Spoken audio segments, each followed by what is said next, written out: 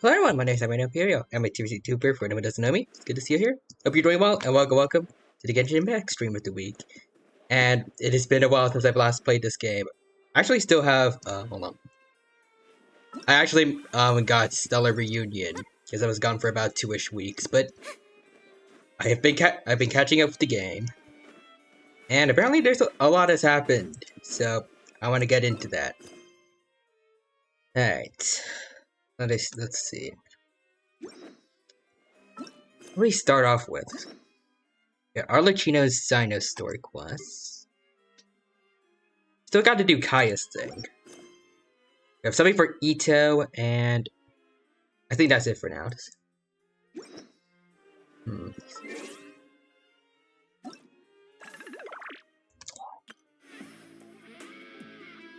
I think Ito's the one that is the only one that's time limited right now, so let's do that one. Plus I like Ito, so hold on. Alright. Good that Watatsumi Island. Alright. It's nice that we're finally getting an event in Inazuma. I don't remember how long it's been since we've been to this area.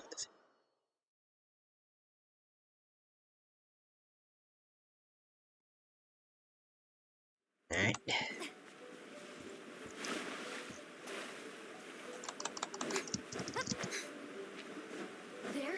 Oh. Hi. Alright, give me a sec. Hold on.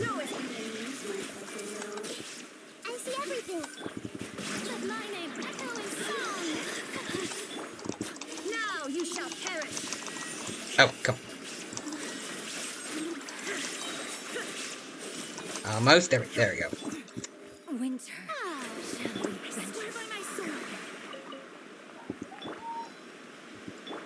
Alright, that takes care of that. I really wish Ito could have maybe chosen a much safer place to put, have this event. That'd been nice. Alright.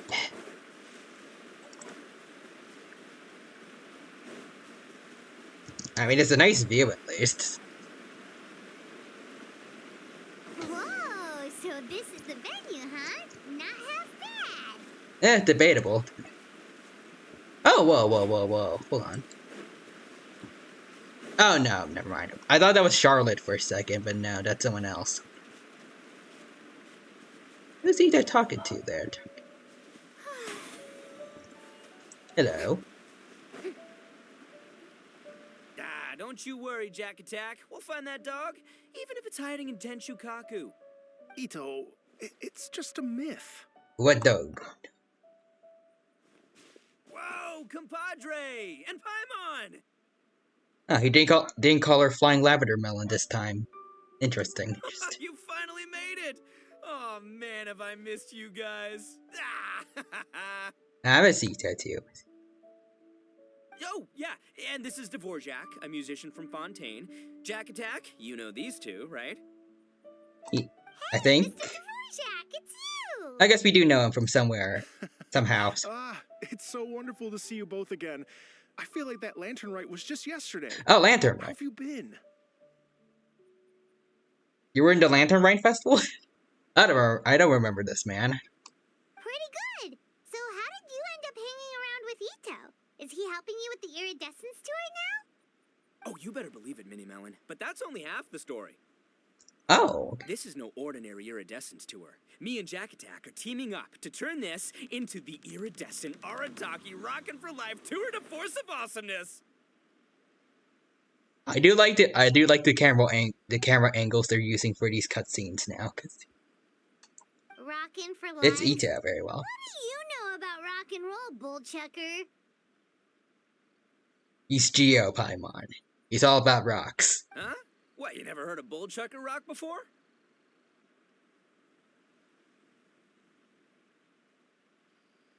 Why's he posing like you're pretending to be a cat? Moo, moo, moo!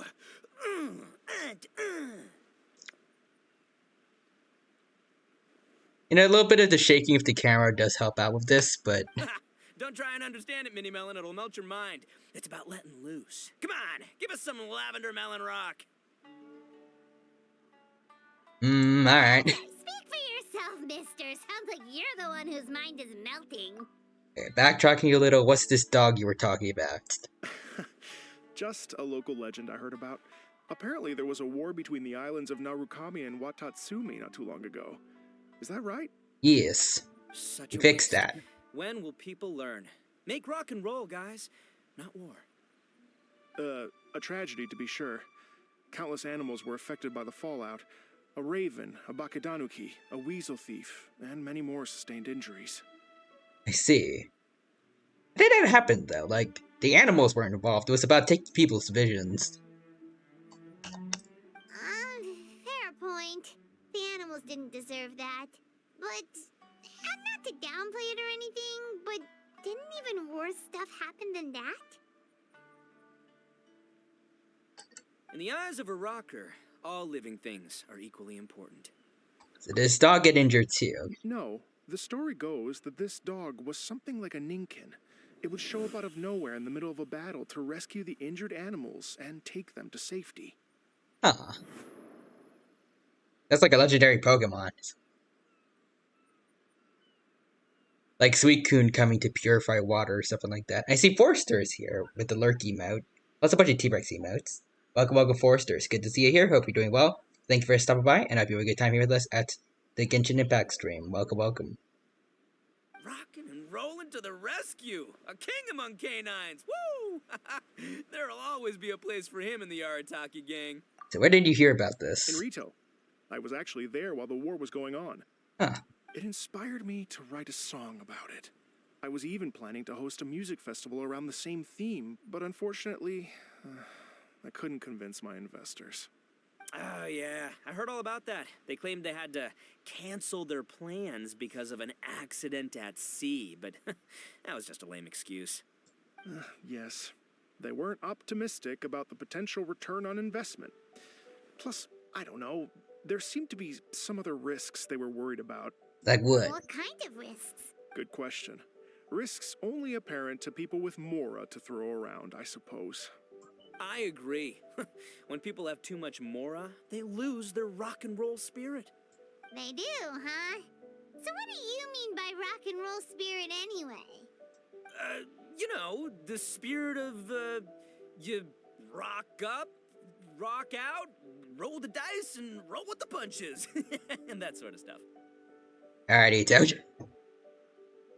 You could have just said, like, all you have to do is just enjoy rock music. That's it. By that definition, aren't the investors the most rock and roll people in this scenario? Anyway, point is, those chumps are out, and Arataki Ito is in. I'm running the show from here on out. Oh, yeah, right! How are you gonna fill in for the investors? Do you even have any more? He did say he was gonna get a job the last time we saw him, like, during the beetle fight thing. I have faith in Ito.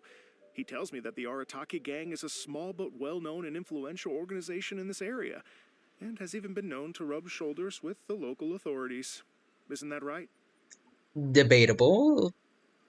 Rub shoulders is putting it mildly. More like they're always locking horns. Hey, don't look down your nose at the Arataki gang. I got connections, alright? Even the Tri Commission listens to what I have to say. I mean, he's friends with, Ayato, kinda. Okay, Mr. Big Shot, whatever you say. Shush, Paimon. You Let can doubt it all let you Ito want, cook. Mini Melon, but it's the truth. You know that guy in the Yashiro Commission? Well, he and I are officially bros. That's right. I'm talking about Toma, housekeeper extraordinaire. Oh, okay, I guess that's fair. You're also friends with Toma. Toma and Ayato. And there's the general from the Tenryo Commission, Kujo Tengu. I mean, sure, we're always ribbing each other, but it comes from a place of deep mutual respect. I highly doubt Kujo Star was actually going to take the time to come here, but sure, man. Mutual? Yeah, Paimon's not so sure about that. Shush, Paimon. Anyways, about the Kanju Commission. I don't know anyone that's from there. Okay, fair. No first-name contacts there. But the Arataki gang is a big contributor to the revenue stream. All those fines we pay. Is there anyone that we know from the Kanjo Commission? Like, playable or not? Because I don't remember anyone from there. Fines? Huh? No! I mean, the taxes. Yeah. Ito, you're losing this. But that's not all. Let's not forget my contacts outside of the Tri-Commission, huh? Amazing, talented people from all walks of life. Like the TCG legend, Ayato. Oh yeah, he's made quite a name for himself in the TCG circles. He's made a name for himself in other places besides the TCG, but yeah, sure, man. In fact, they got a saying now. Ayato of the South, Ito of the North. Ha ha ha! That's right. I'm the only serious competition he's got in all of Inazuma. If that is something people are saying, I feel like that's not what it means. Did you make that saying up?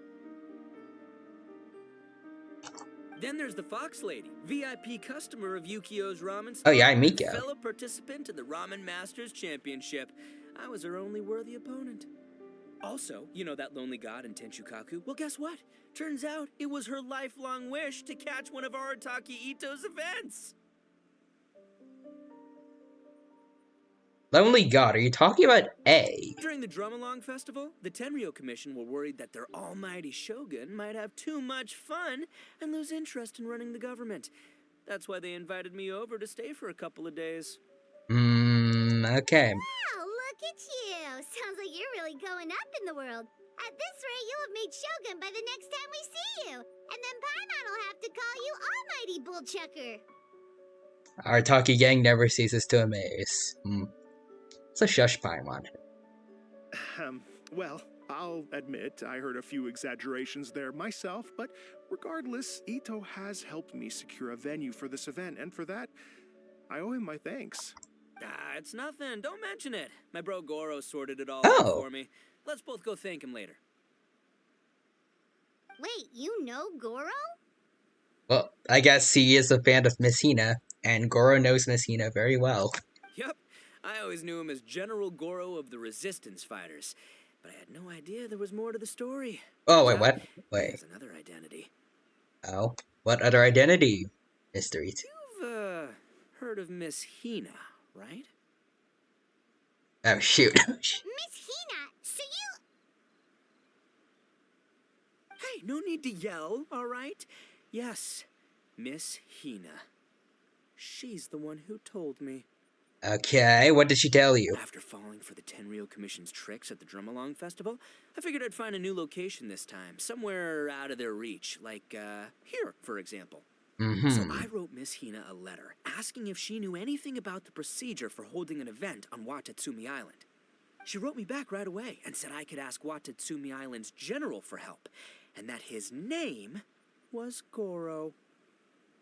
Oh, okay then. So, he doesn't know. I was like, what? General Goro is the general of all Watatsumi Island? That was close. Paimon's with you now, but what did you think general meant? What do you mean? Isn't it like one general per squad or something? I think that's like a captain. That's called a captain. Okay, yeah, I was right. Hearing, like, defending Ito here, I don't think he is part of any military. Probably doesn't know what those titles normally mean. Huh. Well, either way, if it wasn't for Miss Hina, I never would have known. Pretty rock and roll, huh? All right. Good chat, compadre. I just remembered I got a meeting with Goro coming up. Gonna ask him about that dog situation. Gonna have to love you and leave you for now. Alright, see you, Mr. Ito. You guys focus on having a blast here at the festival. I think I can handle this little canine conundrum. There's still a few days left until the big party, so not everything's set up yet. But, the jam zone and the roasted lavender melon zone are ready for action. Have fun, compadre. Got a dash. Alright, see you, Ito. What a character. Gotta admire his enthusiasm, though. Exactly, Mr. Dvorak? Well, it looks like it's just the three of us for now. Why don't I show you the jam zone to start with? Okay.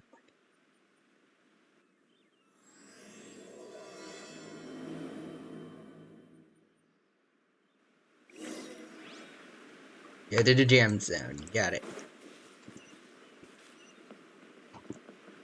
Let's look at everything else, though. Okay, he's definitely minimalistic from what I can see. It is not the worst. I remember seeing like the roasted lavender melon place was just like a like 2 campfires. You can find that.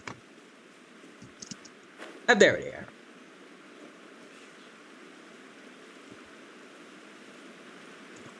You know what? I'll do them. Oh, thank you just now for the follow, Lily. Lily 988-98876. Appreciate the support. Thanks for stopping by the stream today. Hope you're doing well and hope you have a good time here with us. Anyways, I'm gonna do Ito and everyone a favor.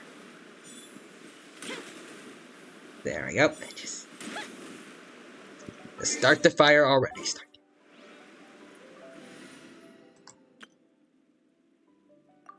Boom.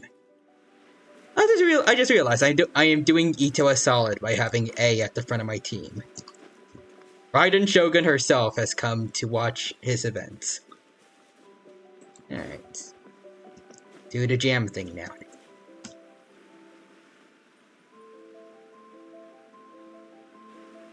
Here we are. I've supplied musical scores and instruments from various regions, including a horn I personally brought from Fontaine. You can play whatever music you like. Okay, If you get tired, the roasted lavender melon zone is just over there. Ito says that lavender melons are rock and roll fuel. So what do you think? Want to give it a try? Yeah, sure. I guess that makes Paimon flying rock and roll fuel. Yes. Hey, cut that out! Oh, lucky Ito's gone, otherwise Paimon would never hear the end of it. I wish he was here. Let's change the topic. What other fun stuff is there to do here, Mr. Dvorak?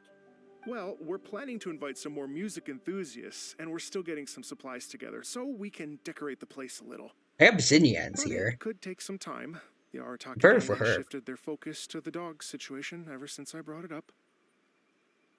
Only one You shouldn't of have let them is get actually distracted. Sticking to the plan. Her name is Kuki Shinobu. She's Yeah, delivering that invitations right fits. now. So, where is my boy Takuya from the Ito story quest? We have not seen this man in years at this point. Where's the blue Oni at? Yep, that's the Arataki gang for ya. Everyone else goofs around while Shinobu gets things done. We should help out. We can't let this event get totally derailed when Shinobu's out there doing her part. Oh, I mean, are you sure? Yeah, I can handle that. Would be extremely useful. We're starting to get behind schedule, and a couple extra pairs of hands could make all the difference. Got it. No problem. We're happy to help. So you need us to find some music lovers and gather materials for You know what? I'll just Exactly. shush Paimon. According to the original plan, we aim to finish everything in 5 days, and then the big party can begin. That's not a lot of time to prepare, but okay then. Actually, give me a second. I'll make you a checklist of all the outstanding tasks. That way it'll all be clearer. Oh, also, one other tidbit to share with you. Ito is planning to perform a song on stage on the final day of the event.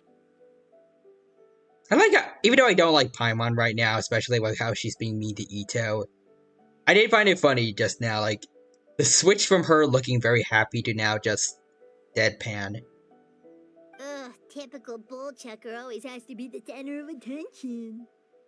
Why don't you do a song too, Paimon? But yeah, sure, I agree, Aether, if she wants to be the center of attention always. Taking up all my dialogue. Oh, Paimon would steal the show for sure. No one would get Yeah, I don't know about that. after that. Yeah, no, Ito's way better than you, Paimon. Get out of here.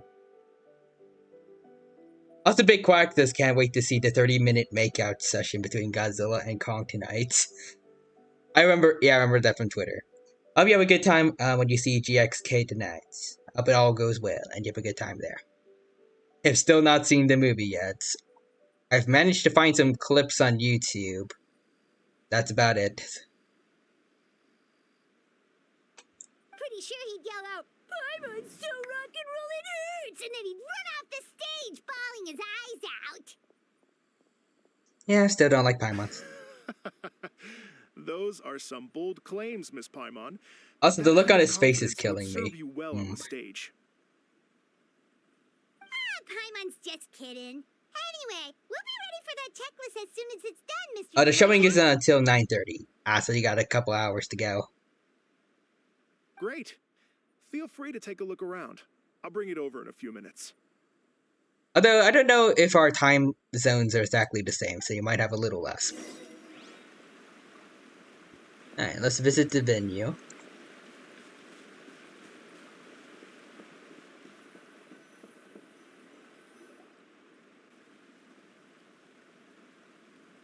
Well, well, Oh, well. hey, Zo. If it isn't the Traveler in Paimon. Hello, Mr. Detective Wow, Man. Shinobu and Heizo! What a surprise! This truly is a pleasant surprise. Although, not that surprising, to be honest. I was just telling Miss Shinobu that I had a sneaking suspicion we might run into you. Doshin Shikanoin was talking about you constantly the whole way here. I guess the universe answered his prayers. Let's see, I think you're behind me. I guess by how much? Because right now for me, it's 6:26 p.m. Let's see. You're behind me, so like it's, oh wait, 5:26 right now, so I'm actually an hour ahead. So yeah, 4 hours.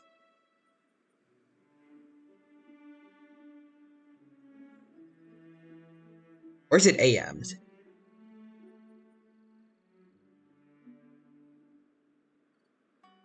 Oh, no, you're ahead. Okay, alright, I am ahead.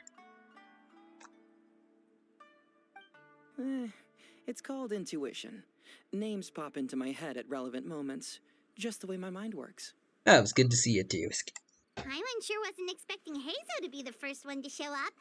Boss nagged me to prioritize the Tenryo Commission invitations. He specifically requested Madame Kujo Sara and Doshin Shikanoin.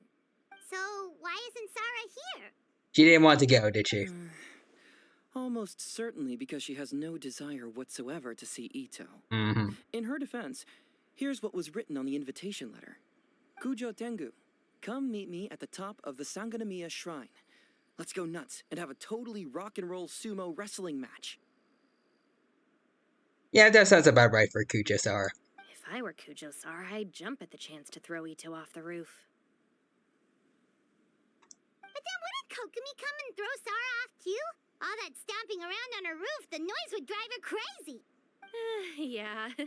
Well, anyway, Madame Kujo Sara's response was much more magnanimous than mine would have been. She gave us a basket of lavender melons to bring as a gift. That's nice. Also, Big Quack says we're gonna leave early because the stores near the theater often have Godzilla figures, so I want to figure hunt a bit before the movie. Ooh, nice. But I can watch the stream for about an hour, so here I am. Okay.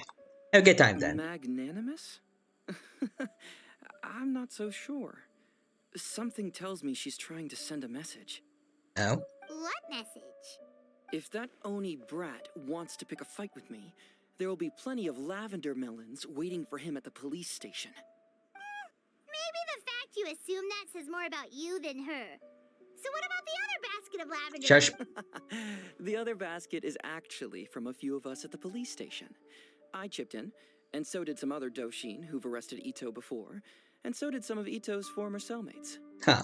So, I guess this basket of lavender melons is our way of saying, there'll always be a place for you here. Maybe just give Boss the melons and don't mention that part. Sure. Well, my work is done here, anyway. Now that I've delivered the lavender melons and said hello to the traveler, I should probably get going. So you're not gonna stay? Aren't you gonna stay for the... Don't worry, I'll definitely be back for the big party. But I have some business to attend to in Rito first. Alrighty. Also, Big Quacks finally got around to watching Angry Birds 2 last night. Oh, cool. I think I've only seen the first movie so far myself, so...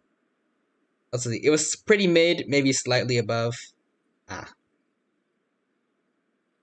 guess that's kind of normal for a lot of movie sequels. I'll stick to just having the first one then. You know, that one was also kind of, at times, debatable.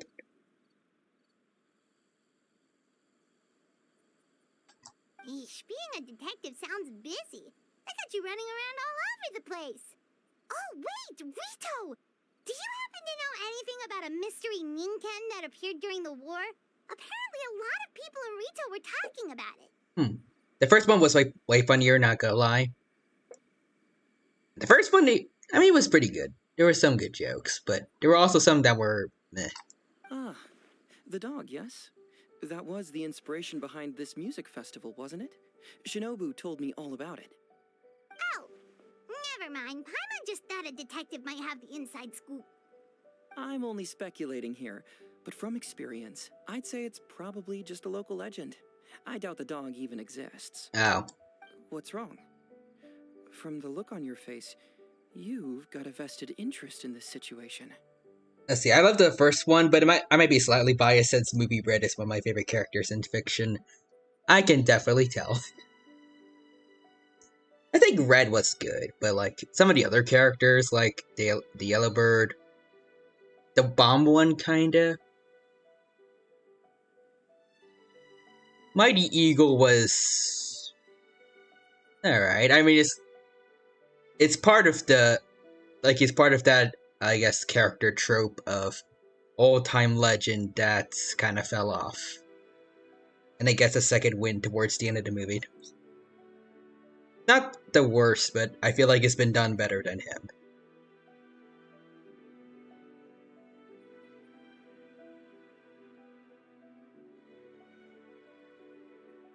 Terrence is cool though. I like Terrence a lot. He doesn't even as far as I remember, he doesn't even need to talk, he just grumbles a lot. And I like the ambiguity of, I think, when that one bird was reading over the stuff he did, and then it just cuts to him smiling, and then there's like police sirens in the back. Like they don't tell us what he did, it's just we just are supposed to assume it's something really, really bad that it got police involved. And I like that. I feel like that was the best joke of the first movie.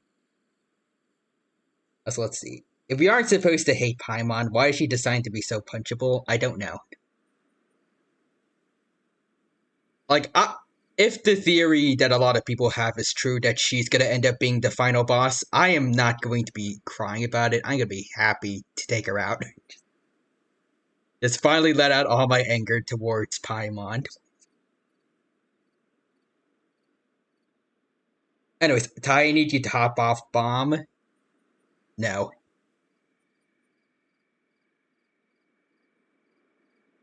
Also, I completely agree on Mighty Eagle, though. There we go. We can agree on that. And that's the worst thing about the second movie, though. Terrence is barely in it. Big L on that movie. How dare they take away my boy.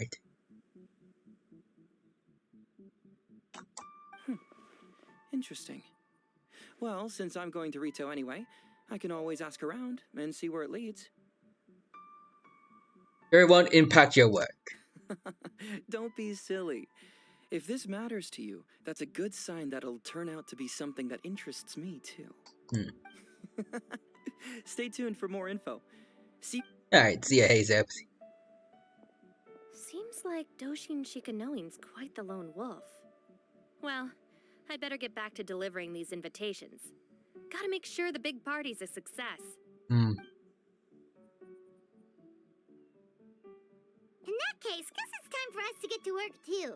Wonder how that checklist is coming. Sorry to keep you waiting. Let's see. Like, it wasn't in the first movie a lot either, but whenever he was in it, he stole the show.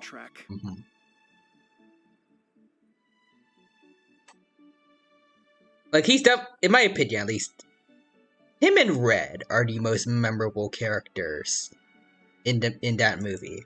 Third is Mighty Eagle, not for the right reasons, though. That's the reason for remembering Mighty Eagle was because I think he rickrolled the audience partway through the final fight. That's about it.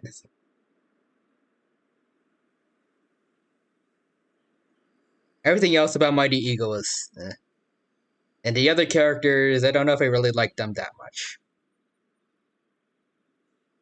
Felt like for the most part, all the other birds, they felt like just like the side characters of Disney's Chicken Little. Like, just very rude to poor Red.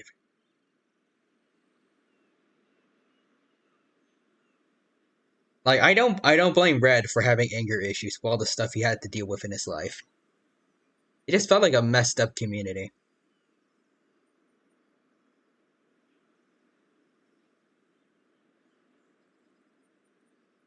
Plus the whole "they don't believe him" thing when, like, the pigs were pretending to be good people and Red was the only one that was like, no.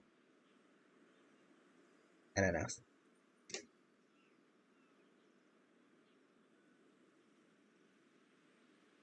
I mean, it's not like there are it's not like there aren't good stories that also have that, but it's usually like my least favorite part of said story when there's one person that knows what's going on, but no one else believes them. And then only after things get effed up do they realize, oh yeah, that one dude we didn't listen to was actually right this time. And Big Quack says, I like Chuck, Bomb, and Red, especially when they're together. They play off each other pretty well.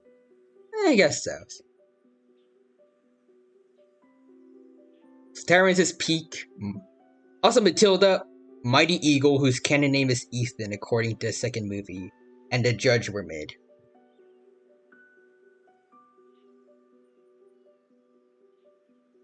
Now that I think about it, yeah, the Judge does kind of stink. I kind of forgot about him outside of the whole sending Red to anger management class thing. And I think also being really short. That's about it. Let's see, Big Quacks, yeah. Leonard is pretty funny too when he's interacting with Red.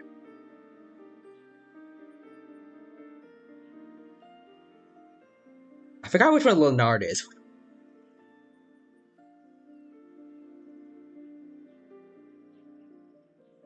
I think I did. If that's the Pig King, I don't know if it is, but I did like him at least. I think he was alright.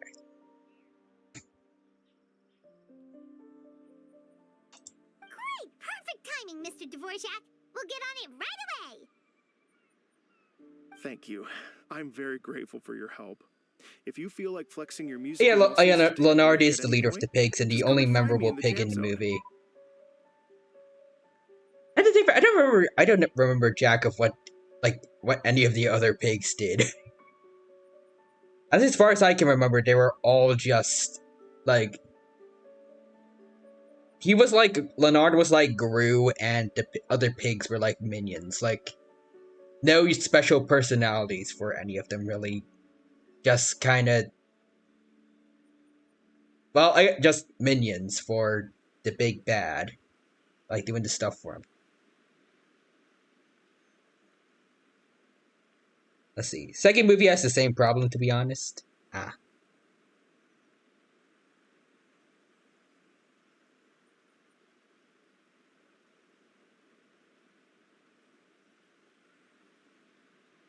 Did they ever do anything with did the second movie do anything with the baby birds from the first movie? I forgot their main thing, but I remember there was something important they did at the final fight. Like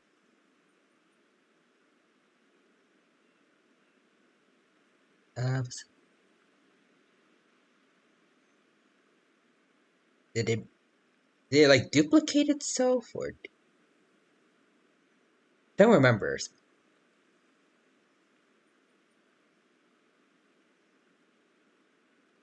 Also, let's see. If you get the chance to watch the second movie for free, I'd recommend it, but I wouldn't pay for it. Alright. Also, Lamau, nope, they were replaced with 3 different baby birds. Wait, hold up. I need to look this up. Did they really? Angry Birds movie, baby birds, I guess.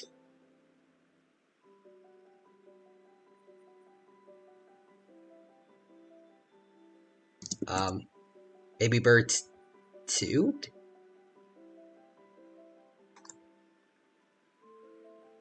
Huh. I think it's the blue ones that were. Wait.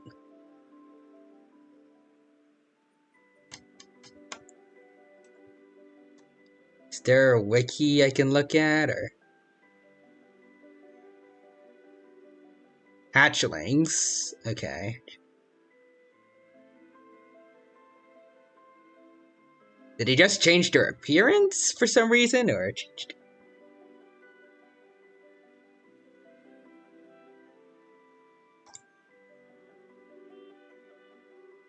Apparently there's an angry verse, according to the Angry Birds wiki. Okay, Hatchlings movie. Okay. Let's see, there's some called the Blues.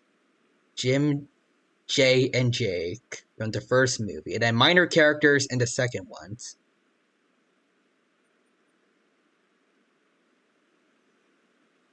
Let's see. The three blue babies were the ones Red saved at the end, and in the second movie, we follow three baby hatchlings. One is Terrence's daughter, and the other two are just their friend. Oh, nice. It'd be weird that they had three baby birds, and then they replaced them with three other baby birds for the next movie.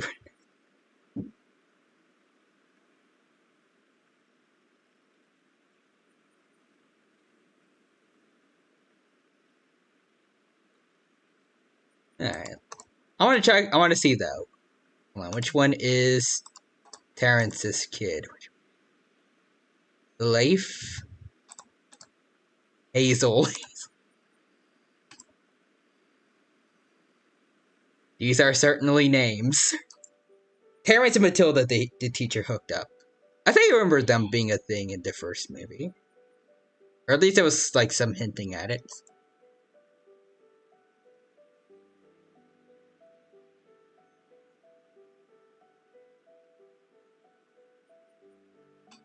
Oh, Zoe's. Huh. Yeah, there are at least 4 children. Oh, good on them.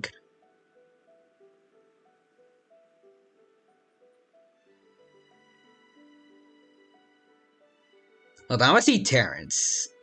Let's see, Angry Birds movie 2, Terrence.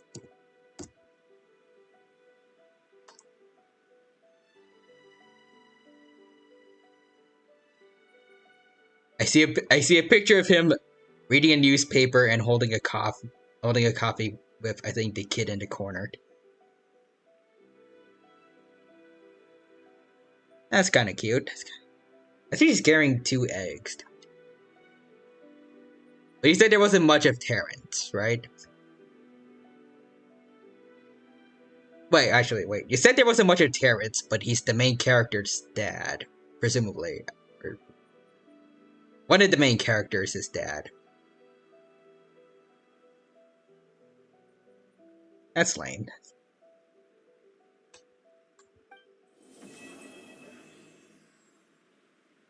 Alright, anyways. Aside characters. Shouldn't be one, though.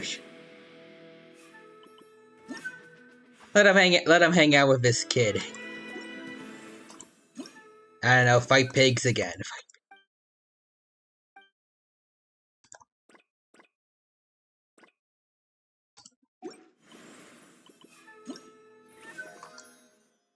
The main group is still Red, Bomb, Chuck, and then Chuck's sister. Oh, okay. Oh, wait, their kid is a side character. Okay. But human life is like the dew at dawn, or a bubble. I thought it was gonna be like a thing where some random kids get added into the main group. But like I've seen that before, it's, well, usually not good sequels, but like, I guess one example, like, the Megamind sequel thing has a random kid that's been added. I thought it was gonna be like that. Like the 3 hatchlings join Red and the others. Just cause. Let's see. Silver has a dumb design, but she was a decent character.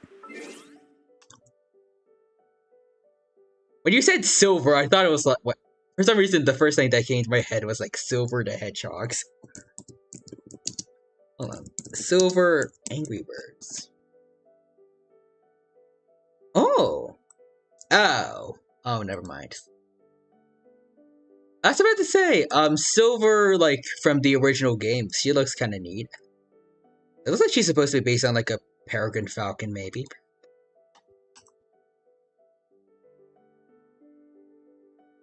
Maybe? She has cool colorings. And then I saw the movie version. Oh. Yeah, that kind of ruins it for me. But also Big Quack says, no, the kids have a random side adventure that eventually hooks into the main plots. Ah. Anyways, Big Quack says also, honestly, you could drop their side plot out of the movie and it would barely affect it. It do be like that with B plots in certain movies, like GXK, the first one, or I guess GVK. It's like whatever they did. It sounds like what I guess the Godzilla related humans were doing in GVK. Basically nothing. Outside of pouring alcohol onto the control panel for Mechagodzilla. They just snipped them out, not much would change.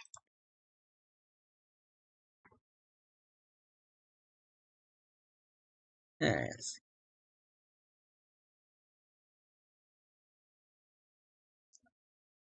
Okay, so apparently she's a Pilace Falcon.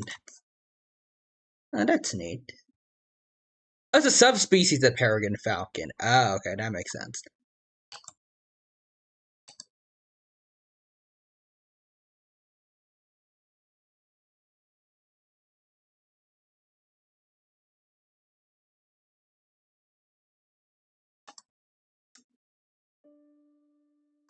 Oh god, and apparently, wait.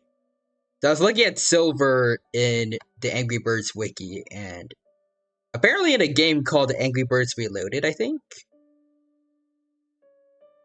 Or something called Angry Birds Reloaded. Yeah, it is a game. They took inspiration from her movie design, it looks like, instead of her old one. That's awful. Why not let her keep her Falcon look? That looks so much better.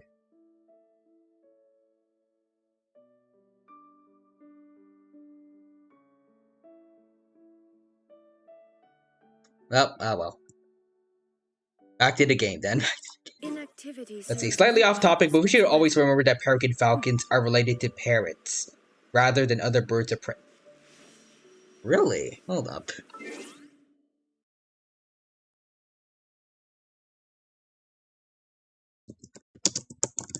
Falcons?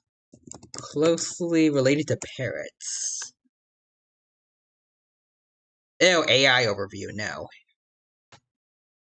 Okay, we got something from an actual article. Let's see. Few surprises are more compelling than the recent discovery that falcons are more closely related to parrots than they are to hawks and eagles. Dang. Okay.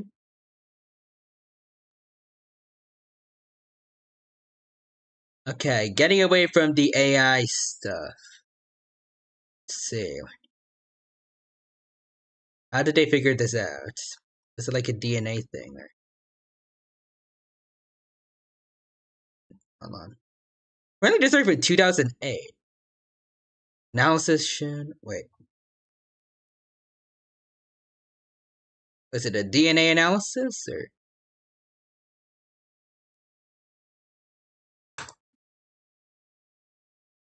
Not seeing much about it. Or let's see.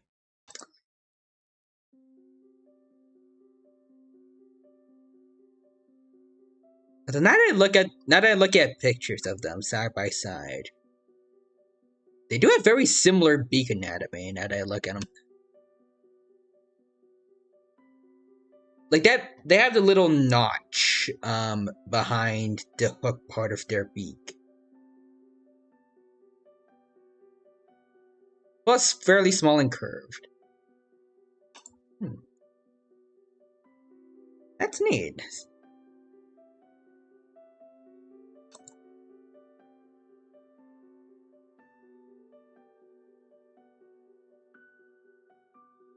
Let's see. Okay, wait, DNA. Analysis of the entire genome of several species of birds indicate that parrots and falcons shared many more years of evolutionary history together than previously believed. Ooh. That's cool. Yeah.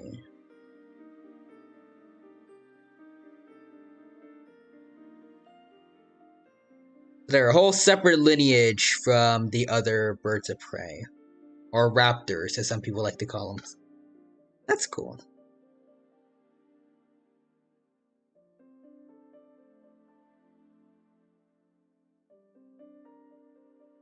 I guess I learned something new about one of my favorite types of birds out there.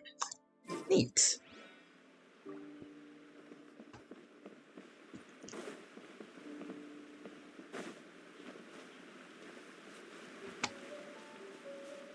It kind of reminds me of like ornithomimosaurians, and I guess also probably Therizinosaurids. Like, I guess how they deviated from other theropods by becoming herbivores. Like they're the parrots of the group. Sort of. Cool. Alright. Oh. Hold on, what else? What else do I do? Where's the story?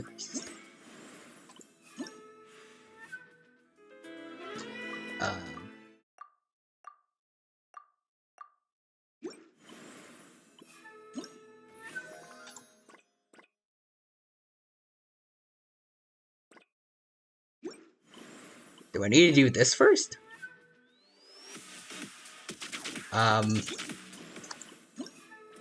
Let's see. Gather to make the decorations to okay. I guess I gotta do stuff then. Yes, so we need to obtain the lamp making components. Alright. I guess I can do that. Sure.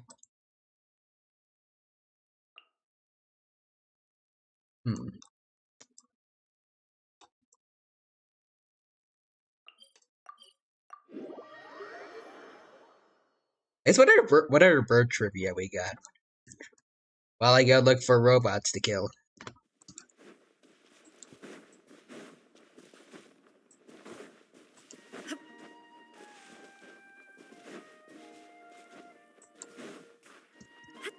I can't think of too much. Well, outside of the main thing in my mind right now when it comes to bird trivia, just being ravens smarter than people think. I feel like everyone here probably knows that already. Strike up! Shine down! Hey! I just like talking about corvids a lot. Oh, alright, so clockworks to okay, sweet. Oh, we got that done.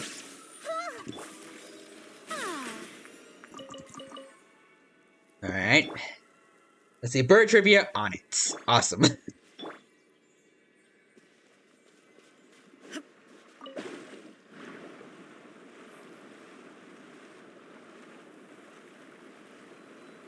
I see a clockwork mecha over there. Alright, let me fight him. Hummingbirds lay eggs roughly the size of a penny. Ooh, interesting. How big does that compare to them? I see everything.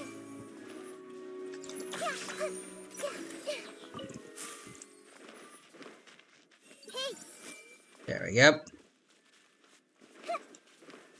So I remember, like, I guess the size of different birds can vary a lot. Well, I guess the size of different birds, like, compared to their eggs, can vary a lot.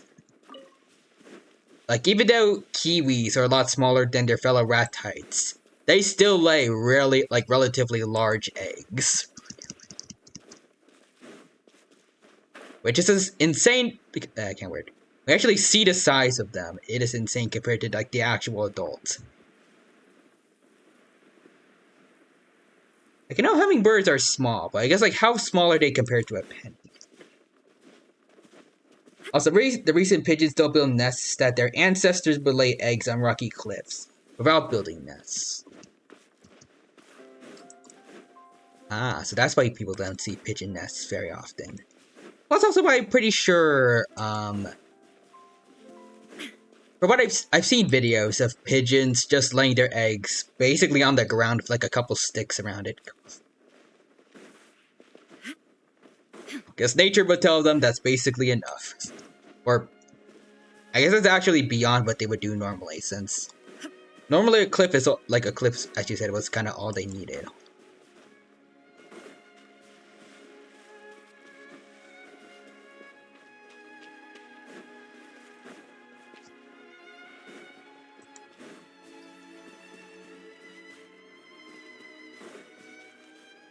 I guess we should probably also talk about how we humans kind of screwed over pigeons.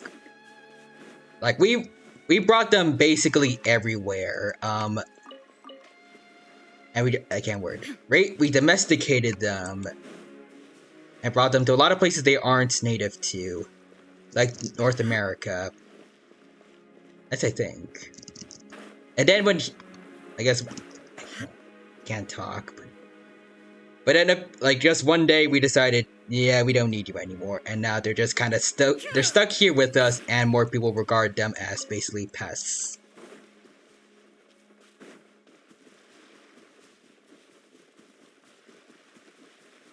I'm pretty sure there's even people that call them like rats with wings. And Big Quack says shoebill storks also aren't actually storks. They're actually related to pelicans. That doesn't surprise me too much, but it's very interesting to know. Like, I think that's a case of, I guess, convergent evolution.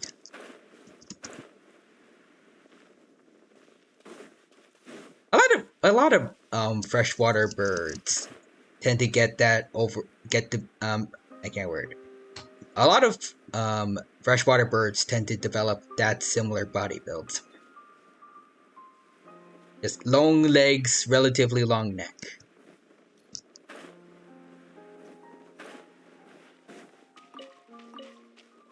I'll see Quadra saying hello, Dino. Hello there, Quadra. Welcome. Thank you for stopping by the stream today. It's good to see you here. Hope you're doing well, and hope you have a good time here with us at the Genshin Impact stream.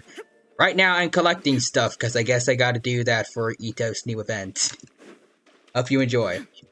Once we're done with this, then we also got Arlecchino and Cyno's events to get to. Plus, we still need to do more of Kaya's Hangout quest, so I actually got a lot to do today, for once, in the world of Genshin. Also see Big Quack saying, owls are one of the main predators of skunks because they can't smell. I love the idea of that, like, if I could make a comic, it's just like, skunk. Ah, you can't touch me. If you try, I'll use my defensive spray on you. Owls. I don't know why my brain just does not work today. I had something there. Anyways. Big Quack says to Quadra. Hello, Big Quack. Quadra says to Big Quack. Hello, Quadra. I haven't messed up your name so far today. Just letting you know that for now. I'll probably change later, but for now I've got your names down. Quadra says Kaya be like, checks his watch. He'll be back eventually. It's been months. Actually, it was like in September of last year when I first started his event. I'm pretty sure. Then I went on my couple of months long break from Genshin. And then I came back, played a little bit more of his events, and now he's had to wait again.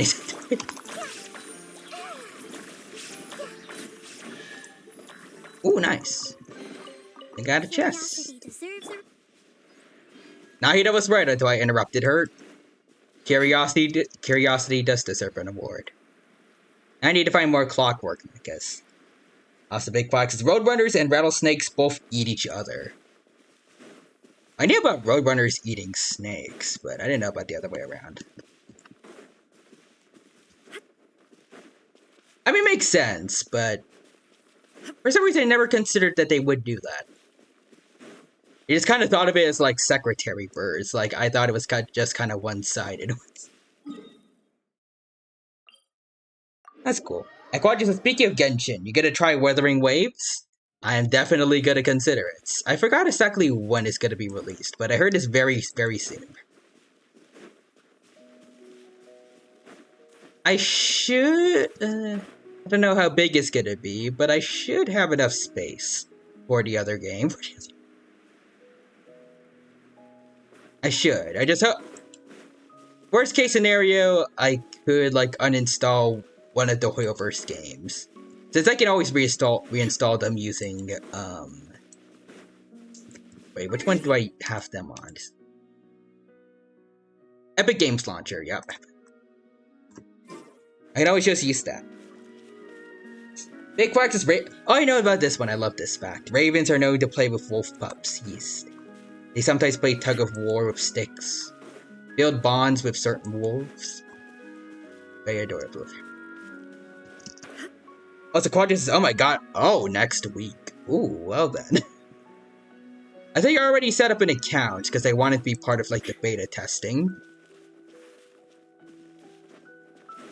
I don't think I got in, but or at least I haven't checked for a while. I kind of gave up on that, but I am ready for it when it comes.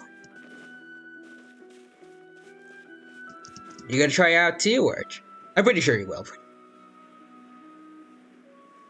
And Big Quack says, the closest relatives of the dodo birds are pigeons. Ooh. So if we want to, I guess, restore... Well, I guess not really, but...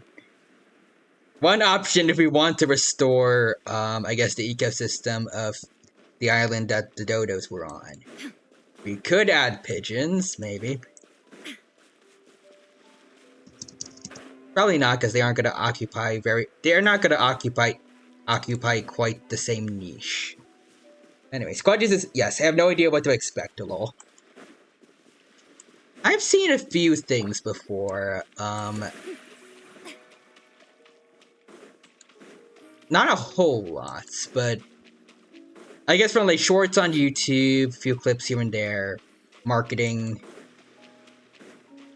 Seems interesting, definitely.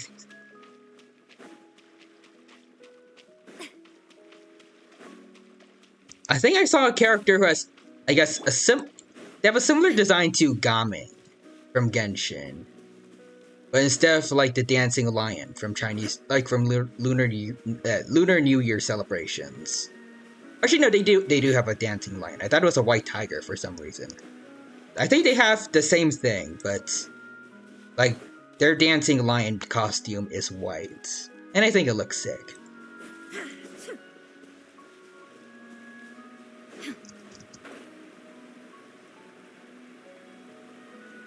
Also, let's see, bro. Wuthering Waves MC is stripped out of their freaking mind.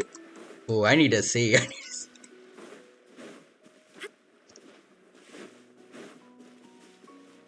Also, let's see. Adult kiwis are capable of fighting off stoats. Ooh, nice. Stoats, for anyone who doesn't know, are basically tiny weasels. Which does not sound too bad until you realize that they can take down rabbits. Which are... I can't word exactly. They are a good deal larger than the stoats. But they can still kill them.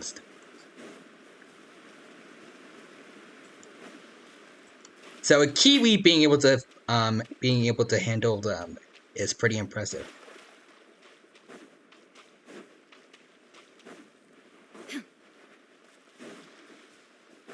I don't know what I would compare them to.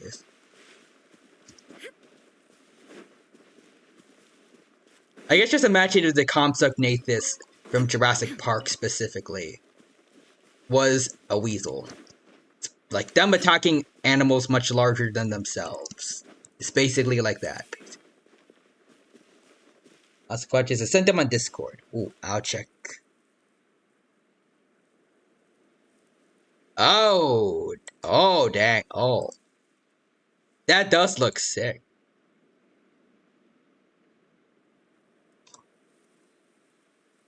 I still feel like between everything I've seen so far, I guess of the gacha games I do play, I feel like I still like the Honkai Star Rail Trailblazer the most, but this is... I want other people to see. Check it out. So we got the male on the left, female on the right, and... Yeah, you are right, Quadra. They both look amazing. This is some stellar stuff. The sword they have looks sick as well.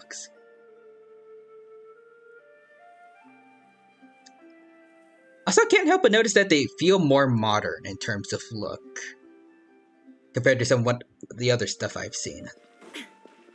I don't think Aether's really supposed to look modern, but and I think this is a very interesting design compared to what I've normally seen for gacha MCs. Also, Trailblazer's design is the best, but Wuthering Waves is great.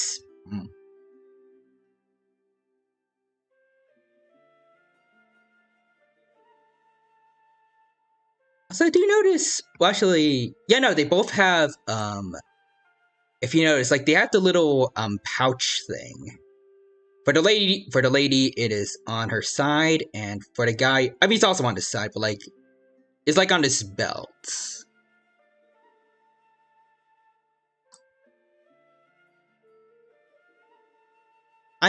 I don't know if it's maybe holding something important to the story in there, but I feel like it's interesting to note that they both have it.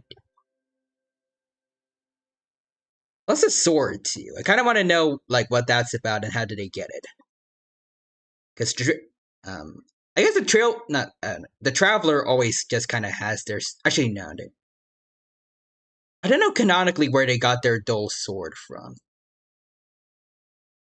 If it's maybe just the sword they had from before, like, just after it lost its power. Like the Traveler did, I don't know. I remember the Trailblazer got their baseball bats while traversing Herta space station with March. And then they got the lands from Cocolia's fights. Where are they gonna get their sword from? It looks sick, and they both have, their sword has, like, the little glowing blue thing around the handle. I wanna know what that's about. But yeah. Anyway. Big practice. Oh yeah, also that emus and I think other raptites like cassowaries. Yeah, their dads raised their chicks without the help of the mother. Props to them for being one of the only, well, one of the, I guess, one of them, I guess, part of the minority of animal species where the dads step up to take care of the young. I like that. Also, the largest flying bird is the wandering albatross, which has a wingspan of 11 feet. Nice.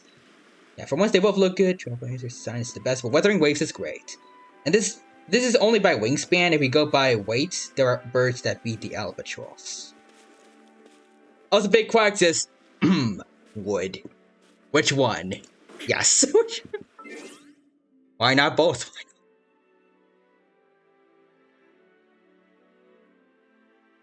Okay, if we're on this subject then, Big Quack. These two or Boot Hill? You seem to like Boot Hill a lot during the Honkai stream on Monday.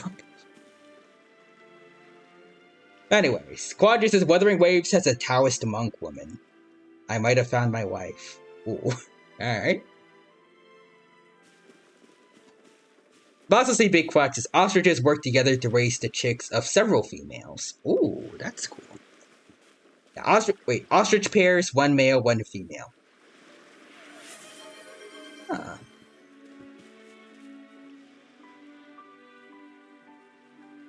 Also, Boot Hill, next question. Alright.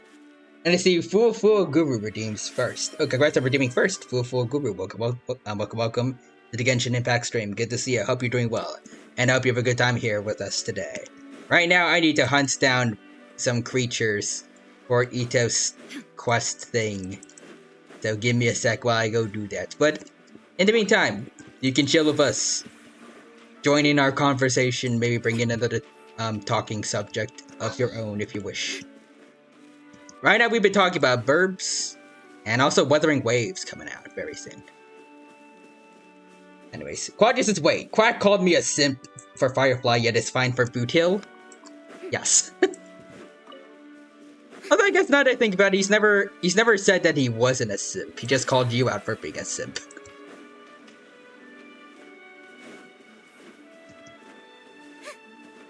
It's not quite hypocritical.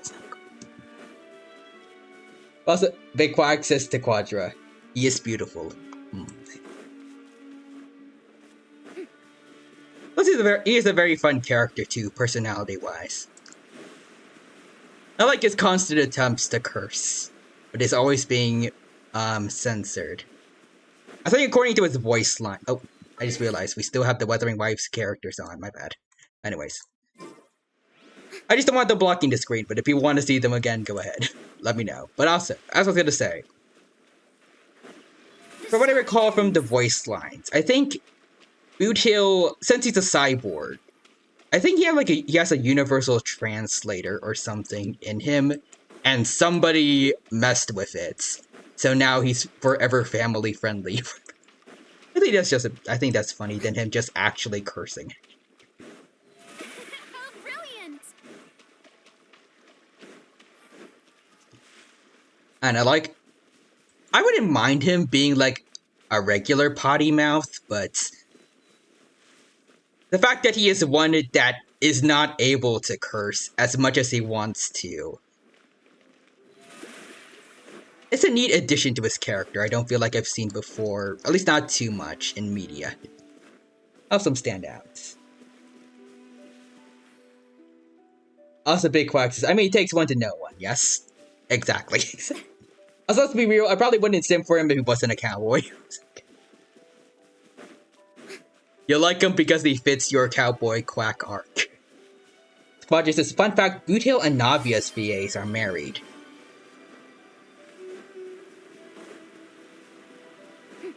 Gun user in love with gun user. Anyway, so let's see. Oh, I see Fufu Guru says, I just wanted to say congratulations. I can tell you've gotten more comfortable than I remember when you first started streaming. Oh, definitely. I do not like looking back at my old streams. Well, I may do it anyways, because I need to know where I can improve, but... yeah, those were not the best. Definitely gotten more better at talking, kinda. Relatively compared to where I was before, even though talking-wise is still not much better overall. At least I still struggle to speak, but at least I am more confidently bad about being bad at speaking, rather than being barely audible. Ooh, mechas, finally. Let's see, remember when you first started streaming, you seemed a little bit shy. Glad you came out of your shell, and happy for you, my friend. Thank you, Fua Fua. And I see Big Quacks. Wait, nope. I read that. I see Fua Fua redeemed Pat Dino. Thank you for the Pat Dino redeem. Actually, hold on. We haven't used this in a bit, I don't think. Let me get a Fuji real quick, but as I'm doing that... Big Quack says, yes indeed, and Quadri says, I still think Dino's Cyberpunk streams were peak. Oh, they were pretty fun, yeah. I love those. Shame we kind of finished up the game, though, but maybe someday we'll get another Digimon game for me to play through. I'm still deciding on which of those I want to do. If we are going to wait for the new Digimon story game that has been rumored when it finally comes out, at this point it's going to be never. Or if we're going to play some other game that was recently, well, that was released. Like, I think New Order? I don't know. Serves no purpose whatsoever. As far as I can tell, I think Digimon Cyber Sleuth is the only one that has like a Pokemon-like RPG battle system, which I really did like about that game. So, other Digimon games, I'm not sure if I'll really enjoy. Maybe. Because I feel like RPGs are kind of my bread and butter. From Pokemon to Star Rail, etc., etc. I like this game too. Like, obviously, I'm playing it right now. I dedicated a lot of time to this game, but I don't know. There's something about turn-based strategy that I like a lot.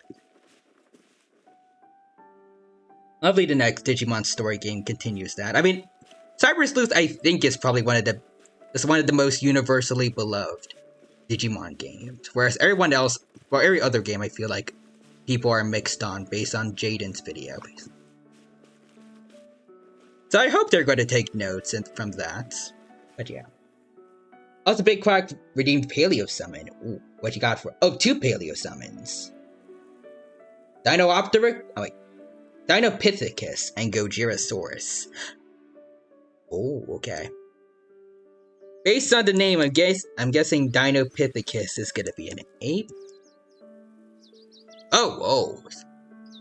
It's like a giant baboon, from what I can see from Google Images. That's sick. I'm guessing this is for a certain movie you're about to be watching. Very nice. Unfortunately, there does not seem to be any good reconstructions of Dinopithecus. At least none that are readily transparent. Backdrop of constant motion.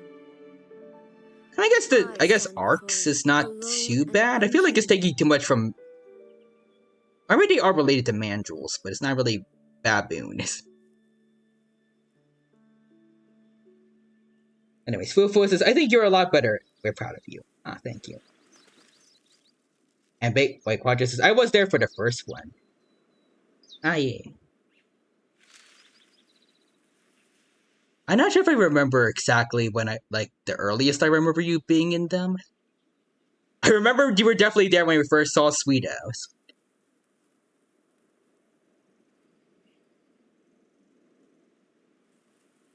I don't remember when I was much when I was choosing my first starter Digimon. I guess really because it didn't really matter in the end because I didn't keep I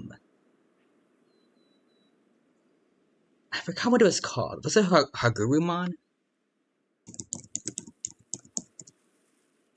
No, that's not Hagurumon. Wait, is it? Oh no, it is Hagurumon. Okay, yeah. I didn't keep the Hagurumon that I got as my starter. I made it into through a whole bunch of Digivolving and De-Digivolving. I did get into an Enkailamon for anyone who didn't see, because I wanted all Dino Digimon. But then I got cooler and cooler Digimon. Like Tyrannomon that I got to Rust Tyrannomon. Both War Greymons. Alphamon, and eventually I just put them away, so. I guess that's why, choosing my starter wasn't really that memorable for me. Inactivity serves Normally no that is purpose important for whatsoever. me with my Pokemon playthroughs. Plus Dinosaur King for the DS when I played it a while back. A long while ago. On a really bad emulator. Anyway, so back to the subject at hand. I still need to get the Paleo Summon. I guess I'll do Arcs. Dinopithecus. I'm trying to get a more HD thing of it.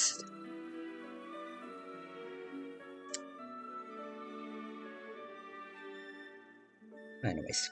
My favorite parts of Cyber Sleuth were Dino reacting to the Digimon and of course Sweeto. Is like the dew at dawn, or a The bubble Matrix rising will to always be water. with you. Transitory. Ooh. Could never escape. Anyways, Fufu says Dino go boing boing. Yes. Darn autocorrect. It's alright. It do be like that with technology. And Big Fox, me who doesn't know anything about Digimon and probably never will.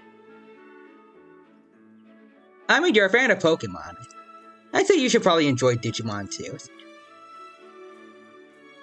I don't want to consider them as rivals to each other.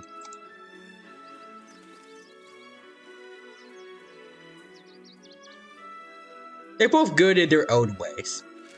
While still having the general things that people really like about, their branding. Like, you catch monsters, you make them fight other monsters.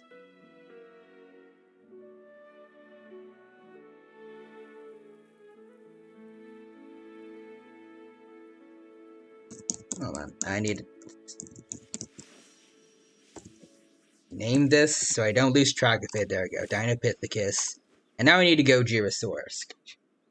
Also, let's see. Oh yeah, Yokai Watch series and Persona series are very similar to Cyber Sleuth. I guess that's true, But it's humans, though, instead of monsters.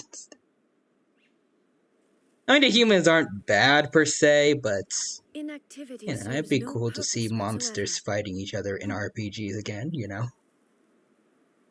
Unless in Persona 3, people can turn into dinosaurs. That'd be sick. Also, Fufu says I love Yokai Watch. I know someone that does love Yokai Watch. It's another Dino VTuber, K Diggity. I have to ask him about that.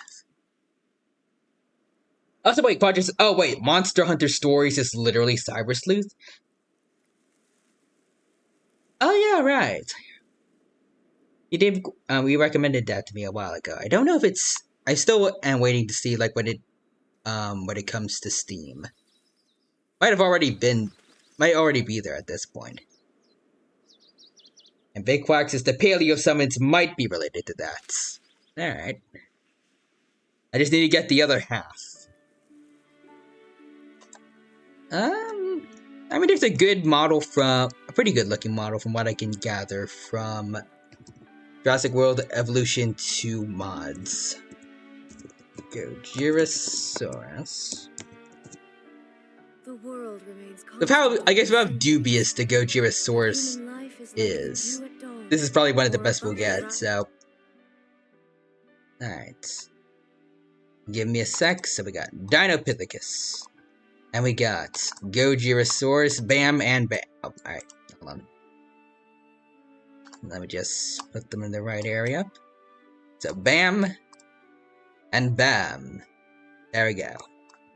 Perfect. Enjoy your paleo summons, Big Quick. Anyways. Now I remember, I was looking for Cyber Sleuth streamers and I found you. Oh, nice. I thought I knew you earlier though, like from, I guess, Twitter adventures. Interesting though. Maybe. Perhaps my memory is a bit off. Also, Big Quack says Arch Dinopithecus is low-key terrifying. True. Actually, now that I think about it, I did see on Twitter earlier, people were showing concept art of Scar King. And one of them looked vaguely baboon-like. And I kind of wish we got that model. Even though we got that design, even though I love Scar King as he is already.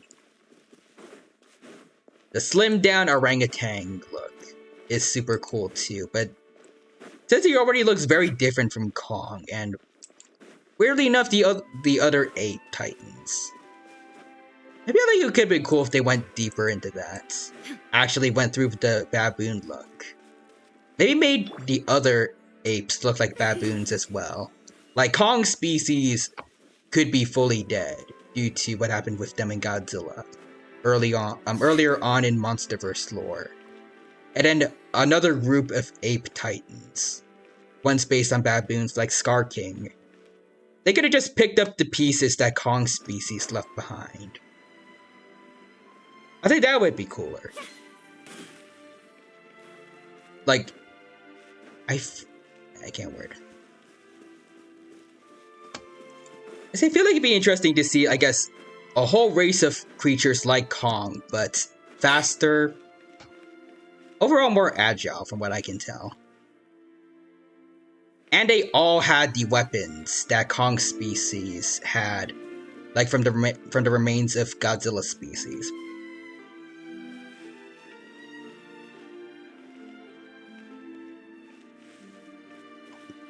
That's just me though. I haven't seen the movie yet, so maybe it's perfectly fine about that, but I think it would have been a neat addition.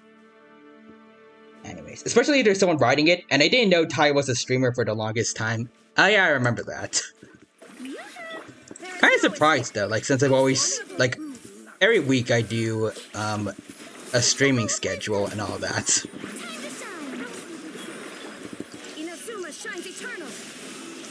I kind of assumed like everyone knew, but like they were just like, stream's not for me. I'll just stick to the adventures and whatnot, which is fine by me.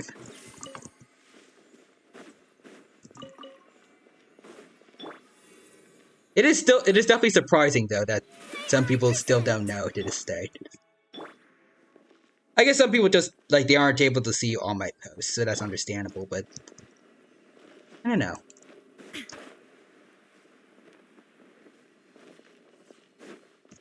It just feels strange that they would, like, somehow no one saw, like, any of my streaming schedules until, like, more recently. Or my stream announcements as well.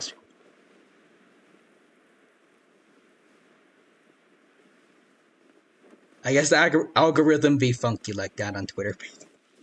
It's when I found out I promised I would watch just one of his streams and then just randomly popped into his stream one day. I don't even remember what it was. It was probably something dinosaur related, like the Isle maybe, or Jurassic World Evolution. Probably 2.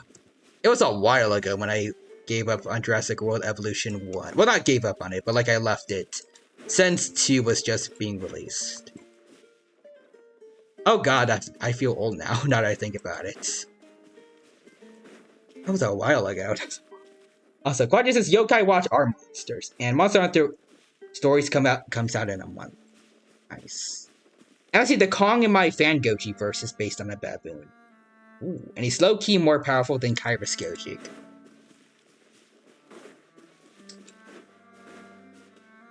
Now that I think about it, I need to go back to my own Fangoji, or I guess Fangoji verse, because I want to make more Titans too, like, I guess my own version of Kong. I don't know where I would go with that. I kind of want to keep him in, like, in the form of an ape similar enough to a gorilla, like Gigantopithecus. Just because I feel like I do like it when people deviate from that, but for me at least, I feel like that's, like, the whole gorilla look of Kong is too iconic to get rid of. I definitely would want to implement the idea I just said about, like, Scar King and his army being baboon-like titans. And I guess Kong would just meet another, like, I guess a whole other species of primates. And try to get along with them while trying to fight, or I guess trying to free them from Scar King's oppression. Also maybe do more with, I guess the whole enslaving other titans thing. Because as far as we know from, I guess, like the TV spots and all that, it looks to be just Shimao. I would love if they do have, like, slave skull crawlers. That would be sick. Or other titans. I forgot the names, but, like, the flying cobra creatures. I think they're called the Warbats from GBK. Maybe even add some Dugs in there. Like some of the monsters from Legacy of Monsters. Like that one creature that breathes ice, and I think it had like a star-nosed mole kind of thing going on. I don't remember too much about it. And maybe like the Ion Dragon too. I guess Ion Dragons.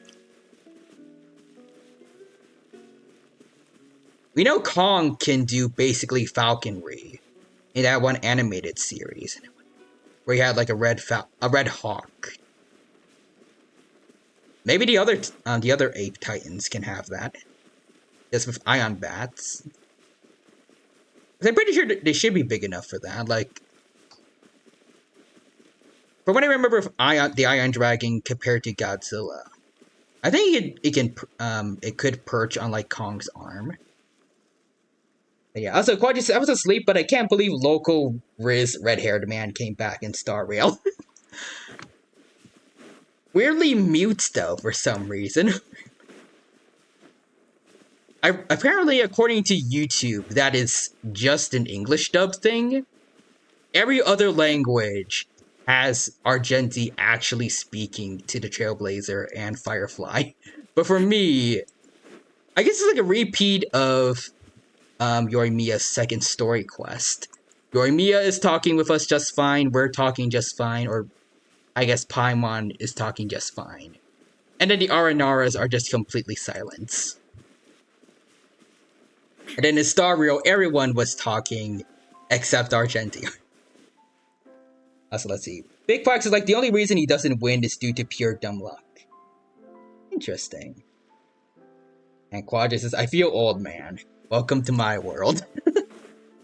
Oh god, now I know what it's like to be in your shoes. Big Fox says, I can confirm it was after you abandoned Jurassic World Evolution 1, because I've never seen you stream it. Fair enough. That was God knows how long ago. I mean, probably, less than 3-ish years. Because that's when I started streaming. I forgot. What else am I supposed to do right now? I plan to have him using a Gorosaurus skull as a helmet. Oh, dang. And Titanosaurus bones as armor. Also uses the claws of Titans as blades. As blade knuckles. Ooh. So, like, he's basically gonna be, like, a Monster Hunter MC. Like, kaiju-sized. I like it.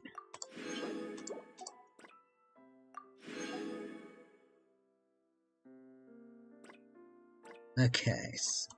We need ruin machines and primal constructs. Oh, so those guys from Sumeru. Okay. I can get plenty of those.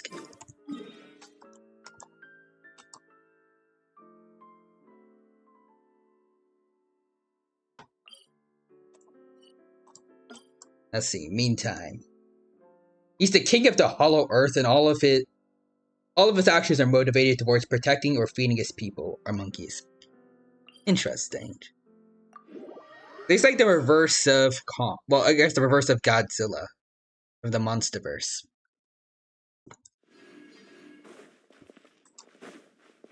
Or I guess he has a role similar to Godzilla in the Monsterverse, but for Hollow Earth. Skoji's bigger, more durable, physically stronger.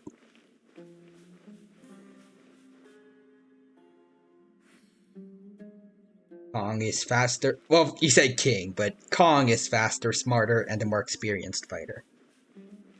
There is no escape. I see everything. Make yourself a move.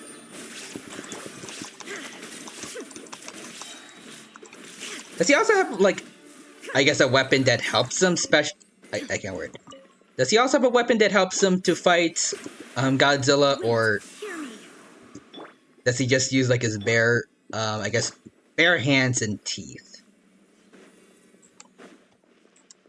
Because baboons have very large canines. That could maybe be enough for your Kong to fight with. Or maybe they have a weapon. Both are cool in my opinion.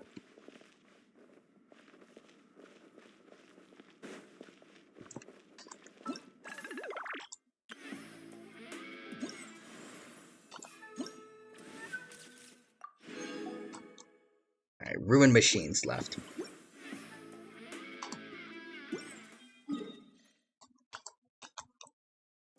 I think I remember where we can get some ruin machines. Hold on.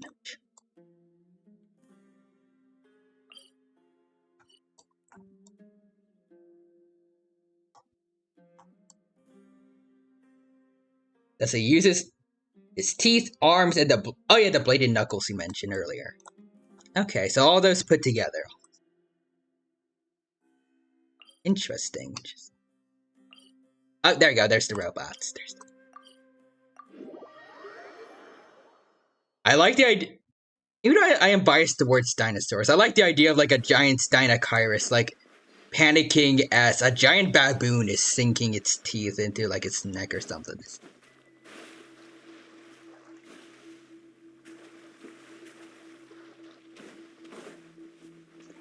Because baboons do be fierce creatures. Alright, here we go. Come on, Ruben Guard. There we go, YouTube. Come on, everyone, up and at him. There we go. There we go. Now we got Nahida skill going. Oh. Invincibility frames. Oh wait, types of Ruben Guards. Oh, wait, oh. Nope, that was left at 2, so we need more. Barbados, guide us. I think I know where we can get,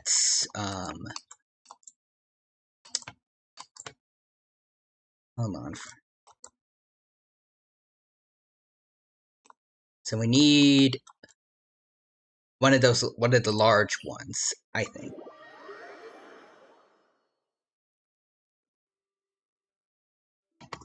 I could go. Like, that's the first one I'm thinking of right now. So he has a spear made from a kaiju bone and a titanosaurus claw, but he broke it during a fight with Shimo. I think in your version, Shimo's like a stegosaurian, right? Or stegosaurid. Oh wait, we can go for any of those guys will do. Hello. Let's see. Boom. Let's see. Let's see. That's pretty accurate to their fight. Kong is the aggressor. Oh, interesting. Kind of like what I think Godzilla's gonna be like. I can't word it. Similar to what Godzilla's gonna be like in GXK, I think, with like him slamming Kong into a pyramid and whatnot. Goji's simply defending himself. The entire fight is caused due to a misunderstanding with humanity being the real cause. Ah.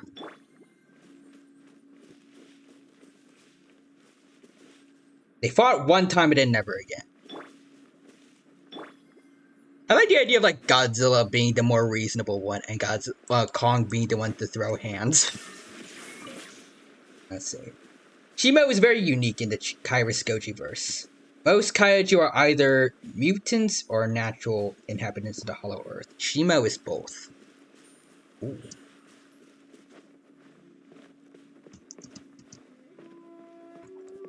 So she is part of I guess she's part of a race that is natural to Hollow Earth, but a mutant amongst them. Interesting. I photographed 2 birds, dogs, and cats. I can do that.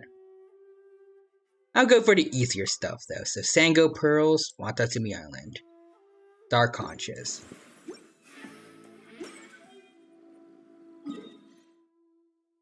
Let's go for the conches. So along the beach. Like here. Yeah. Anyways, in his defense, Kong thought Godzilla was the one who blew a hole in Hollow Earth.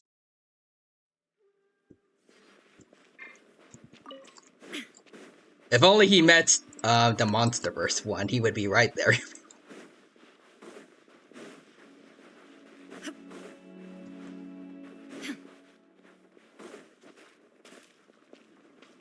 Although, given the sizes of your kaijus, I don't know if you would want to pick a fight with that one.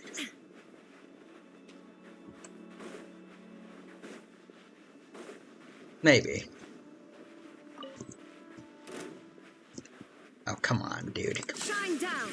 If you really want to do this, and it looks like you want to do this, okay. Torn to oblivion. Oh. You do not use invisibility frames on me, buddy. That's my job. Alright, there we go. So we got the conches now.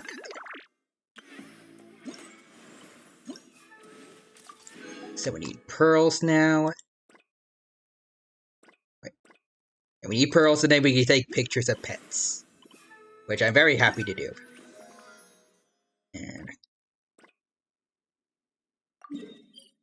And there's other things over here in Mondstadt we can do. Alright. Let's see, yeah, Shimo's giant stegosaurian species are native to the Hollow Earth, but Shimo herself was on the surface when the comet struck the Earth and created the mutants of the verse. Ooh.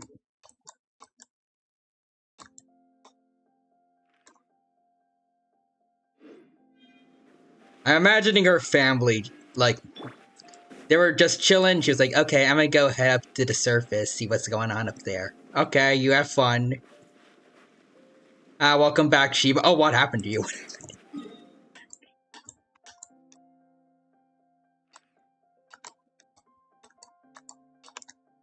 This is what I like to imagine. She left for a couple hours, came back, and ice mutants. Oh, not human. I'm busy trying to find pearls. Anyways, let's see. Oh no, Kairos. Oh wait. Oh no, Kairos Kong would absolutely challenge Monsterverse Godzilla to a fight if he thought he was a threat to his people. Okay, massive props to that then.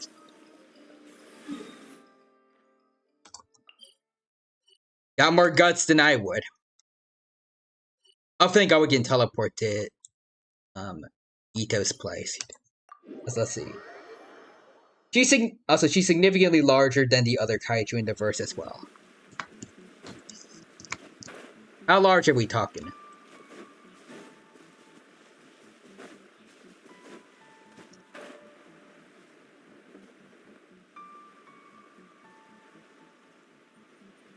Let's see, he probably wouldn't win, but he would try. I mean, if Godzilla gave Kong respect after he tried to challenge him, I feel like Godzilla would definitely do the same for Kairos Kong. I mean, still probably ruffle him up a bit, like he did to Monsterverse Kong, but again, still definitely gotta show him respect for like being willing to do that. Maybe. I don't know what the criteria is for Godzilla's respect, because I guess it's not really. I guess it might be because he wasn't really going after Godzilla for his throne. But he did, from what spoilers I have heard, he doesn't like Skila very much. And things happen because of that.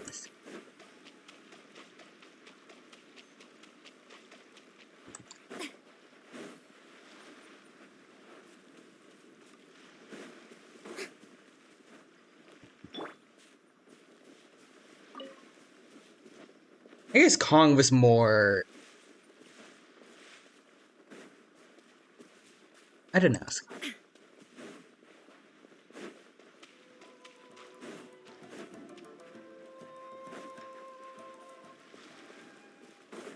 I don't know how to, let's see. Also, he's around 150 feet tall, so 45 meters.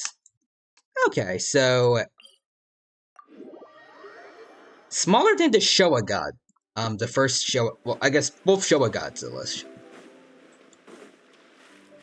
Oh boy, I think I'm about to drown. Oh no. Oh, thank goodness, I'm okay.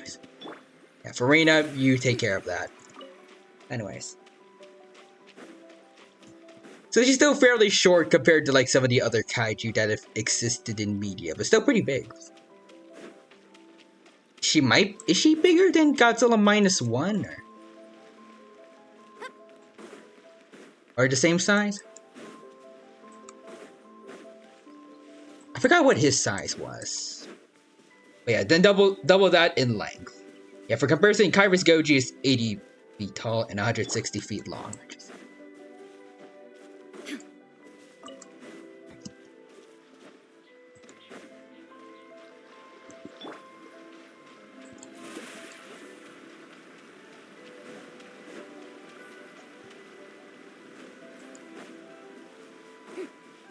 Oh, there's a trial thing. Wait. Is that just one I've missed this whole time? And never knew. I think it is. Where are those Sango pearls? I can't find them anywhere. Oh, wait, what? Oh, no, it's a daily quest. My bad. Ignoring that, I'm just gonna walk away then. Oh, you. Okay. Alright. I didn't want to bother you, but if we're gonna do this, then. Alright. Let's see. So Kong in this verse is around 70 feet tall. Oh, so I guess the size difference is pretty close.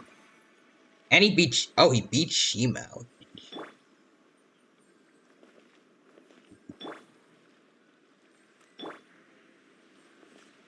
Huh. Also, next is hello to Dino. Excuse me, hello to Dino. Hello there, next there. Welcome. Thank you for stopping by the stream today. It's good to see you here. Hope you're doing well, and hope you have a good time here with us at the Genshin Impact stream. And also, my God, the Dino's walking on water. Yes. All thanks to Farina here. She has a very valuable skill. I like using it a lot for exploration.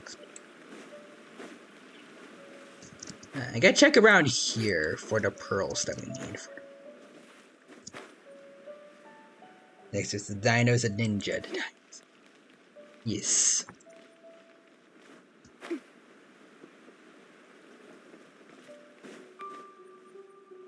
Yep. Oh, there they are. Sango pearls. There we go. That's it. That is the stuff that we need. Now I just need to find more of these. Like just one more. Anywhere around here.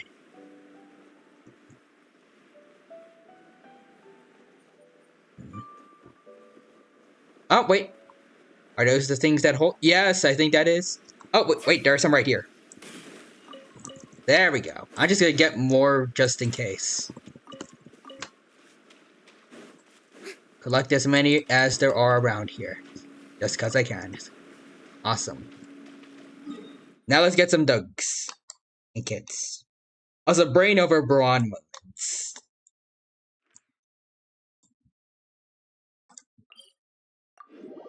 Said it before and I'll say it again. I feel like Kyrus Kong is basically just a kaiju-sized monster hunter. And that's it.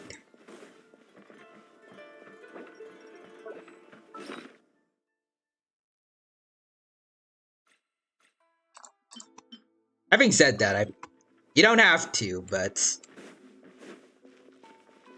if you were to have like a version of the Hawk from that animated Kong series, I forgot what it was called, but if your Kong does have like has a little friend, like a little burp friend, or I guess flying creature friend, maybe base it off Rathalos, that'd be cool. Anyways, we got a Sheepa over here. I'm gonna take a picture of that. Does that work, or? I need to check first. Event venue. It didn't show me the thing, though. 2 birds. 2... Okay, let's see. 2 types of birds. Wait, I can do that in my world. If that's allowed. At least for dogs and cats. Let's see. Oh, oops. He nearly beats Goji too, but Goji manages to bite his arm and sling him back into the hole, and he falls from the surface all the way back down to the hollow earth. He survived though, don't worry. Damn.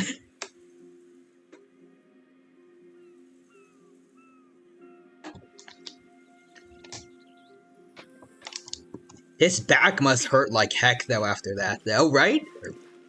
Okay, wait, hold on, we got... Duties count. Duties count. We got a whole bunch of them.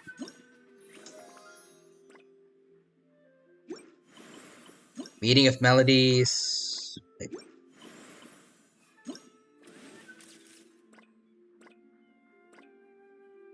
Ah, I guess not.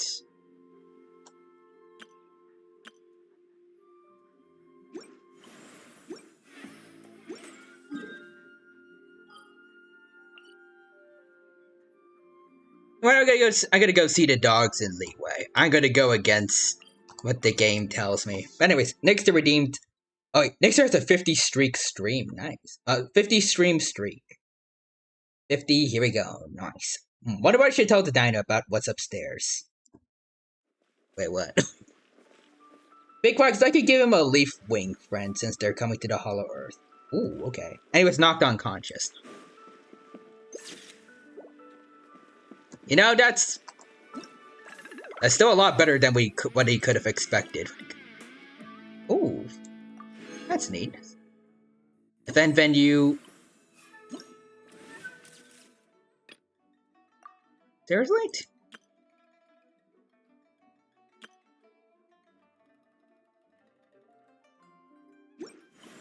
I have photographed 2 types of dogs. Well, 2 dogs at least.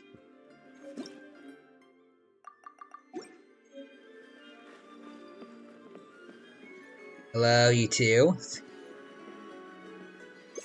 The pictures don't say they're the same. I'll just save then and see if that changes anything.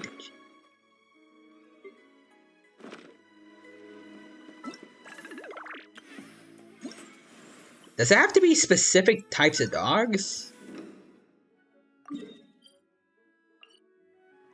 I guess it has to be, maybe.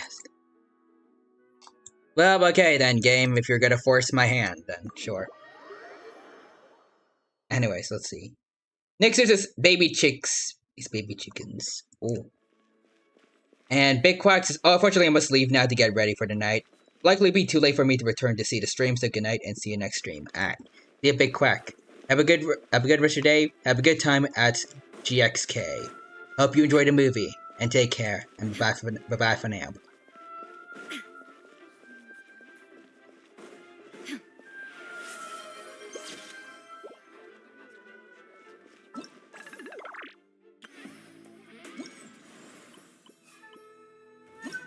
This thing is ridiculously picky.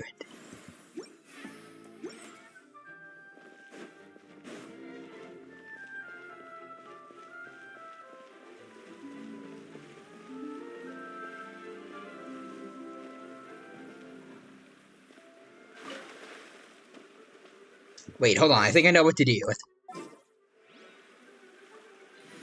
Wait. If I switch over to Aloy. Need help? I'm here. Okay. Get closer to these burbs. Alright. Take picture. Does this work?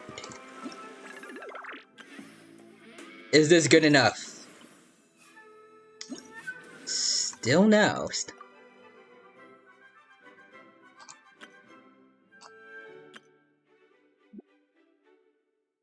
I am trying to photograph the birds. I don't know what I'm doing wrong.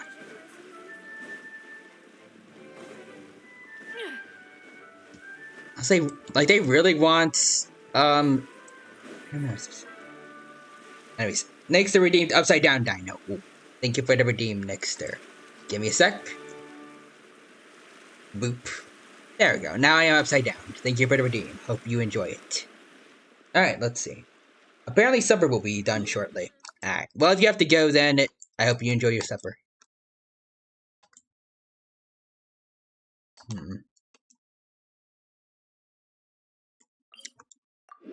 There are many kinds of birds in Sumeria, if we're lucky to get them.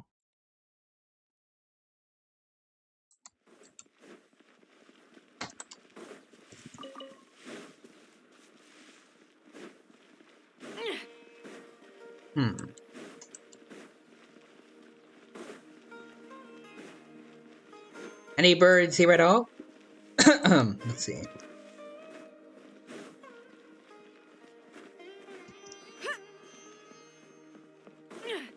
See a single one here.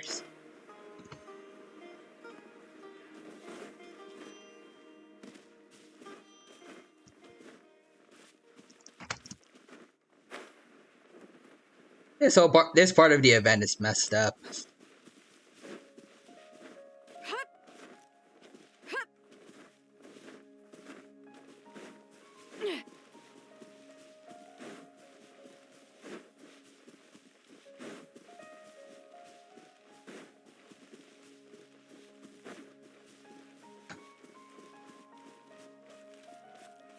Wait, is it this Nahida's theme that's playing right now? Or at least a version of it?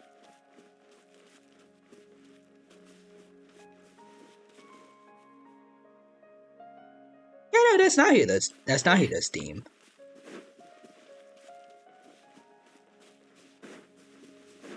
That's cool.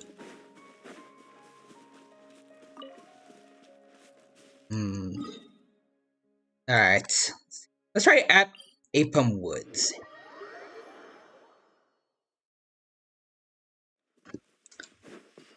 Really, the main reason I'm not going to be able to get all the story done today is just because of this part of Ito's events. Even though I like Ito, this feels very tedious.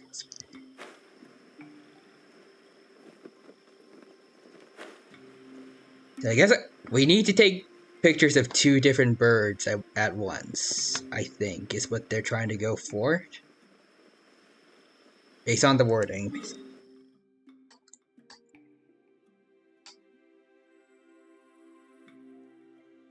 Yeah, try to find that, though. And, gentlemen elders, no matter how much time passes, Dino will always return to the Genshin. Yes.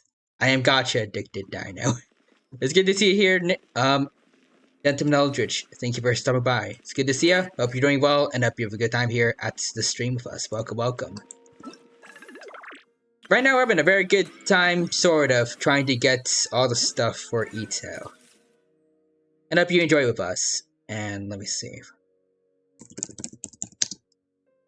I just want to check. Photograph 2 types of birds. I don't know if other people are having trouble with that, besides me.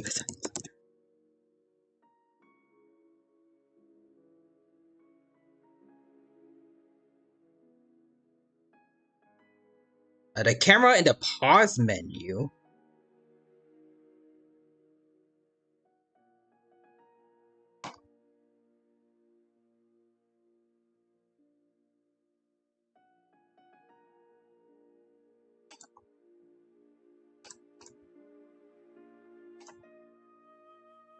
Alright, let me see. Okay, yeah, so it is. Okay. That's lame that we're not supposed to use, like, the gadget ones. Alright, well then. Time to go back then. Also, Eldritch says, hey, Tamino. Hello, Eldritch. And I see Nixer saying, takes a pic of the dino. Gets it, because dinos evolved into birds, possibly. I mean, I guess that could count. A little too late evolutionary-wise.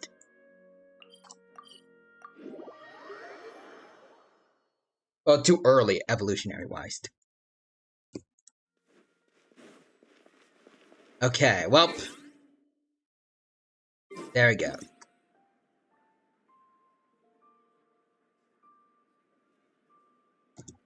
Okay, well, we do.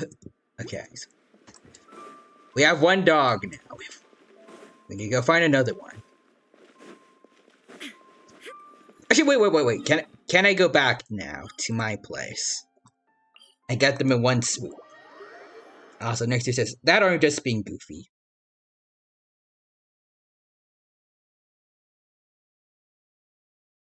Please don't be biased. Game, please don't.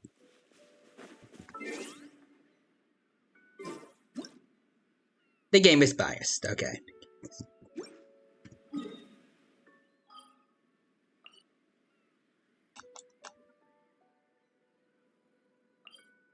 Well, I guess I'll go to Fontaine then, since apparently that's where we can find all those animals, I think.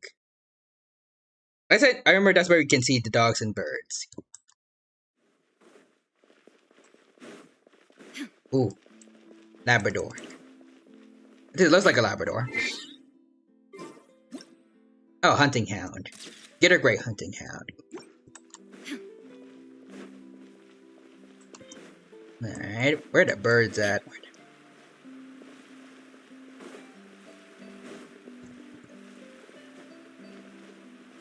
Oh, I see one.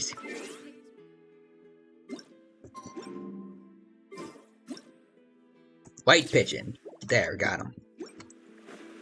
Any more birds here? Anyways, next is that aren't being goofy, possibly both.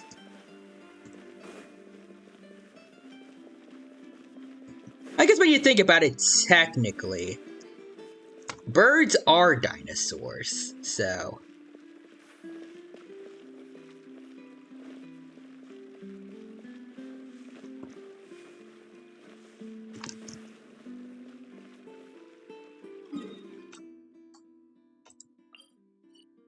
Alright, anyways.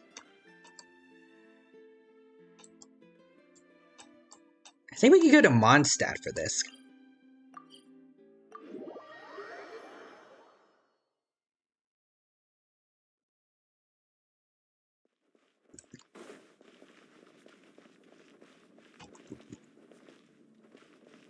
Are there birds here? Should definitely be cats at least. Oh, there we go.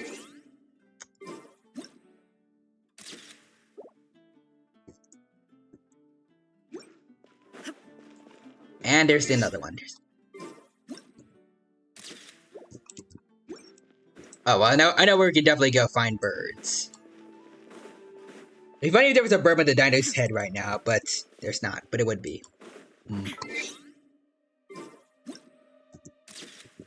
There, we good. Okay, so all that is now done.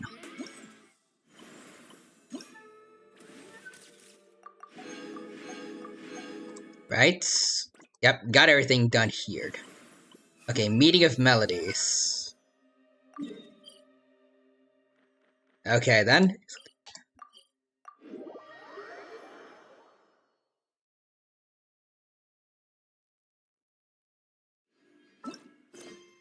We don't have any story to do right now, so I guess we need to do, like, all of this eventually to get... I'm assuming so. We'd like for you to attend the festival, okay.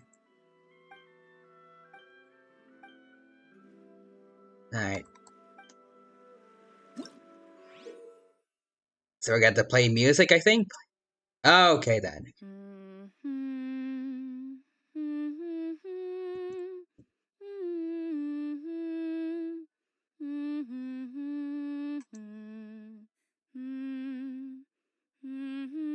And this is the opening music for Genshin.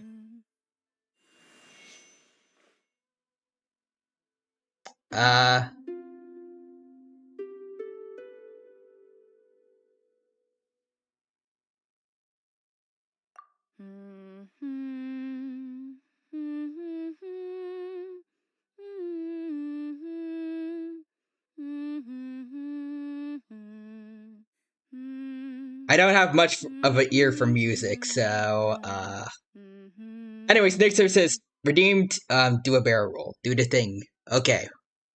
Yeah, I'll do it to the music.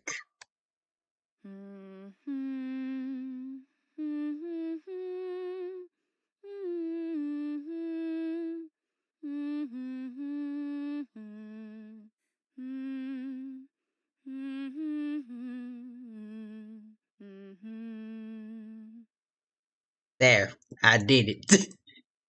Okay, let's see.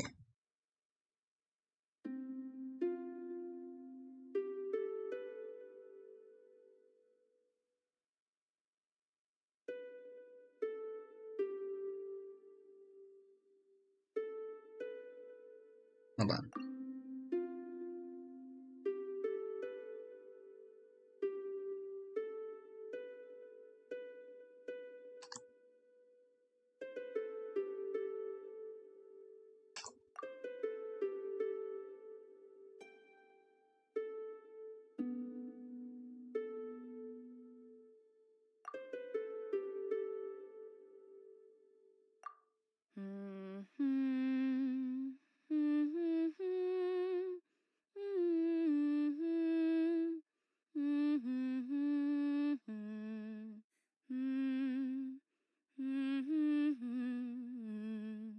Okay, I think...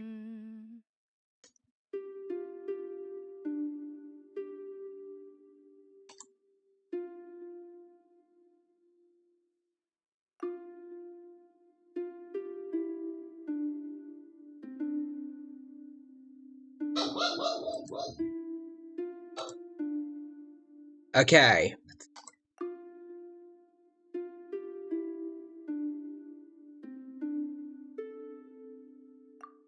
Confirm restoration?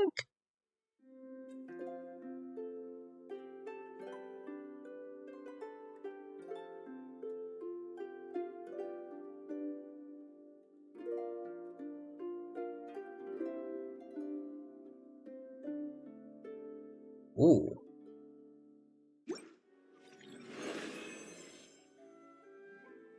Oh, it took me some time, but I did it. Okay.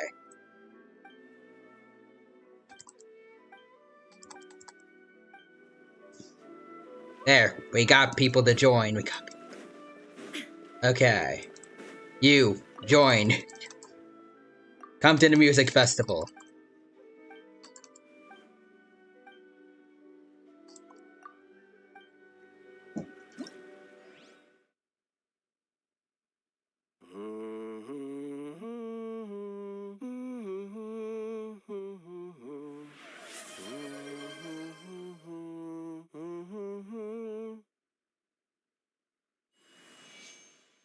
Okay.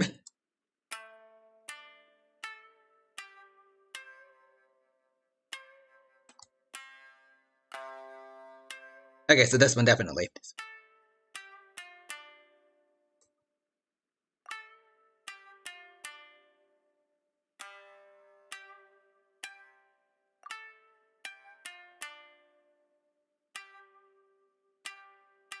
I think that's it.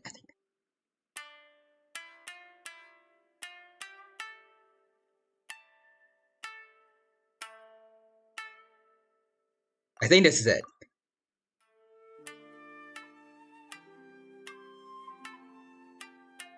Oh, next to redeemed stretch and also supper time. I thank you for the redeem, Nixter. Now stretch real quick, and I hope you enjoy your dinner also.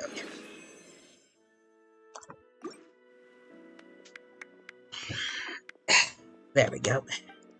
It's the Eldritch with the animated dino emotes. Okay, let's get going now. Join the music, mister.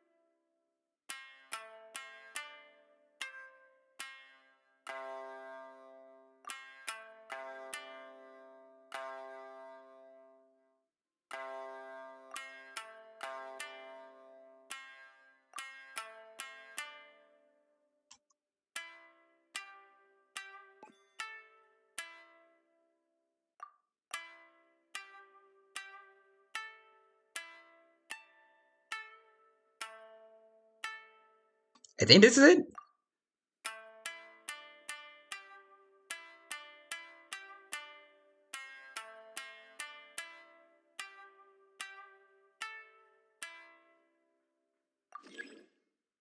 Okay, so this one's up.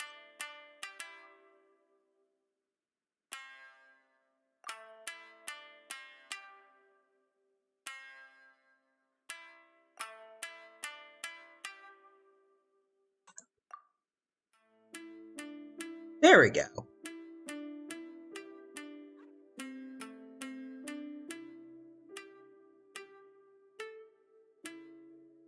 We did it.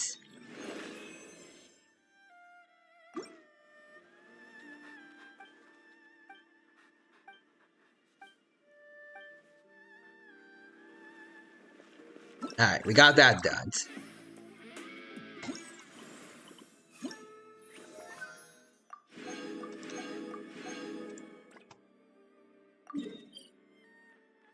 Okay, so we're getting people from, I think, Mondstadt, because I saw them too. Mondstadt, Leeway, and Inazuma. First 3 regions. Alright. I need to find someone up here. It'd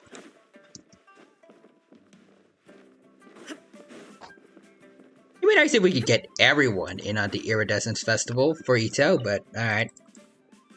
Alright. Lady with the books. Come join the festival.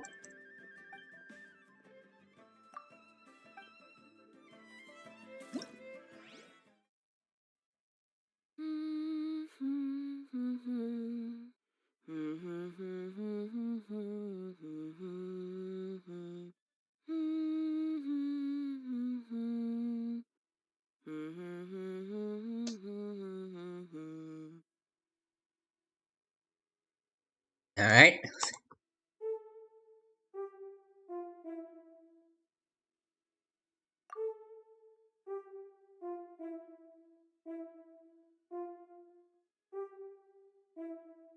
I think it's this one.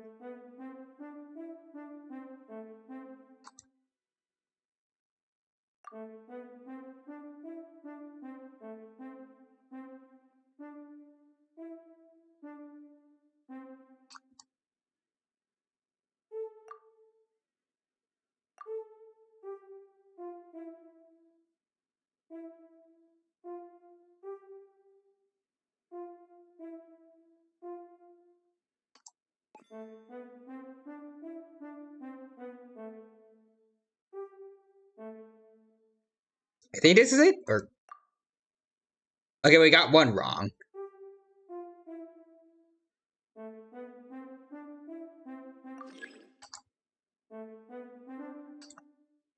This?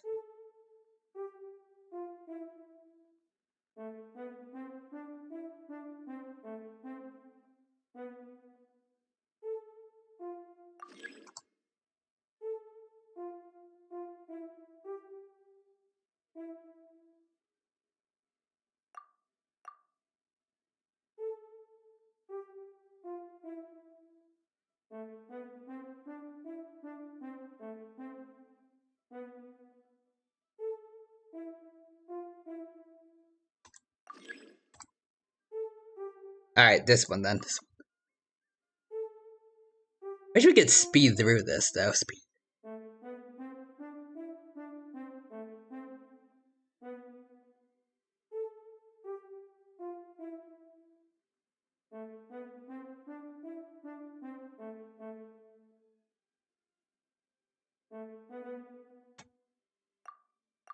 Alright, there we go.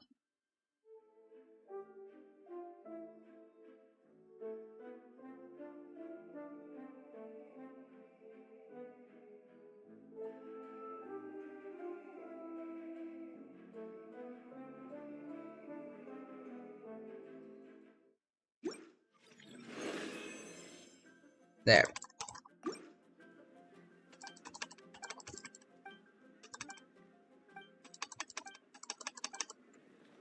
There we go. Done.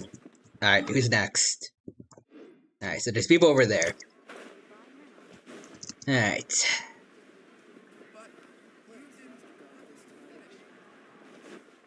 Alright, this lady here.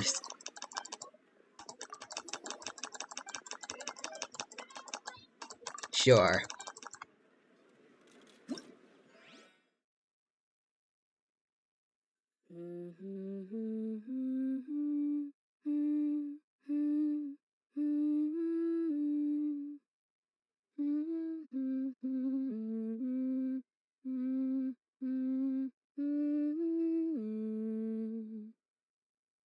Alright.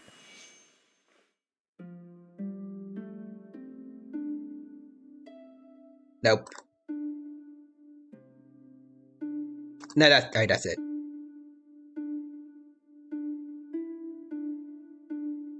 Alright, this one has to be it.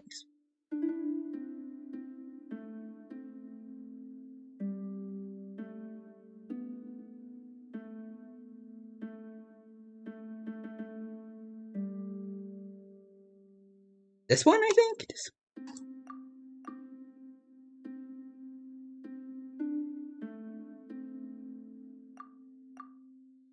Okay, well, we messed one up then.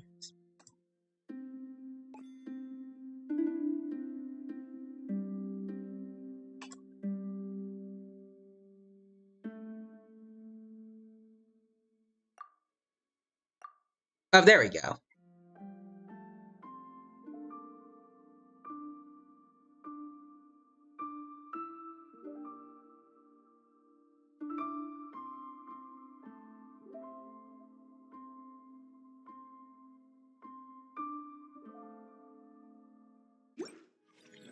Nice.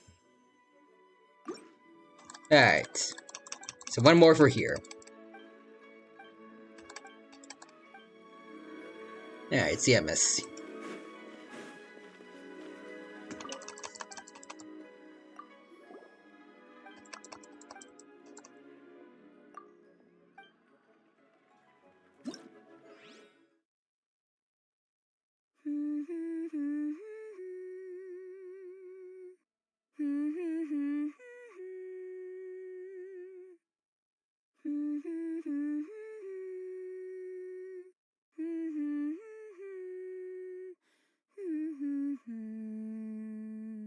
of these I can sort of get from the humming, but others I have to actually listen to remember them.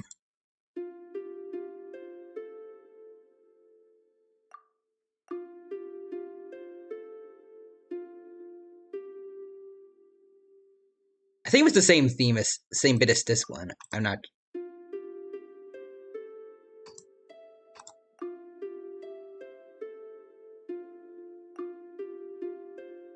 No, that sounds right.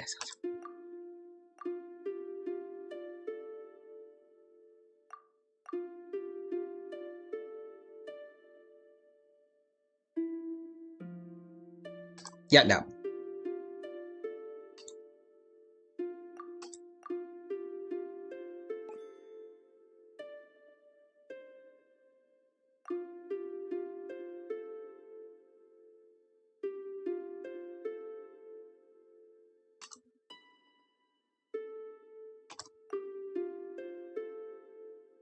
I think this is it.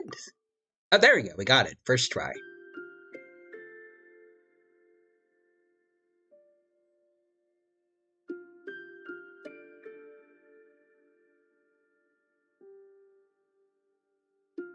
I think someone's in the way of the camera.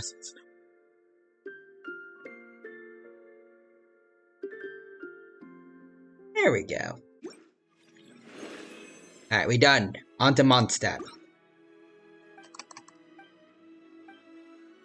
Yeah, thank you, ma'am.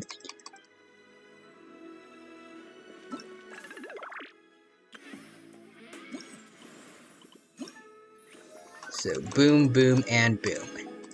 Alright, let's go.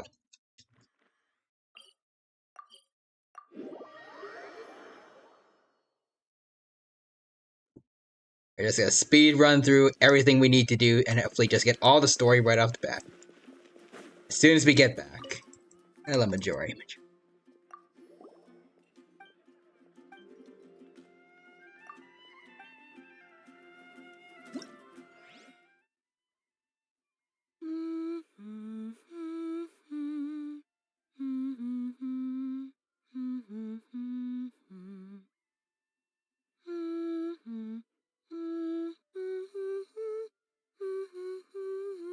I did like how some of the NPCs they're humming, but their mouths are open.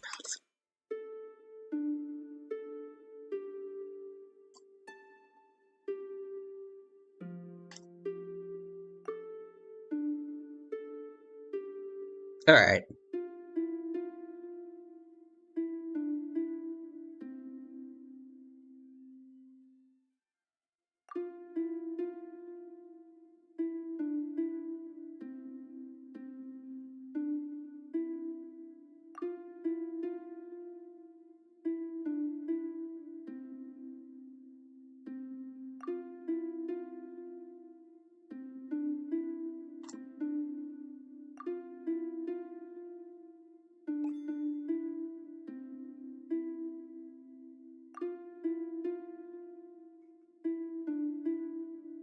Yeah, I think that's it.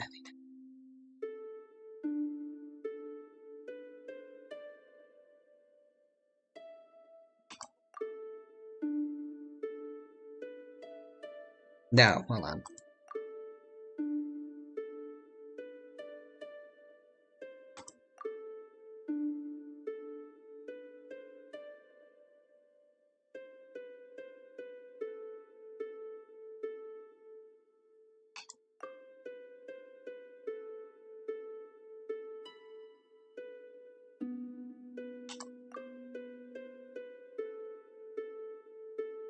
I think this is it. Yep, alright, sweet.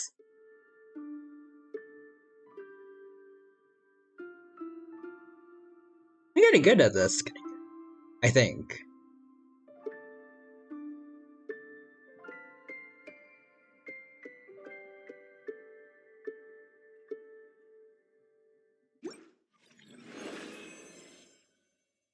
There we go. So just 2 more after this, I think.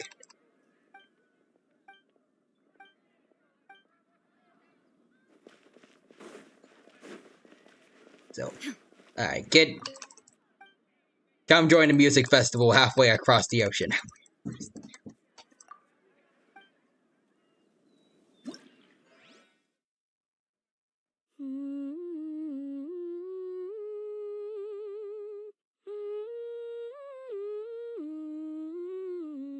Oh, it's Naida's a theme again. Alright.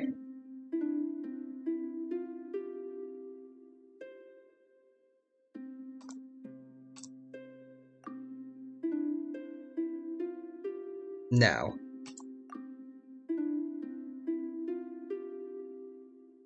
Sounds about right. Now we try the other one. No, this has to be it. Yep.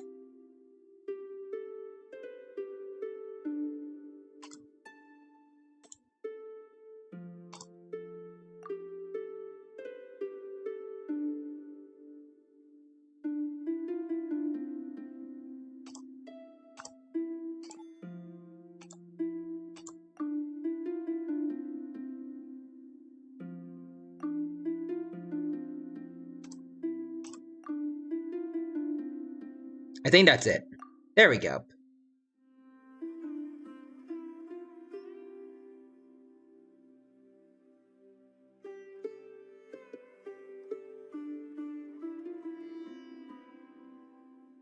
Yeah, I kind of actually now that I think about it, I wish we had Nahida playing this. That would have been perfect for her.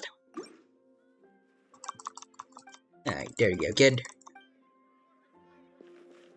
Alright. Last one, or? I'm sure there's still. Yep, there's someone over here. It'd be cool if it was Steel Luke, but I'm pretty sure it won't be. Oh, wait. When I was adventuring in the Are they inside the tavern? It's. Oh. Thank you, sir. Alright, let's head in. Well, I guess Venti would fit in here very well. Oh, no, okay, it's Mr. Charles here. Alright, come join the music festival, dude. Yeah.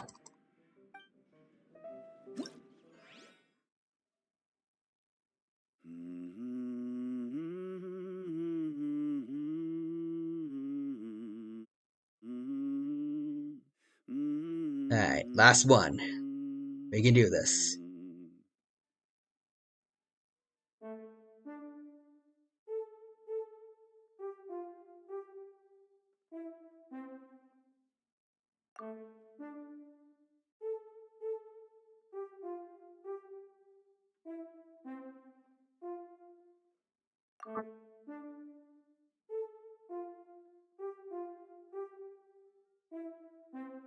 Alright.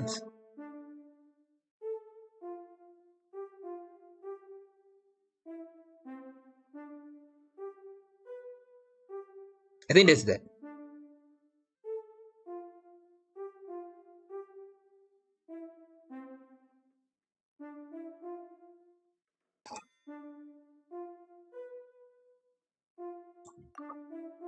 Yep, there we go.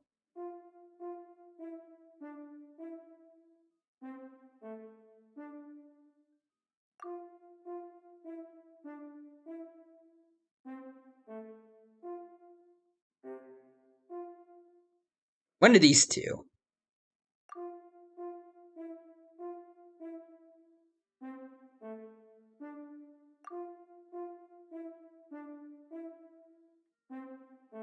I think it's this one. Let me check. Okay, nope, it's not. This one? Oh, okay.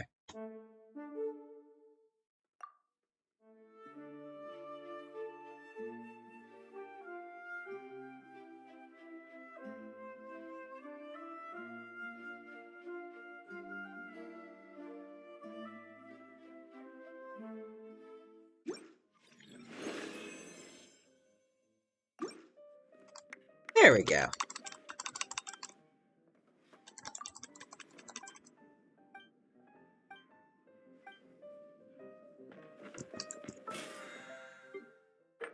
There we go. Boom. We got that.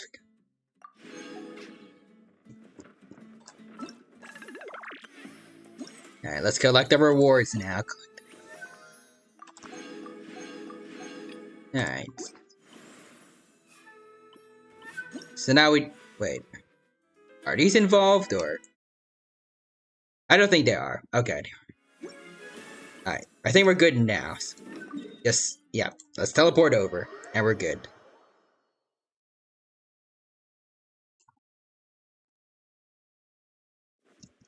Alright. I have all the things, man. Hello? I've been farming for a while. Oh, decorate the venue. Really? Yeah.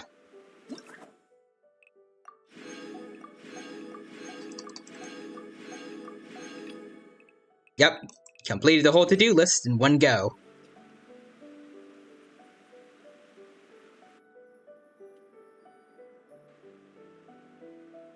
Ooh. Thank you both so much. At last, everything on the list is done. Welcome, I'm sir. afraid I still have some final preparations to make, but I'll see you tomorrow. Then the party can begin. Awesome. Took a while to get it all done, but we did it. Alright. I saw something over here. Oh, change the lighting color.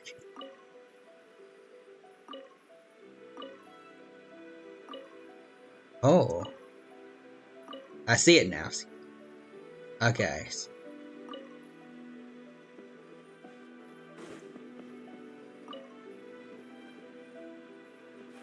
Let's make it all purple.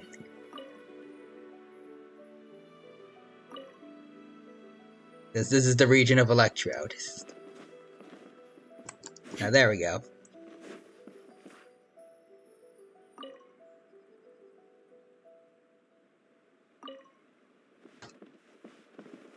Yep, all purple now. Perfect. Alright, rock and roll tour. There we go, go to quest. So wait. I think now works. Let's say Real Human saying hello, Dino. Hello there, Real Human. Welcome, welcome. Thank you for stopping by the stream today. It's good to see you here. Hope you're doing well with us, and I hope you have a good time watching us play Genshin Impact. Doing well so far? Hope we're having a good time here. We're starting, we're just about to, can't wait. We're continuing on Ito's quest here. It's going well, and I hope you have a good time here with us. Oh, compadres, you're here! Hey, serious props to you both. This place looks amazing. Even better than I'd imagined. Thank you, Ito. Everything looks perfect. We're ready for business. Traveler, Paimon, you have our thanks. You're welcome. Guys, why so serious? That ain't rock and roll, man. It's so much lamer when Paimon tries to do it. Hey, look at that. My favorite melon's a fast learner. Also, I hear you're gonna be taking the stage tonight. Whoa, itching for a little competition, huh? It's not really a competition when you're here, Ito, I'm just saying. Especially, like, your opponent's Paimon. At least I'm biased. I see Real Human with a 70 stream streak. Nice.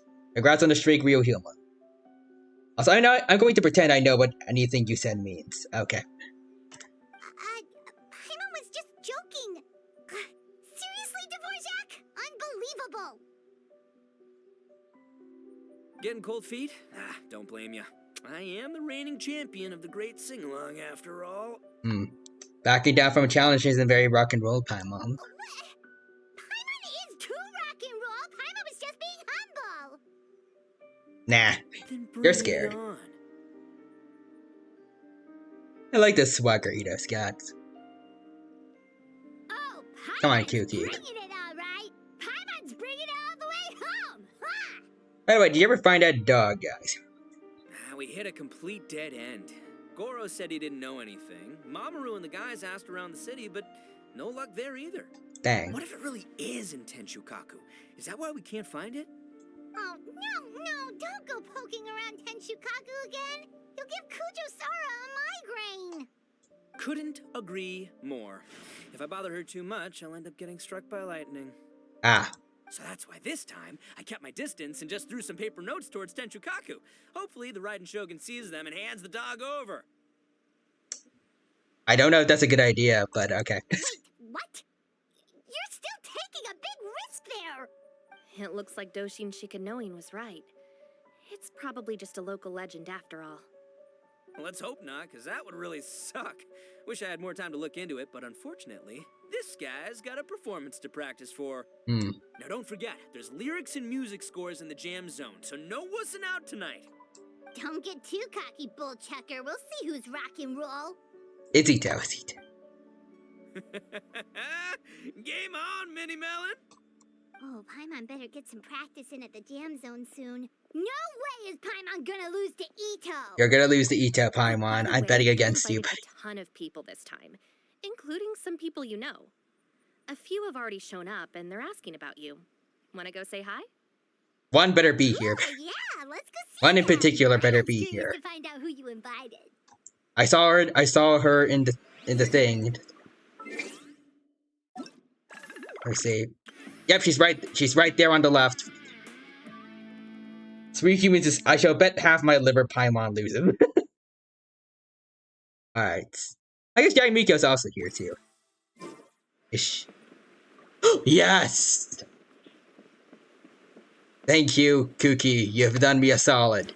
Hello, Yoimiya. Hi, Toma, I guess. Oh, you're a real trooper, Yoimiya. This must be one of the furthest places you've ever delivered to. Probably. Also see hello. Saying hello. Well, hello there, hello. Welcome to the stream. Thank you for stopping by. It's good to see you. I hope you're doing well, and I hope you have a good time here with us at the Genshin Impact stream. Welcome, welcome. So I bet my left kidney. Well, you aren't gonna have to lose it, because I have full faith in Ito. I promised Ito that I'd supply fireworks for his festival. I wasn't about to go back on my word. That's Yoimiya for you. That's girl. Toma, Yoimiya. Hello. Traveler, Paimon! Cool, you're here too! It's been too long. Well, looks like I owe the Arataki gang a huge thank you. If they weren't putting on this event, who knows when I would have gotten to see you next. Good point. I barely ever visit Inazuma again, because the developers are not gonna... They struggle to put events in this area. You hear that? Also, my favorite character is Wanderer. He's pretty cool. Toma's complaining that you guys never make time to come and visit your old pals. I want to visit you, Yoimiya. Oh, that's true. Obviously, traveling's very important to you, but you gotta take a break every once in a while. Just remember that you've got friends out there that would love nothing more than the chance to make you feel looked after. Oh. Of course. Oh, I heard this really cool thing I gotta share with you guys. Well, what? Also, hello, says Wanderer has the voice lines for the Archons. They're funny. Well, I've tried to pull for Wanderer twice now, and I got shafted in both banners. So, I don't know if I want to go for this rerun. I'll try it, but if I do, and I fail, I'm quitting Genshin for a while, and I'm gonna try out Wuthering Waves next week. That is my promise. So, Ito says that the theme of his music festival comes from a story about a dog that saved animals in the war zone. How amazing is that? Yeah, she does love she loves folklore a lot. I remember from her story quest. What do you know about this dog, Toma? Everyone knows how well connected you are. For once, not much, I'm afraid. I guess my connections are one key canine short. So you don't know Goro? Anyways, hello says, if you fail, I will follow. Okay, let's do it then. Let's do it. But assuming this really happened, I feel like Watatsumi Island would have had to be involved. I do have a decent amount of Primo Gems, so... This is a dog who managed to sneak in and out of a war zone, repeatedly, without leaving a trail for anyone to follow. Whatever the case, it would have needed someone to help cover its tracks. Right. As far as I know, the Shogun's army doesn't do that kind of thing. So you're saying it was the Sangonomiya troops? They had a specially trained dog for rescuing critters from the battlefield? Also Goro, I believe. I mean, he's a dog, he's part of the troops. I imagine he cares for animals. Far-fetched if you ask me. Do we really think Sangonomiya's forces had enough manpower to fight a full-scale war and run a canine wildlife rescue operation on the side? She's also bad with words sometimes. Okay, well if it wasn't Sangonomiya's side, it must have been the Shogunate. I doubt they had the manpower either. Well, I mean, they have the manpower, they just wouldn't want to do that. Right. So, in my view, it's more likely that Mr. Dvorak simply made the story up, as something to capture. Hello says she's a 5-star. Mia's a 10-star in my heart. I mean, he's an artist, right? Isn't rock music about expressing things we don't? Also, John Rice says 4 hello. Hello there, John Rice. Welcome. Thank you for stopping by the stream today. It's good to see you here. Hope you're doing well, and hope you have a good time here with us at the Genshin Impact stream. John, welcome. Right now, we're playing Ito's Iridescence Tour event. It's going well so far, and I hope you have a good time here with us. It's all about music here. That's all you need to know. And the hello says true. Kinda like fireworks in a way. Don't question it, just feel it. Yeah. Yeah, that sort of makes sense. That makes you an artist too, Yoimiya. Fireworks are your art. You know what? For once, I agree with you, Paimon. I'll take it. And on that note, boy, do I have an art show for you tonight. Make sure you don't miss it. I won't. I will absolutely see it, and I like how she's kind of looking at us.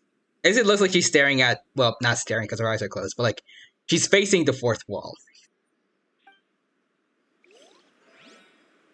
Anyways, hello says true. Bomb artist. Now that's Clade.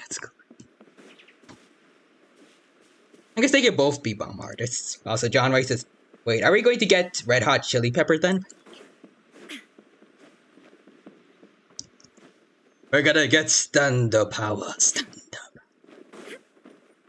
And put someone on some telephone wires. Maybe the brother of a guy that really likes using their hands. If you know, you know. Also, hello says Paimon equals emergency food. Heck yeah. I cannot wait until the day the main character gets to actually eat her. Anyways, hello there, Hazo. Hey, there you are. Oh, wait. I missed that before, but I see you there. I see you there.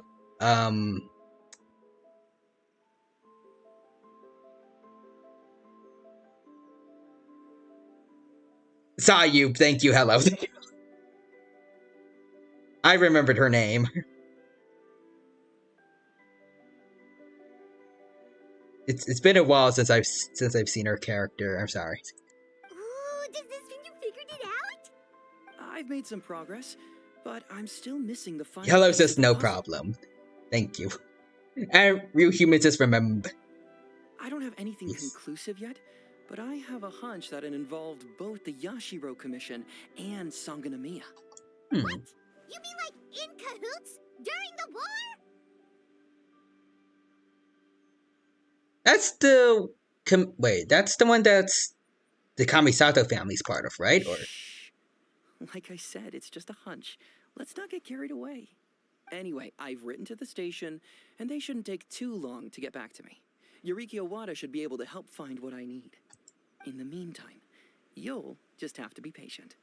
I would have gone back to the station to look into it myself, but I knew Ito was performing tonight, and I... Also, hello, since we played Soccer of Germany in World War II. Oh, that's true. Also, Paimon's performing. Oh, wow! Sounds like I'm in for a real treat. I definitely picked the right place to be tonight. Will the traveler's long-serving voice finally graduate? I like how they call her that. In a triumphant victory over the Oni. She basically is our long-serving voice at this point. We never get to speak. I'll be awaiting with bated breath. Cut it out, both of you! No more stupid nicknames! You always do that, Paimon. Anyways, hello, sis, we do. Are we going to... Wait, Strange Daruma, we can talk to her. Wait, we do, but it won't spoil, okay. Pat's head, Pat. There we go, yep, Pat's the head. She's voiced by Lily Pichu, I think, right? Or...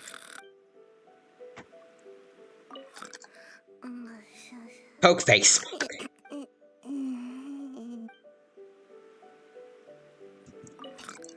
Poke face again. Just keep poking. Just keep...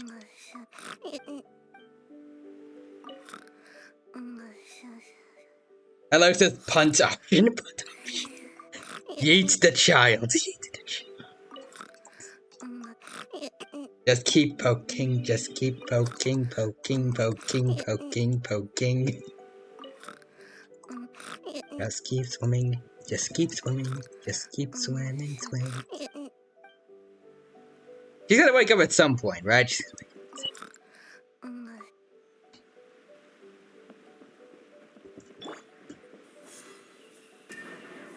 Oh. I tried. Also, Darwin says, okay, Mr. Daruma. Oh, well, this is an interesting one. It's interesting. This Miss Hina looks very familiar. Even the outfit. Indeed, I wonder why. Also, hello says, pulls, then push. Okay. I was thinking the same thing, Your Excellency, but I just can't put my finger on it. She really is the spitting image. As she figured it out. Goro, Kokumi, hey! Oh, hello, you two. It's been a while. I'm so happy to see you again. I was just asking Shinobu if she knew where you were. This is a nice surprise. Paimon didn't expect to run into you two at an Arataki Gang music festival. I heard Goro helped to secure the venue. Not the best place, but... Oh, I barely did anything. Oh. A reader for my That's Life column was asking for advice about it, so I figured I'd help out. Turned out the reader in question was Mr. Arataki Ito. Her Excellency was also very supportive of the whole thing. An international rock and roll music festival sounded like a good way to attract tourists. And it's to bring attention to the plight of living things, right? Seems like a meaningful cause. Yeah, apparently it has something to do with a dog that was a war hero? Although sadly probably not a true story. Goro's right here. Either of you heard? He's a dog and a war hero. Oh, you know, bits and pieces. Nothing concrete. Yeah, no, me neither. I've never heard of myself, said Goro. Those sounded suspiciously like prepared answers. Probably because we've answered that question before. Mr. Arataki Ito came to ask us about it a while back. We'd certainly love to help if we can. Yes, of course. Actually, I was hoping to ask for your opinion on something. Sure, what is it? Does Miss Hina look familiar to you at all? I have this strange feeling like I've seen her somewhere before. You don't say. Also, John Royce, we answer this every year on this day. Oh, I feel like I met her before, but... You don't remember where? She probably just looks similar to someone you know. Like how the Traveler looks similar to his sister. There's no mystery here, don't overthink it. Is that offensive? Are you saying that all members of Goro's species has to look the same, Paimon? I see. That does make sense. Traveler, let's get out of here. Paimon didn't realize so many people we know would be here. Alright. Better get practicing or tonight could be super embarrassing. Nah. Come on, let's head to the jam zone. Hey, Shinobu. Hey, Traveler. Some of your friends are here. Oh, wait. Never mind. You already said that. Wait. Oh, hello, got auto-modded. Let's see. Run and... Okay. Wait, who is?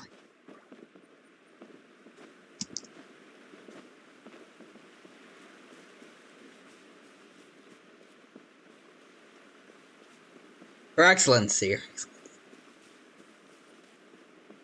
Maybe. I think I've seen more people ship Kokomi with Goro than girls. I don't know. Although, if you want to talk about lesbians in Inazuma, might I suggest A and Yaimiko, who I notice have not been mentioned at all yet. Well, sort of. A got mentioned a couple times. Also, hello says true. I feel like between A and Yaimiko ships, I feel like that's like the universal one that people agree on the most.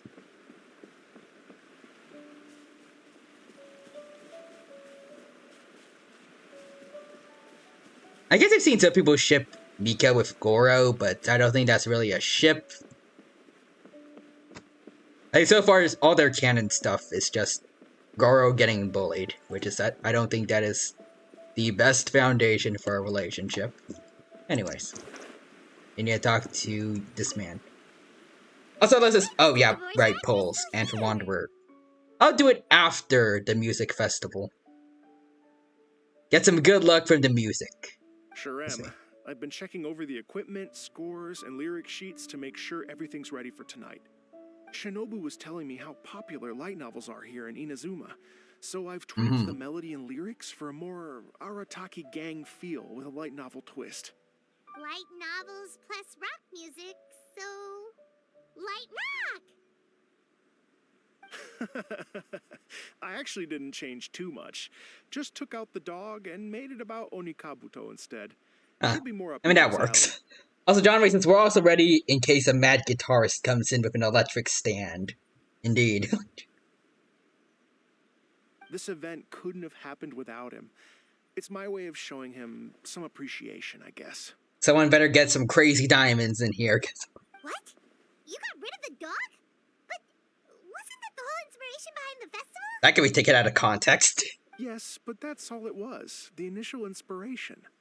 Doesn't matter if we change it to an Onikabuto, or you, or me, or anything else. Don't change it to Paimon, please. Don't change it. That counts. Spirit? What do you mean? The spirit of rock and roll? Okay, should have seen that coming. Alright.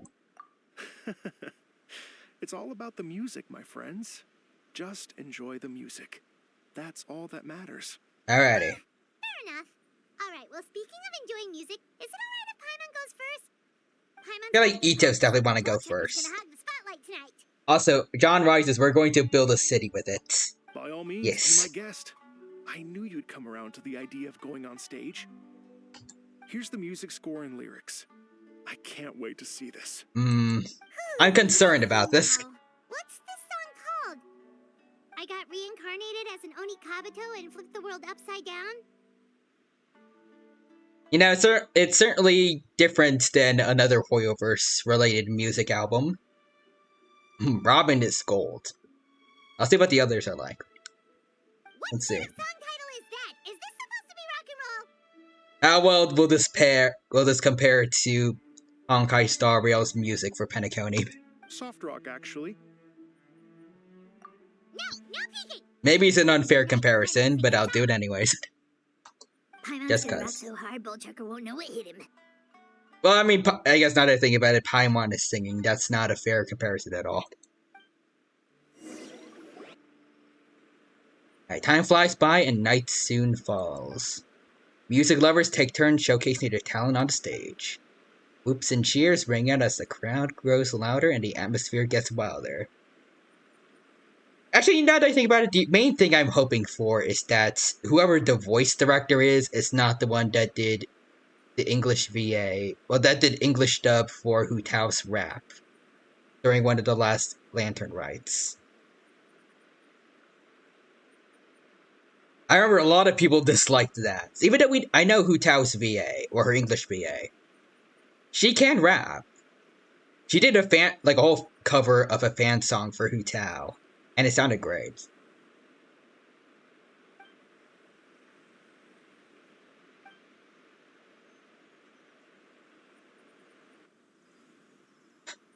Right next to you and me, ship it.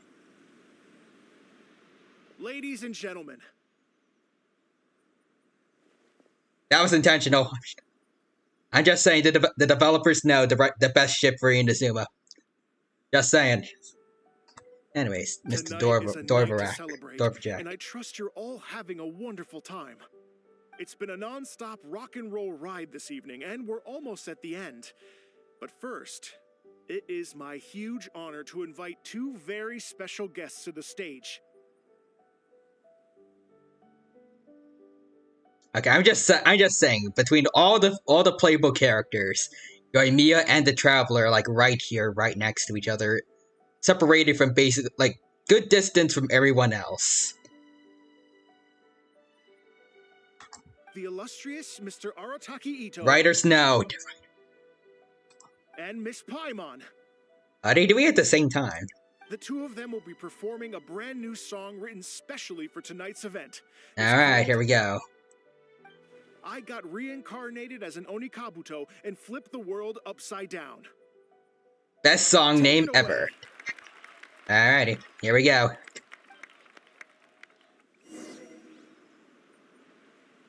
Oh, is it pre-rendered? Oh, okay, it is. Okay, here we go. I like these cutscenes.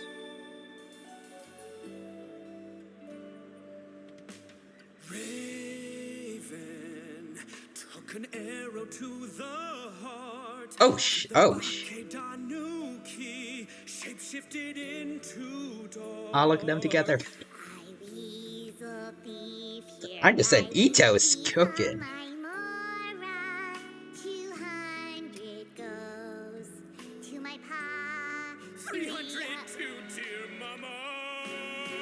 Yeah, Ito is cooking.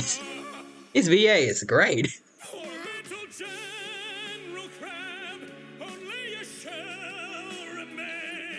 Damn.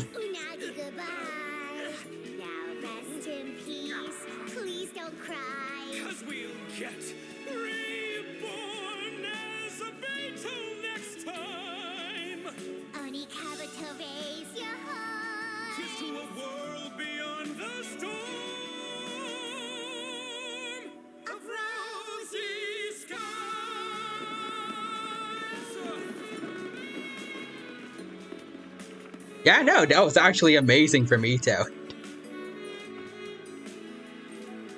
Even Kuki liked it. I saw her give the thumbs up there. John was a solid C there. I think it was good. Then again, I came in at the alright. Fair enough, John Rice. I think Ito did great. Paimon, no, but I mean that's what we all expected.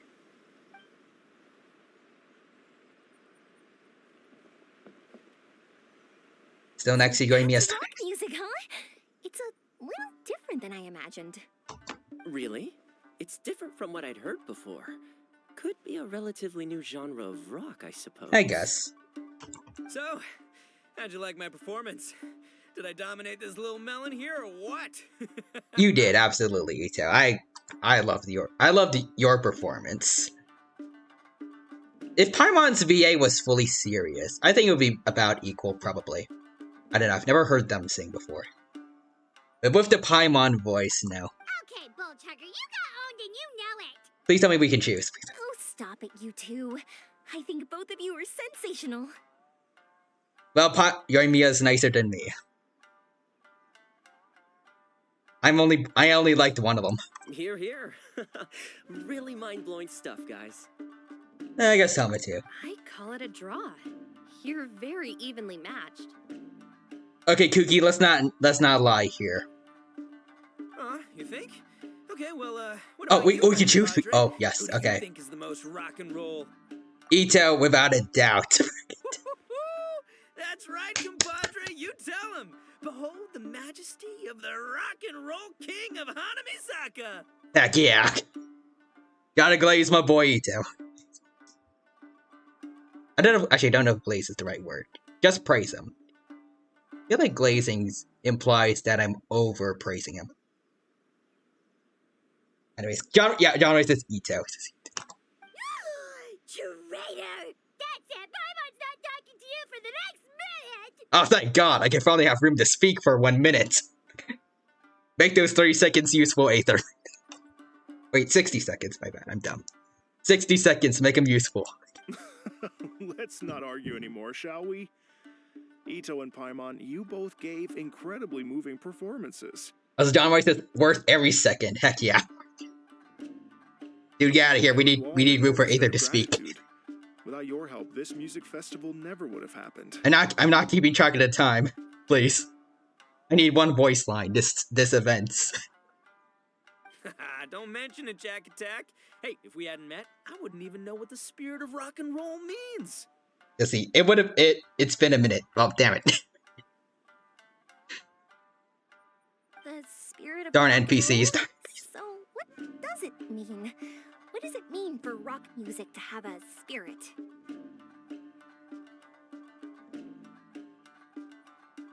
Do you vibe it? It means you rock up, rock out, roll the dice, and roll with the punches. Just like me and Paimon. Yeah, okay. Yeah, that's obviously not what it means. Mr. Dvorak, could you please give us the official definition? Someone needs to take this guy down a peg.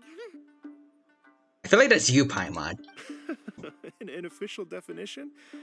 I don't know that one exists. It's an emotional experience, as though you're hearing your own story speak to you through the music. Funny you should say that. I was just thinking that the spirit of rock and roll is, well, like the Onikapito in the song, having the courage to grab life by the horns and survive against all the odds.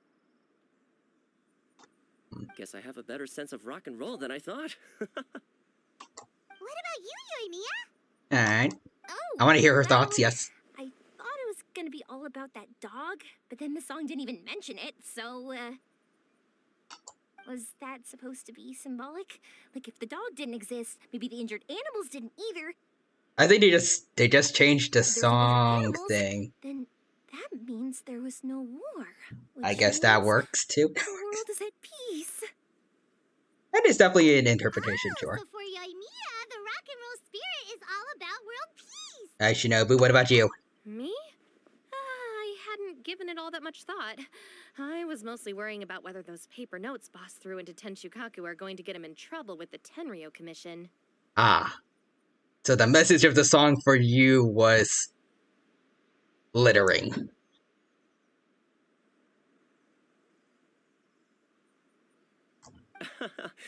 That must mean that for Shinobu, the rock and roll spirit is about keeping the Arataki gang safe.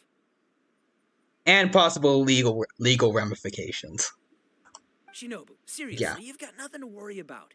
If the Raiden Shogun had seen any of those notes, she'd have come to join the party. Is she gonna show up last second? Paimon agrees that you don't need to worry. Otherwise, Heizo definitely would have arrested Ito by now. No, they're buds. They hung out together in Heizo's hangout event. Wait, where is that guy anyway? And where did Kokumi and Goro go? Oh, Doshin Shikanoin had to run back to the station, so he didn't get the chance to say goodbye to you guys. But he did leave something for you. It's over there. Oh. A box? As for the other two, they couldn't stick around because they had a government meeting to get to. They did ask me to pass on their regards, though. Alright. The fact that these busy people all made time to attend the party is telling. Clearly, Ito wasn't exaggerating about the stature of the Arataki gang. Well, he was, but even though he is not even though he's not as high ranking as he made himself out to be, people do like him.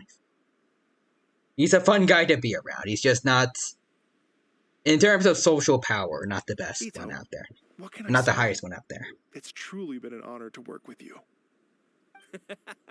Well, Jack Attack, I can't take all the credit. Let's not forget the Traveler's part in all this. Oh yeah, I had to invite people from Leeway and Mondstadt. A lot of people showed up because they knew he'd be here. If we do this again, we gotta make sure we find a way to get him on stage.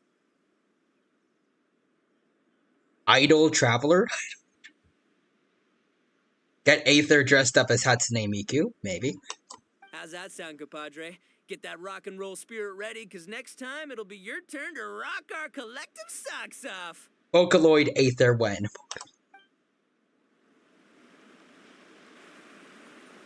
Oh, Your Excellency, there's Goro and I believe Kokomi. the Tenryo Commission detective is...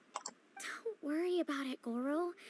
The Puppy Union was a joint venture between us and the Yashiro Commission. Oh, If he was we maintain right. secrecy, Oh, then don't all go. the better for it.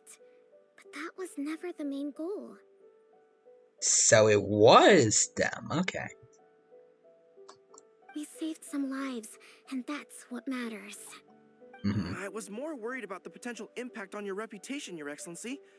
After all, some of the lives we've saved belong to the Shogunate. I don't think that matters anymore. You know, war's over. Also, John Wayne says, and the dogs come for freedom. Freedom. If someone with an agenda finds out, it could cause an uproar. Don't worry. There might be a way to make it work out in our favor. Oh? Really? How? Times have changed. We and Narukami Island are supposed to be working together now. So it's not necessarily a bad thing if people discover that we were already cooperating with the Yashiro Commission even during the war. Ah, the Yashiro Commission, I'm pretty sure, yeah, that was, the Kamisato family. Like, that's headed by the Kamisato family, like Ayato and Ayaka. They were already working with the Resistance, I think. I see. Goro, if you want my opinion, you should be more concerned about Miss Hina than you are about this. Why? Miss Hina? What makes you say that? I hear she works for That's Life magazine as well. She's young, popular, pretty, Oh. and she seems to be just as good at offering comfort to people in need as you are. So, it looks like you have some competition. Understood, Your Excellency. I will work hard to stay ahead of the competition. I'll work hard to stay ahead of myself, without knowing that it's myself. Alright, well... Oh! Oh, wait, A... Oh, well, there's the Miko. I was wondering when she was gonna show up, but A did show up. Something new today. I never knew that the Hydro Nation's rock music had the power to stir up lightning. The Inazuma and Lesbos are here. Let's go.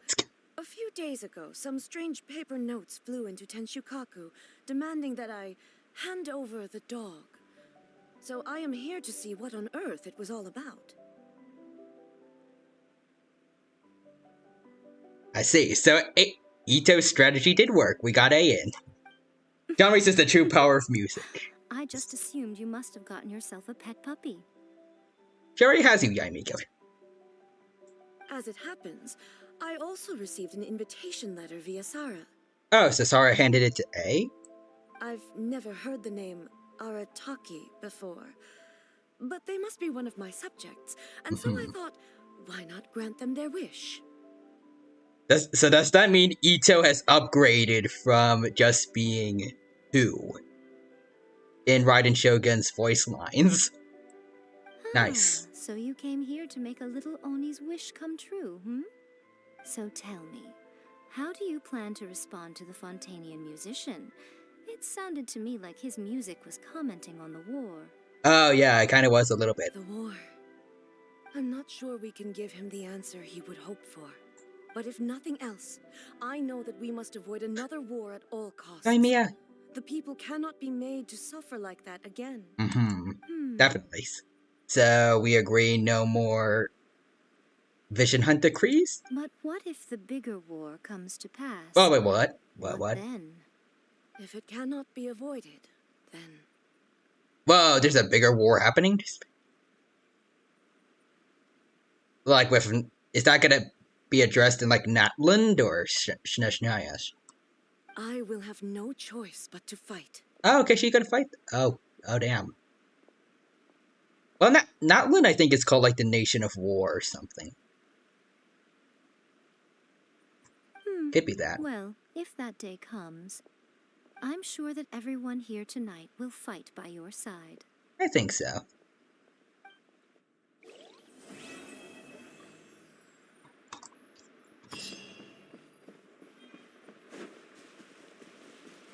So there we go, event's done.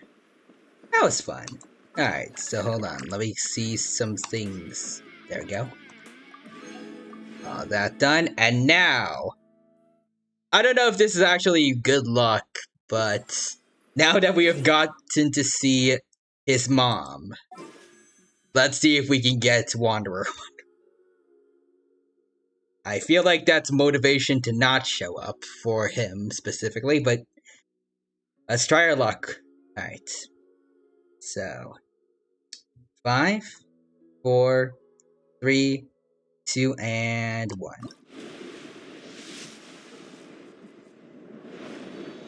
Alright, purple. Fair enough. I'll just skip. Oh, we got Layla. Okay. I like Layla. Alright, 5, 4, 3, 2, and 1. Okay, okay, we got gold, we got gold, we got gold. Okay. If I lose to 50-50, we giving up on Genshin for a while and we playing Wuthering Waves. Hear me, Hoyoverse. Farazan, you scared me there for a second, Farazan. John Rice's people of the stream give Tyrano his luck. Heck yeah. Make it a spirit bomb. Come on. I have been shafted twice from his banners. No, luck bomb. There's a difference. Okay. Come on. So nervous to click. Come on. Okay. Okay.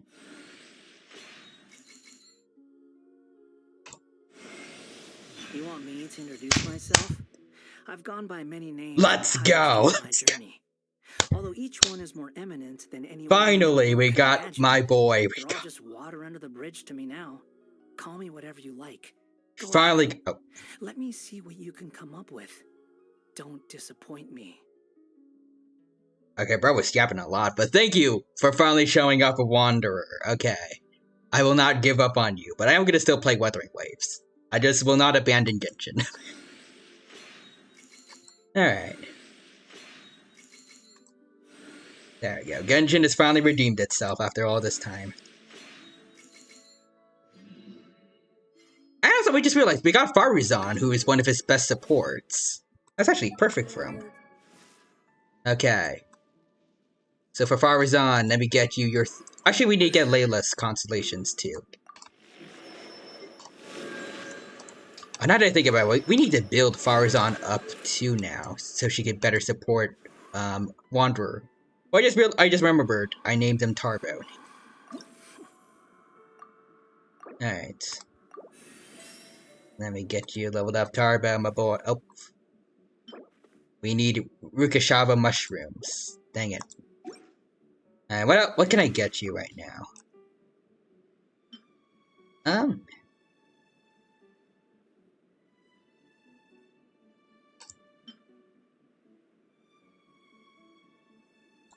I guess I'll give him this for now. Mapamare. And what are his recommended artifacts? Desert Pavilions. Oh, Animo Boost, of course. Or Shinamara I have plenty of Shinamara stuff.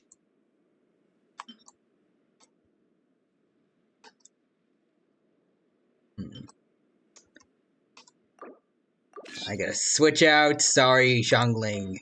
I barely use you though, so might as well give the stuff to the people that need it. Okay. Elemental Mast? No, he wants attack.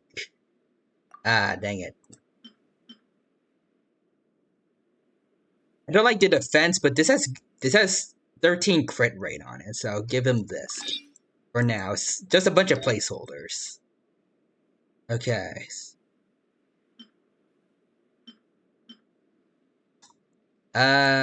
Sorry, official, but I don't use you either. So, boom. This is what he wants, right? Oh, he wants Animo damage bonus here. Do we have anything with... Is there anything locked with Animo bonus? I don't think there is. Nothing gold, at least. Okay, well, I guess we gotta stick to this then, for now. Alright.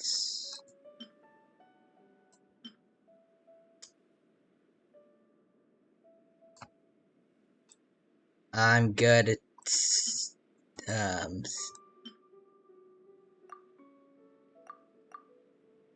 want crit damage, but I guess I'll take the crit rate one from Kaya, sure.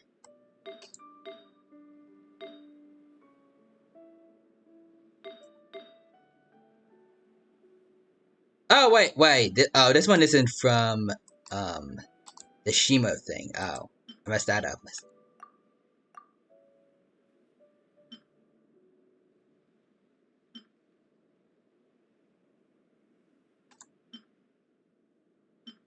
I could give him this then. That's better for him.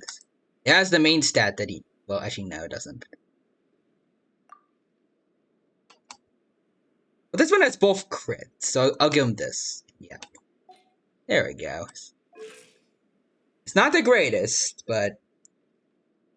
We're working on Tarbo. Let's go. Also, John White says, well, you got the luck. I sure did. Can I get more, though? Can I be greedy? I don't know if I really want to pull for anyone else right now, so...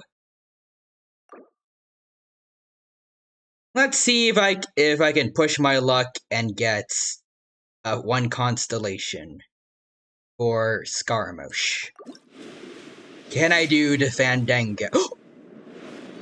A 5-star already? Okay. Please don't mess this up, come on. 5 stars back to back. Okay, Layla. Please be a good luck charm, Layla. Come on, please. If this works, I will never abandon Genshin ever. I'm abandoning Genshin at some point in the future. God damn it, catching. God damn it, catching.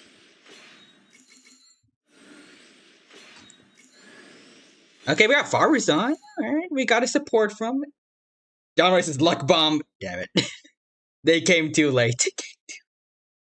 If it was back to back Scaramouches, that would have been beautiful, but...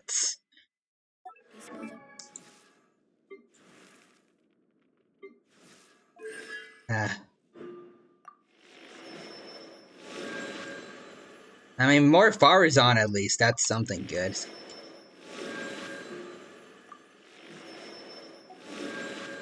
Can't believe I lost the 50-50. Just after finally Scaramouche redeeming himself here. Alright. Let's try this again. 5, 4, 3... Actually, first, John Rice says, it only works every once a blue moon. 5, 4, 3, 2, and 1. Can we get a gold star? No, purple. Okay.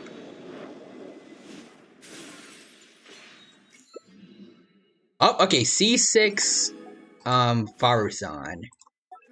That's what we need for, Scaramouche. From what I've heard. That's a good thing. You missed the 50-50. Hold that. I did. I tried to get Scaramouche, and I ended up getting another 5. I got a different 5-star.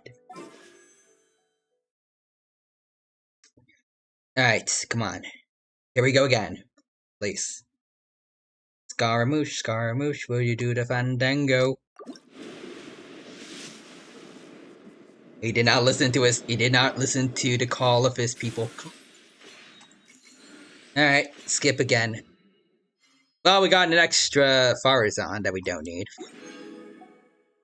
That'll get us more wishes later on. Thunderbolts and lightning, very, very frightening. Oh, there we go. Wait. So this means this should be guaranteed, right? Yes, there we go. Welcome back, Scaramouche. There we go.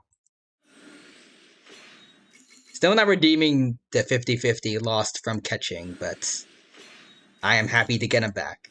Redemption for the first 2 reruns. Another Faruzan. Can we get a double? Can we get a double? Sacrificial bow is cool, I guess. I don't know if anyone I have is using it right now. Okay. We got a second of my boy. But it's been 3 banners that I've tried pulling on him, so... We've got redemption for the first 2 now. Can I get another one? Can I get it? I might be too greedy here, but I'm fine with that. Plus, I have a lot of stuff right now. I can buy some more fates later on. I won't be set too far back if there is someone in the distant future that I'll want. Especially since this banner has 20 more days to go. Alright, so here we go again. 5, 4, 3, 2, and 1.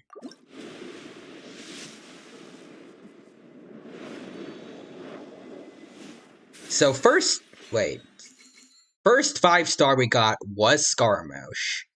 Like this run. And then the second one was a failed 50-50 and then guaranteed afterwards.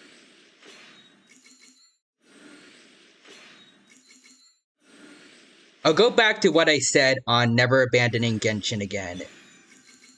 If this is a 1 50-50. Another Farazan again.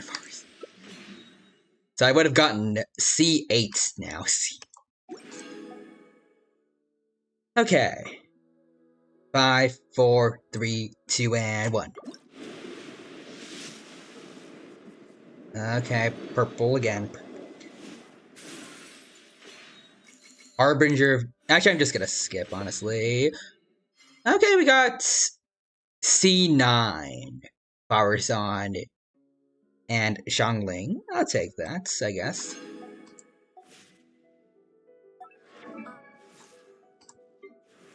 Again, I don't use her, but I mean, it's cool, I guess. Alright, so we got her to C5 now. Alright, come on. Scar Boy, you come back, please.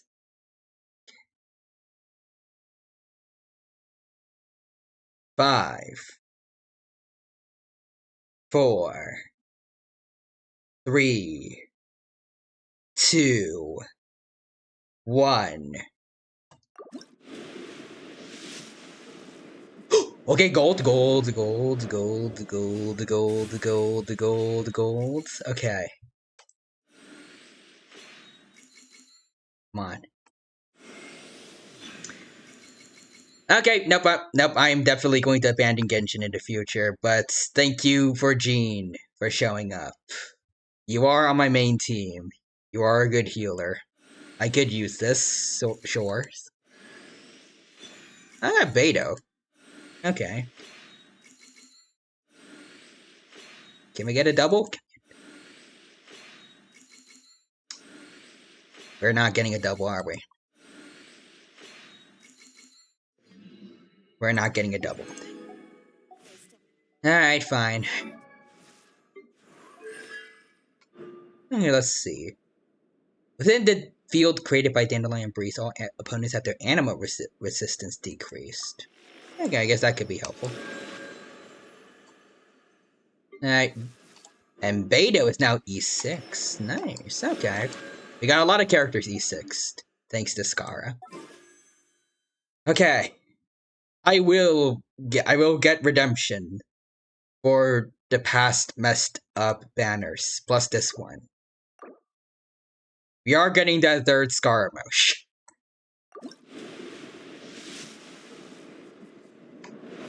Or at least I'll try.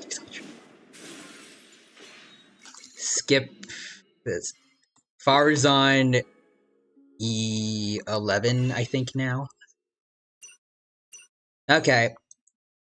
15 intertwined fates.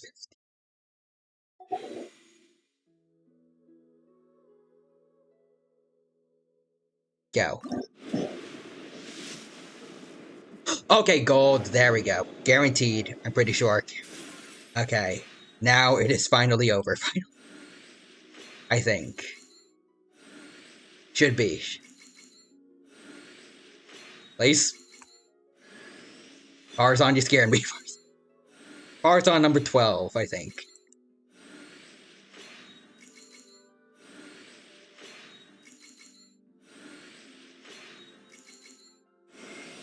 There we go. There's my boy. Awesome. Alright. Finally. It has been done. I can now rest and stare at the sunset of a grateful universe. Alright. Let's see. Are there anyone that needs... Nope. Just Scaramouche. Okay. Let's see. So what was your first one? When in the wind-favored state, attack speed is increased by 10%. Well, for these things. I don't know which they are. I'm guessing skill and ultimates, or maybe they're normals. Let's see. Increased by 10%. Additionally, the wind arrows fired by the passive talent, Gales of Reverie, will deal an additional 25% of his attack as damage. Ooh, okay.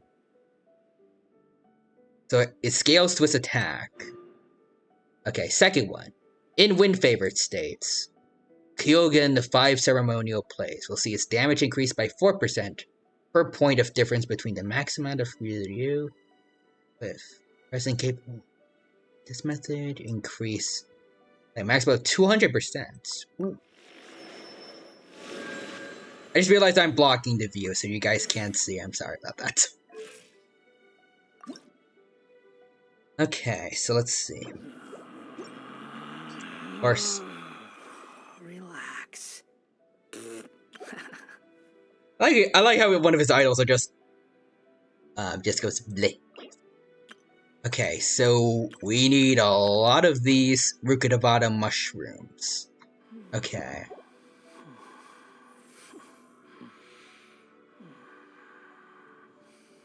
I remember gathering them for Nahida, I'm pretty sure, so.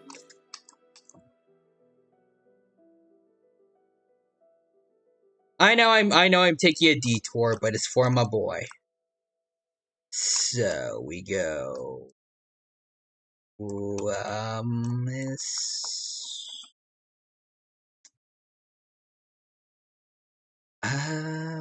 It's over here, I believe.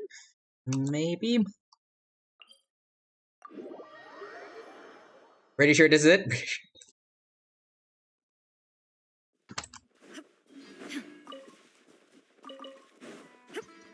Nah, I don't think that's it. Where was it?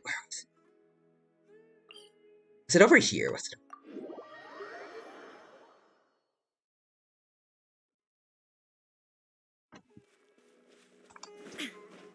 No.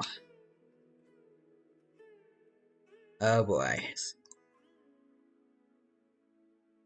Wait, whoa. I think it's over here. Wait. It's over here, I think. Hold on. Yep, it's okay, yeah, it's this place. This place with all the big blue mushrooms with grass on it. Grass on them. Okay, wait. They're underneath these things. Hey there. Rukakavasha mushrooms. Okay. Wait. Can I get seeds for them? There we go. Get the seed dispensary thing out.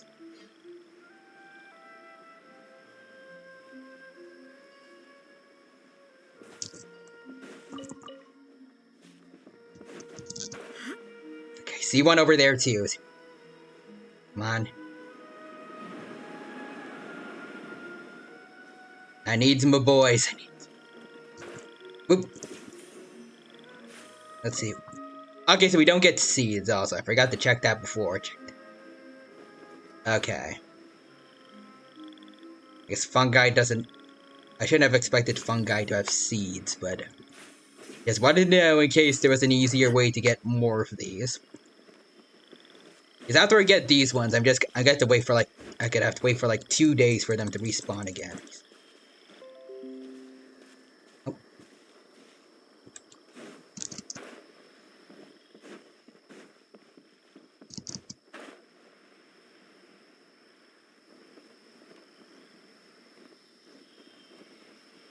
I forgot where the rest of them are. I did farming before, but I think I just mainly checked like the tree mushroom things. I don't have the whole like interactive map memorized. This should be enough to get him upgraded at least once, though. Yep, okay. Get him to 40. Attaboy. Okay, so we're also gonna need something from an Aeon Drake. Okay. I'll have to work on that later. Okay. But for now, I am happy. Alright. Let's see. So we wrapped that up. Next is one of these two story quests. We just got Scaramouche, so we'll check out another Harbinger. Let's see. Enable focused experience mode to avoid conflicts with other quests occupying locations or other characters.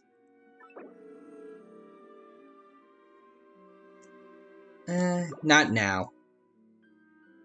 We're going to pause on. The child. Wait, they say the child that does not exist, or? I guess we're gonna go check out how Navi is doing. Hey, oh, hey, Lenny. Paimon. Oh, Paimon knows that voice. Over here. Hello, Lenny. It's been too long. Although we just recently saw you for last time for Chiori's thing. This appears to be quite the fated reunion. Running into you two out of the blue like this has really made my day. I certainly wasn't expecting it. You can say that again. What brings you to Poisson? Wait, Paimon's got it. You must be here for one of your magic shows, right? Actually, we've run into a bit of trouble on the home front. So Father arranged for us to stay in Poisson for the time being. What happened? Oh, are Lynette and Fremine here too? Yep, along with most of the other members of the House of the Hearth. You may have noticed Poisson seems a bit more crowded than usual. Huh. So you're saying nearly the entire organization has moved to Poisson? Sounds like you've run into way more than just a bit of trouble. What's really going on? Well... People not very happy with the Fatui, I'm guessing? Since the two of you are so curious, oh, hey, Arlecchino. Perhaps I can fill in the gaps. Paimon, you finna die.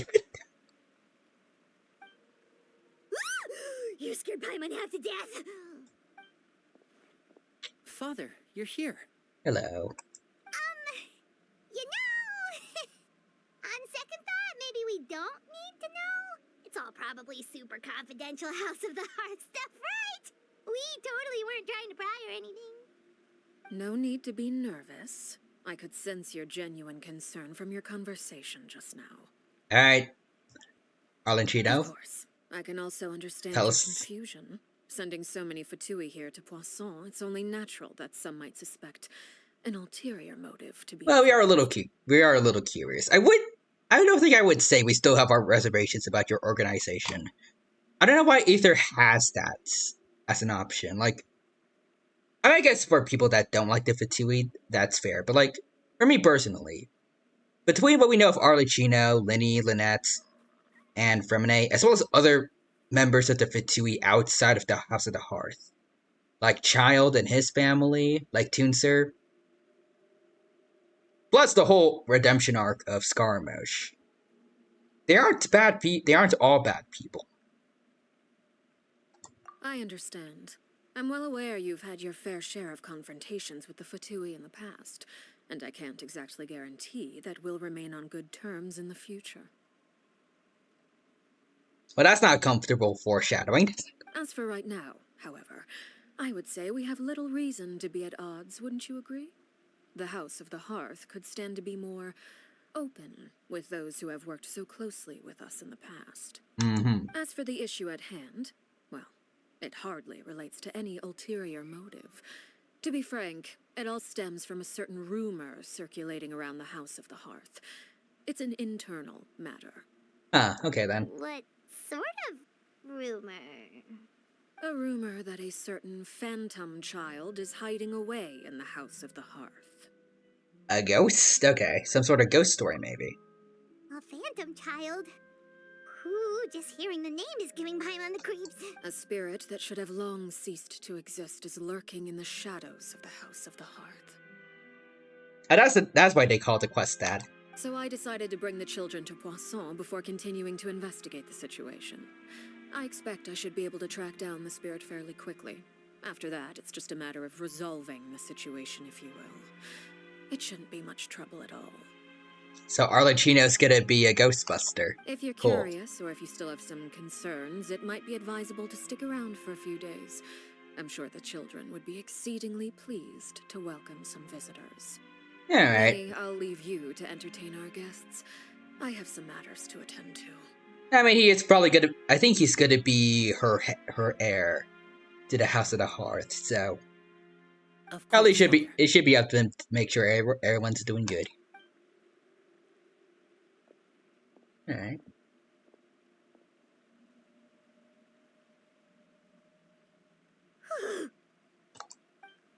Couldn't help but feel intimidated during that conversation with the knave. Now that she's gone, it feels like I can finally breathe again. Or can you? She also suggested that we stick around for a few days, but why? It has long been a dream of mine to invite you to our home and introduce you to my other siblings. Interesting, Lenny. Also, while we're before we continue, I want to know what's a good team for Wanderer. Now that I finally have my boy. Not best team necessarily, because I mean, considering all the primos I just used, I'm probably not going to be able to get any important 5-star allied. Well, any 5-star teammates. Or weapons or anything like that.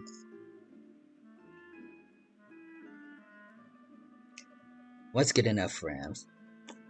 I do know what artifacts I need.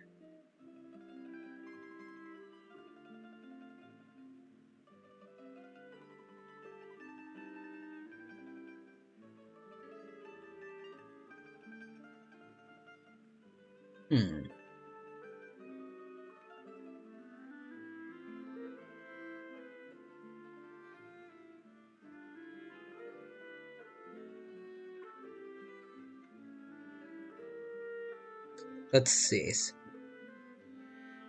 Oh, the wisdom. Oh, wait. No, that's for... I already have that on Nahida, so we can't use that. Thanks. Crit weapons are best for him. Oh, best free to play is Mappa Mare, so we have that for him.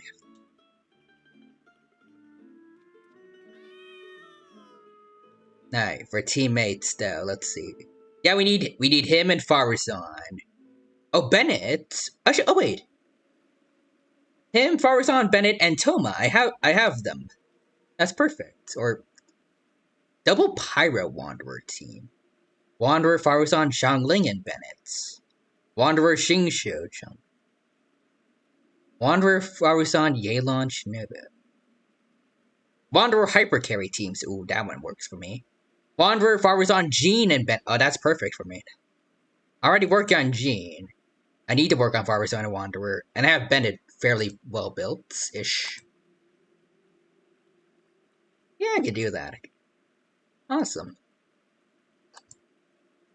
You're quite well known in the organization already. A lot of people have been talking about you, especially after everything with the prophecy. If you're willing, why don't you stay a while and have a little chat with us? Yeah, sure. Alright.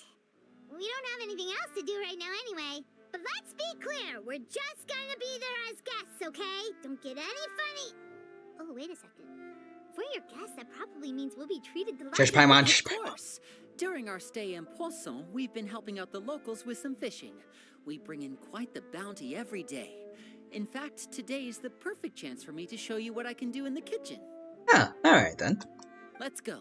I'll take you. And actually, Fremine is helping out a lot with the whole fishing thing since he's a professional diver. Alright. You know what? Before we get started, well, my boy Scaramouche. Let's see, I'm gonna keep this OG team. Keep this team. Want to keep, of course, wife hyper carry team. Still need to work on Yunjin for supporting Yoimiya. I think Xingqiu as well. But they are enough to help her out a lot in Spiral Abyss. Okay. So moving on. Skara, me boy. Where are you? Farazan, there we go. Jean. And the Universal Buffer Bennett. Better be important. Yeah, we need a lot of work with half of this team. Alright, but let's go. Skara, my boys. I suppose we'll replace this gadget since we don't need it right now.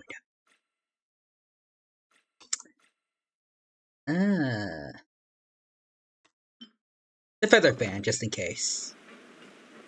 Alright, let's go. Skara. Let's let the Fatui get to work.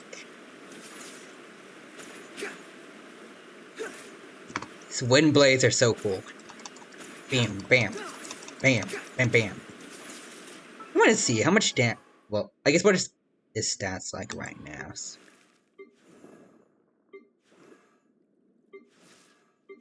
Oh, okay, he's got more attack than A already.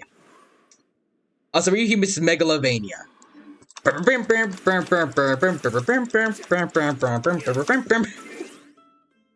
Anyways. Okay, so we have the map. Wait. We have the map of Mare, but what else can we give them? They said to recommend crit things. Okay, wait. Sacrificial fragments. Oh wait, we have the Wisdiff. We could give that to Skara, or are we supposed to give that to? I don't know.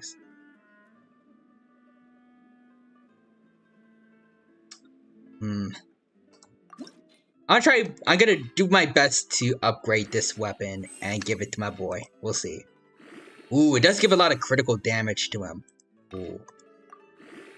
Also, Ryuhyu's brain rot activated. Heck yeah.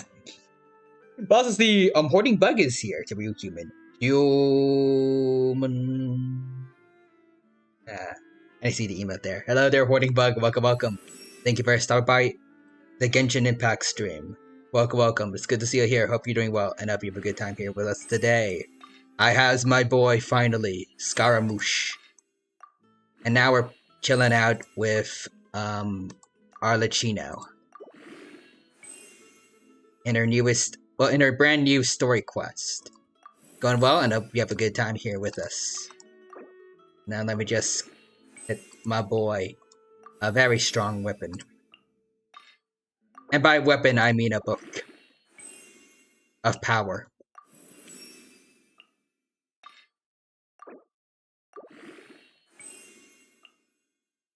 Okay, we need more things, but should I switch right now? Yeah, sure. I'll check with the map of Mare later and see how much they compare. I need to craft some things. Alright, Wanderer, let's see.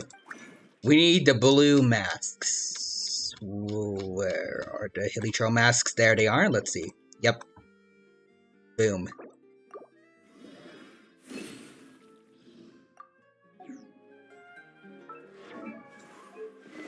So boost the weapon now.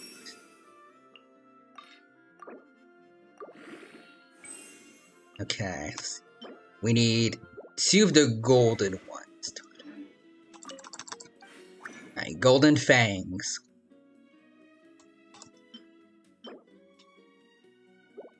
Can we get the purple fangs?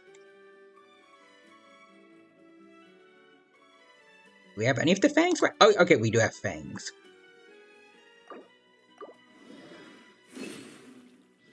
And we need 1 more, right? Yep, there we go. That's what we need for 2. Also, Ryuhyuman says, bug. Animated emote. And also, the quote Squidward. What's the Sigma?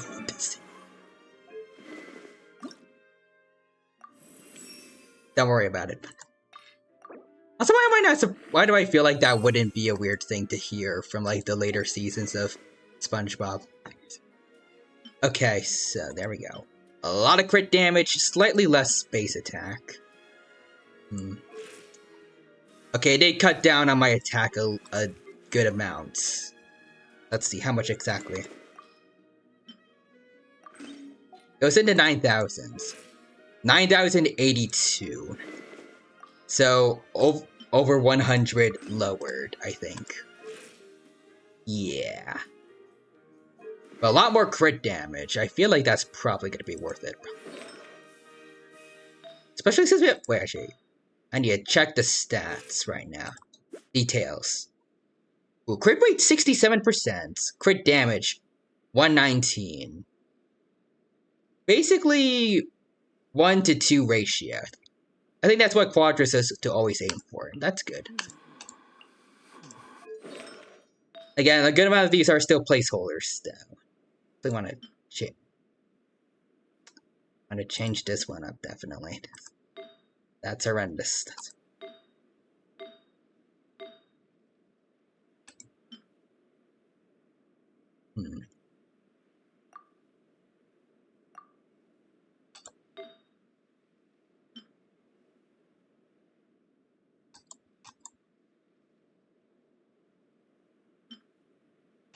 Let's see.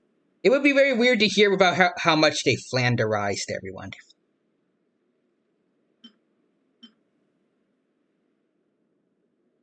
What do you mean by flanderized? Let's see. Nope, not those.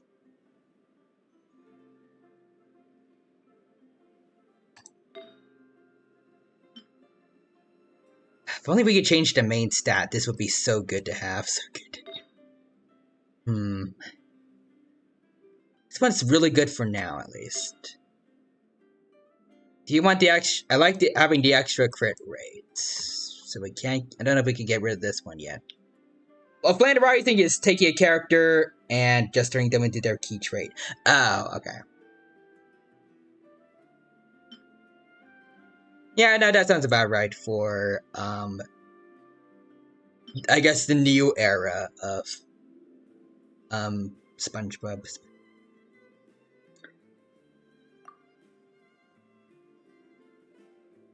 Okay, so slightly less attack again, but even more crit damage.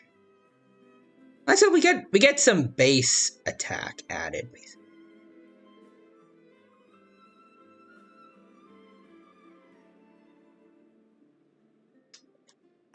Okay, let's see. What does this do for us? 856.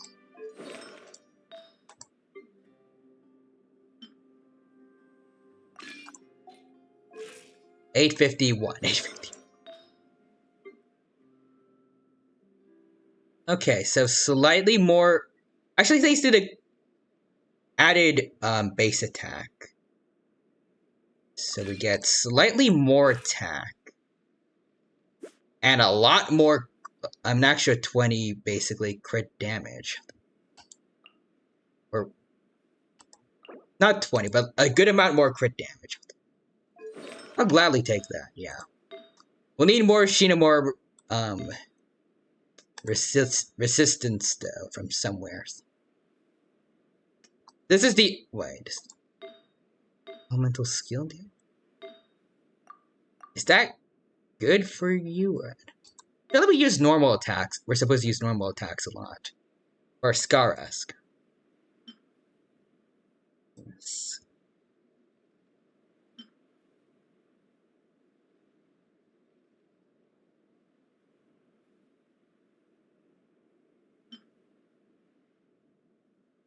Anyways, let's see. Dang it.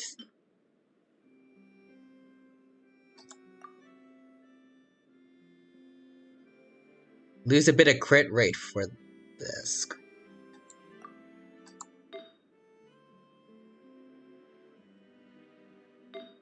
Let me see. So, when casting elemental skill, character has 15 more energy. more normal attack, I think, is good for us. At least for now.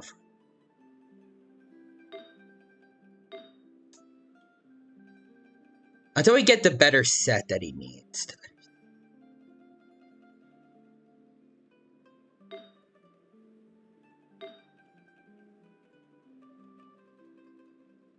I guess first, hold on. I guess I'll first see, okay, so no, that... His E skill is just him flying. So we don't... That's not gonna be helpful. That's not...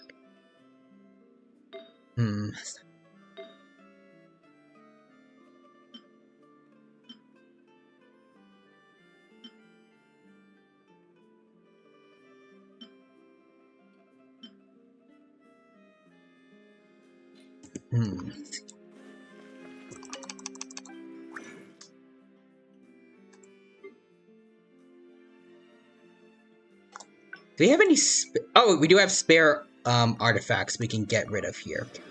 Sweet. Let's see. Gobbit HP. I don't think that's good.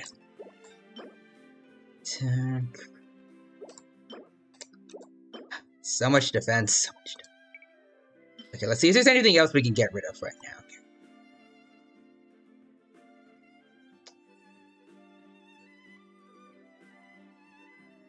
Maybe I want to keep that energy. It's 2 crits though, and nothing too bad. Same here.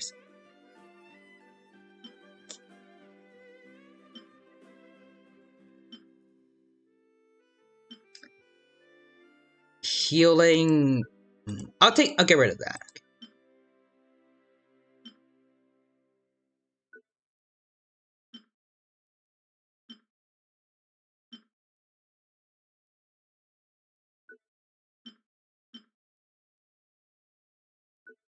Yeah, sure.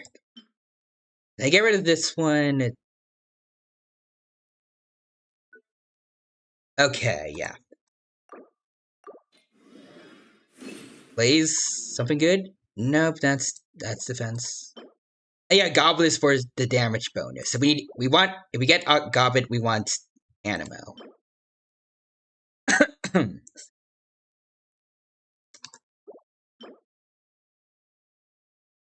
Ooh, a circuit. Both crits. There's a defense. So I'll risk it, I think. Sure.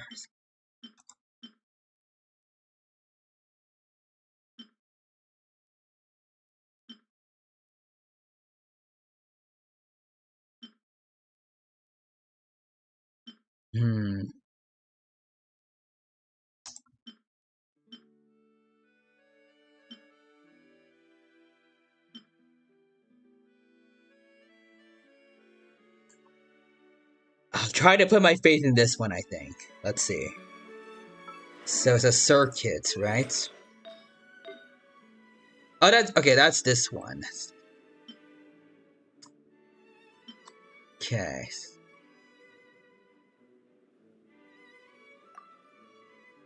It was recommended we get more crit damage for this. Please, just... No... Okay, crit, right, rolled into crit rate for the first one, okay. Keep doing that game. Come on.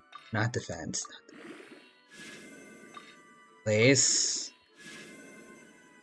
Alright, attack is fine. Okay, crit rates, yes. And it ended in HP, okay.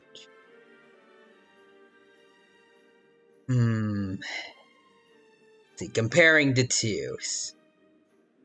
So, lowering attack as well. Yeah, I think I'll keep what we have for now then.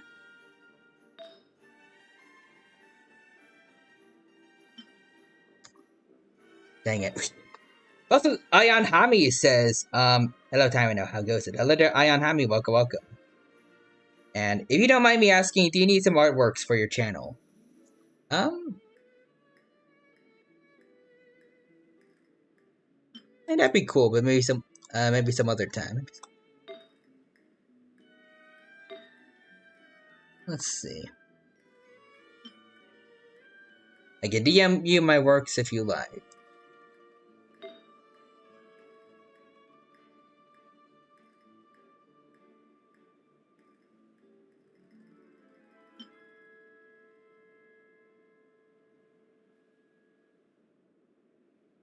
At Discord, I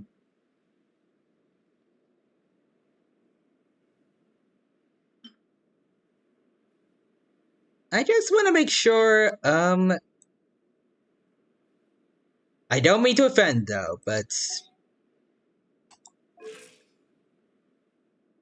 what you say does sound a lot like an art bot.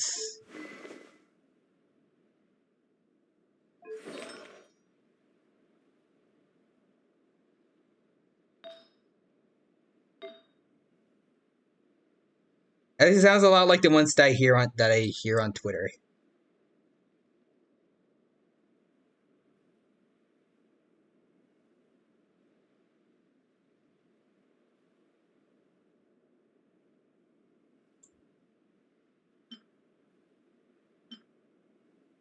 I mean, bot can't reply, right?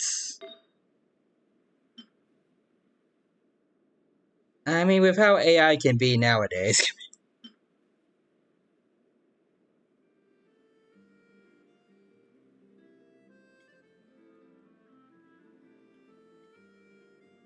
Also, Real Human says, just has the Among Us emote there.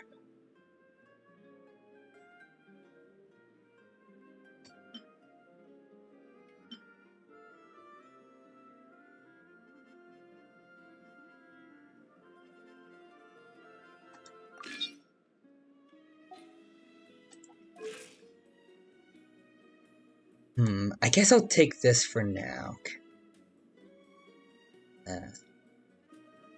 That was, Also, Ion just lol, by the way, send you a friend request. Okay, and Real Human, so you know what's human or AI game? Alright, also thank you for the follow.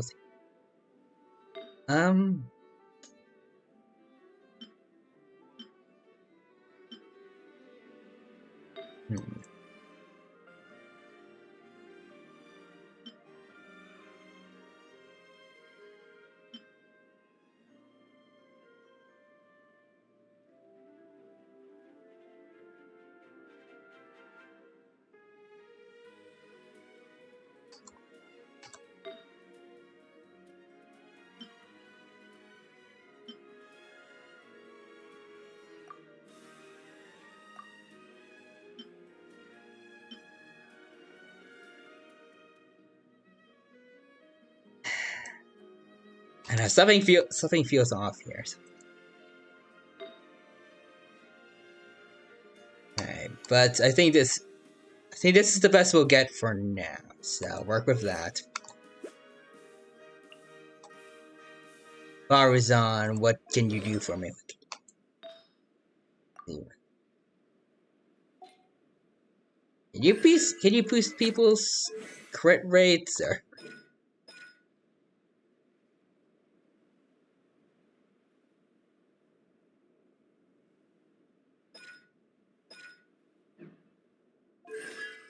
Also, Mrs. Human or AI game worries me because an AI acknowledged the existence of waffle fries. Oh no.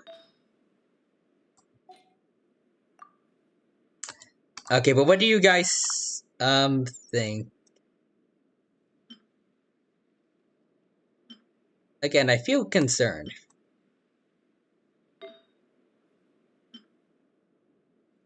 Let's see, so sub DPS.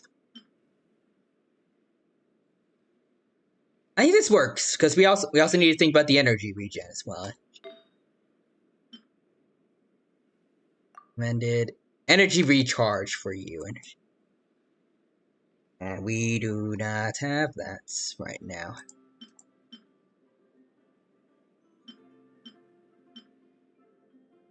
Dino, are you human or AI? I'm pretty sure I'm human, last I checked.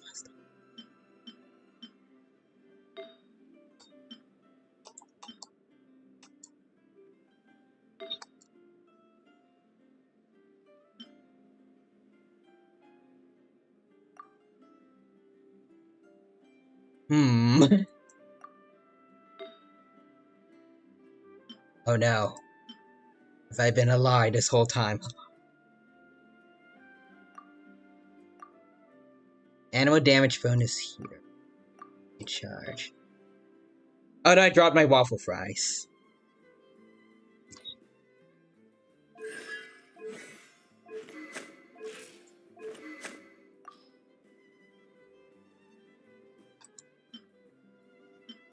Well, tough luck, man. Get some more.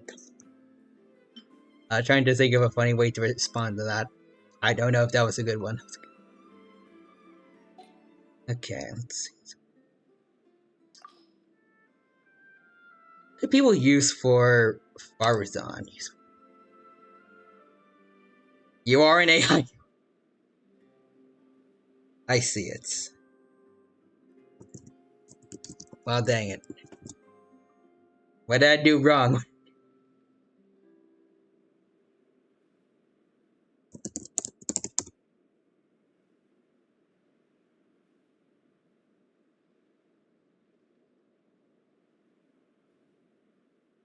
Oh, Favonius Warp. I think I have that. Okay, wait, here. This. Oh, Skyward Harp. Or Favonius Warbows. C6 supports.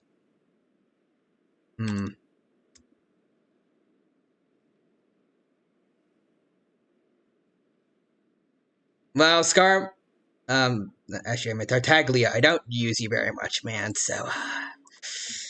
As much as I love you, I'm sorry. It's for Wanderers. Give her Skyward Harp. Tenacity of the Millilith, apparently. I thought people were giving her, yes, Emblem of Severed Fates. I need this other, alright then.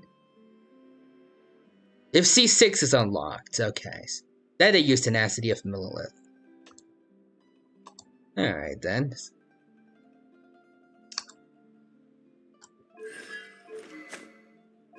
I'll have to figure all that nonsense out later.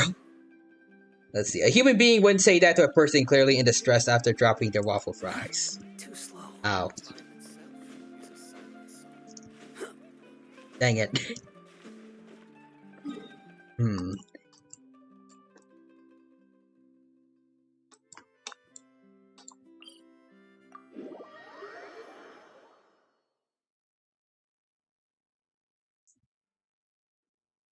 I shall now live the rest of my life knowing that I am an AI.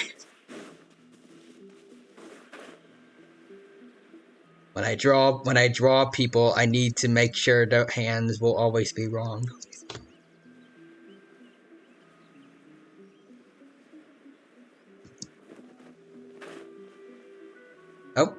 Oh, we got a thing. Hold on. Are there any mushrooms here that we need? It's nope.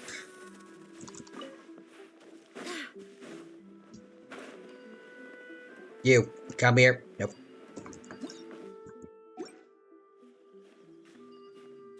Almost at a stand. We're good. Okay. Oh, I see one on the ground. How much do we need? How many do we need for you? Oh, wait, we also need to fight a boss, too. I forgot about that.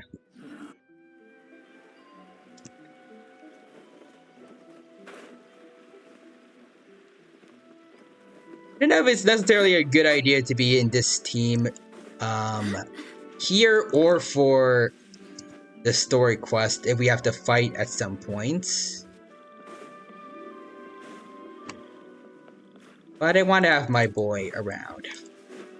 So I'll risk it. At least for now.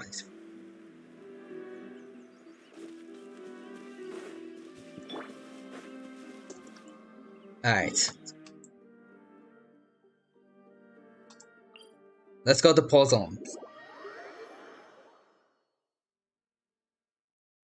Actually, we have enough resin.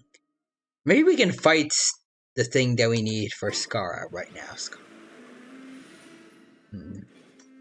We don't have much time. Well, and we do have time, but I don't want to waste time doing that. I can do it off stream. I want to watch the story with you guys, so.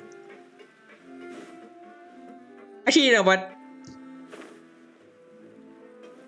Wait till my stamp gets fully up. Let's make our way over to the people with styles. Heck yeah. And then I guess we descend like that. I didn't know how to go down. From one of the locals to use as a temporary base. I'll come back later and tidy up a bit. After that, it should be all ready for you to stay in tonight. Okay, thank you, Lenny. Thanks. So, where are we off to now? Well, when I happened to run into you two earlier, I was actually in the middle of distributing some supplies. With this many people staying in Poisson, we have to bring in outside supplies every now and then. I should probably make sure the rest of these provisions get delivered. Otherwise, people might start to get antsy. Okay, we'll come with. There are all sorts of rumors about your organization floating around out there. Paimon's not sure if she could even take a wild guess as to what's true and what's not. But now that we finally have the chance to see a day in the life of the house, we can take a good look at how you operate. We can commit espionage. Well, you're more than welcome to come along. Just follow me. Alright. Oh, Lenny distribute supplies. So we go this way. Okay, so space to go up. Oh no. That uses too much.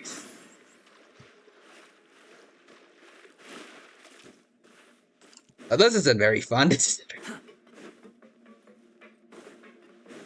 Okay. Let's do this again. The wind rises. Come on. Okay.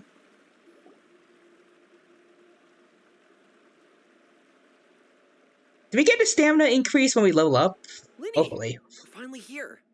The supplies. I'm assuming you've... Hello. Brought them with me? Yep, here you go. Hello? Something caught your eye? It's the Traveler in Paimon! Yeah. No way! Oh, those are kids from the House to Hearth, right? I think? Hurry! The Traveler and Paimon are here! Hi. One at a time, please. Don't crowd around them all at once. We don't want to scare off our guests now, do we? I mean, it's only... Actually, no, I was about to say 4, but that's 5 people now. Oh, it's alright! Gotta say, Paimon didn't realize we were this famous. How did you not realize, Paimon? We have saved 5 regions now. Of course! Father and Linny have told us so much about you. Father told us about how you helped Linny. According to her, you're a trustworthy friend. And as far as she's concerned, that's pretty much the highest compliment we've ever heard her give. As you can imagine, everyone's been very curious about you. Every human is top 20,000 cheesed. Okay, then. I heard the Traveler is so strong that he can move a mountain with his bare hands. I mean, if I go into Geo, I can try it. Maybe. I heard Paimon Leave that to Zhongli, though. that she can clean out the entire pantry at Hotel Tabor in just 3 days. That's the best thing you'll hear about Paimon, trust me, kid. That's the rumor you heard about Paimon? Oh, not cool at all. Mine's also a bit of a stretch. Let them power scale you a little bit too high, Traveler. Oh, wait. That's a compliment for a fictional character. Give them gifts and stuff, right? Oh, we don't need something like that. Besides, we don't have anything to give to you. Come on, we insist. I can give you some of my new potions. Just pick your poison. And by that, I mean medicine or actual poison. I I've got both. Interesting. Tell me more, child. How much chemical warfare have you created? Or maybe Shaplo can teach you guys about stealth. He's super good at it. He's never been caught. Ah, now that's not a bad idea. I know you usually prefer to fight head-on, but it never hurts to expand your bag of tricks, right? When it comes to eliminating your enemies, staying quiet can go a long way. Trust me, I would know. Yeah, right. These guys are they're all being raised to be Fatui, aren't they? So this makes sense. Anyways, real humans, just give Paimon the poison, please. Yes. I don't care if I get the poison or the medicine. Just make sure Paimon gets the poison. I was poisoned not too long ago. Oh, speaking of poisons. The after effects. So I'm not quite as good as I was before, but I can still give you some pointers. Did you hang out around that kid too much, or? Wait, when you said gifts, I didn't think you meant poison and stealth tactics. Can I get like a throwing star or like a poison dart? Or like a poison sword? That'd be sick. What stuff do you Fatui have? The best things we can give you. You don't like them? Ooh, how about this? Tell me the name of someone who really annoys you, and we'll teach him a lesson for you. Is this kid implying he does assassin work? The dangerous suggestions keep on coming one after the other. Alright, Fold, Selwar.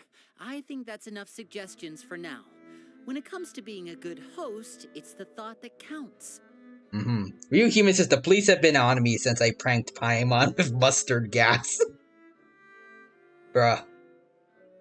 You don't need a physical gift to make our guests happy. In fact, pestering them with suggestion after suggestion might make them more annoyed than anything. I would say your enthusiasm has certainly gotten across. Also, I'm just saying, I mean, war crimes if they are done on Paimon. Really? We'll just let it slide. I'll turn a blind eye. As long as it's Paimon. Anyways. Awesome! It's been so long since we've had guests to play with.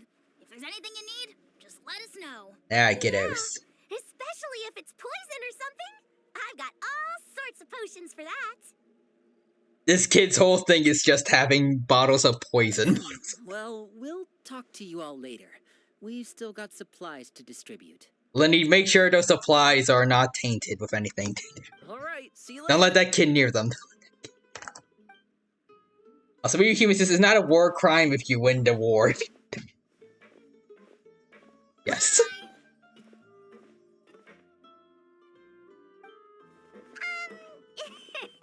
Lenny, about all that poison and stealth tactics talk just now. Scared you, did it? That kind of talk comes with being part of the House of the Hearth. I didn't remember Linny or Lynette or Fremine ever talking about this kind of stuff this time. When Foltz was really young, he strangled all of his family pets. Oh, what? Out of curiosity. He was labeled a dangerous problem child and was abandoned by his family. Yeah, I don't like that kid. Elwar has an unnatural obsession with potions. Father has forbidden her from trying all the different concoctions she comes up with, but she still tries to test them in secret. You really have to keep an eye on that one. I mean, no kidding, but honestly, I feel like I would dislike this one more. What did the pets do? Chaplot is around my age.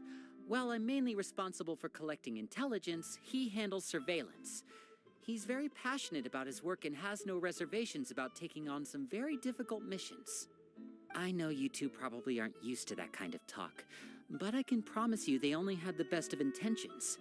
Things like stealth tactics and developing different poisons, they really mean a lot to them. They were just trying to share the best of what they could offer, that's all. But not the animal abuser kid. I don't like him anymore.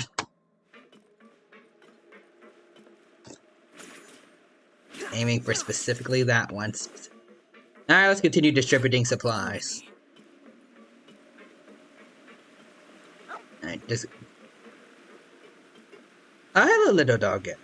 Stay away from that kid over there, alright? If he goes near you, let me know. I'll throw hands.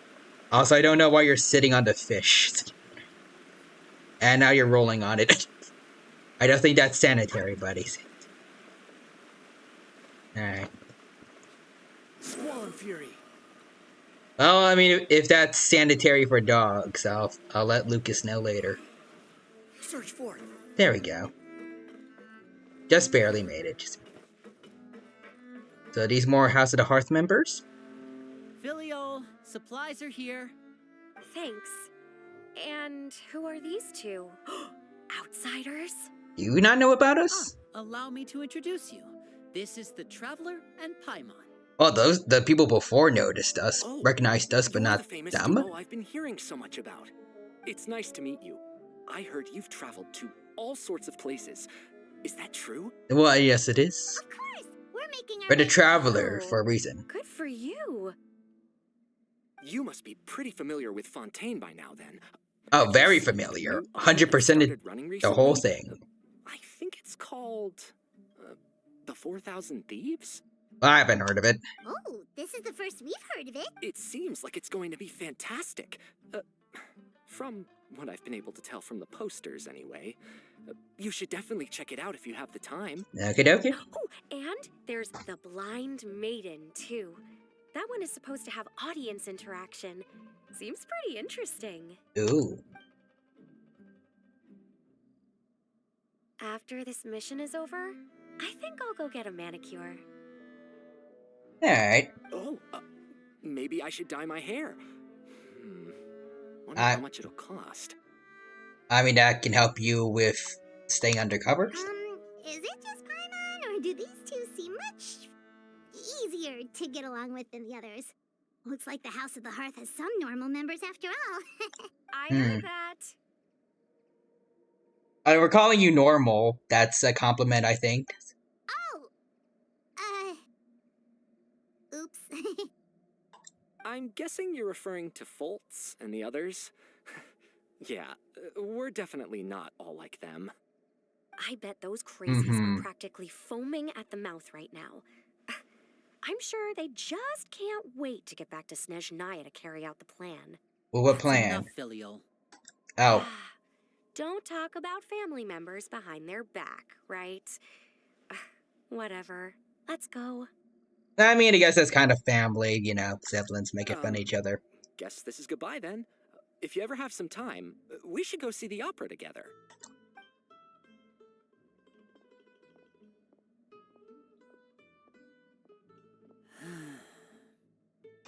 Well, that's it for the supplies. We should probably head back as well.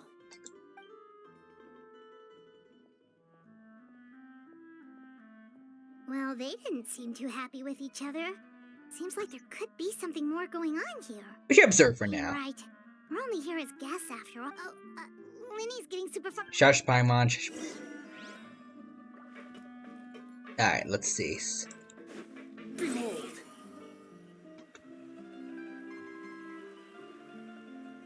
So how do I get... Yeah, I can't crit, or... Okay, let's do this. Just... I can't use control to go down. What do you think of the members you've met so far? There's personality to them. Well, Father is always encouraging us to be strong-willed and independent. So if there's one thing we've got, it's people who aren't afraid to speak their mind. Well, I should probably get cooking. Wanna join? Alright. Of course! Then let's head out and... Uh-huh? Oh, Feminine!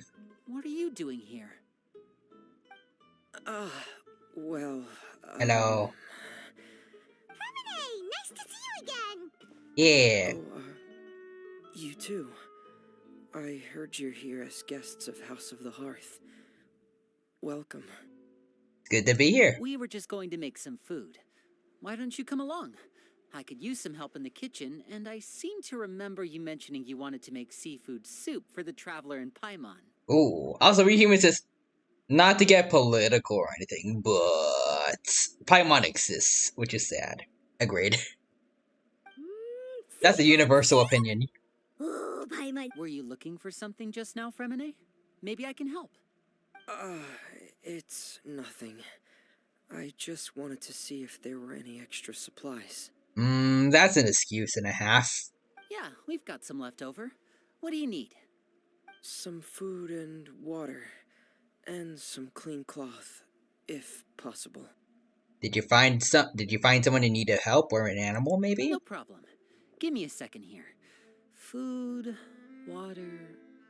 Wait a minute. What do you need all of those for? You're not on any missions as far as I'm aware, and you were just going to come eat with us. So what's this all about? Yeah, I figured. I thought I'd grab an extra portion because I get hungry at night. Could be because I'm growing, you know, and... Is it an animal or is it a person? Fremine, you remember what I told you? You're not like me. Your lying skills still need some work. Oh, okay, then. Tell me what's going on. Is it really bad enough that you have to keep it from your own brother? Maybe it'll be better if we gave them some space. It's not that big a deal, I think. This is the first time I've seen that kind of look on your face. It's a chandelier. Chandelier. I found a ghost-type Pokemon. A ghost.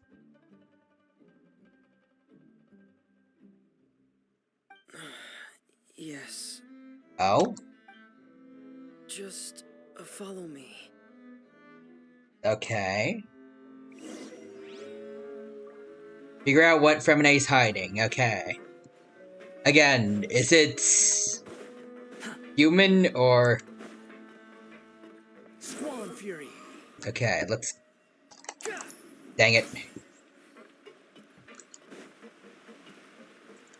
Quit following me.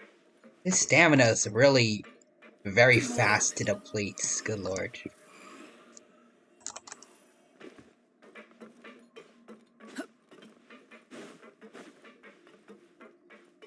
Kitty cats. Is that not it? Or... Oh, is it back here? Oh, it's a kid. Okay. Hello there, little one. Let's see. Or is it, maybe it's the Reapers. The Reaper's hiding in the child. She's actually a chest that we need to open. And then we can get more omnipotence orbs. You're back! Oh, and you've brought some friends with you this time. Hello. Hello, my name's Linny. I grew up in the House of the Hearth. And you are? Hi, Linny. I'm also a child of the House of the Hearth, just like you. Okay. Also, in humans is orb. You can call me Clairvy. Wait, I think I know this kid from somewhere. Clairvy? It's nice to meet you. Also, orb. It's a better reward than the Reaper gives you in 3. What does 3 give you? Does that name ring any bells, Linny? It does for me. I'm pretty sure she's in the Arlecchino animated trailer. No, not at all. That's not a name we have on our roster, I'm sure of it. What I'm not sure of, though, is how she managed to sneak in. She must be the phantom child Father's been searching for. Oh. From the looks of it, I'm guessing you were the one that found her, Fremine. You, haven't told Father, have you? No, I haven't told anyone. Oh. I've just been keeping her hidden. It gives you a bloody button? For what? What is it? Oh, it's just something you can sell for a lot of money. Oh, that's lame. For how long? About half a month now.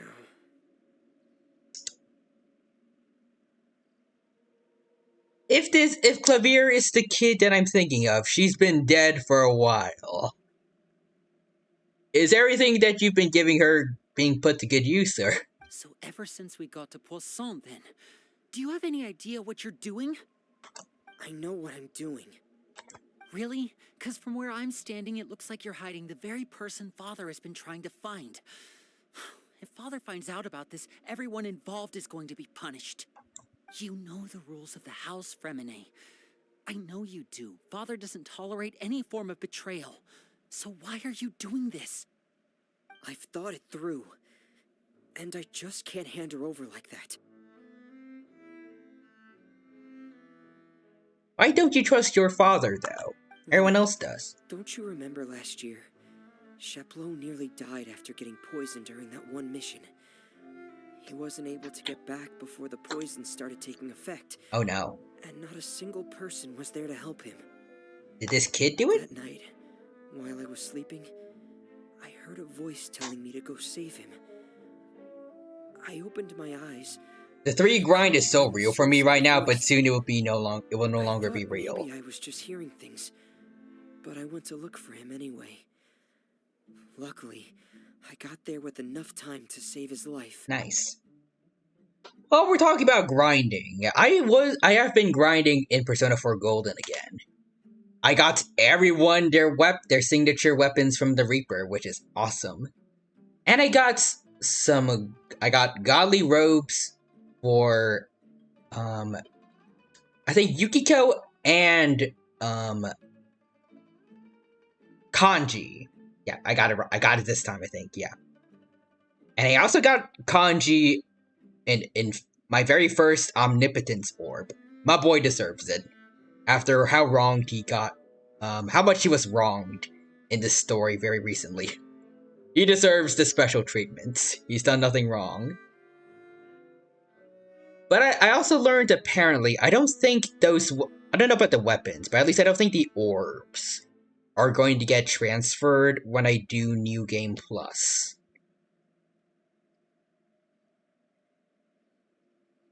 I mean, these weapons will still help me out a lot, like in my first run, but do you think, like, farming is going to be worth it, or?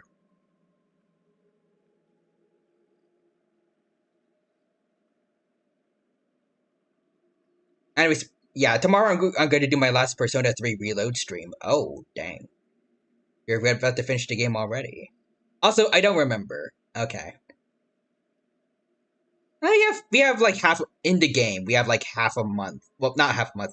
We have half a year, basically, in terms of story, right? So, and like of all the Persona 4 streams we've had so far, we've only done a couple months. So, if I get to farming, then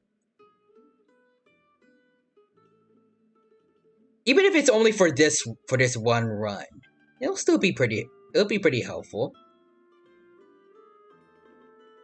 We'll get through a very long story, pretty easily, I'd assume. And then I'll just do it again for the other runs. Also, yes, I finished my stream today on the second to last day. Oh, nice. That feeling of being haunted, of hearing voices, it's happened many times in the House of the Hearth. I'm sure you've noticed. So what you're saying is, that was her? She was the one who spoke to you that night? Unless there are other spirits roaming around the House of the Hearth, I don't think there's any other possibility. If Clairvy were our enemy, it wouldn't matter whether she was a spirit or an actual child.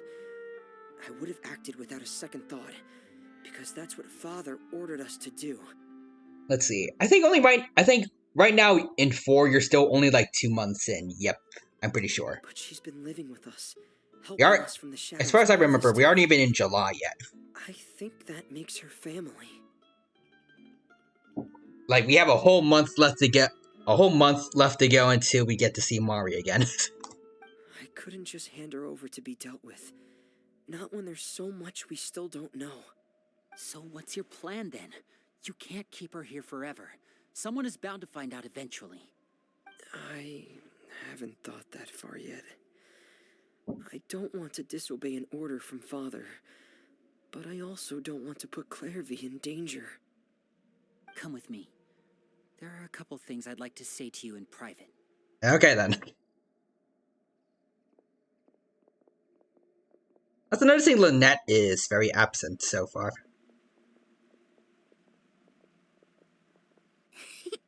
Those two sure care a lot about each other. Yeah. Well, they got a funny way of showing it. From where Paimon was Shush. No way. They have a really deep bond. I could tell right away, because I also have a friend like that. What's her name? Clavier? I just don't know how long that kind of bond can last. Okay. Pretty sure she's the kid from Arlecchino's animated shorts, I think. Darkness in the house runs deeper than you can imagine. No one can get out alive.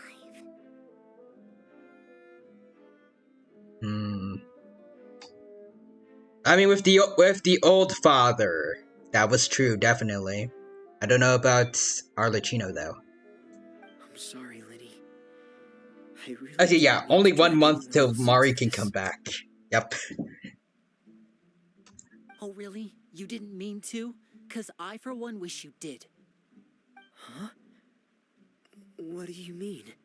You know, when we were younger, you didn't call me Linny. You called me brother, just like Lynette. But we got closer, right? We grew up together, the three of us. We were all orphans, all rescued by father. Of all the siblings in the House of the Hearth, I think our bond was the closest.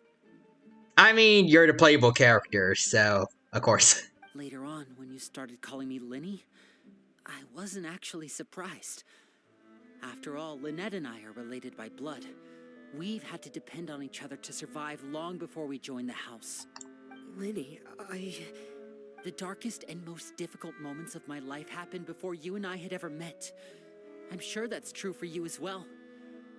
Even so, Fremine, we've stood by each other for all these years now, and to me, that means more than blood. You and Lynette are the most important people in my life. No one can replace you. So I won't let you face anything alone. Not if I can help it. Oh, looks like things are getting kind of heated between But they're Lily and not. Fremine. You're getting calm Maybe there. we should go check on them. Okay, sure. Paimon, that's... Oh, you don't have siblings, so you don't know. I should put my clothes away.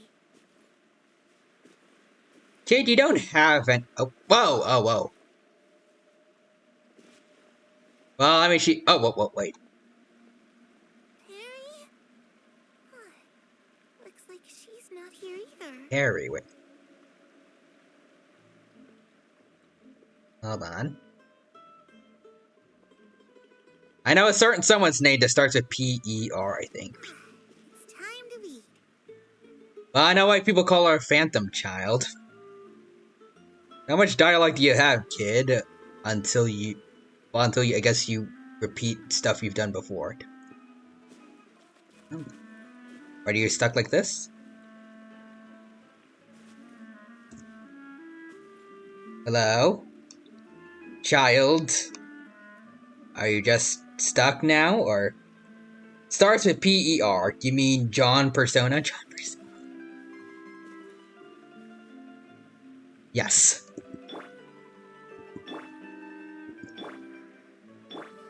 You want to see something real quick? How tall is she compared to Nahida? Oh, Nahida is shorter. Dang. Slightly. Wow.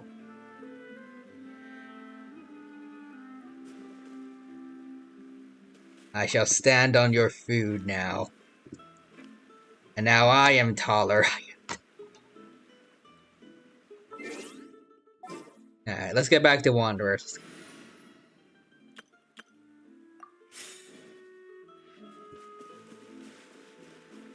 What's going on with you two? Hey, you two! Hope we aren't interrupting. Oh, Nope. Wait a minute, Fremine. You're not crying, are you? Is everything alright? Happy tears? Everything's fine.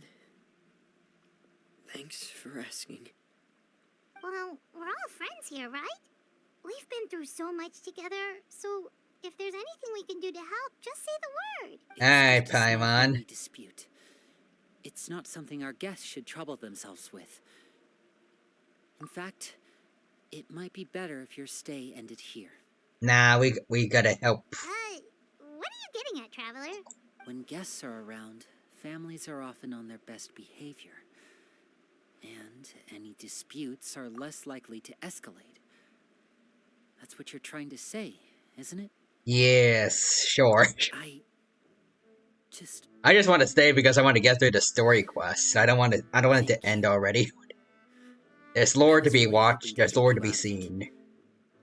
But even if I could think of some other reason to turn you away, I'm not sure I could convince you. I know things could turn dangerous, so I promise you this. From now on, I'll protect you like my life depends on it. That's Lenny for you. Me too. Well, back to the matter at hand then. If we don't plan on handing Clairvy over to Father, then our only other option is to solve the mystery of her identity before Father is able to track her down. That means finding out where she came from and what she's doing here. Then we can send her on her merry way and pretend like none of this ever happened. Okay. We're gonna get found out eventually. And? And nothing. I tried taking her somewhere really far away, but after some time, she just reappeared. Well, I mean, I saw her disappear and reappear myself, so... She even came with us all the way to Poisson. It seems like wherever the house is, she follows. Huh. I don't know much about spirits. Do you two have any ideas? Let's see here. Paimon remembers hearing something like, if you fulfill a spirit's last wish before they die, they'll... Josh. Oh, it's just that Paimon doesn't really remember where she heard... Well, sounds like it's worth a shot. Guess that means we should go ask her about her wish. But first, Fremine, I need you to promise me something. What is it? I need you to promise me that this will stay between the two of us. We're the masterminds behind this whole thing. No one else gets involved. Can you do that for me? Alright. Also, you even said, but Paimon doesn't remember hearing... Shut up. Silence, Paimon. Of course. Your speaking privileges have been revoked. All right. Then let's seal the promise just like when we were kids. Fist bump on 3. Okay. Ready? 1, 2, 3. And... I swear. Oh, hey, there's a third person here. Hey, Lynette.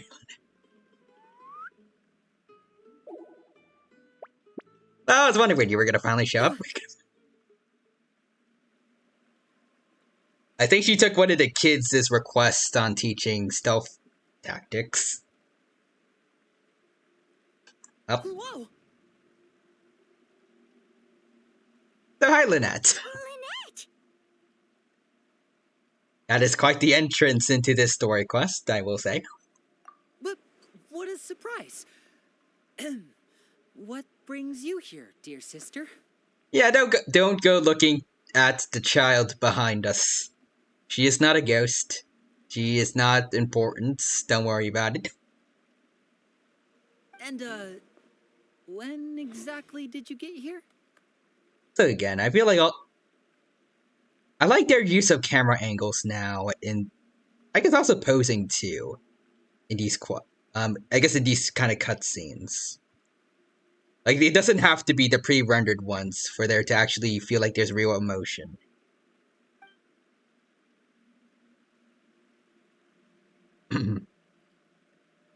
You're an idiot, brother. Perhaps. And you too, Fremine. Okay. Fair enough. Fair enough. You 3, Traveler. And you 4, Paimon. I didn't do anything. I've just been standing here, Lynette. I might agree with Paimon, but like cut me out of there. I've just been chilling. Wait, what did we do? And we're helping her hide. We're helping the others hide the child. So I've seen Clairvy around the House of the Hearth before. Oh. I hadn't seen her in Poisson, so I figured she must not have come with us. But it turns out you were just hiding her. Does that have something to do with that thing where people think pet animals like cats can see ghosts, or? Well, some of you humans is, haha, I have tricked the dino into reading this. Oh, well, you did. Dang it. I heard you talking about your plan. Rather than steering clear of the situation, I'd rather fully join in. Well, those two, I guess, like, Linny was like, nah, you ain't doing this by yourself. So, I guess it makes sense Lynette wants to also join in. If they're gonna do something dumb, they'll do it together. If you don't agree, I'll have no choice but to report everything back to Father. Simple as that. Okay, blackmail. Fair enough. You're not giving us much wiggle room here, Lynette. Well, I guess we're all in this together then. After we talk to Clairvy, we'll figure out our next move. Well, that's one way to get the gang together. Every human says Lucas is looking at you at night saying, I see dead people. I ate them. There's no time to lose. Let's go.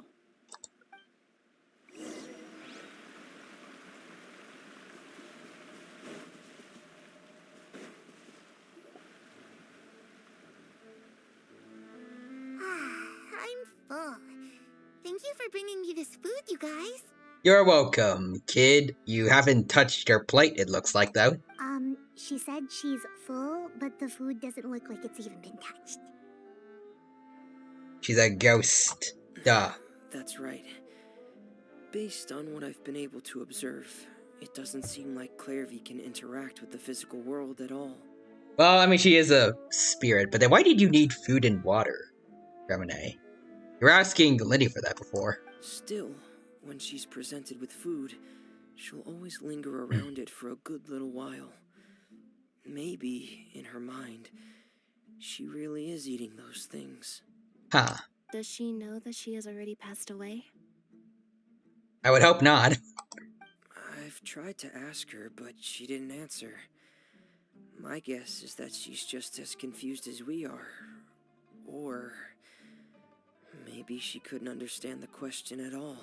Clairvy, if you've got some time, I'd like to ask you a few questions.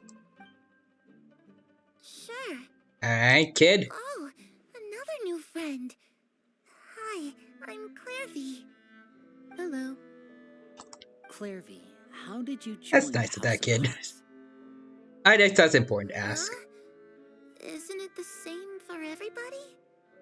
Not quite. The knave brings you here and then you can't leave.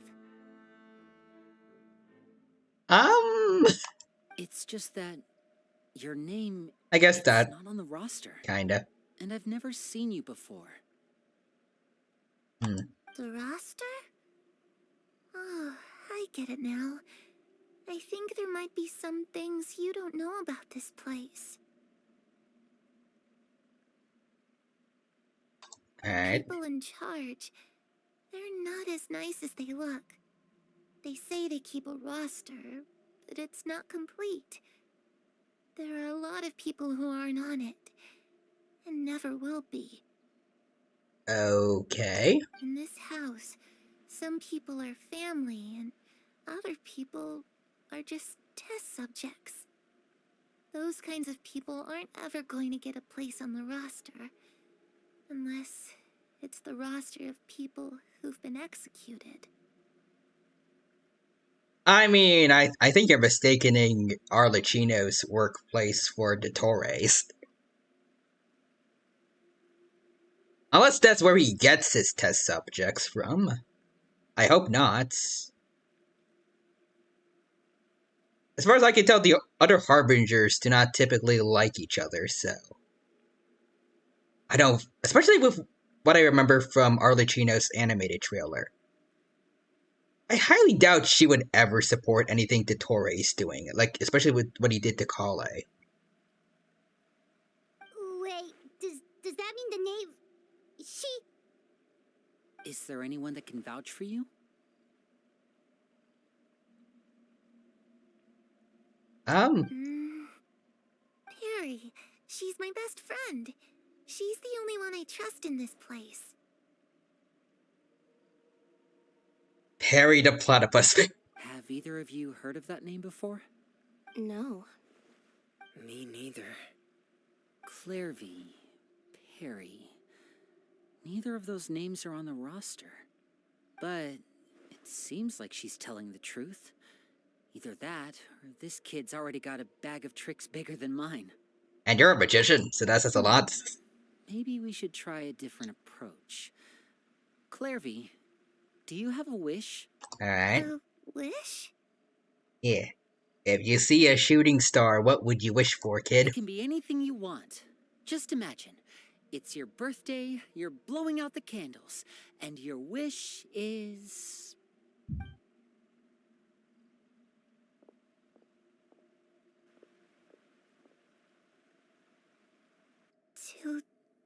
To go outside. I mean, we can do that easy peasy. Let's go. Where the sun can find me. Oh. Okay then. Also, you humans is... yes. Yes. Perry the Platypus. You've fallen into my trap. The Fortnite Dancinator. Phineas and Ferb was made recently. Nah, I don't know about that. Really, Dan Poppemeier is the guy to work on, like, more, I guess, timeless jokes. Would be funny, though. Also, Real Humans is Clairvy definitely isn't a gamer. True. She wants to go outside and see sunlight. That sounds easy enough. The darkness in the house runs deeper than you can imagine. Oh, she's talking about metaphorical light.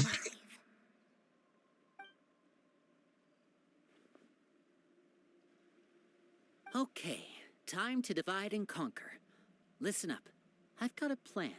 I'll try and find a way to use basic illusory magic to take Clairvy outside and bring her somewhere with sunlight. Okay. Lynette, try and find the list of executions that Clairvy was talking about, and see if her name is on it. Isn't that, like, you're gonna have to, like, sneak into your own place? Fremine, you stay in Poisson. We can't be the only ones who've had run-ins with Clairvy. I need you to collect intel on everything she's said and done. Okay, that might be sus, though. Like, if Arlecchino hears word that you're looking into some kid named Clairvy. Understood. I'll try my best. Okay. What about us? What should we do? I really appreciate your willingness to help, but this is a family matter. I don't want to drag you in too deep. It's too risky. I want to help, though. Since Father considers you to be guests, maybe you could stick by her side for a little while. I guess that could work. You don't need to do anything except keep up some nice, casual conversation. Ah, Paimon gets it. You want us to distract her. How should we contact you? I'll give you a magic bird. If Father suspects something, all you need to do is release it when she's not looking, and it'll alert me that something's wrong. Okay, then. Of course, that's only as a last resort. If Father doesn't seem to notice us, there's no need to make contact. We'll reconvene here tonight after all's said and done. Okay, but like, what if she figured out something was up and then knocked us out before we could release the bird? This doesn't feel like an effective strategy. If the worst case scenario happens and we're discovered, just tell Father everything. We're not going to let our guests get punished for our own actions. That's where we draw the line. Alright, be careful, Winnie. You too. Okay, this is where we part. Father should be at the beach nearby. Okay. We got this. I really hope this goes well. No, it has to go well. That's the only way this can get resolved. Well, without us possibly dying. Child who doesn't exist. Sea breeze rendezvous. To the sea to look for the knave. Well, one Fatui to another. Let's go say hi. I guess Garmosh isn't Fatui anymore, but oh well. The wind rises. And I'm not really using child anymore, so. Alright, let's fly on over. Oh boy, I'm about. Okay, let's land. Alright. Too slow. My forehead is too powerful to be left alive. Quit following me. Oh.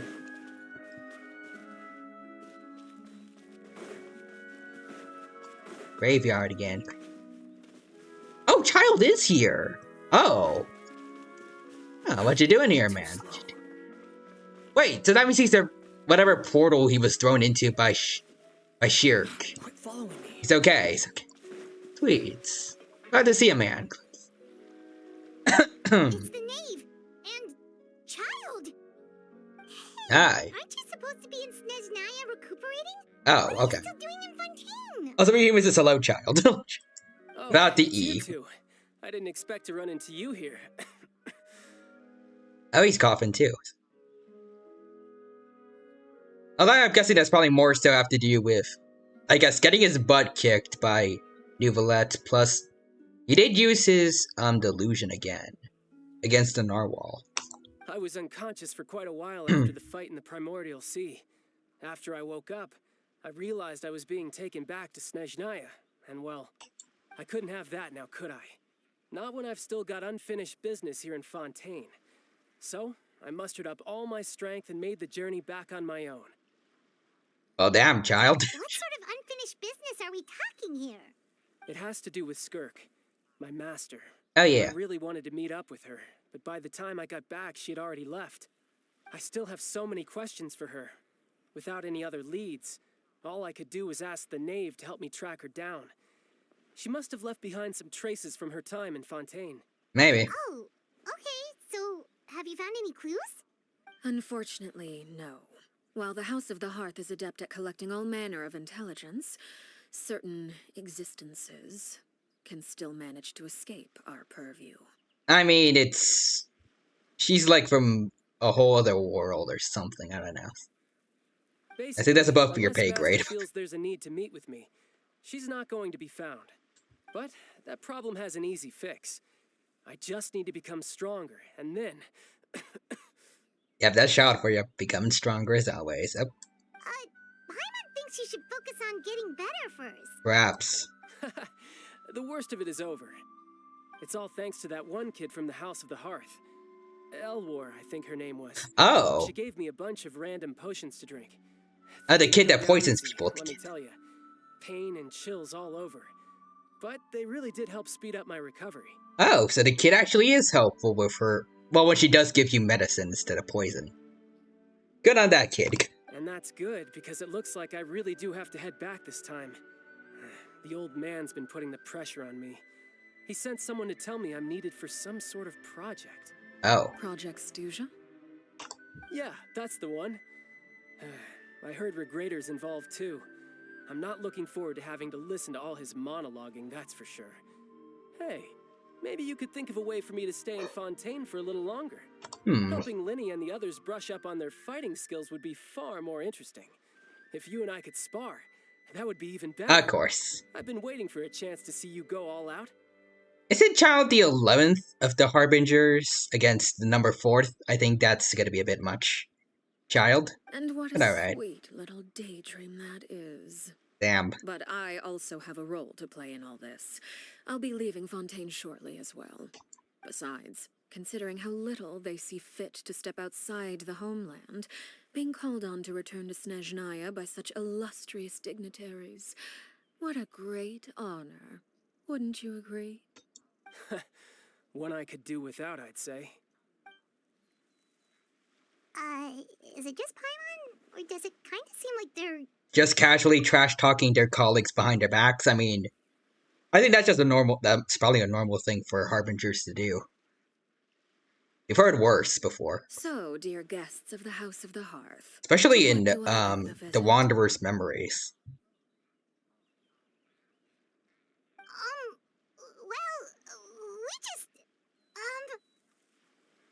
Like, I remember him and Signora had very choice words to say to each other. Right!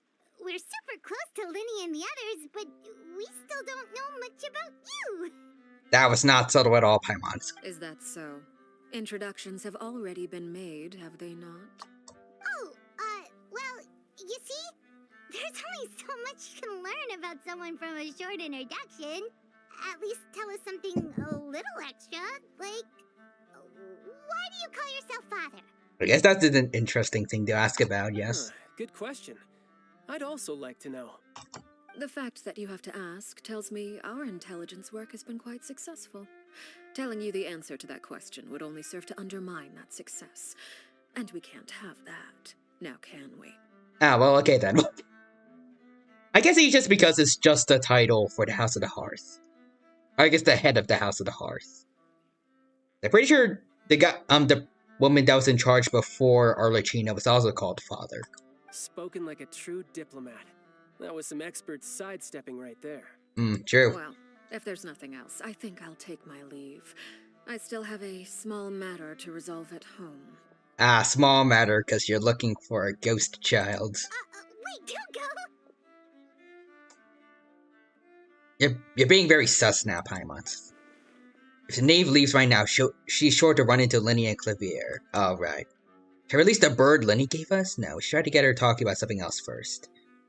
About the House of the Hearth, what does the organization mean to you? I'd also like to hear the answer to this. Alright. I've met some of the members of your organization, and they all seemed like really good kids.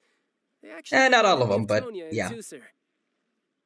Nah, Toonser is way better than that one kid that apparently strangled his pets. Like, F that kid. Toonser's a good boy. I don't know about Tonya, though. We've only heard about her through, like, I guess, in passing from child. Also, for you humans, it's a ghost child. That means I can catch it in this tiny ball. Yes. Catch the child.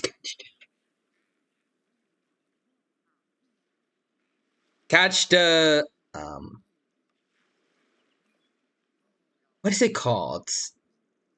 Stumped, I think? Phantom Stumped?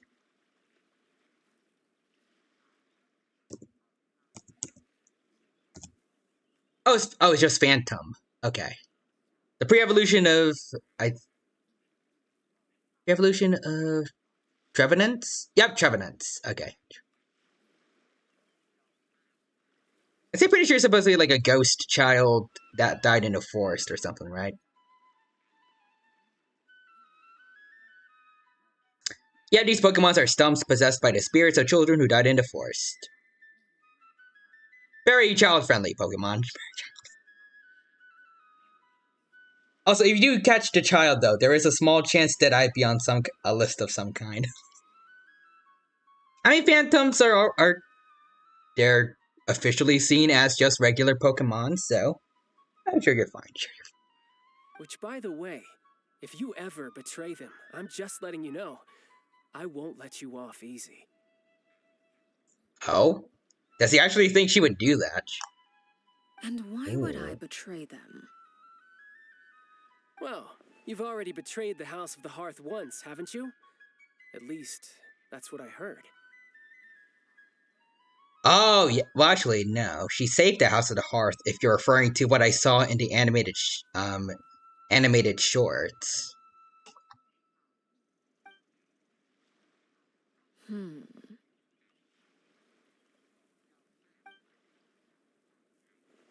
Okay, I admit. That's just what the old man told me. The rooster, I mean. The knave betrayed the House of the Hearth. Does that mean what Clavier said was true? Does the knave really treat our children like test subjects? Nope, not her. While we're on that subject, I want to say, I feel like the animated short for Arlecchino, I don't know if it came out after or before, actually, when this, story quest came out. I'm not sure. It could have come out after it, as far as I know. But I guess in retrospect, at least, it was not, I don't know if it was or not, but it was not good to watch the animated short before, the story quest. Because I feel like I already have the context, and it kind of messes up this part of the story. We know for certain that Arlecchino actually, like, this isn't her. Wait, did you really do something bad to those kids? Never mind what I've done. I'm more curious as to what the mighty rooster had to say. Care to enlighten me? I mean, to be fair, you also have your choice words for Mr. Rooster. Well, you said you had a lot of things to say to a lot of the other Harbingers during the animated thing for, I guess, Ignora's funerals. Ah, well, nothing much. Child was Just there. some stuff about you taking out many other members of the House of the Hearth, and even going so far to attack your own family.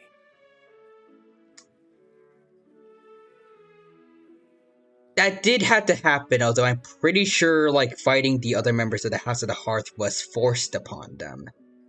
And attacking own family... There was a good reason for that. Anyways, I love how just how many Pokemon have committed war crimes, according to their Pokedex entries. Yep. It makes me think, how legit are the Pokedex entries at this point?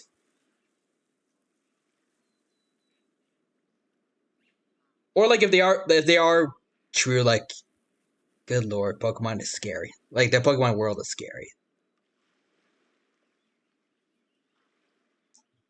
I think there are some things that have been, like, retconned, or just don't make any sense in the Pokedex. Like, I think Umbreon can spray acid or something. Even though it's not... I think because it was supposed to originally be a poison type, but then it became dark type. And then... I guess Pokemon sizes, according to the Pokedex, is also weird for a lot of them.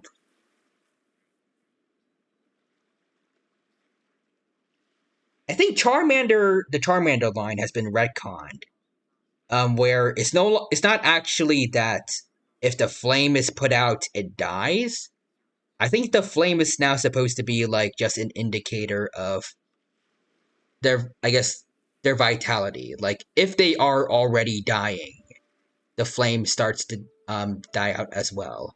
But if they're full of life and healthy, then the flame is burning bright. I think.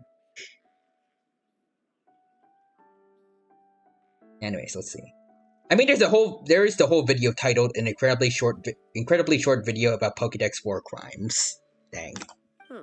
Based on your reaction, I'm guessing it's all a bunch of lies. Hardly. I don't appreciate his particular turns of phrase, but I suppose he didn't say anything untrue. You're really, you're kind of you're kind of criminalizing yourself there, Knave. Is that the word? I don't know. Although, it would be more accurate to say that there is a certain level of prejudice involved, but True. I don't intend to clear that up just yet. Prejudice has a funny way of concealing the real truth behind certain things, an attribute that I find to be quite advantageous. Okay. So you rather people think this is what you did than what you actually did. Okay. Call yourself a Fontanian, for example, and people will assume all sorts of things, when the real truth is that this is simply the land where I was raised. Huh? You're not actually from Fontaine? But then why did you try to help out with the prophecy and everything? I was trying to protect the children born in Fontaine. Claiming that I myself was a Fontanian simply made it easier to operate. Oh. People would hardly suspect a fellow Fontanian of having any ulterior motives. Who wouldn't want to save their homeland after all? Fair enough. The primordial sea wouldn't have any effect on me, but it would have caused great harm to the House of the Hearth. Well, you wanted extra information, didn't you? There you go. I hope that satisfied your curiosity. I mean, a little. So much for learning anything else about her betrayal. She only revealed that other secret in order to change the subject. Seems like she's trying to avoid talking about her past. Which makes sense when you're going to find out, Traveler, probably. So, you stayed in Fontaine for the kids. I guess I was wrong to believe you'd betray them. Apologies. Looks like I was holding on to some prejudices myself. Fair enough. Good. Like I said, I like it when others have misconceptions of me. Alright. Actually, while I was recuperating at the House of the Hearth, there was something else that really caught my attention. I heard that members always resolve disputes and arguments with a friendly spar, and the loser has to back down. Seems pretty cool if you ask me. Would also give them plenty of opportunities to hone their skills. You would think that, child. Well, that's only a recent development. In the past, such spars weren't nearly so friendly. The losing party would lose everything, including their life. Yep.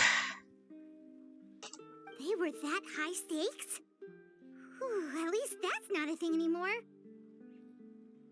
Well, the current atmosphere's not half bad. I'm a bit jealous, actually. You've got so many family members around you, and you even get to live with them. Having a lot of family around means dealing with a considerable amount of bickering and scheming. Once Tonya and Tusar enter their rebellious phase, I'm sure you'll understand. Oh no. I thought Tonya was already like a teenager, though, at least. I'm not sure. At least I thought she was. Just imagine. Tusar becomes obsessed with plucking out strands from the rooster's mustache, or Tonya decides to dye her hair 42 different colors. Yes, that's something you've actually had to deal with, Arlecchino. I like how terrified Child has become now.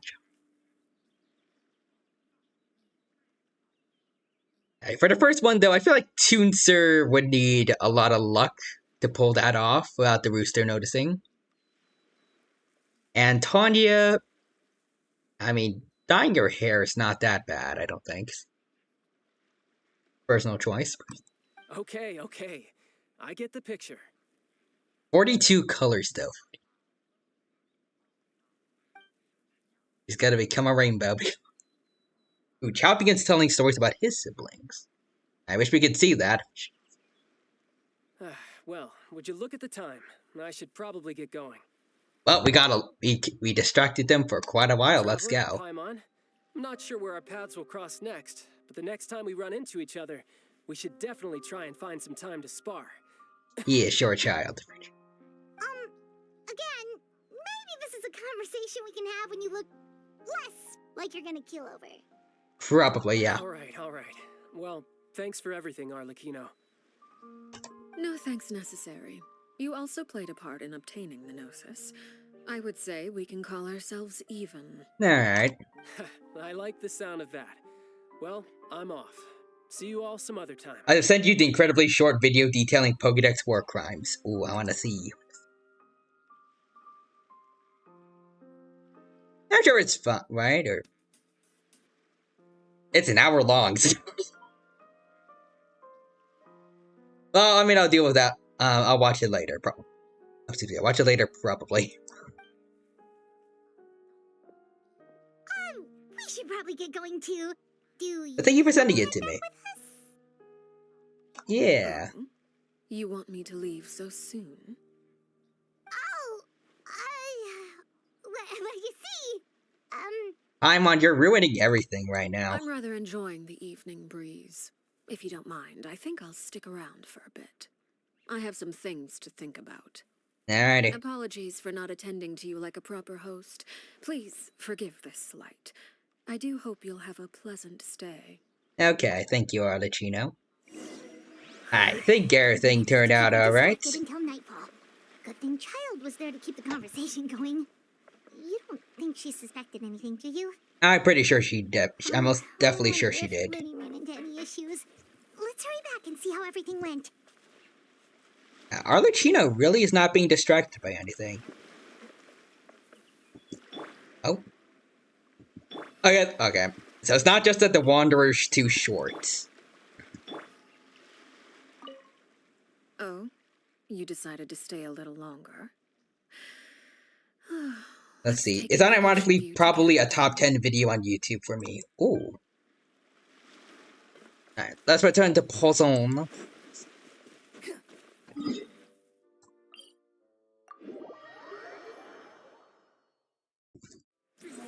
Alright, here we go. Again, I wish there was a better way for us to go down, besides just plunge attacking. I guess I can fly for the rest of the wave. Or I guess regular fly. Or glide. Actually, I can make better use of Wanderer's flying, though. Lenny, how did everything did it go? Well, long story short, we ran into a small issue. Clairvy can't go into the sunlight. Oh, she's a vampire. She's Oh, Everything was fine flashback. at first. She followed me up to the surface just like I told her. Alright. But as I led her out of the shadows and into the sunlight, she vanished. Vampire. I turned around and there she was, standing at the edge of the shadows, silently watching me. Uh-oh. Huh. Maybe she's afraid of sunlight, or... No, it wouldn't be her wish if that were the case. Well, we could always try pushing her into it. Not sure pushing works on a non-corporal being. Oh, true. Use the I force. pretty much tried it all already. Nothing worked. Eventually, the sun went down, so all I could do was bring her back here. How did it go with you, Lynette? Good. I've got the list. It's right here. Oh, so they do have a list of executions. Well done. Really? Well, what are we waiting for? Let's take a look. I'm hoping that they're, like, all the latest ones were from, like, decades ago. Oh, that's a lot of pages. Oh, it's gonna take forever to get through it all. Oh, We no. can each take a section. Here. Got it. La Pouillade, Landois, Chambel, Horaire. Okay.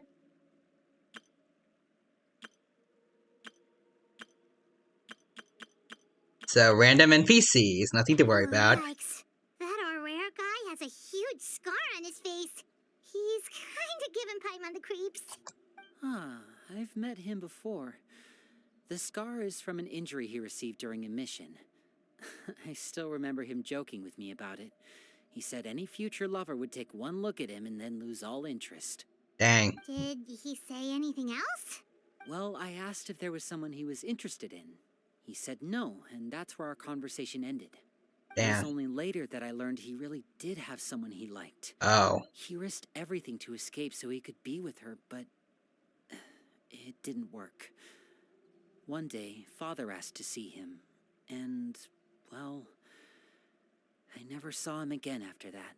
Oh, dang. Wait, so that means the knave, she... It may seem cruel, but it's just one of the rules of the house. Betrayal is not to be taken lightly. We know too many secrets to come and go as we please. So, if you do try to leave, you pay with your life. Oh. Solemn atmosphere descends over the group. Her name's not here, huh? Well, that's not too surprising. It doesn't seem like this list is complete. It only contains records dating back around 5 years. Let's shift our attention then. Fremine, were you able to find anything out?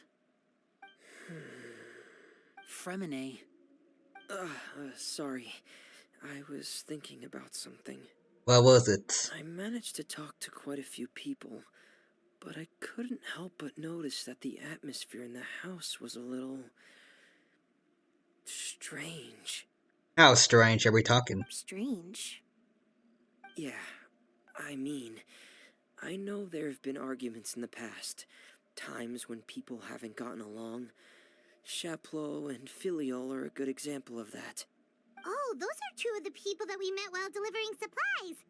Paimon can see how they might not get along. They had very different vibes, and their, interests... Also, he was just Doctor Strange. Ah, so very That's to be strange. expected, actually. Father brought us all here, shared her knowledge with us, taught us how to fight. That's one thing we all share. But that's also where the similarities end. Not all of us feel the same desire to stay here. As members of the House of the Hearth, we're also considered part of the Fatui. And to a lot of people, that's an identity they never asked for. Certain members get older and realize they want something else for themselves. But considering the rules of the house, most people would never say that out loud. People like Chaplot and Foltz are loyal to Father and her vision. They're proud to be part of the Fatui. Filial and Nantoy, on the other hand, well, they aren't quite as enthusiastic. These kinds of conflicts have always been there. It's not like Father is in the dark about any of this. Well, that's true. But it just feels like things have gotten worse lately. Filial and the others, it seemed like they were meeting in secret to talk about something. Oh no. I can't say for sure, but I think they've met Clairvy. Oh. So did they also know that the father could have... Oh, their father, quote-unquote, betrayed them. You think she's been inciting them to act out? No, not exactly. But I wouldn't be surprised if she said something to them about the darkness in the house and how deep it runs. She's told me about it before. Experiments being run on children. People being used as pawns on the battlefield without so much as the strength to survive. Yeah, and that definitely feels like the Torah. Like he's still doing that. And they just believed all that? Without any evidence? Clairvy's words probably gave them the excuse they were looking for. Whether they actually believe them to be true is secondary. Oh. This is all because of Project Stuja, isn't it? Oh, Child mentioned that. What was it? Whoa. Hold on a second. What's this Project Stuja all about, huh? This is the second time it's come up now. Sorry, but I'm not sure of the details either. Oh, okay. I only know what Father has told us, which is that it's something the Rooster and Regrader have been working on together. Apparently, it has to do with the Fatui's strategic plan for the future. Because the House of the Hearth was so successful in obtaining the Gnosis, we now have the honor of playing a key role in Project Stuja. Is it gonna be like getting the last Gnosis? Because they only need the one from Notland now. Wait, but isn't that a good thing? Key role is just another way of saying dangerous role. To us, the whole thing is an inconvenience. Father thinks so too, but she's in no position to refuse. Their plan isn't exactly unreasonable, and they've been funneling the house a lot of funding. It's just that we'll lose a lot of members in the process. Participating in the plan, it's an honor in name only. What they're really trying to do is subdue us. The existence of an intelligence organization outside their control makes them feel uneasy. Oh, that's fair. Not a good thing, though, but I can see why they're terrified. The two are plotting something big. Keep out little Lenny and the others seem to know about it. Won't be able to learn much. Okay.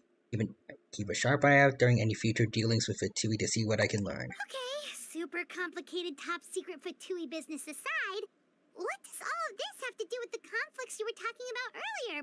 Paimon doesn't get the connection. External pressure has a way of exacerbating internal strife. You can't overlook the power of fear either.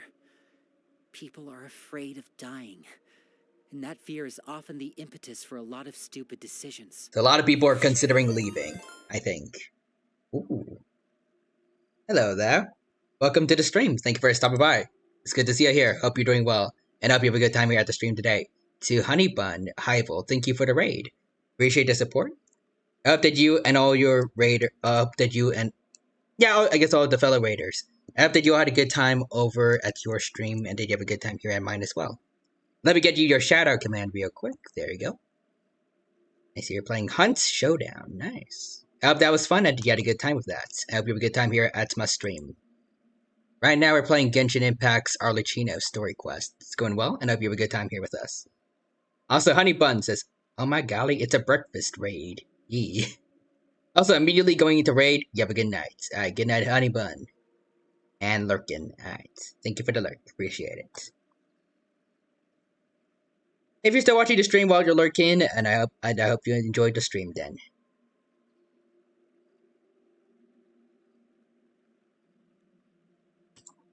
But yeah, otherwise, have a good rest of your night. I thought resolving the Clairvy situation would make everything go back to normal. I see Forrester saying yee. Hello there, Forrester. Welcome back. Hope you're still doing well. But it looks like things are more complicated than I thought. If we leave Filial and the others to their own devices, sooner or later, Father will be forced to take action. We can only focus on one situation at a time, brother. You're right. Even if we confront Filial and the others, it won't do any good. It might even make matters worse. We should focus on Clairvy for now. Well, it's getting late. We should head back and get some rest. We'll try again first thing tomorrow. Alrighty. Lynette, you stick with me this time. Fremine, keep a close eye on Filial and the others. Make sure they don't do anything they'll regret. Okie Good work dokie. today, everyone.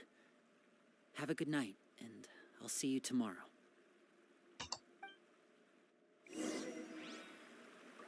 Rest at the temporary accommodations. Got it.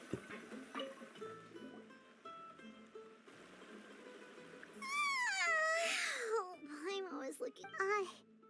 Hey, you don't think Josh. she's even scary when she smiles?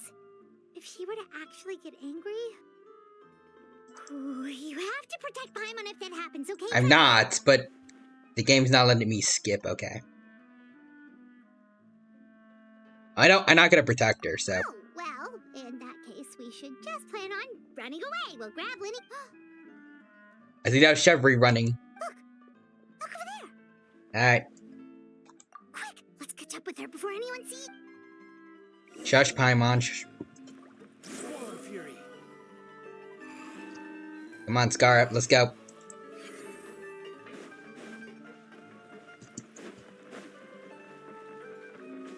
And this stamina issue.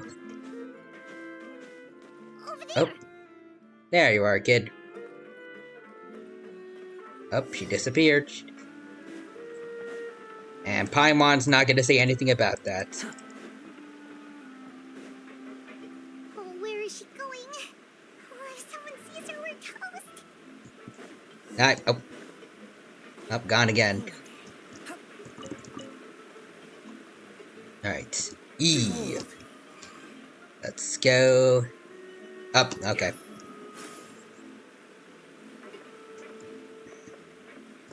Let's go again. Let's go. Oh, there we go. We still have our normal stamina. Sweet. Okay. Oh, look. She stopped. Okay, so she can move around as much as she likes in the moonlight, at least. Which is refracted sunlight, so technically she's in the sun now. I opened the window while no one was looking. Look how pretty the outside is. Yeah, it's pretty, but what window? If only I could have more than I thought this. I just assumed she was talking about like, maybe like a window on the ship that she was hiding behind. You probably think I'm being silly, huh? All this hopeless resisting. It's better to dream of what I could have than try to make it a reality, right? Please, help us get on the same page here, Claire. Josh. Sure. Although, after you hear all this, I think you might regret that decision. Why? This family is nothing more than a tool. Something to be used and exploited. We're all expendable. Including me. Well, it seems like that's what some of the Fatui think. As long as Considering the you're project thing they're you gonna get to use. stick around. Lose your value. You're handed over to the doctor. Experimented on. Oh yeah, there we go. They mentioned the Tauride. I've seen it happen again and again. And I've had enough. You're saying the knave did all that? Notice how they aren't. I don't think yet they've said Arlecchino to the kid, just the knave. It's just, that doesn't seem like something she would do. I knew you wouldn't believe me. Everyone thinks she's a good person. They all think of her like a real mother. Oh wait, she did go by mother. Oh, I guess I have to re-look at that short.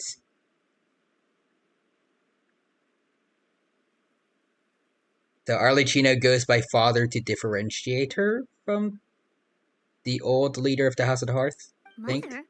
Or the old knave. But she doesn't deserve that title. She's disgraced it and tarnished it. And if I had things my way, I'd never see her again. If only Perry were here, she'd understand. Perry? There's that name again. Also, Paimon's getting it almost feels like she's not really here with us. Paimon can't tell if she's actually talking to us or if she's It's a spirit, it could be anything. Well, in any case, it seems like I don't want to talk to you, Paimon. But it's getting windy. I should close the window. Okay. Look at the moon. Isn't it pretty? Hey, wanna hear a secret? They did look out the window, I think, in the animated shorts.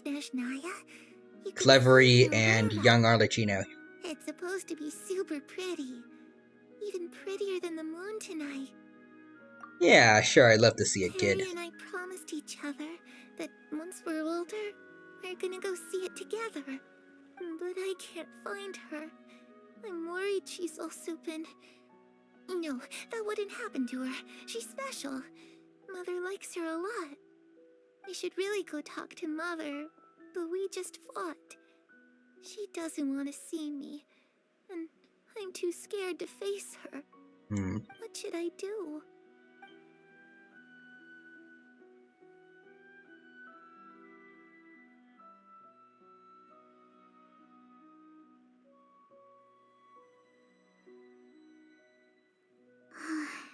Paimon really doesn't understand what's going on with her. Well, let's head back. We've got an early morning tomorrow. I'm pretty sure she recognizes us. Like, she talked to Lynette when she first showed up. She can acknowledge the people around her. Let's go ahead with the plan. Some things do feel weird though, but anyways. I have a question. Oh? What is it? Have the knave and the doctor ever worked together? Yeah. What makes you ask that? She mentioned stuff about, like, child experimentation to them, right? Well, we kinda ran into Clairvy last night. And we met the doctor back in Sumeru. He's super dangerous. Yeah. And he's done all sorts of bad Actually, things. Kale. It's possible that Father and the doctor have had certain dealings, but I don't think Father would work with him. We're not really on the same side, so there's not a lot of trust between them. That doesn't exactly set the stage for a successful partnership. I did hear, though, that when Father first became a Harbinger, the doctor offered to work with the House of the Hearth. Father rejected most of his proposals, except for one. It had to do with some sort of secret experiment. That didn't involve Kale, did it? Secret experiment? Could that be what Clairvy was talking about? I don't think so. I don't know any details about the experiment itself, but I do know it's an entirely independent operation. The doctor only proposed a direction for the research. That was the extent of his involvement. I still don't think that counts as working together. Fair enough. Details of the experiment are confidential, but complete records are kept on all participants. That doesn't seem to be the case with the situation Clairvy referred to. I know you don't agree with some of the Fatui's methods, and I'm not asking you to. But I am asking you to trust us on this. The House of the Hearth has its own principles. There are certain lines we're not willing to cross. Alright, Lenny. Alright, that's good to hear at least. Clairvy seems to think the knave and the doctor worked together to do something horrible. If that turned out to be true, Paimon doesn't know how he would even face you guys. They didn't have anything to do with it. It's just that it doesn't seem like Clairvy is lying either. The easiest thing to do would be just ask the knave directly, but Paimon doesn't. Focus on the plan. Father didn't come back last night. She's probably still near the shore. We'll be counting on you to distract her. Okay. You're with me. Fremine, you know what to do. Be on your guard, everyone. Alrighty. Alright, let's get to it. Well, let's hope this turns out alright. Right. Squall Fury. Come on, Scar, let's go. I really need to get up leveled up if that does help out with stamina. Cause I have like I have basically no airtime when I'm using my skill.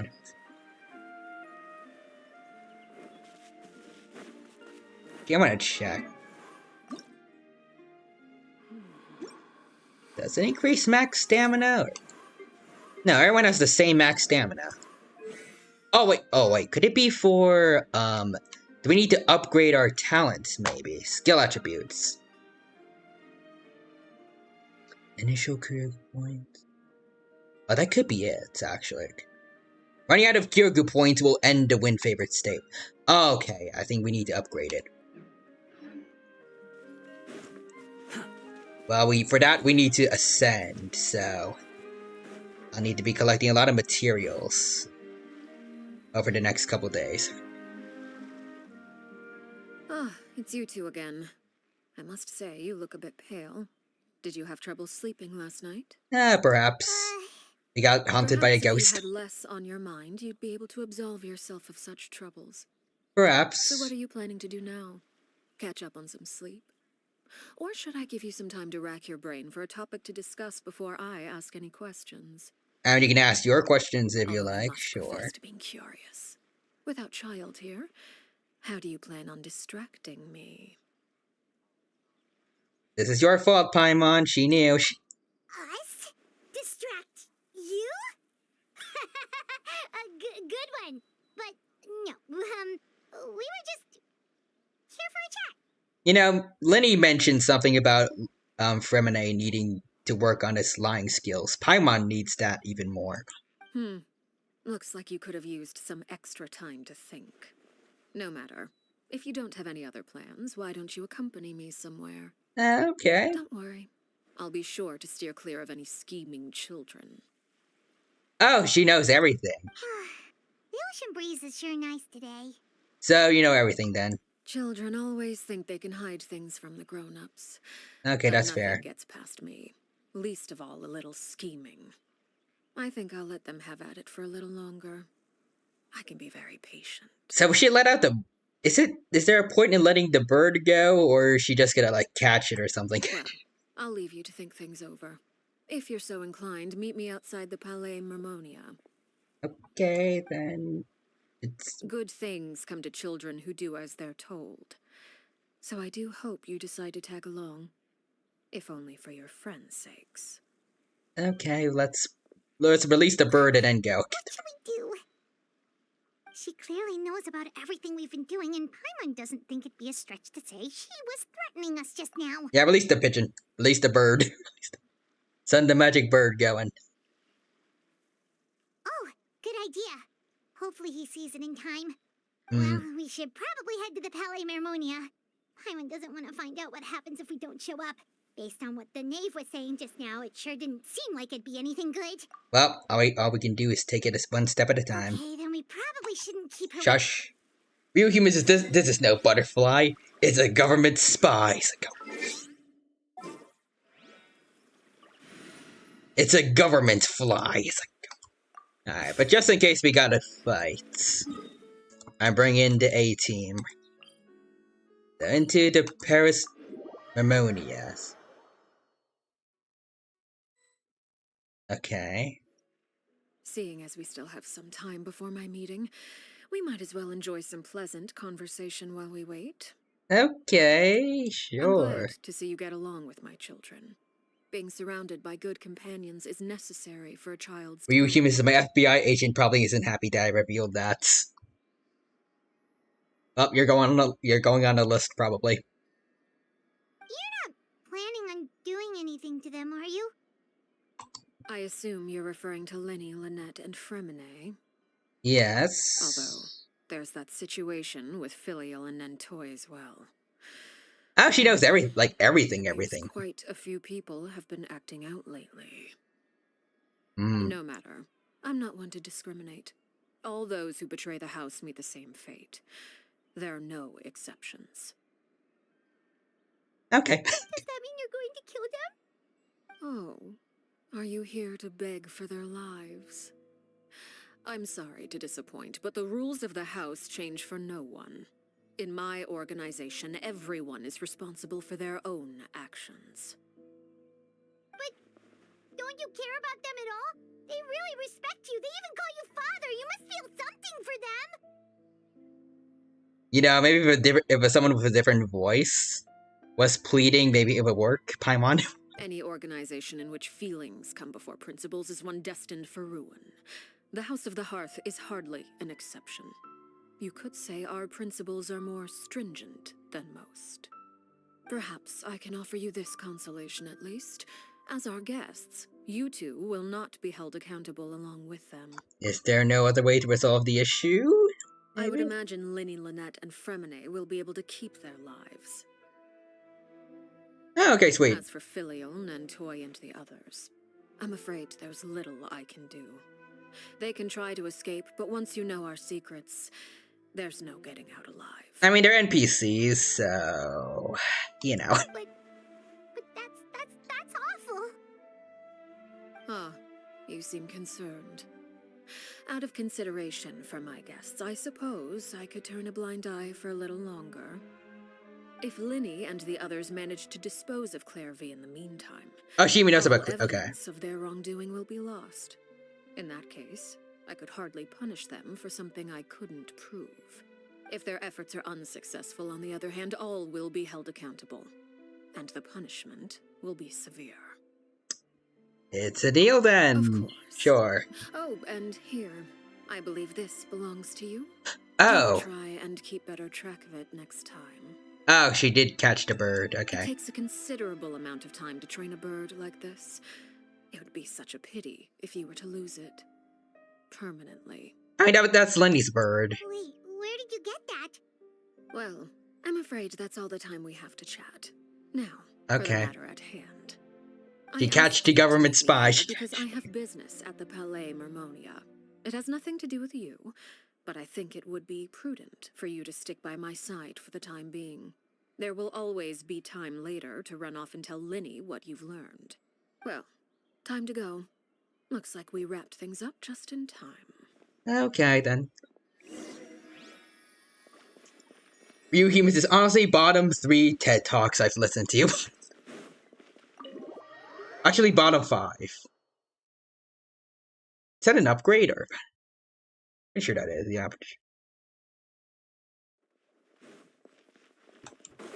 Oh, wait, is she going to see Nouvellette? Oh, she is. I see the man standing there.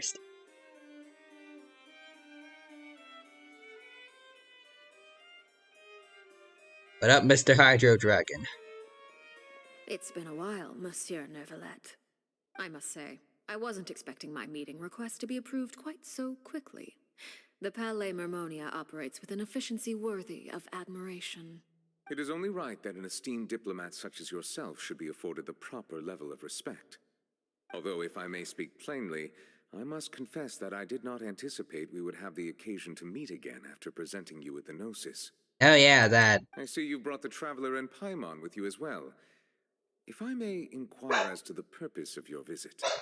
I'll be departing Fontaine shortly. There is, however, an outstanding matter that I would like to see resolved before I go. Oh? It requires a rather lengthy explanation, I'm afraid. So I took the liberty of explaining everything in this proposal. Please review it at your leisure, Monsieur Neuvillette.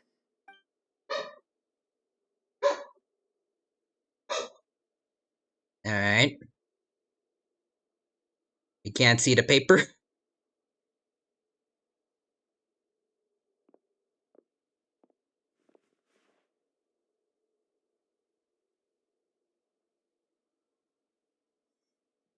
I guess we sit here and wait then.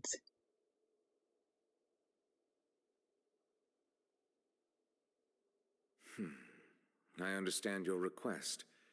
However, at the risk of causing offense, I must admit that I fail to see why you would wish for such a thing. Oh. I heard you have a it's ambiguous. for water tasting, Monsieur Neuvillette. So allow me to use water as an analogy. Okay, then. A family is like a large body of water with countless rivers flowing in and out. As someone who watches over this system, I would hope that each river that flows from the source will eventually reach the ocean. Of course, objectively speaking, I know this is impossible. Most of the rivers will dry up along the way. disappearing into the ground and leaving nothing but a barren riverbed behind. Okay, so I want to see them all grow up well and healthy, but most will die. Not all rivers are destined to reach the ocean, but I would not see their existence rendered meaningless. I believe the water that flows within them is simply meant for a different destination. Like a field in need of evaporating irrigation. to clouds, Or perhaps the glass of a certain water-tasting enthusiast. Okay. Did you get any of that, Traveler? They could be of use to Neuvillette in the future, Your words and paint an Fontaine. optimistic picture indeed. Allow me to remind you, however, few among us are willing to sip from a glass filled with tainted water. People that are prejudiced against the Fatui won't want their help. It may have been tainted at one point in time, but not to worry. I'll make sure it's strained of all impurities and returned to its cleanest form. So, she's going to clean the House of the Hearth, presumably, in some ways.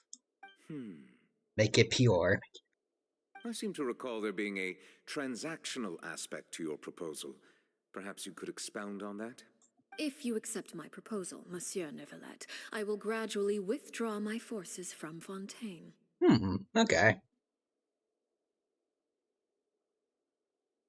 But Neuvillette is all about justice. Like, even there's like some benefits for Fontaine here. Like, if it was something bad that Arlecchino was requesting, like being done to the family, I feel like he would not agree to that, so we shouldn't have anything to worry about, probably. And, unless absolutely or not much. necessary, I will no longer carry out any special missions within Fontaine.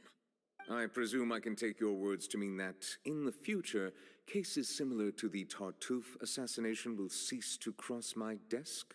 What assassination? Tartuffe. Ah, that thief who embezzled funds from all those charities, you mean? Oh, I think it was also from a trailer family, for but without any Arlecchino. evidence, I cannot imagine how the House of the Hearth might have been involved in his passing. If it's the guy I'm thinking of, there's probably a big footprint that leaves behind some clues, maybe. Of course, if you accept my proposal, Monsieur Neuvillette, I'm sure certain measures could be taken to reduce the frequency of such troubles. You choose your words carefully indeed. In that case, I am inclined to accept your proposal. My thanks for your generosity, Monsieur Neuvillette. Well, with that settled, we should be going now. I took the liberty of bringing along 2 bottles of spring water from Snezhnaya for you to enjoy. How I nice. do hope I get the chance to hear your impressions. Perhaps at our next meeting, yes? Indeed. I trust you would not overlook your commitment in the meantime. All right, Traveler Paimon. Time to go. Okay. Let's go then. Let's leave. And also, first I want to check something for Scaramouche. Let's see. So, constellations. Do they help with anything? No, just attack speed. Oh, at number 3. Increase the level of 5 ceremonial plays by 3. Okay, so that's the ultimate one. Okay. That's a boost to the ultimate. Number 4? Okay. Increase the level of Song of the Wind. Oh, so we can increase, we get an increase to the skill. I'm guessing it'll make it last longer. So I doubt I'll ever get him to, C5. And C6. When he hits an opponent with, let's see, well, in wind favored. Additional instance, dealing 40% of the damage. Considered normal attack damage. Falls below. Restore 4 points to it. Ooh. Maybe some other time. I just redeemed all the shafts I've gotten from Scaramouche banners.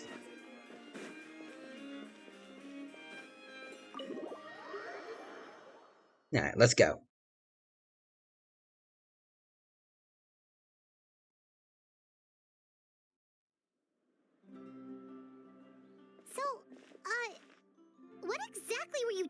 about back there?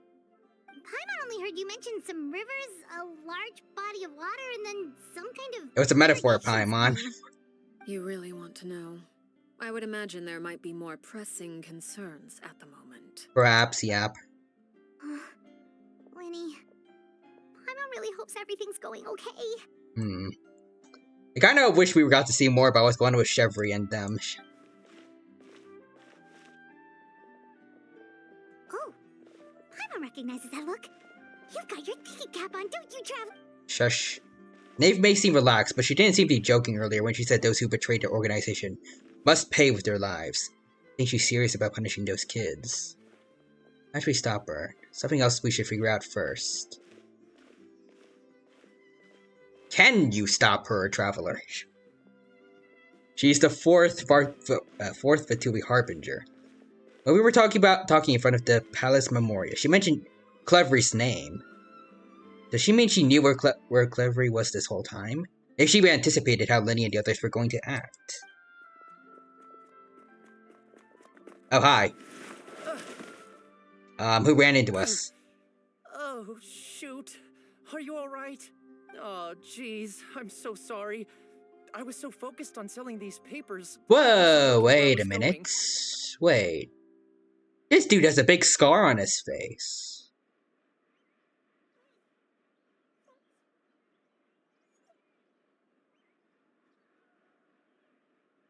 Just like some of the people that we saw on the execution list. Well, let me make it up to you at least. Here, take this paper. On the house. Are the executions ways to make it look like they died, but they can actually get freedom? They just need a new identity. It looks kind of familiar for some reason. Yep. That's it. Oh, you don't have to give us anything. Please, I want to. It's not like I'm short on supply. All the extras will be useless come tomorrow anyway. It's my fault, really. I was just trying to bring home some extra mora for the family, but oh wait, family. I can chew. So he did find love today, so I'm still swimming in spite of his big scar. I guess he proved himself wrong, like what he said to Lenny before. What's going on here? Oh, is he gonna be scared of her, or? Nothing much. I just ran into your friend here on accident. I should probably get going, actually, so... Hold on. Is she gonna wish him well, or? Of course, I'm happy to compensate you with mora, it's just... I don't have any on me at the moment. I'll take 3 papers.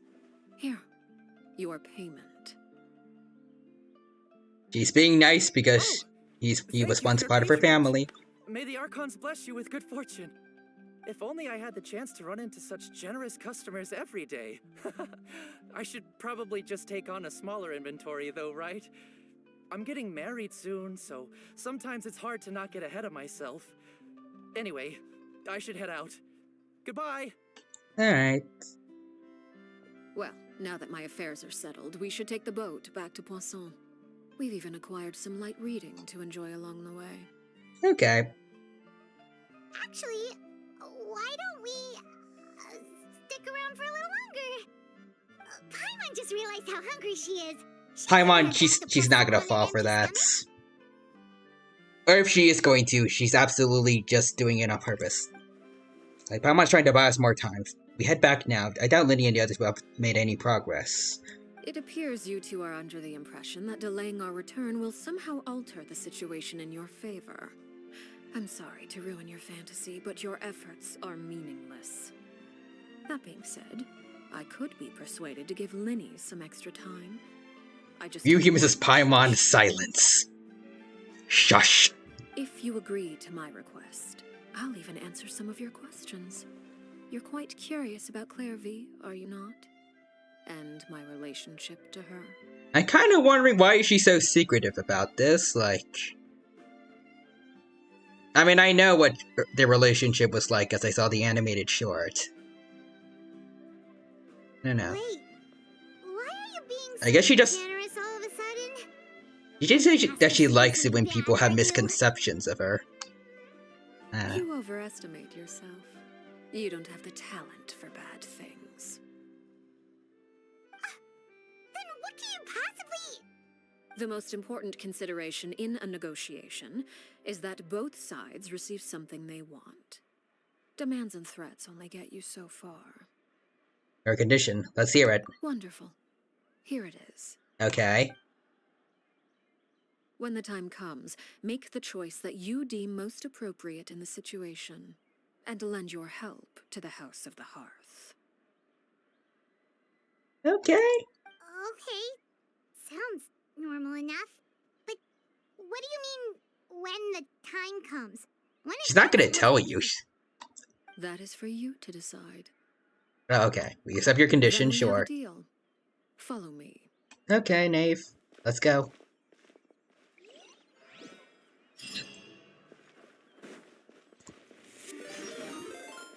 Oh, I see. Oh, Gentle Aldridge. Thank you for the raid. Hold on. I appreciate the support. Welcome, welcome. It's good to see you here. Thank you for stopping by today. Hope you have a good time here with us at the Genshin Impact stream. Welcome, welcome. Let me get you your shout-out command real quick. There we go. So you're playing Helldivers 2. Nice, nice. Hope you had fun with Helldivers. You and your raiders. Hope you had a good time with the Helldivers 2 stream. And hope you have a good time here at my stream as well. For anyone who wasn't here before. Anyone else who also just stopped by alongside the raid maybe. And hasn't caught up yet. Basically, right now, we are in a new story quest, for Arlecchino. It's going well so far, and I hope you have a good time here with us. We're looking for a ghost girl, and finding out about stuff about her past. Arlecchino is kinda in our way, not really. And some other characters are helping out too. But yeah. Hope you enjoy. I see Eldritch with some emotes there. Very nice. And I see it was a smaller stream, but I haven't streamed in a while. Well, I hope you had fun still.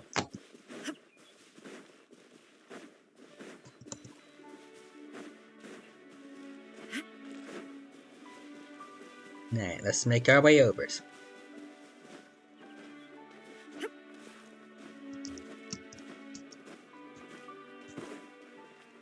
We need to make our way to the Nameless Ruins. And there's no... Actually, there might have been a better teleporting place to go to. Oh well.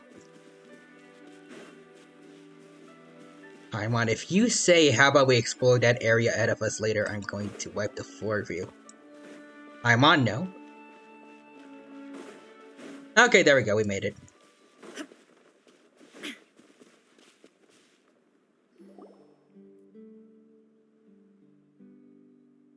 What is this place? Somewhere long forgotten by everyone. It used to be a grand building. Now it's nothing more than a pile of rubble. Oh, I think I know this place. I think I do. Yeah, if I remember from the anime, yeah, I think I get this. And Real Humans is preemptive Paimon silence. Yes. No one comes here anymore. Nor does anyone care about what once happened here. Although, this place does have something to do with the story I'm about to tell you. Oh? It was before I became a Harbinger. And before Linny and the others joined the House of the Hearth. Due to certain events, I first killed Clairvy and then her mother. And this is where it all happened. Well, we know that's... She's taking a little bit of the context out of it, but... Again, she does like it when people have misconceptions about her, because she finds that advantageous, so... You were the one that killed Clairvy? Well, I know why, but I guess the Traveler will get to ask why. Patience now. Allow me to explain Clairvy's side of the story first. I'll start from the beginning. Okay. That's where you should start for stories. Clairvy was 6 years old when she was brought by her mother, Crucibina, to live in the House Yep. of the Hearth. I remember this lady. From the outside, it seemed like a fairy tale. A thriving family made up of kind adults and friendly children. Crucibina was the knave at that time. Real Humans is Clavier should have just been better. Skill issues. She was Actually, quite literally. by blood, We'll find out later, but she probably. was also the mother to all the children in the house. Clairvy was happy here. For a time. But she quickly realized that being part of this family wasn't a fairy tale at all. It was a kind of purgatory. Purgatory? Exactly. The House of the Hearth takes in war orphans from all over Teyvat. But as for how to raise them, that depends entirely on the person in charge. Crucibina came up with a novel idea. She would teach the children to fight, force them to duel each other, and then crown as the king of the house the child who proved themselves most worthy of inheriting her title. Also, Nathan says, Zoom. Well, howdy. Howdy, Nathan. Welcome, welcome. Thank you for stopping by the Genshin Impact stream. Welcome, welcome. It's good to see you here. Hope you're doing well, and hope you have a good time here with us. Right now, we are playing Arlecchino's Story Quest. It's going well, and I hope you have a good time here with us. And Nathan says, I was just chilling. Nice. Also, just wanted to stop by to say howdy. Okay. It's difficult to estimate the number of children who died or were maimed in the process. There's little I can say about the ones who died. The ones that emerged with permanent injuries, on the other hand, well, they still served a purpose. They would be handed over to the doctor to be experimented on, or sent away on dangerous missions. Nothing more than tools to be used and then discarded. So those were the experiments Clairvy was talking about. But what actually Also, me just drinking the brand new Zero Sugar Dr. Pepper Creamy Coconut. Very sweet. Well, nice. Hope you're enjoying that. Clairvy was Crucibina's daughter, so if Clairvy tried to convince her to stop what she was doing, Crucibina probably would have listened, right? Nope. Despite being Clairvy's mother, Crucibina cared little for her daughter. She forced Clairvy to join the House of the Hearth only as a means to demonstrate her own impartiality as a mother, to prove that she treated all her children equally. Clairvy did try to convince her mother to change her ways, but it was to no avail. After her efforts failed, the only other option was to rise up and try to fight back. Unfortunately, the other children had already been thoroughly indoctrinated into the illusion of happiness Crucibina had created. Of course, there was one exception. Someone Clairvy's age who knew the truth about the House of the Hearth. Her name was Peruere. Guess who that person is? Wait, the friend that Clairvy mentioned? Perry. Friend, huh? I suppose we can call her that for now. Clairvy was a cheerful and passionate person with a tenacious spirit.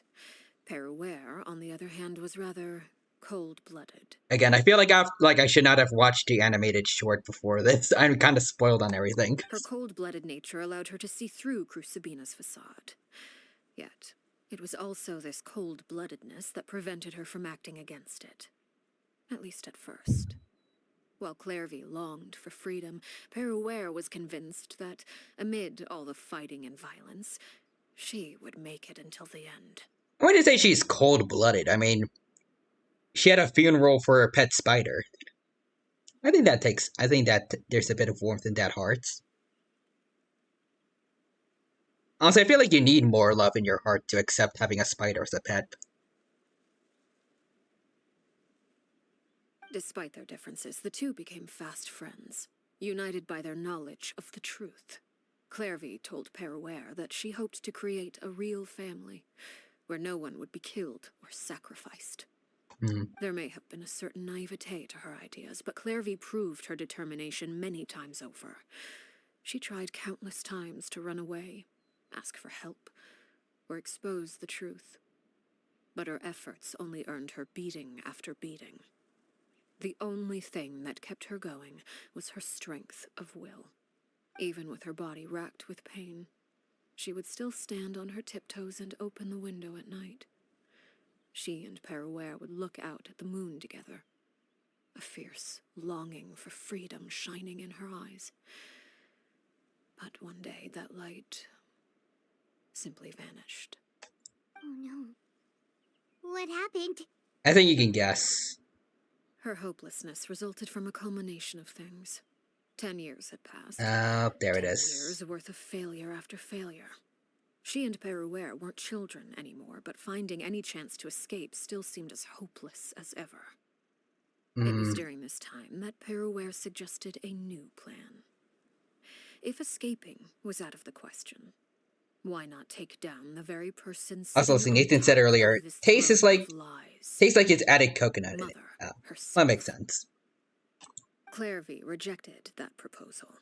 She claimed that, as a famous harbinger, Crucibina possessed an unimaginable amount of power. Trying to kill her would have an incredibly low chance of success. Never tell me the odds. Clairvy never gave another reason, but Perouere could see it written all over her face. Clairvy still thought of Crucibina as her mother. Killing her own flesh and blood was a line she couldn't bring herself to cross. If she couldn't escape and fight back, then only one option remained. Oh no. Precisely. Death was the only way that she felt she could be free. Are they going to show it? They kind of showed it in the animated shorts. It was heavily censored, of course, but... It happened during a duel. When she okay, yeah, arrived at kind the of. dueling ring that day, her partner turned out to be none other than Perouere. The very person that had stood by her side all those years. It was a fierce battle. But ultimately... It's less heartbreaking. Clairvy decided to let Perouere end her life. From that moment on, Perouere's journey was one written in flames. When the rain finally came and washed it all away, there she stood, the sole victor in Mother's endless game of slaughter. A trail of corpses strewn across her path to success. It was the very result she had predicted 10 years prior. Even then, she believed she would make it until the end. She wasn't surprised by the fact that she emerged as Mother's undisputed heir. Rather, her success left her with an inexplicable sense of restlessness. She was unsettled. And there was only one thing that could quell that sensation. Revenge? Perhaps you two would like to take a guess as to what it was? Killing the person at the very top. Crucibina, you mean? But... And see who's the new knave? You can put it together, Paimon. Correct. This is the place where Perouere killed her best friend. A mere year later, this is also the place where she fought tooth and nail to kill the mother they shared. Not really much of a mother, though. The moment she acted, any conception of what was right or wrong ceased to matter. It's one of the principles of the house. Only those who survive get to write the rules. Perouere won the battle, and became a harbinger herself. After which Her Majesty, the Tsaritsa, bestowed upon her a new name. Arlecchino. And now it's all come together. So the Perry Clairvy was talking about... It was you all along. You're Perouere. Arlecchino is just a name you got later. You're Perry. I left that name behind long ago. I must say, hearing it now does bring back memories. After I defeated Crucibina, the moniker of Mother died with her. I chose to forego the title she called herself, and even chose to give up my own name. I rebuilt the House of the Hearth under a new identity. Not only as Arlecchino, but as father. And you end Crucibina's legacy that way, I guess. That is where the story ends. Any more questions? The Clavier we met. Who is she exactly? Why is she not a ghost of the age she was when she died? Why is she younger? Also, Eldritch redeems hydrate and stretch. The redeems. Give me a sec. Yeah. Based on what you just told us, Clairvy wasn't a little kid when she was killed. So the Clairvy we met... Was she really a spirit at all?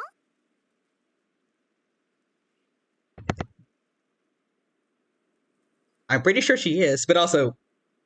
I got the water now, so I can hydrate too. I suppose you could call her an illusion born of flame. Her existence is like ashes to a fire. Something left over in the wake of blaze and ruin. You see, a certain power runs through my veins. It's not unlike a curse. My flames leave behind shadows of anything they consume. So other people you've killed, they're just running around? Wait, does that include the newspaper guy who was supposed to be executed? Of course. The chances of those shadows morphing into a sentient entity are exceedingly slim. Clairvy is a very special case. But he was out in the Clairvy sun, died when though. she was 16 years old. But what emerged from the flames was her 6-year-old self. Her appearance wasn't the only thing affected. Most of her memories were lost to the blaze as well. Memory is a mysterious thing indeed. Losing a portion of your memories will alter your sense of self. Lose 10 years' worth, however, and it would be like living in the past. Like returning to a version of yourself that never grew up. No wonder Paimon got such a weird feeling when we were talking to her. Perhaps I should put it this way. Clairvy is someone trapped in time. It may seem like she exists with us in the present, but she truly lives in the confines of her own past. Then how did she know, like, to say hi to Lynette when she showed up? So if all of that is true, Was that just a then coincidence? you must have known about Clairvy for a long time. Indeed. She's a rather volatile and unstable entity. Sometimes she would look after the children. She's even saved some of their lives. But other times, she would hide from me and become obsessed with revealing the truth about the house to anyone who will listen. Shadows don't have the capacity to learn or grow. Any new information they encounter is quickly forgotten over time. Your attempts to expose Clairvy to sunlight, they failed, yes? The reason is actually quite simple. In Clairvy's mind, the house is impossible to escape, and it is this very perception that traps her there. But no matter. All I have to do is kill her again, and all will be resolved. I don't anticipate so much as a single speck of ash will be left behind this time. That's... I mean, she's a ghost, but that's still a bit much. Wait! Paimon can understand why you might want her gone, but isn't there another way?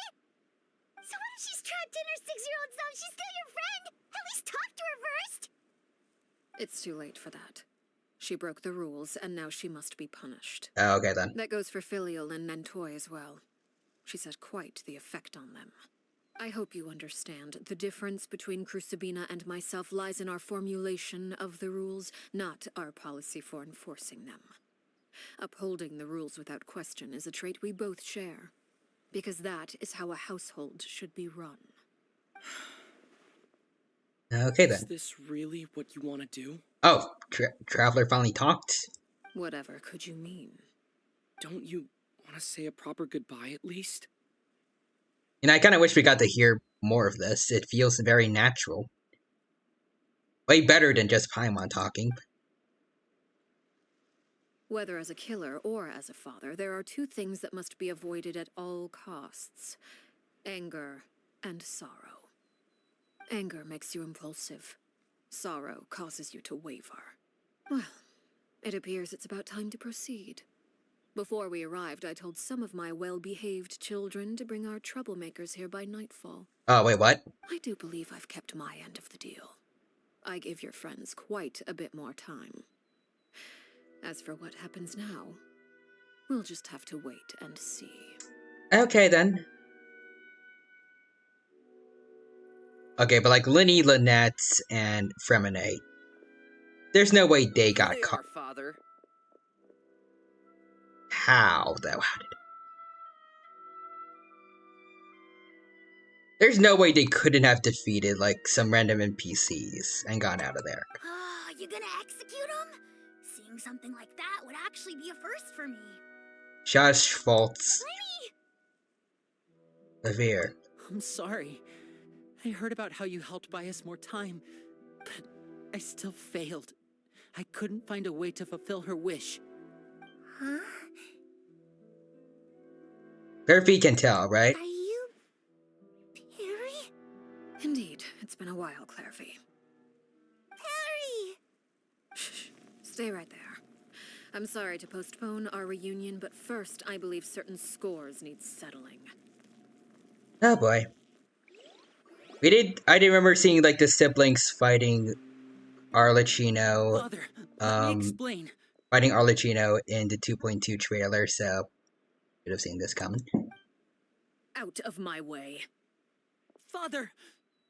You chose to conceal a threat to the house, and for that, you must be punished.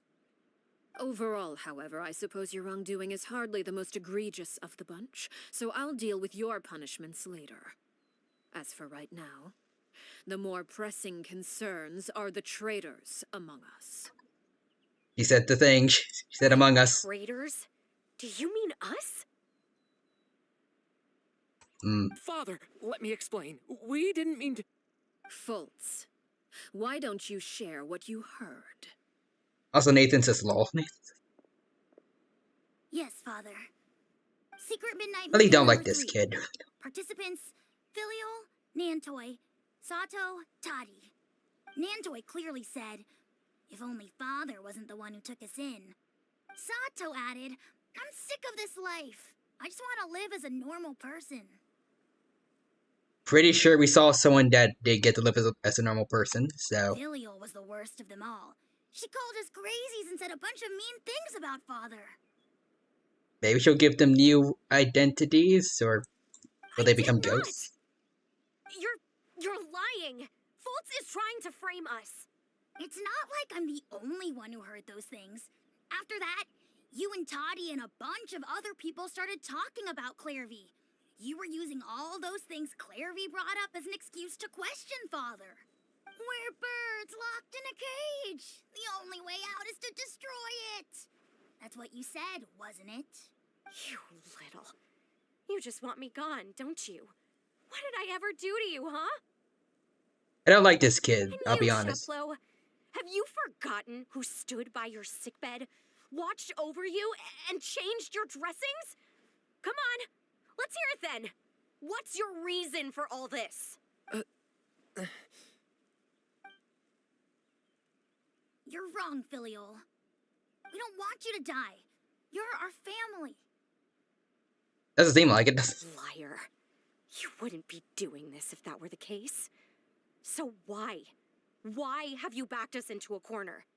We all live in the House of the Hearth. You know the type of work we do, Filial. A single betrayal can cost dozens of us our lives. That's it's not fair. Like it's never happened Also, Ryuki, this is my reason, is because I was bored. It's hard to forget. I did it because I felt like it. That's why the House of the Hearth cannot tolerate any form of betrayal. Ever since we came to Poisson, you've had 7 secret meetings. A lot of the things you talked about really crossed the line. You've been spying on us for half a month? Wait a second. Now that I think about it, the move to Poisson was just a way to make it easier to spy on us, wasn't it? Because we were all in one place. You've had this planned all along. Yeah, that's kind of Arlecchino's whole thing. Filial, Nantoi, I'm sorry. I owe you both my life. I owe Clairvy too. If it weren't for all your help after I got poisoned, I wouldn't be standing here today. If this were any other situation, I would do anything to repay that kindness, even if it cost me my life. But rules are rules. I'm sorry. My hands are tied. Why? That's enough, Filial. We made a mistake, and we should own up to it. We broke the rules, plain and simple. And now we have to face the consequences. I'm sorry, Chapleau. Fultz. I'm sorry, Father. We accept our punishment. Also, Forrester says it's treason then. It's treason. Chapleau, according to the rules of the House of the Hearth, how should these traitors be punished? All those who betray the house pay with their lives. Also, Ryuki says, can you name all 59 women? Nope. And so it shall be. Oh.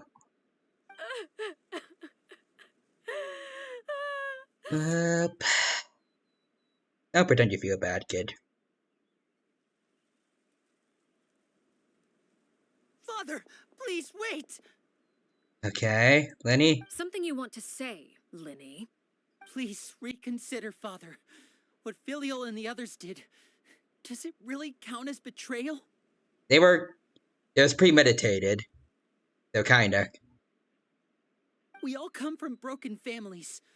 From the very first day we joined the House of the Hearth, we wanted nothing more than to make it a real home. But the truth is, none of us know what a real home should look like. I guess that's kind of fair. I'm not saying I have all the answers. All I know is this. Killing Filial and the others may uphold the rules, but doing so will only bring us further away from being a real family than we've ever been. It made me consider listening to him a little bit. He is the one that I think Arlecchino said was going to inherit the House of the Hearth after her. So please, Father, please, reconsider. I agree with Linny. Okay, Remine? Father, please. Linny, you...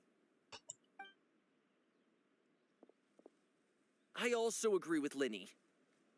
Oh, okay then.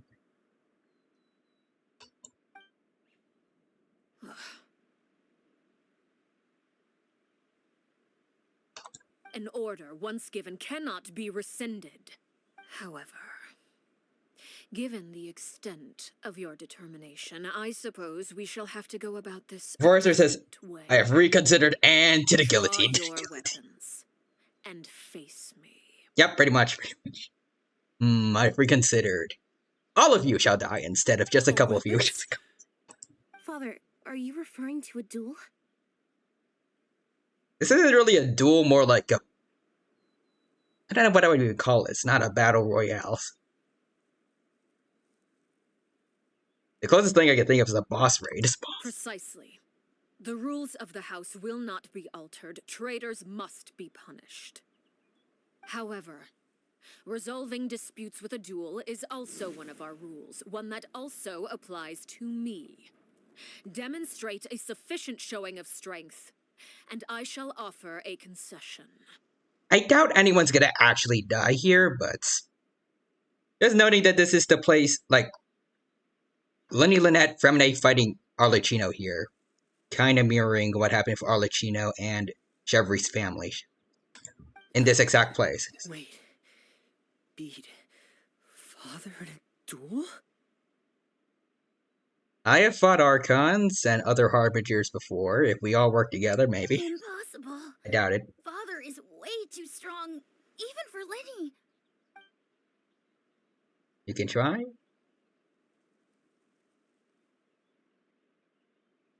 Ah, let's go, Lenny. Let's go. Oh, pulling out a card. Alright. Not gonna leave him be. Right, there we go. Sword and Claymore. Did you hear that, Traveler? Yeah. Lenny and the others have to duel the knave. What should we do? Can they really win something like that? If they lose, those people from the house are really gonna be... It's executing them really what she wants. Don't you want to say a proper goodbye at least? We had flashbacks. Anger makes you impulsive. Sorrow causes you to waver. She hiding it. Oh. Looking at that expression on her face, she seems really... She's just good at hiding her this. emotions. Alright. Now we didn't Knave will lose on purpose. When guests are around, families are often on their best behavior. And any disputes... Also, did you hear that, Paimon? It's the sound of you not talking. Peaceful, isn't it? Oh, true. When the time comes, make the musical. Choice that you deem most appropriate in the situation, and lend your help to the House of the Hearth. Yeah, that's what she said. And a family is what makes up the House of the Hearth. Like all the people in it. What's wrong, Traveler? Hey, where are you going? Shush, Paimon, shush. Traveler? 4v1 us, bro. I like to see for myself what the fourth of the Petui Harbingers can do, You're asking to join the duel against the knave? Yes, shush, Paimon, shush. I'll allow it. We do have a ready-made dueling ring at our disposal, after all. All I would advise is this. Keep a firm grasp on your weapon. There's a lot of shaking going on. Any less. And you may just lose your life. I'm ready. Alright, getting a pre-rendered cutscene before the boss fight. That normally happens. Or not, okay. This is reminding me a whole lot of the A fights. Oh, okay. Ow. And I'm not doing any damage. Oh, there we go. There's damage.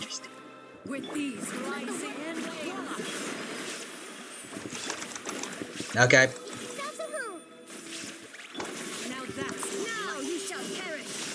Boom. Probably stay back just to be safe. Oh, oh boy. With the fall of darkness, destruction. She has something like Childs. Okay, after clearing your next your next charge attack. Okay. Okay. Jean, heal us.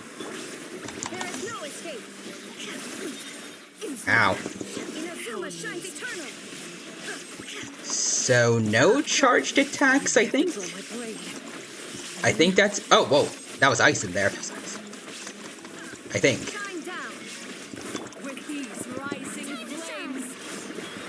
Oh. Invincibility frames. Oh. There's a marker on me. I don't like that.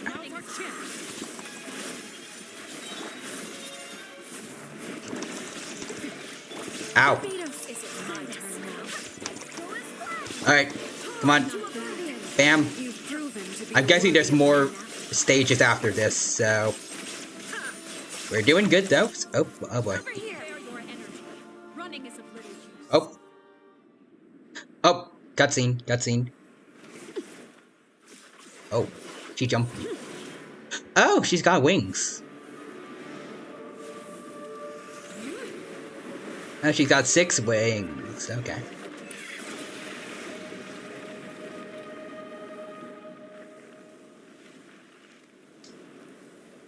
I think I've seen this before. Does she... Cinder of Two Worlds. Flames Pervier. Is she gonna get the scythe out? I know her playable form has stats. Okay. Okay, she's the devil now. That was unfair. Also, forces. Then they decide to put aside their differences and grievances and cook Paimon and ate her and peace was restored. That happy ending. Also, what's that thing that is on A right now? Whatever it is, can we heal from that? Oh, sweet. Come on, A's already fought 1 Harbinger. Clear the Bond of Life and use a charge attack to interrupt.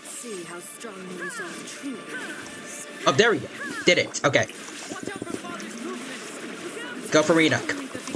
Go Nahida. Go A. Oh. Oh boy. Oh, that was a big beam.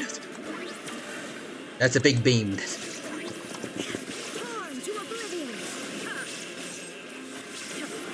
Oh, okay. Did we win already? Oh, maybe. Okay. Ooh. Okay, you're not doing half bad, Aether. Ooh.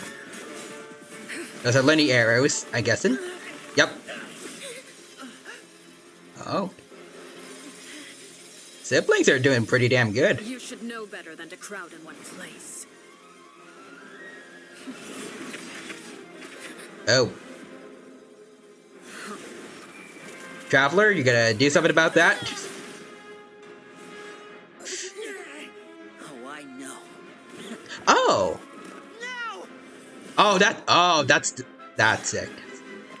It was a shot from the trailer too.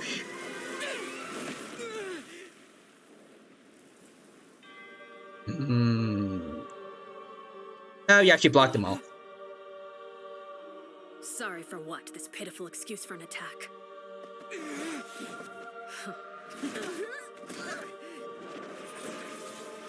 Oh, there's her side.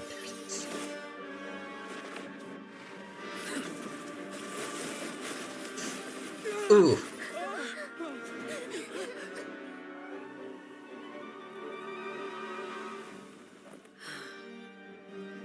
You try using other elements now, Traveler.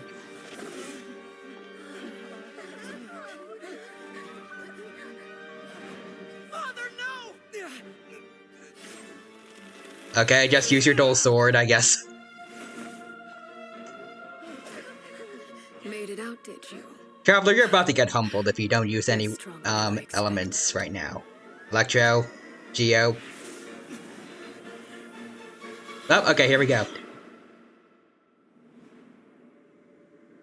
Oh. Crimson moon? Does she have something like, Acheron? I can't move. Oh.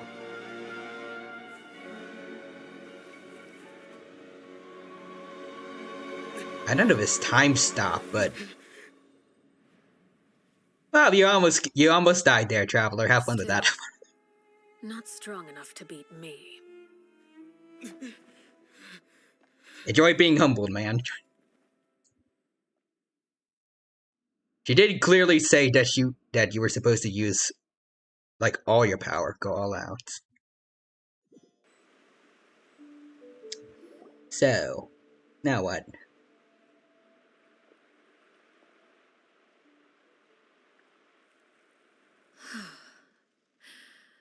I believe we can end things here. It's not often that we get to enjoy the company of guests. Okay, sweet. Okay, sweet. We wouldn't want things to get too out of hand. And she's back to her normal form. You good, Lenny? Are you alright? Lenny. He did kind of put himself at like the forefront for when he had the fake duplicates of Fremine and Lynette. Given that I am the victor of this duel, as agreed, the punishment stands. So you're gonna give them fake identities like the guy with the scar, right? No. I don't know how she's gonna do that. Maybe plastic surgery? I mean, the guy with the scar looked very different. I never thought things would end like this. Also, Real Humans is, I don't want things to get too out of hand. Literally tries to murder you. It hasn't reached actual murder yet, so it's not still out of hand. However, everyone involved in the duel demonstrated a remarkable level of strength and determination. Yay! In light of this, I'm prepared to change the method of execution. I mean, the Traveler was kind of dumb. It didn't feel like they went all out, but... I mean, there was some dedication and strength there, sure. Elwar, the bottled flames I gave you for safekeeping. Do you still have them? Who's Helawar? Yes. I wasn't sure what they were for, but I Oh, the thought poison they were girl. super safe. I didn't lose a single one. You sure you didn't feed one to anyone? Also, Real Humans, now that I think about it, there's literally only one thing that doesn't have an end. What? Wonderful. Then, in just a moment, I'll have you administer them. Wait, so you give them the flames. Wait, was that... Did the dude with the scar... Did he just become a younger version of himself, maybe? Or they just become, like, Clavier? Bottled flames? Indeed. They're the product of a secret experiment. Under certain special Oh, that's what that's the experiment with the Torre. from my person and preserved. The one experiment she accepted from the Torre. Oh, good. Wait.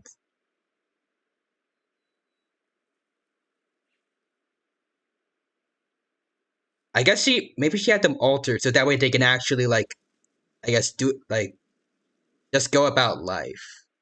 Like that one newspaper dude. You didn't have to worry about, like, not being able to go into the sunlight like Clavier. Once ingested, searing pain will spread across every inch of your body. No harm will come to you physically, but your memories will be burned away. Yeah, it's that. If you can withstand the pain. When you awake, you'll have forgotten everything you know about the House of the Hearth, and will be expelled from the organization. You know, now that I think about it, this actually is a very good and moral way to get them have them leave the House of the Hearth without, you know, killing them, and also not getting your secrets leaked. In other words, I guess. Administering this concoction will kill the version of you that grew up in the house, and give you a new identity. Yeah, that means the young man I thought looked familiar. Yeah, he was the same horror we saw on the list of executions. Wasn't killed at all. So that means that huge list of executions. At least presumably, it was just people that she let free. Memory is a mysterious thing indeed. Losing a portion of your memories will alter your sense of self. Now, if my understanding of the knave is right, she really thinks of that as killing him. The horror that lived in the House of Hearth is dead. The one that remains is simply a normal person living out his life with his beloved. So, it's better than actually, and yeah, a lot better. So, you're just letting us go, Father? I mean, you're not gonna harm any, like, you're not gonna be a danger to them if you have no memories. You misunderstand. Memories are extremely important. Once consumed by flame, the version of you standing before me will die, and our secrets will die with you. So no, I don't intend to just let you go, because the person who survives will be nothing but a stranger. I mean, they'll have their names still, right? Clavier knows her name. Even so, I won't have to live in fear anymore. That's true. I'm sorry, Father. I'm sorry I let you down. But I really... Don't cry, Filial. You haven't left the house yet, so there are still rules to be followed, yes? Remember what I taught you. Anger makes you impulsive, sorrow causes you to waver. Don't let yourself be controlled by your emotions. She was crying for a while, so... Of course. I'll remember. I mean, you won't, but... Dry your tears, and go pursue the life you really want. Yes, Father. Alright. Chaplot, Foltz, Elwar. Take them back to Poisson. And bring Lenny and the others as well. Oh, wait, what? I prepared 3 extra vials of bottled flames. As for whether to take them, the choice is yours. I doubt it. Goodbye, but, right. children. The next time we meet, I will no longer be your father. Wait, if they don't forget, well, if they don't remember, then why did that one dude, why was he scared of Arlecchinos? I guess she's just in general not a kind of fearsome looking person, but still. Thank you for all you've done for the house. I hope you have bright futures ahead of you.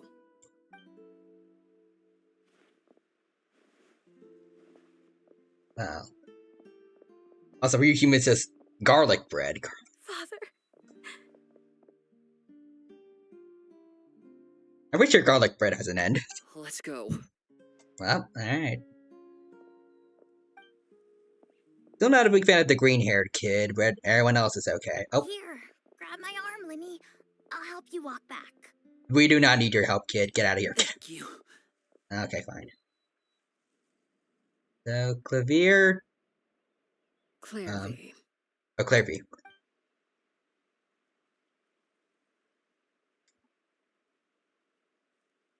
I hope we have a pre-rendered cutscene for her at least, right? Oh, they're watching the moon together. Can we talk now? I've been waiting for a super long time. You really are Perry, aren't you? I haven't seen you in so long. How come you're all grown up? Wait, did I somehow travel to the future on accident? Or am I dreaming? What a long dream. You died, Clairvy. That's what happened. Well, I mean, that's honest, at least. You could have at least sugarcoated it a little. Look, she's that speechless. Actually, if this really is Clavier's younger self, I would say she's probably had enough You know, that's fair, actually. Oh. Okay, then. Plus, she probably knows about death, considering what she knew about her mother's antics. Huh? That's it? You accepted it just like that? Yep. If that's what Perry says happened, then I believe her. Perry wouldn't lie to me. That's fair. Plus, I don't really need to know why I'm like this. I'm more curious about what happens in the future. If you're a harbinger now, Perry, that means Mother is gone, isn't she? Yep. Can you tell Dead me gone. about it? And want to know what happened to her. And to me. She killed them both. You never stopped trying to defy fate. At first, no one believed you. You could only vent your frustrations to the moon. In fact, you often sought comfort in the night sky. You wanted to see the aurora, so one night we promised each other we would go to Snezhnaya to see it together. Later on, you tried to run away, but you were brought back each time. Mother spared your life, but it wasn't out of kindness. Instead, she decided to make an example of you by slowly torturing you over time. That way, the other children would know what happens to traitors. Still, you never gave up. Mother hoped that through ruthless duel after ruthless duel, she would be able to crown an ultimate victor among the children she raised. But you called on everyone to unite, to fight to a draw in order to reduce casualties. Your efforts may have only delayed the inevitable, but still. You gave them hope. You tried everything you could think of, but every attempt ended in failure. Still, you never turned your sword on Crucibina, and you never turned it on me. On that gloomy day, you told me, for the last 16 years of my life, I've done everything I can to fight for freedom. But now, I realize that the only freedom I truly possess is the freedom to choose to die. I never imagined I would say something like that. I must have been feeling really worn down. Yeah, over a decade will probably do that. All Somehow, that will do that to you. I still think I understand. According to Mother's plan, only one of us was going to make it until the end. And I always hoped that person would be you. If I could do it all over again, I still don't think I would make a different choice. Even when I first met you, I knew you'd be able to do what I couldn't. Is that so?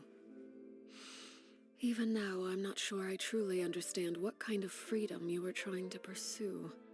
But as the head of the House of the Hearth and as the children's father, I've tried to give them the most basic of freedoms.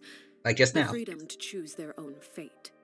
It's something I discussed with the Eudex of Fontaine. Oh. The children who want to leave the house will have their memories wiped clean of all secrets. I knew it. It was a good thing. In return, they will be allowed to live a normal life in Fontaine without being prosecuted for their past.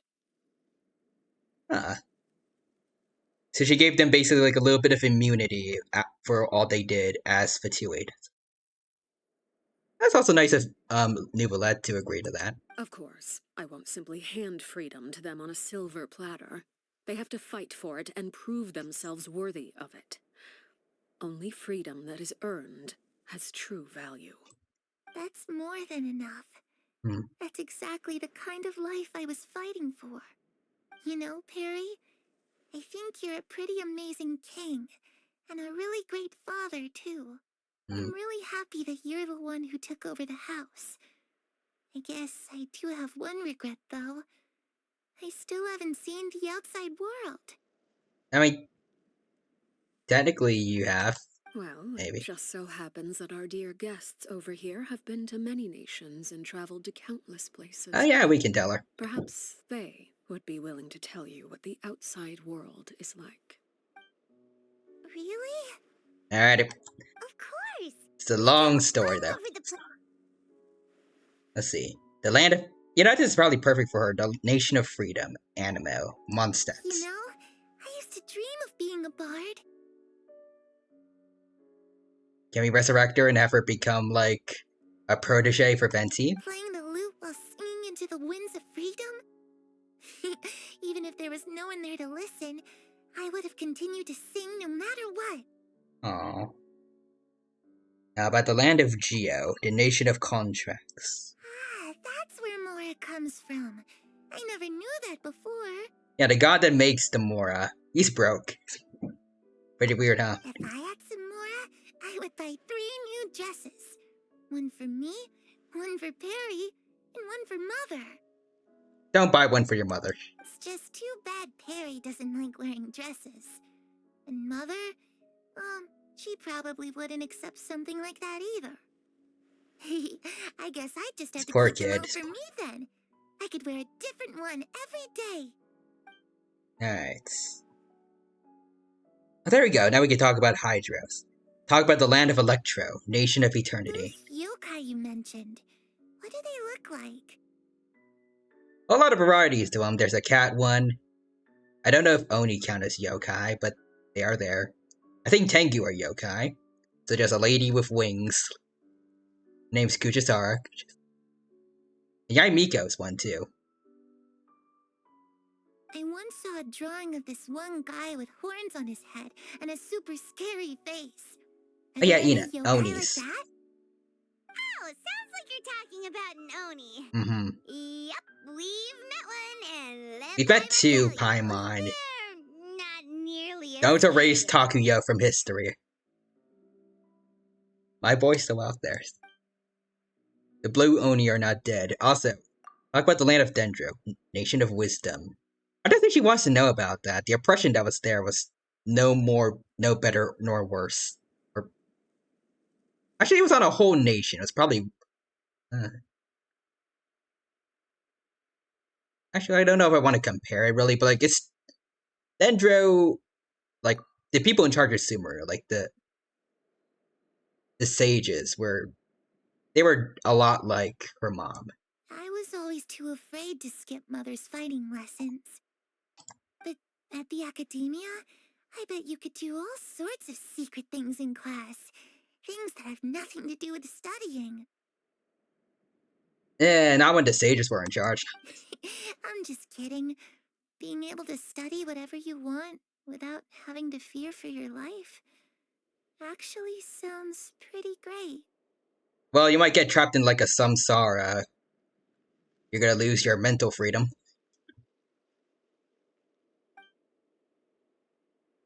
She's clear about the various nations. Oh. There you go. Conversation returns to Fontaine. Super dangerous. Lenny and Lynette were accused of committing a crime, and they were going to have to stand trial at the Opera Epicles. And then we were their lawyers. Oh no. That must have been hard for all of you. What happened next? Thankfully, Farina is not a very good prosecutor. So we won. Don't worry. We were able to turn the situation around. How'd Josh. you do that? Come on, tell me. Okay, so it was like this. Shush. Alright, Clavier is really listening.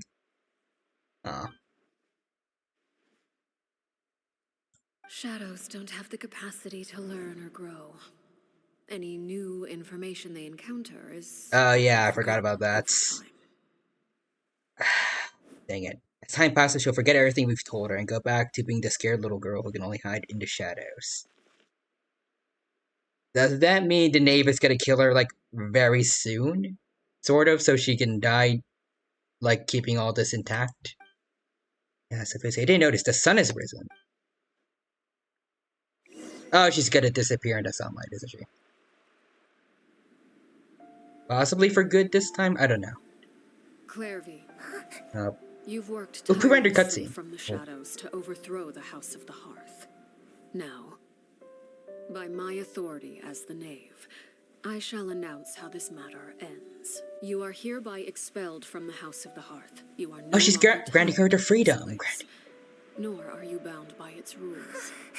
And she's in the sunlight now. That I can finally leave. I get to experience the outside world as well.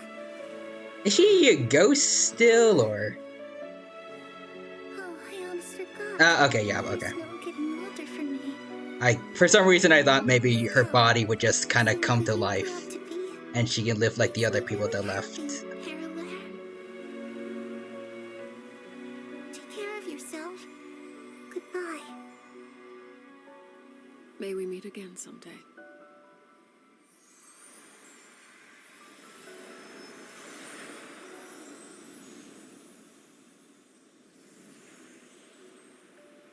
Really damn good story quest, I gotta say that first. Clairvy. There we go. She left so soon. Paimon didn't even get to finish her story. I also have certain sentiments left. Also, for you humans, it's Clairvy is dead. I mean, yeah, but maybe after she was freed from the House of the Hearth, her body would just come back to life somehow. Maybe.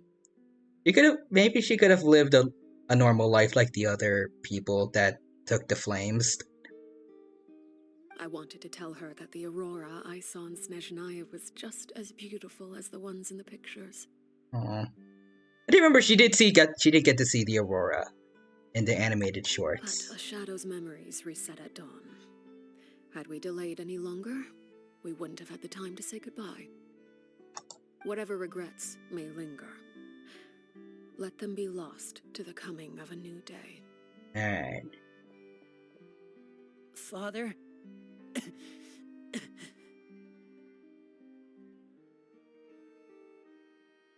Honestly, even though I really like Child, I feel like Arlecchino is probably like the closest to being a good person within the Fatui Harbingers that we know of. It's Linny! Hey, Linny!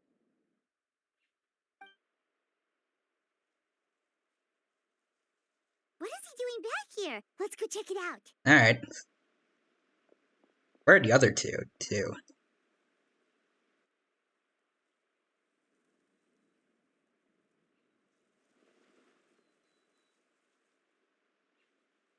I like that she kind of lingered at where Clevery was before. Have been administered. Filio and the others have left the house. Hmm. And you? What have you decided? I mean, he's talking to you right now, so I'm pretty sure he made his choice. Maybe. Thank you for giving us that choice, Father. But we never wanted to leave the house. It's the only home we've ever known. Lynette and Fremine feel the same way. They're recuperating back at the Hotel Bouffe d'été. Oh. But I decided to come back and tell you where we stood. I'm sure you're well aware of the expectations I have for you. I want you to follow in my footsteps and become the next king of the house. Mm-hmm. Yet you seem to have different ideas. I think that's a good thing. I must admit, I'm rather surprised by your decision to stay. There's nothing wrong with choosing to live a quiet life. Leading this organization is a heavy responsibility, one not so easily carried by someone forced onto the throne. I just never understood what you saw in me. What made you believe I was deserving of that throne? You're brave, talented, and, most importantly, you cherish your family. That is true. You would do anything to protect them, even if it costs you your life. Like just now.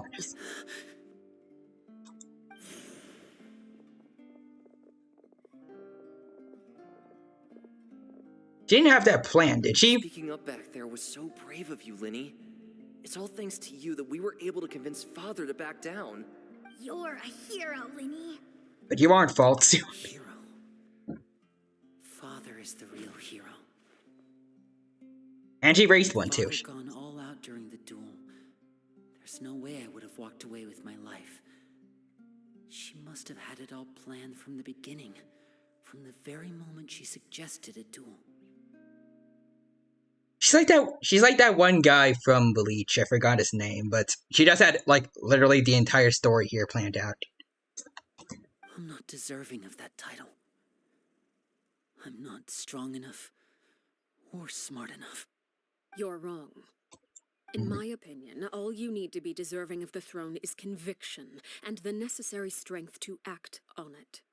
We may have different ideas of what it means to be a family, but you can hardly be said to lack conviction. What you truly lack is strength. For someone of your talent, though, that's something that will come with time.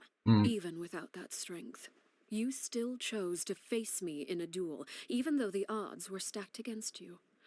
That capacity to honor your convictions is what I truly see in you. I feel like he demonstrated good battle IQ at least during the fight. Father. Got good teamwork with his siblings. No one knows what the future holds, what tragedy or triumph may be in store. Being at the head of this organization requires the strength of will to face whatever comes. Caution will only hold you back. Also, Rudolph Ambrose says late stream.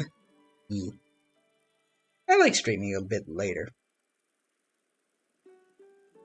I guess in general, I like streaming for long amounts of time. It's like streaming, it's fun, and I get bored of it too much. But I do try to keep track of like when people normally go to sleep before. But yeah, good to see you here, Rudolph Ambrose. Hope you're doing well, and hope you have a good time here with us at the Genshin stream. We're just about to finish up Arlecchino's story quest, I think. Also, for you humans, actually, this is pretty early. Yeah, I mean, kinda. Normally we end at around 1, maybe 2 nowadays, so... It's definitely within the latter half, at least for now. And Rudolph says, I see. If reaching a certain standard were required to go after what you want, I would never have succeeded in killing my predecessor. Back then, there was still a considerable gap between our abilities. Oh yeah, true. Strength may decide the ultimate victor, but those who let a lack of strength dictate their decisions or undermine their convictions will never be worthy of the throne. I understand, Father. Children must grow up to surpass their parents. Only then can a family continue to flourish. The road ahead is not an easy one, so I'll ask you one last time. Are you certain you want to stay? No. You've done so much for me, Father. I'm kidding. And that kindness must be repaid. Plus, with Project Stuja at hand, there are many dangers ahead, and I, for one, don't intend to back down. Awesome. Protecting my family at all costs. That's my conviction. Then you're welcome to stay. As for Project Stuja, you need not be too concerned. If those cowardly businessmen and heartless dignitaries try to take us down, I'm prepared to teach them a lesson. Oof. Having members who longed for the light was our organization's last weakness. With those members no longer among our ranks, the House of the Hearth is like a spider hiding in the shadows. Oh. We need only wait for our prey to come to us. At present, our imperative is to use their plan to our advantage. In doing so, a crimson moon shall rise amid the frigid blizzards of winter. No demonstration of loyalty shall go unrewarded, and no sacrifice shall be in vain. Is she planning on betraying the Fatui? As for the two of you, or whether we meet at least again she's as gonna friend or do it if foe, they betray them first. I'll remember the camaraderie we shared in this moment. Thank no you, matter how Arlecchino. arduous the journey ahead, I hope we both reach our desired destination. Damn. Honestly, Arlecchino making her way to probably one of my top 10 favorite characters now. Was not expecting that.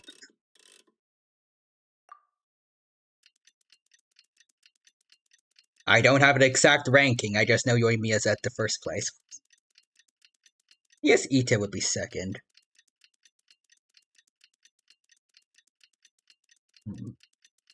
Skarmosh after that. I love the man.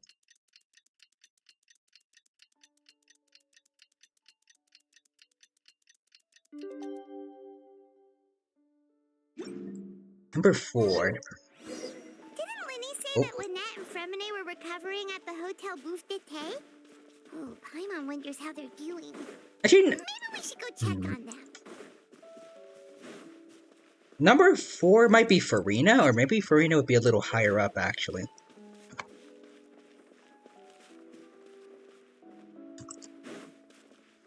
feel like actually no, I think it's Yoimiya, Ito, Farina, then Skarmosh. And I guess after that it would be Arlecchino, maybe, actually.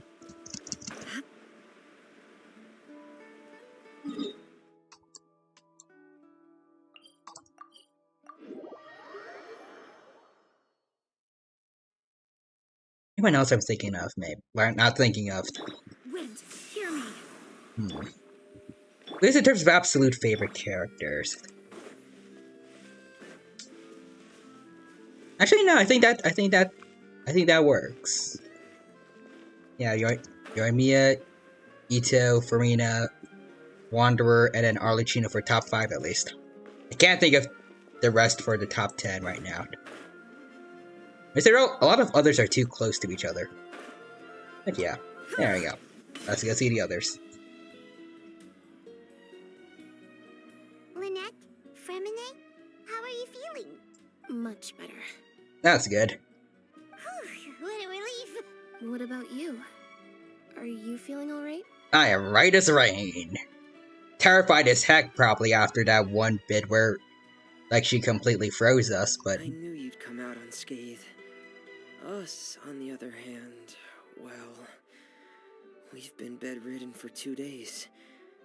I couldn't even turn over. That's fair. Oh, and I wanted to ask, is Claire V... gone?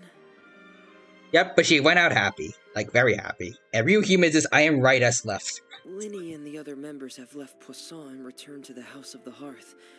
According to him, there haven't been any more sightings of a spirit roaming the house. We bid her farewell under a blanket of sunlight. Her wish has been fulfilled. I see. I'm glad. Father came to check up on us 2 days ago and told us about what happened with Crusabina and Claire V. Nice. Actually, I've met Crusabina before. Oh. How old are you then? Wait, what? You've met the former knave? Crusabina died a year after Claire V. It was during the year between their deaths that I joined the House of the Hearth. Okay, so not too old, I guess. An extremely cruel and radical way of doing things. While she was alive, the atmosphere in the house was suffocating.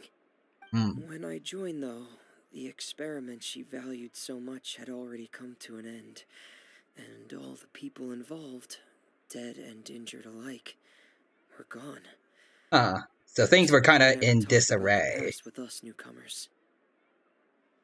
A couple of months after I joined, Father killed Crusabina and burned all her files. With that, the names of all the people subjected to her experiments, Claire V included, were lost to the flames, along with the painful memories they represented.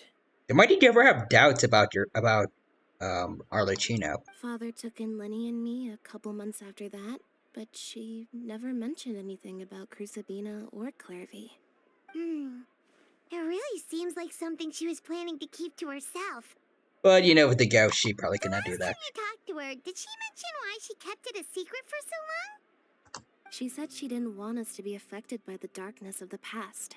She was worried we'd develop a false sense of gratitude towards her if we knew about it. The foundation of a family should be free of any corrupting influence. Whatever happened in the past, it has nothing to do with who we are now.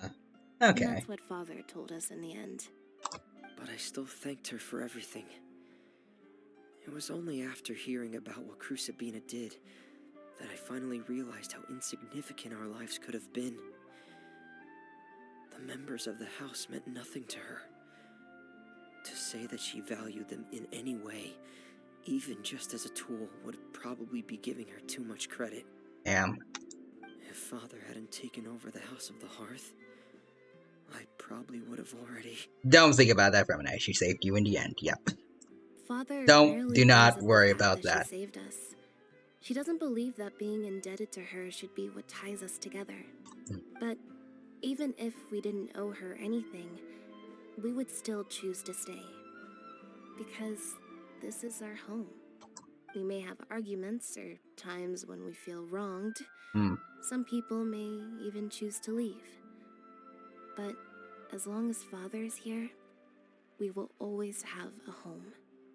Or each other. You don't know what might happen to Arlecchino in the future. You know, considering the Fatui want to go against Celestia. Whether the path before us is bathed in sunlight or shrouded in shadow, we'll follow Father wherever she chooses to go. So I wanted to say thank you for helping us make it through this crisis. Without your help, we could have lost a lot more along the way. Probably. Oh, we didn't do anything, really. Shush, Paimon. You're welcome anytime. Are Filio and Nantoy okay? Probably won't know because I they actually left. saw them at a cafe this morning. Oh. They didn't recognize me. Makes sense. From what I could tell, they were drinking coffee and talking about one of the operas that started running recently. Oh yeah, they did talk about that at the beginning of the quest. They like that sort of seemed stuff. Happy. If I had to take a guess, I would say they finally found the kind of life they always wished for. Aww. When the hearth flame go on.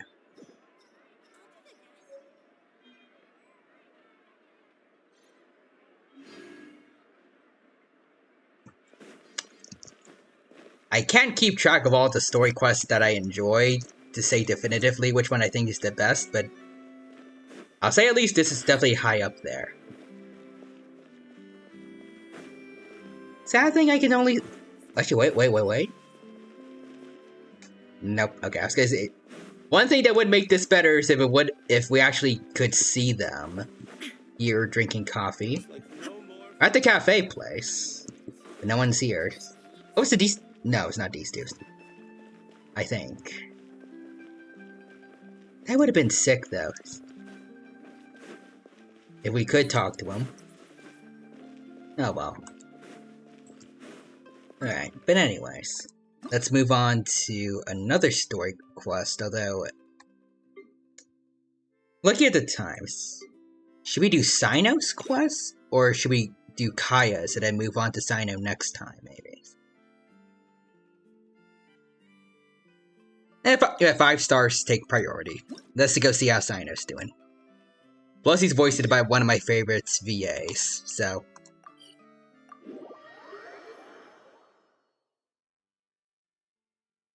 And plus, Kaya's already waited several months. He can wait again.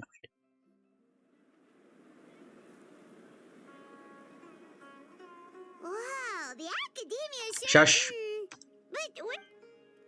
There's Sino. Traveler, Paimon. What up, Sino? What up? It's been so long since we last saw you. Mm-hmm. Let's see, you've been keeping well, man? As do you. You don't seem weary at all from your travels. If anything, you seem stronger. I just fought the 4th Harbinger, so I am definitely a good deal stronger than before. At least in terms of mental fortitude, probably. So, what brings you back here? Oh, nothing in particular. I'm just... Shush. Paimon. Funnily enough, we were reminiscing about you recently too. Oh. It was at a group dinner. I look forward to hearing about your travels. Something tells me we must have a lot to catch up on. Quite a lot, yeah. A lot went on in Fontaine, man. Really? You were thinking of us too? What a coincidence! Indeed. Or as I call it, the Biryani factor. Is this a pun? Biryani factors. Wait. You really want me to say the rest? Okay. It's always rice to meet stew again. Okay, well, I can get that.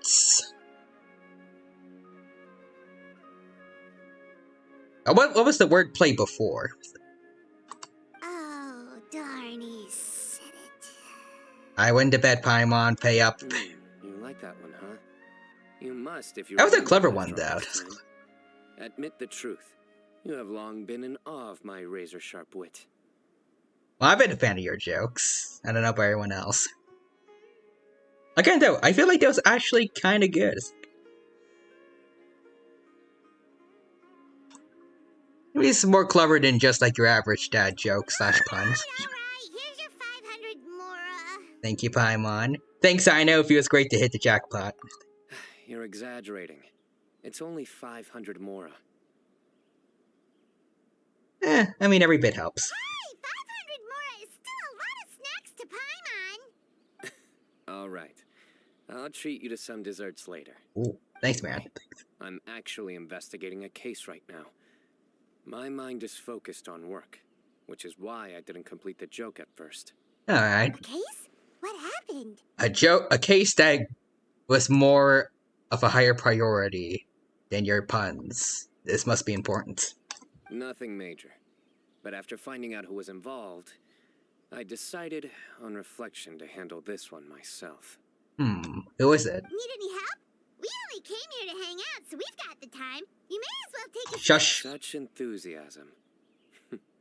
Are you worried I'll forget about treating you to some sweets if you're not around to remind me? No, Paimon just likes running her mouth a lot. It's all she does. Obvious enough. Still, it's a fine idea. You are the heroes of Sumeru. It makes perfect sense to work together.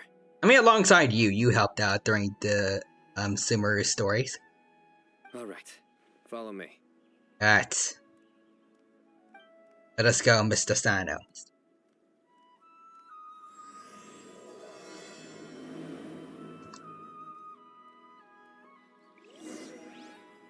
Also, I just want to say, as someone who knew about Sino before he was even in the game, because he was in the, I can't word, he was in the manga, where he helped out with Kale's, weird black fire thing. Seeing him now, like, it's just a jokester, sometimes. The old man flailing around? Plus, it's him also being the General Mahamatra, because I don't think it was mentioned he had that position at the time, nor did he have the jackal hat, which looks very sick. Change a lot. Kind of cool, I like it. I see Murray Francis here, and redeemed bread. Bread, there you go, there's the redeem. Good to see you here, Murray Francis. Hope you're doing well, and hope you have a good time here with us at the Genshin stream. We're playing Sino's second story quest. Super fun, and hope you have a good time here with us. Oh, is he the one you wanted to talk to about the case? Probably not. Correct. Oh, he is. His name is Cyrus, a former Spontamat sage. He taught sage. I don't like them. Plus, they forced to redeem do a barrel roll, so. Beyblade. Beyblade. Anyways, Murray Francis, hello. I am good. How about you? That's good to hear. And I'm doing good as well. Thank you for asking. And forced to redeem Breader, so. There you go. A little louder. There you go. There's the redeem. Hope you like it. I just don't want to say anything too loud because family is sleeping. Pretty sure. See Murray Friends with an emote there. Thank you for that. It's got a little pirate hook to it. That's cool. There we go. Huh? Sino's teacher is in trouble? It's ridiculous. I'm just an old man who enjoys a spot of gardening, shopping, and wine. What sort of person targets an old retiree? Professor, I've brought some friends. Alright, so he's a victim of the crime, I think. Ah, Sino. Now who do we have here? I am Traveler. I save people. Hold on, let me think. A flying fairy dressed in white? A youth who does not seem to hail from this land?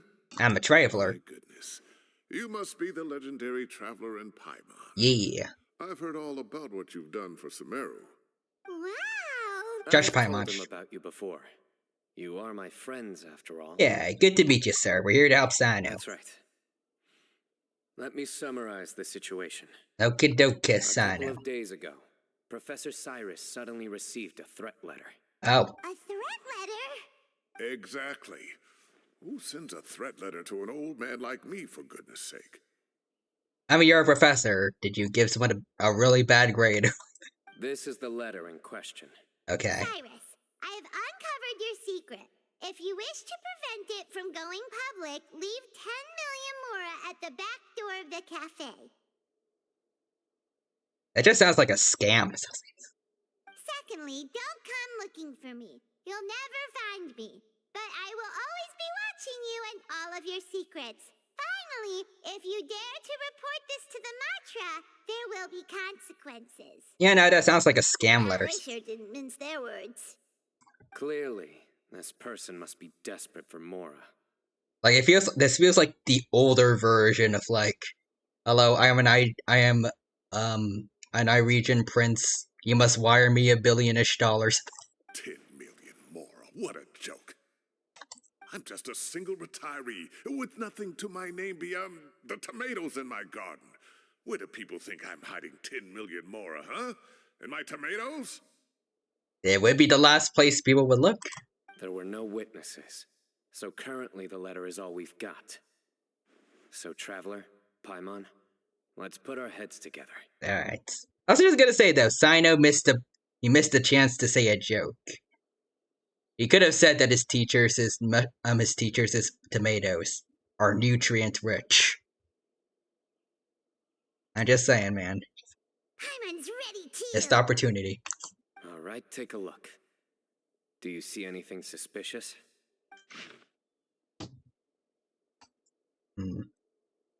I mean, it's unsigned.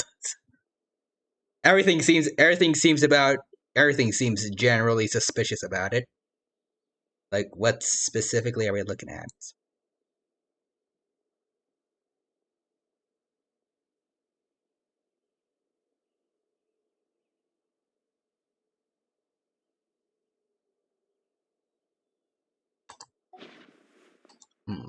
For Signer's description, it sounds like the threat letter didn't come in an envelope. Simply written on a crude piece of paper and left for Cyrus to find. The paper? Very good. The paper has a rather rough texture. Oh. It's not the typical kind you see in most books. Also, for you humans, it's clearly he's hiding them in the potatoes. I see. What if he's hiding them in the watermelons? Another thing is, some of these strokes look kind of blurry. Could there be an issue with the ink? Possibly. And I bet the paper has something to do with it. Most of the paper around here is much smoother than this, and the ink is absorbed quickly so it doesn't run. This paper, meanwhile, it's very coarse-grained, almost as if it's made from some sort of plant matter. So, the paper they used is not from here. It's certainly not the same paper as we use in the academia, but the ink is nothing special. Just regular black ink that gets a blue tinge when applied to paper. So do we think the culprit has a connection with the academia or not? They have paper from somewhere else, and I guess they could have just stolen a pen from somewhere. Wait, check this out. Looks like this part got wet at some point. Agreed. The staining suggests it was a colored liquid, not plain water. It also looks like it was wiped off with a damp cloth. A colored liquid, so tea? Wine? Looks like we're thinking along similar lines. Let's go talk to Arof. There are some things I'll need him to take care of. Alright, who is Arof, though?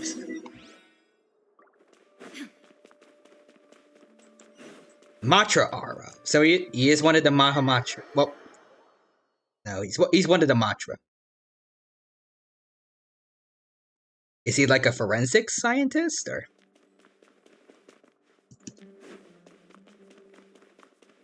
Am I pronouncing that right? I think it's forensics. Arof. Ah, there he is. Hello. Mahamatra Sino. Sir Cyrus. Ah, and the Traveler and Paimon. It's been a while. Hello, sir. I guess we talked to each other before since he says hello to us.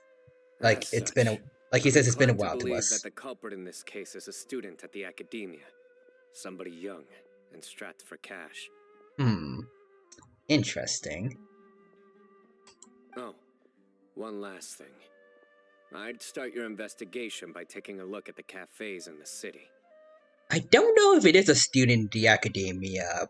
Possibly, considering something I've also seen in the 2.2 trailer, but... Oh, of course! Maybe. You think the culprit spilled their coffee on the ladder, huh? They do look like coffee stains to me. Also, if I'm not mistaken, the letter is written on a type of scented paper that has aromatics added during the manufacturing process. The kind often provided as writing material for customers in cafes and taverns. Ah, of course. Yes, like they sell in the gift shops. I remember now. Zaha Hadid bought some a while back. She said she was going to use it as wrapping paper for a vase. Understood.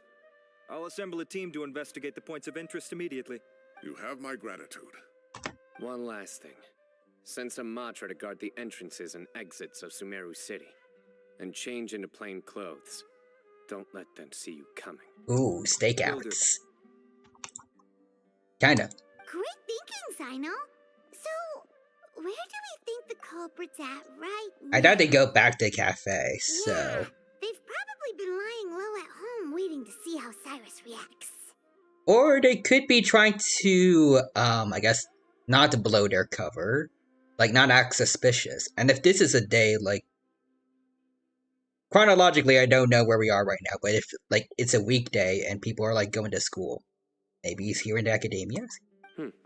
You're right, Paimon. Oh, okay. Which part? The culprit's approach. Whatever happens, they need this Mora. But just because they warned Professor Cyrus not to go to the Matra, doesn't mean they know what he'll do next. So, like you said, they need to wait and see. Okay. And crucially, the culprit said they'd be watching the professor's every move. Is it that dude? Is it that dude? He looked back at us. Wait, are you saying... Oh. Hi, man. Found you! Well, I was right that he was staying at the school. His very friends is Paimon v Tyranno, Dawn of Justice. I'd win. What are you doing? What do you think, buddy? You wrote the threat letter. I don't know what you're talking about. What threat letter? Mind if we show it to him? Someone was watching us from the shadows the moment we entered the House of Dana.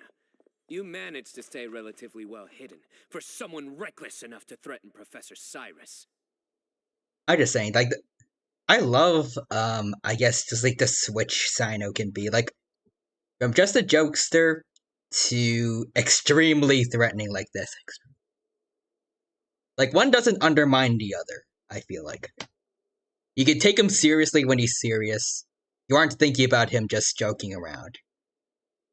There are a lot of people here, but we were looking specifically for Arav. Whoever followed us the whole way was likely to be the culprit. I was just listening in, that's all. You know something big's going down when Mahamatra Cyrus Really? shows up, right?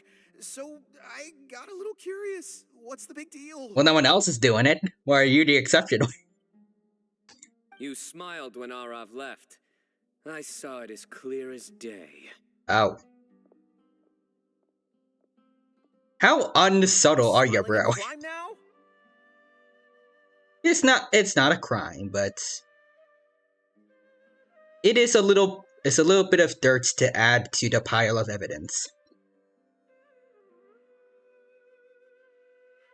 You need, I can't wait, but like, to make a case, you need a solid foundation with stuff like this. There are coffee stains on the letter. You mixed some coffee with water, gently smeared it onto the paper, then wiped it off with a wet cloth. All to create the impression that the letter was written at a cafe. Oh. I mean, he's a student at the academia. Makes sense he would be clever like that. Closing off the exits to the city doesn't affect you, because you already live here. And as long as the Matra were focused on the cafes, you would be free from scrutiny. The Damn, cafe side note. was a red herring all along. You had to be somewhere where you could monitor the professor's movements. You can't pin this on me. I haven't done anything. Do we have a forensic scientist? Can we check the letter for fingerprints? Really? Then why are you shaking like a leaf? I get groovy when I'm scared. Innocent have no reason to fear the Matra. But you... Your heart's racing, and your eyelids are twitching. You're a terrible liar. My eyes are just glitching out, man. Just glitching.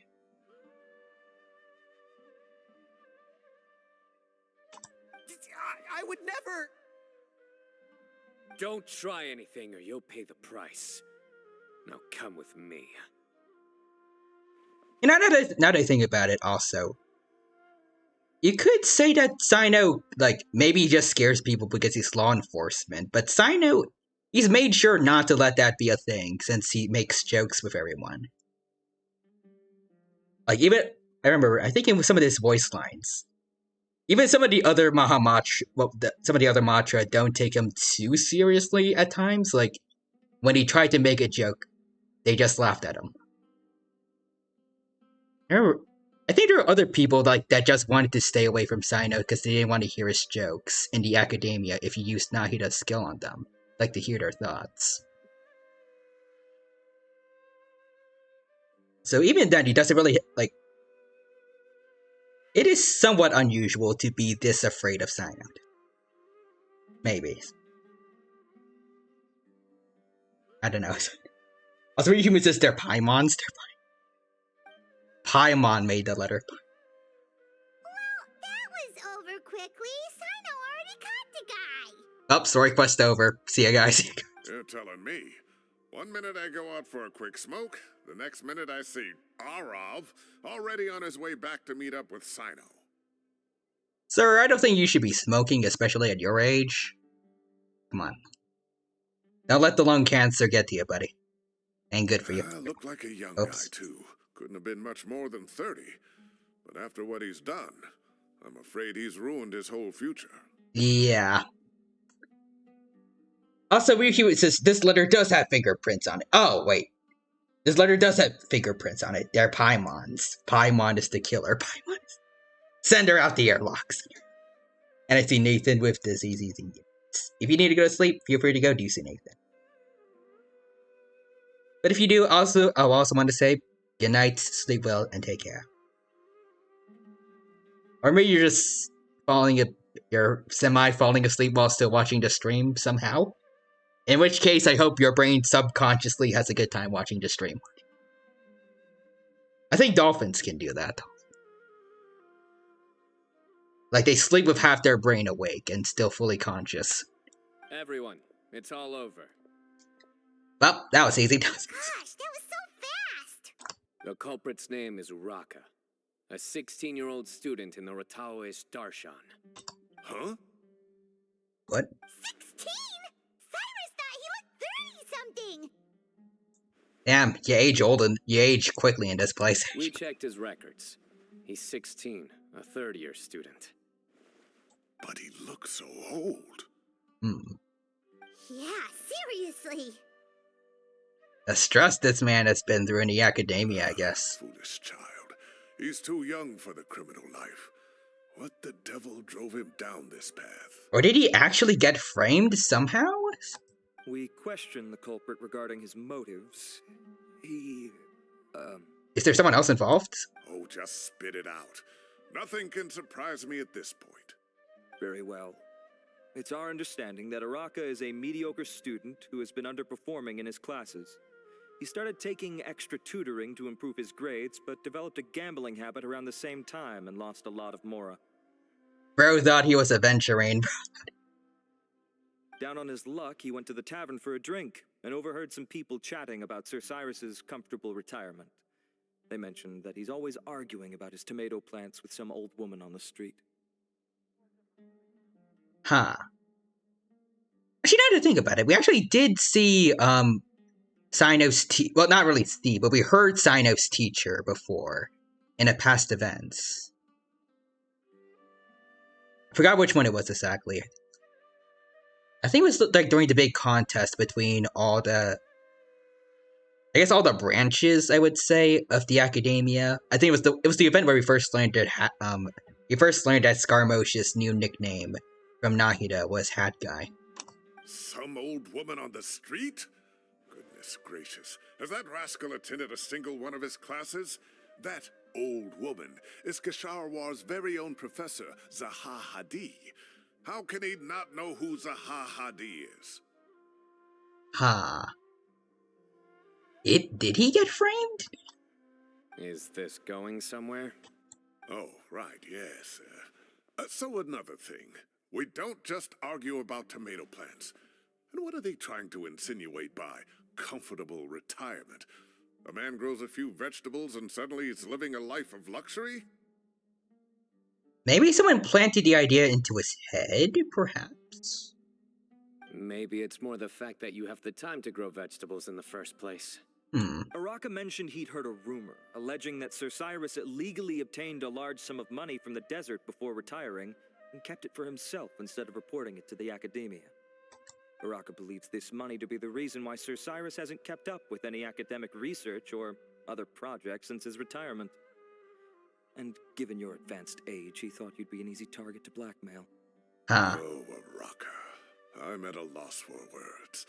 I'm so angry I don't know where to start. Yeah. People make up rumors all the time. I am quite confident that Professor Cyrus has never embezzled a Mora in his life. I think we could definitely take Sino as a good witness. Arav, you'll have to find some excuse to interrogate Araka again later. I need you to deliver a few firm fistfuls to him on my behalf. I don't think we're allowed to do that legally, but... I mean, if you don't report it... I completely understand how you feel, Sir Cyrus, but I'm afraid that course of action goes against the Matra's principles. Okay, fair enough, man. Well, just keep him in jail, then. Professor, there's no need to be childish about this. Oh, fair enough. I was clearly joking. I mean... kinda.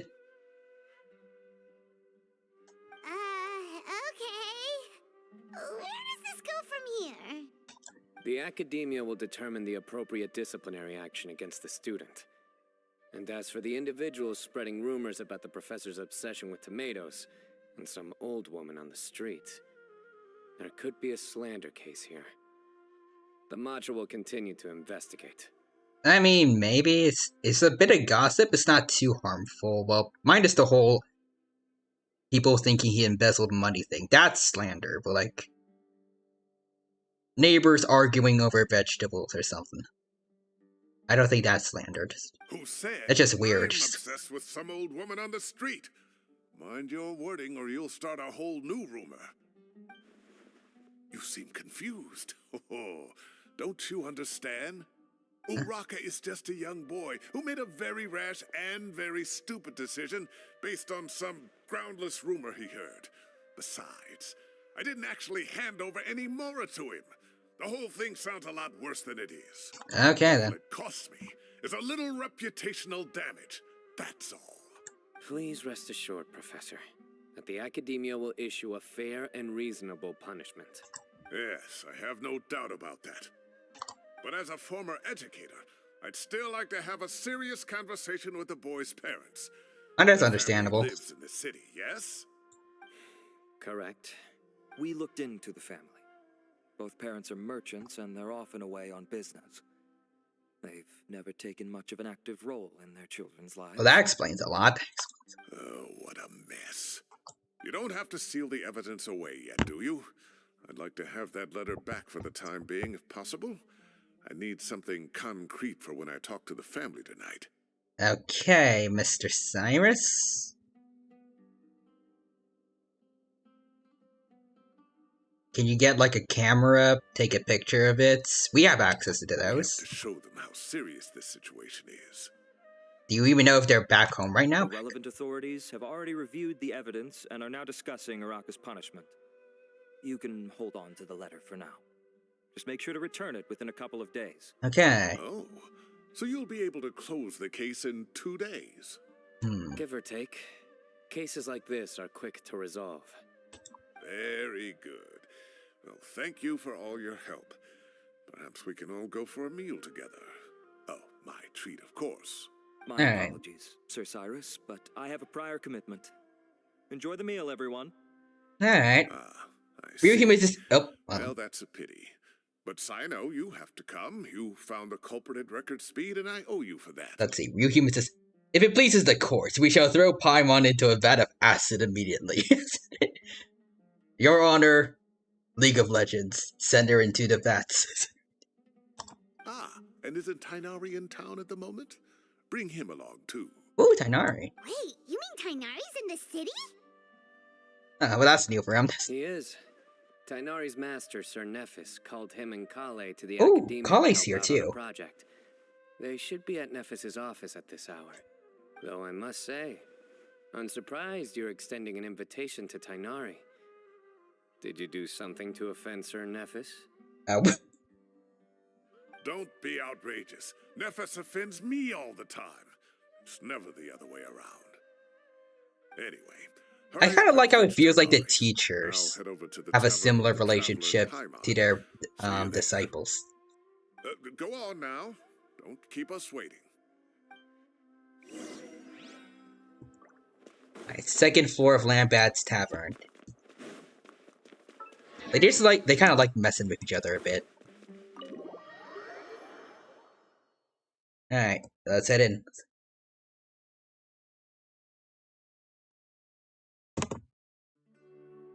And on the keyboard. Also, you Mr. Your Honor, please tell us that it pleases the court. It does please the court greatly. Continue.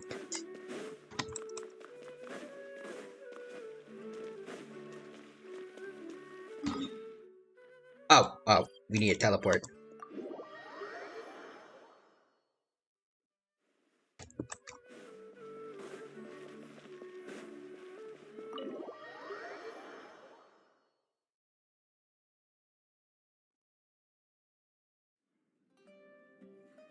Oh, there they are, Tainari and Kale. Not to brag, but we never had problems like this at Ratawa His back when I was still teaching. And if you don't want to take my word for it, you can ask them. They were students at the time. They'll tell you what it was like, won't they? I was out in the forest at least 4 days a week back then, thanks to a colossal workload from Master. It wrought havoc on my poor tail, so I didn't exactly keep up to date with what was going on at the academia. Most of what I know, I heard from Sino after the fact. Professor's become a lot more laid back in his retirement. He used to be far stricter, and was especially known for being extremely principled. Wow. It's hard enough to stay true to your principles as a normal person. I can't imagine doing that as a sage. I'm glad he didn't let the power of the sage get to him. It's a pity Hopefully. Kale wasn't around at the time. I would have happily taken her on as a student. And then we'd have one more person who has to address Lisa as upper-class woman. Really? Can't you just call her Lisa? She seems to prefer it when people treat her like an older sister. Oh, believe me, back when she was a student, nothing made her happier than the younger students acknowledging her seniority.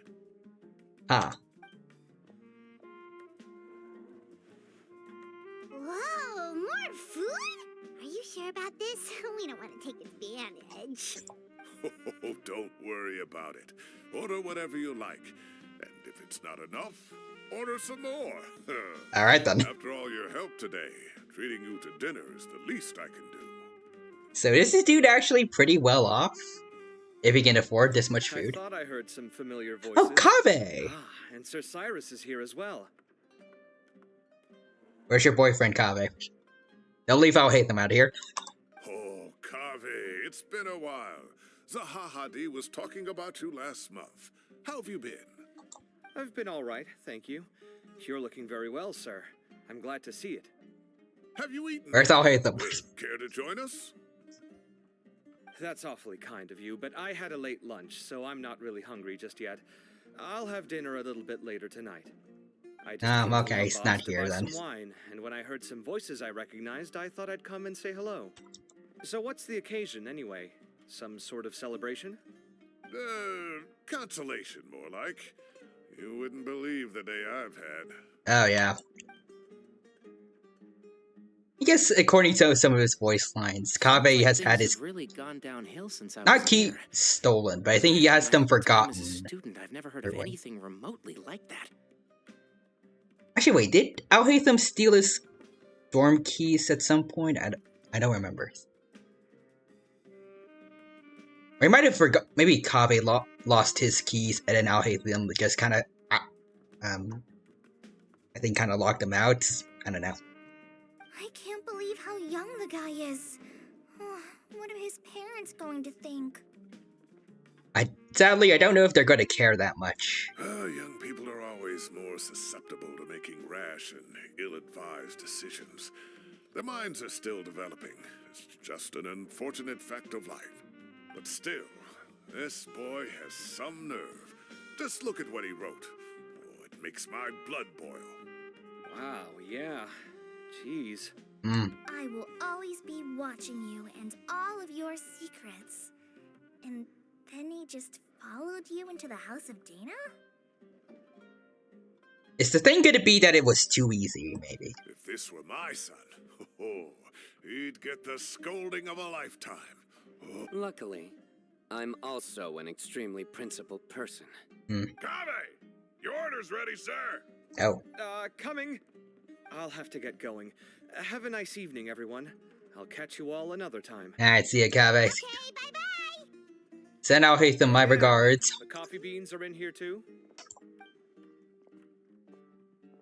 Yep, it's all there. Alrighty. I'll stop babbling away now. Let's eat before the food gets cold. Busy chatting that you almost forgot about the food. Oh no. Luckily still hot and enjoy a delicious celebratory meal after a crazy day.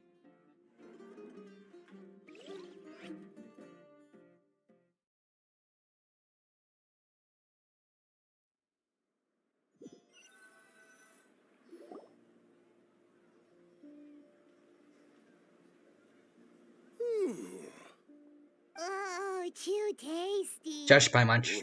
Mine too. I'll have to walk home to burn some of it off. Thanks for dinner, Sir Cyrus. Master Tainari and I will bring you some homemade herbal tea next time. It'll do wonders for your sleep. That's nice. I look forward to that. In fact, could I trouble you to bring a little extra for the other old folks on my street? I'll be the envy of the neighborhood. No problem at all. I'll pack some up and bring it over. Thanks for treating us, man. I'll see you all later. I better head home now and tend to the crops. Alrighty. Good night, Professor. Don't let those tomatoes keep you up too late. Hey, my tomatoes are serious business. I am not about to be beaten by Zaha Hadid. Anyway, I'll be leaving now. I don't think that part of the whole thing was just rumors. Take care. Have a safe trip home. See ya, man. Now, we finally have some us time. Oh, okay, wait. Where's this going? What do you mean, us time? Well, I was talking with Tainari and Kale, and since we all have some free time, we thought we could all go camping together. Ooh. Think of it as our way of welcoming you back to Sumeru. Camping? Oh, that sounds fun! Paimon's in! Yeah. Right? It's been so long since we did something fun together. I can't wait. I mean, there was the Windbloom Festival where you became friends with Sucrose. Everyone, let's meet tomorrow afternoon at the riverbank to the southeast of Gandharvaville. No need to bring anything. We've already packed everything for the trip. Just bring your delightful selves and prepare to have some fun. Alright. You got it! We'll be there! Great. Then we'll see you tomorrow.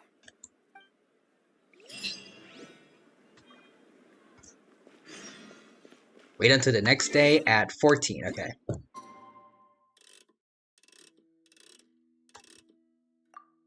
There.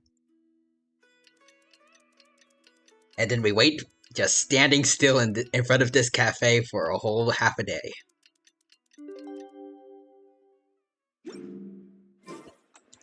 Alright, let's go. Let's head to the southeast of... Shush, Paimon.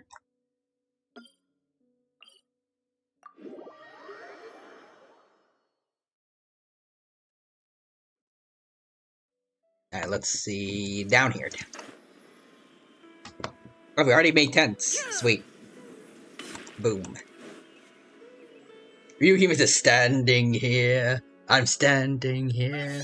I'm standing here. I am standing here. I'm standing here.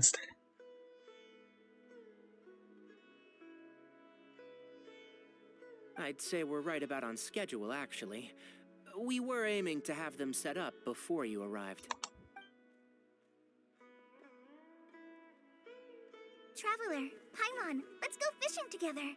Whatever we catch, we can grill for dinner tonight. Oh, yeah. You got it! Dinner's on us tonight!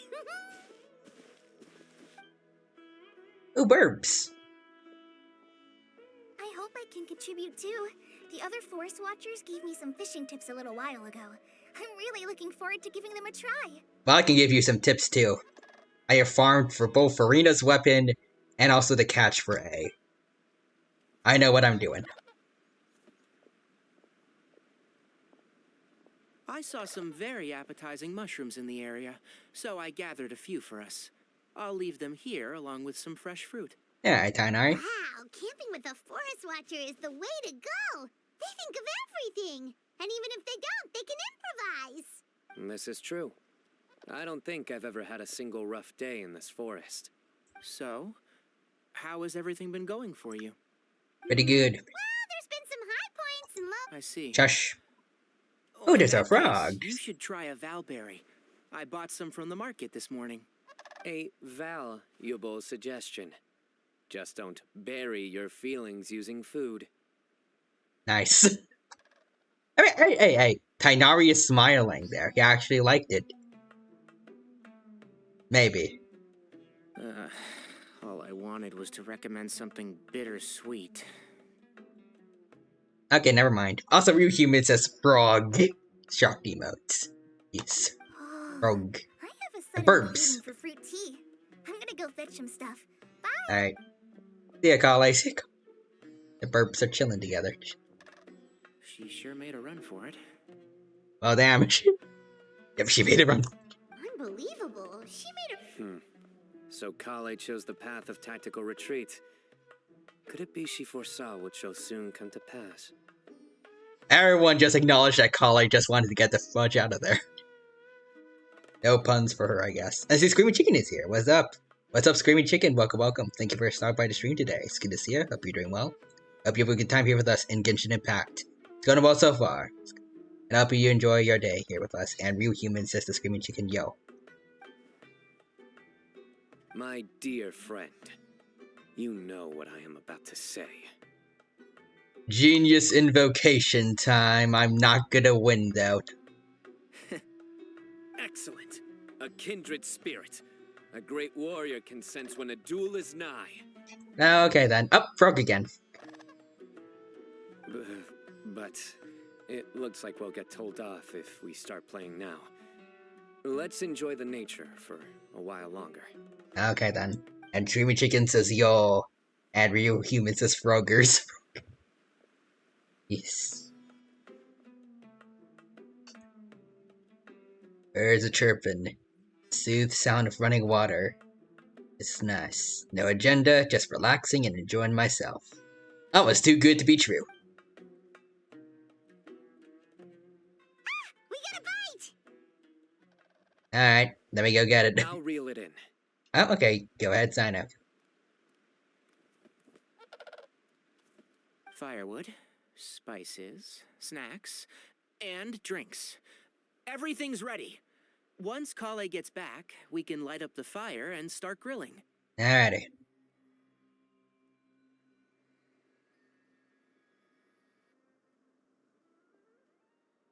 The burbs are still chilling with us over there.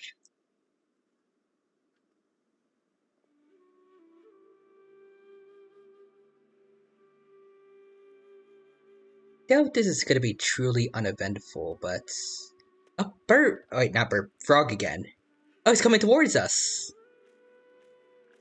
Hey, buddy. He's gone past us, I think, now. Holy guacamole, Batman. Joker just... There are 3 tents. Oh, no. Which one do you two want to take? How about the one on the left? Whatever Paimon... Alright, sure. Paimon just thinks the ambiance... True. But it's also the closest to the water. If there are any sleepwalking fungi around tonight, they might stumble into your tent. Oh. Well, that's no good. Take my weapon. You can use it to bar the entrance. Are you sure about that, Sino? Anyone would think you were sealing the gates to King Deshret's mausoleum. Excellent. Then this tent will be an impenetrable fortress. The frog is... It's jumping into the tent. Ready for the barbecue? That's a weird frog. Always.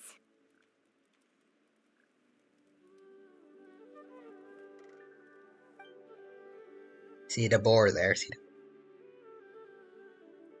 Oh, it smells so good. Paimon's drooling.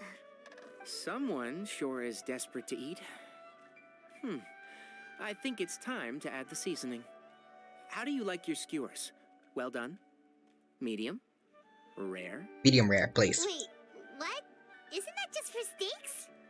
Hey, if it works for steak, Maybe it works for other things too. Medium well for me. Alright. Okay, these are about ready now then. It'll be a few more minutes for anyone who wants theirs well done. Anyone who does wants theirs well done, leave. Also, you humans as medium. Oh, That's was respectable. so delicious. If Paimon's stomach had space, she'd eat 3 more skewers. Anyone that says they want to eat a well done steak, just give them a shoe. It's the same thing. I ate a lot too. Oh, here comes the food coma. If you're tired, then go rest. You must be getting sleepy too, Paimon. Why don't you guys head to your tents? Sino and I will clean up. Alrighty. Tonight I show you mercy. Our sacred duel will take place another day. Okay. Good night. I think this is going a little too well for a story quest, but... Paimon's Alright. struggling to keep her eyes open. I'll enjoy the calm before the storm. Oh, the frog's in our tent. Oh, don't forget this. The Oh, wow. Staff of the Scarlet Sands. Sino just went and solar flared us.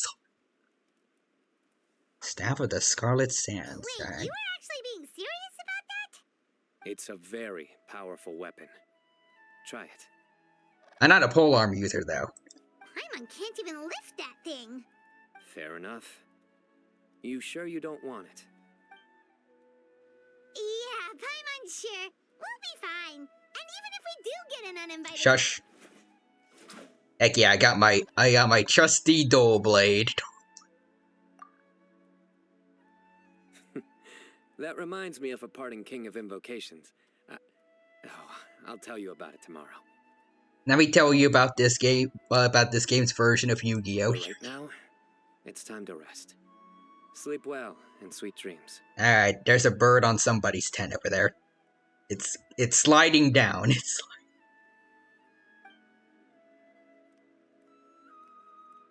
Oh, it's yours, Sino. It's yours. Oh, it poked its head through the tent. Camping trip has really relaxed me. Just gonna sleep like a baby tonight. Are you, though? Peace and tranquility of the forest, nature's warm embrace lulls you into a restful sleep. I think they should all be here. Kave? Traveler? Oh, hey, is here. Are you in there? Could you come outside for a sec? Oh, there's the Frogo. There we go. Kave's here with his boyfriend. Let's go. Look at this. Oh, hey, then what's up? What the? What's this sword doing here? Is it supposed to keep out intruders? Maybe. Evidently. Yeah. What? Who is it? Oh, what time do you call this? Those voices, I recognize them. Paimon's gonna take out the sword. Yeah! Paimon, you're gonna cut yourself. Don't do that. That's a weapon. Be careful. Going back to sleep. Hey them, Kave! What are you doing here? It's the middle of the night! They want to join into the camping. Sorry to wake you up at this hour of the night, but we've got a situation on our hands. I knew it.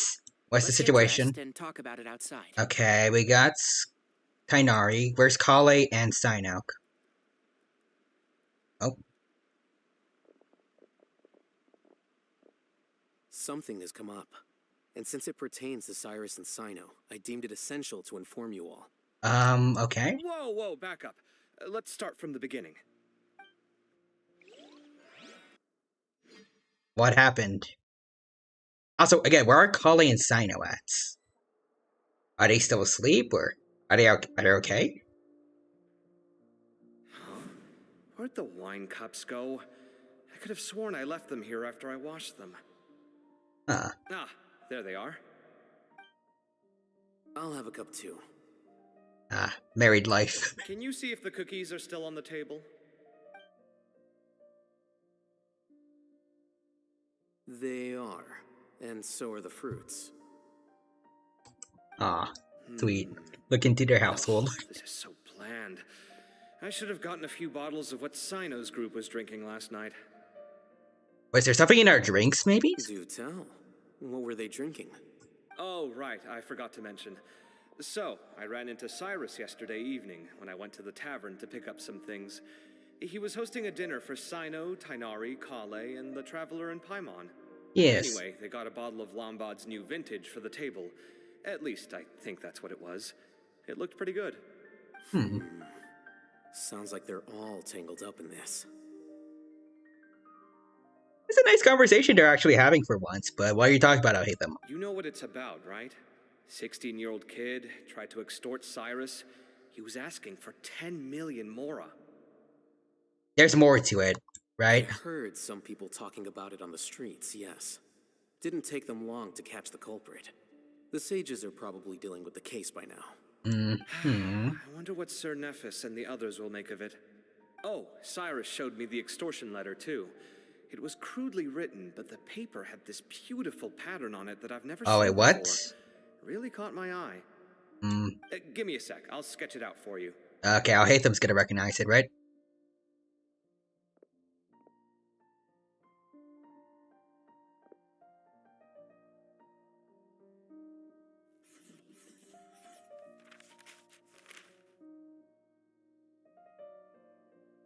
Okay, done.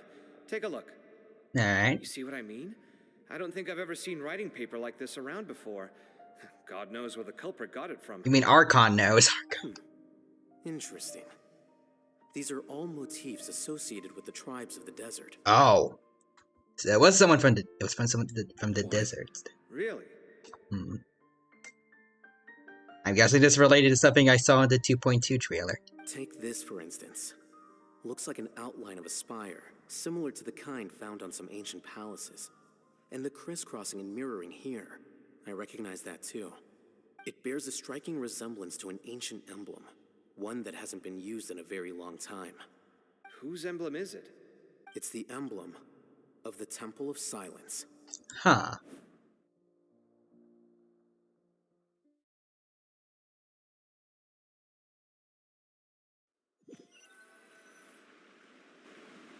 After discussing it with each other, we both agreed that something didn't feel right. So we went looking for you. This was a long way to come from the city. Alhaitham figured you were probably with Tainari, so Gandharvaville was our first stop. But the Forest Watchers told us that you'd gone camping. Yes. Then, just as we were heading off to the campsite, we ran into Sino. He said he was on a supply run. We exchanged okay, a few so that's where he words, went. and then he ran off. Where's Kale, though? Hold on. So what's the deal with that emblem you were talking about? The Temple of Silence, you said? What is that? Should we be worried? Is everything okay? Give me a second. Let me get Kale. Alright, so she's fine. Hopefully, unless... Oh, okay. I was about to say, like, is he gonna look into the tent, and she's not there? So you've never heard of the Temple of Silence? Well, to put it simply, it's an organization that has existed in Sumeru for over 1,000 years. I see. These days, you can find a Temple of Silence office in the academia.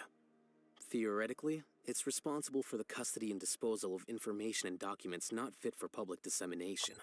At least, that's what they tell the outside world.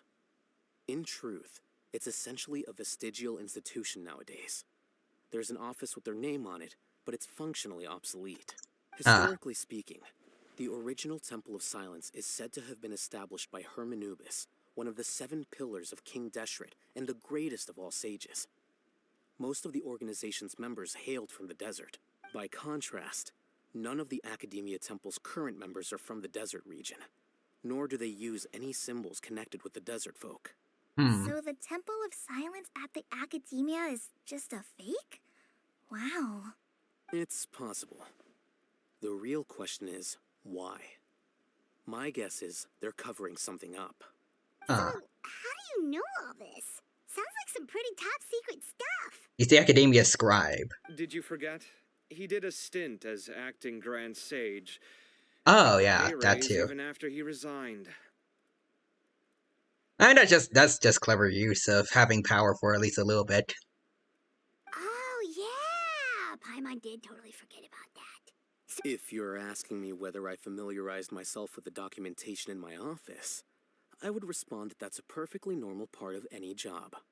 That's true. So much about this doesn't make sense. Why did the emblem of the Temple of Silence appear on a threat letter from an academia student to Cyrus? Hmm. The student's only 16 and doesn't have any family ties to the desert. So where could he have seen that emblem or gotten the paper? You said you ran into Sino, yes? Did you tell him what you've just told us? I guess I need to think about it. He did mention something about, actually, no, that could have been Cyrus. I was about to say, he mentioned, like, something about the case, like, after recognizing a person involved in it, he decided to go, like, work on the case personally. Yep. He ran off as soon as he heard what we said. Oh. Given that Cyrus is involved, he's probably halfway through solving the case by now. Still, we should try to catch up with him. At this hour of the night, Sino will probably go looking for Cyrus at his current residence. If the Academia's Temple of Silence really does exist just to cover up the truth, the sudden appearance of this emblem can't be good. It's sure to stir up trouble. Even after everything that's happened, Academia is still covering stuff up. We should pay a visit to the Academia. Yes. Why am I not surprised? As the Sage of Amorta, my master ought to know the truth about their office. You can ask him to tell you what he knows. The more information we have, the better prepared we'll be for whatever happens there. Alrighty. This situation is connected to the real Temple of Silence. The emblem has to be part of a bigger conspiracy. Kale, could I trouble you to send a message to the Core of 30? Tell them to keep an eye out for Sino and Cyrus. Traveler, Paimon, you two come with me. We'll go after Sino. Yeah, sounds like a plan. Let's go. Cyrus has been feels like the old days of overthrowing the Academia. So we can keep an eye on his tomato plants. Alright. Only we don't have an Azar to overthrow this time. Probably. Maybe there is, we'll find out. Maybe this one will actually get, will get actual punishment for what they did. Unlike Azar.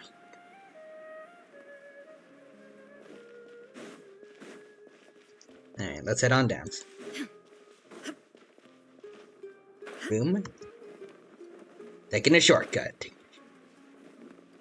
Oh, I see someone there. Here we are. Or not. I guess those were his neighbors. We might be too late. Looks like nobody's home. Oh, Sino moves fast. If he was here, he's probably long gone by now. I know that voice. Oh. That's Tainari I hear. Hello. Ah! Professor Zahahadi. Wow, so it really is you. My goodness, whatever is going on tonight? We're looking for Sino. So, he's already been here. And Cyrus? Not long ago, in fact. He knocked on my door and asked if I'd seen Cyrus today at all. I told him the old fool left early this morning. Oh, no. I hadn't heard him come back. So we went to his place, and would you believe it? He's gone. Goodness knows where to. That doesn't sound good. It must have alarmed Sino, because he took off in an awful hurry after that. He never did explain what this was all about. How serious is it? Well, if Cyrus isn't at home... Oh, it sure doesn't sound good. Professor, did you hear that a student recently tried to extort Cyrus? Why, yes. When I left the house that day, I noticed he was watering his flowers in the field in complete silence. He had a piece of paper clutched in his hand, and he looked lost in thought. I could tell something was troubling him, but he wouldn't tell me what it was. If Sino hadn't happened to visit him that day, he'd probably still be holding on to that thing. After seeing the letter, Sino told him to contact the Core of 30, but Cyrus was very reluctant. He claimed it would only damage his reputation. Eventually, he relented, after much persuasion from Sino. Huh? Cyrus didn't want to report it?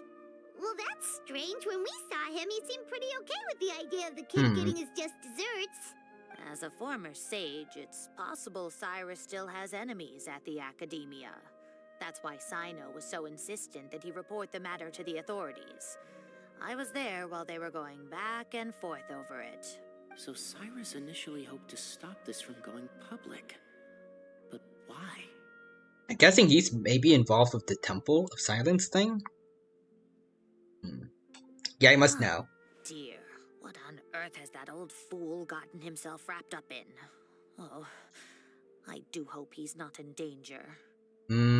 Oh, I almost forgot. Sino left me this letter to pass on to you. He wrote it when he came by earlier. He realized you might come looking for him. Oh. Thank you. Alright, what did it say? Judge Paimon. Let's see, my friends, is a rather complicated state of affair. Unfortunately, I cannot disclose more than that. I ask that you understand and accept that I had to act alone on this stage. Don't come after me. We're going after him. My friends. Judge Paimon. Yep, that sounds like Sino. Thank you, Professor. Please do not worry. We will do all we can to protect both Sino and Cyrus. Traveler, Paimon, let's head to the Academia and regroup. Got it.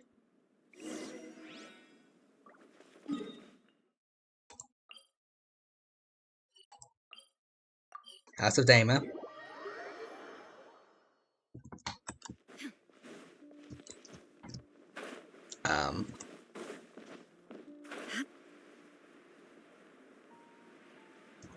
Hold on. I'll do this, actually. Hold on. Go over here. And then we just walk. Yeah, this will do.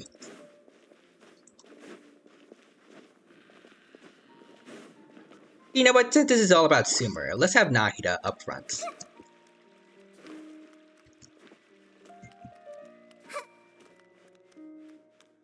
So back to what I was saying before. Hold on. Can I hear? Oh, you got no thoughts. Neither do any of you. Okay, then.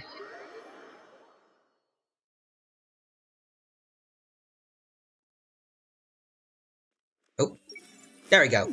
Book smells so good. That's a weird thing to say, miss. But okay. I think this is one of the people that say they just don't want, they want to avoid Sino's jokes. Hello, miss? Show hairs. If I hide here, then I don't have to deal with Mahamudra Sino's jokes. Yeah, there we go. You're here? Hello. I thought you were going after... Ah, I guess you lost their trail. Sure did, We went Mr. to Kabe. Cyrus's house. No one was there.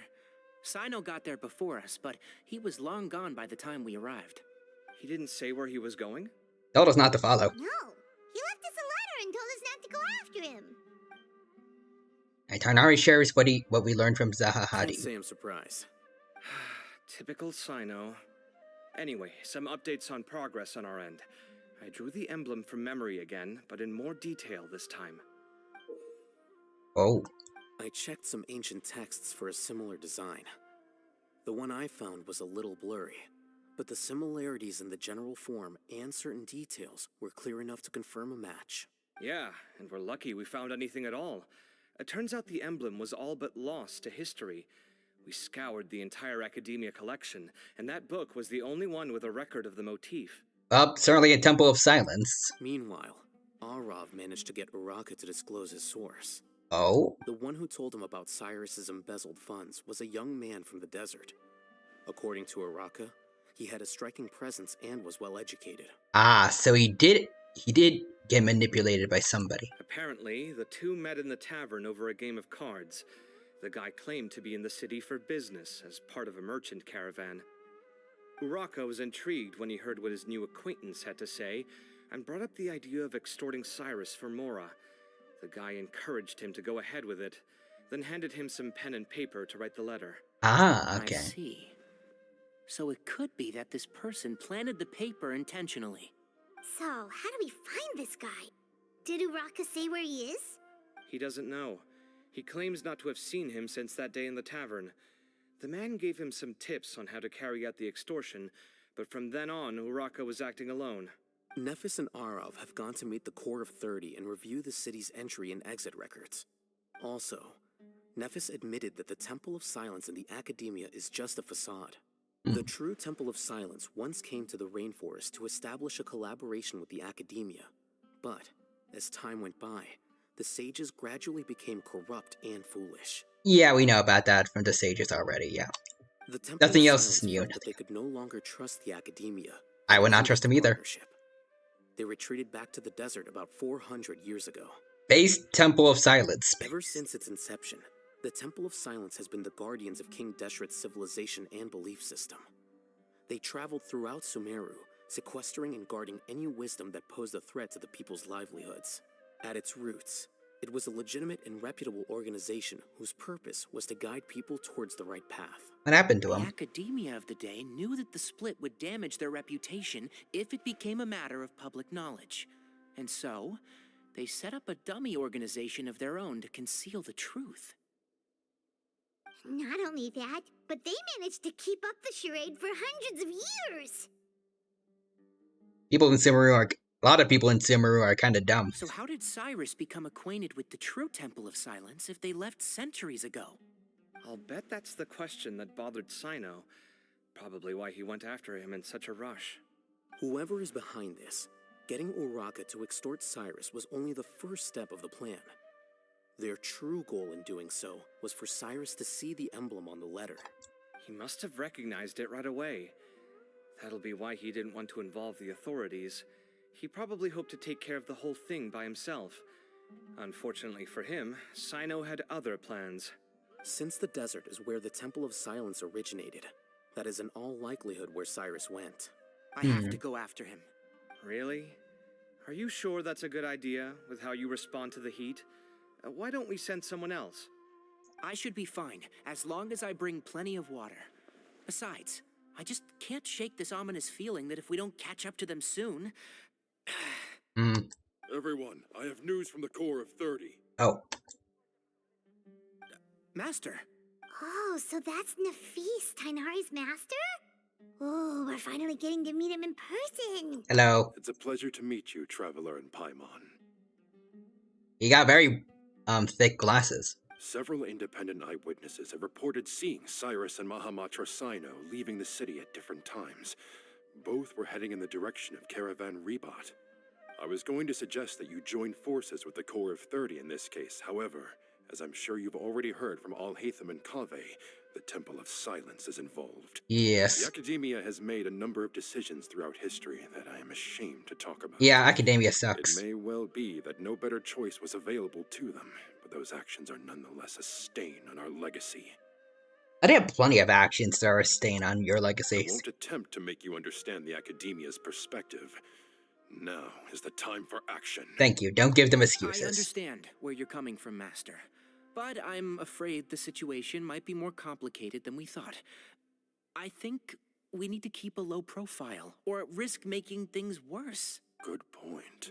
If Cyrus is involved with the other side, or worse, if he's fallen into their hands, and... everyone, we have to get Cyrus and Sino back safely. We cannot afford to lose them. I doubt Sino's been, like, he's been captured or anything by them. Really? Wonderful. You have my most sincere gratitude. Arav and I will continue to follow up on the lead from Uraka. Kaveh, Scribe Al-Haytham, I'd like to ask you to cover the duties of the House of Dana. Tainari, you're planning to go into the desert, correct? Yes. I am. Kaveh, I'll be okay. You stay behind to help Master and Al-Haytham. Well, if you're sure... Okay. But be careful. Thank you all. Arav, let's go. Alrighty. You'd better get moving. Don't forget to ask for help when you need it. Will do. Let's go, Tainari. Hopefully we can catch up with Sino before it's too late. Knowing him, he's probably covered a fair distance already. But we still have a shot.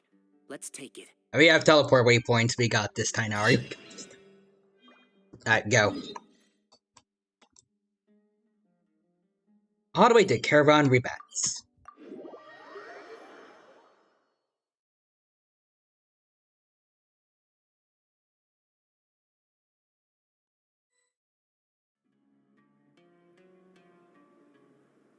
Okay, we made it to Caravan Rebat. Where should we go next? Maybe we should ask the nearby guards if they've seen anything. Maybe. Look over there. Oh, Sino, Dea, and...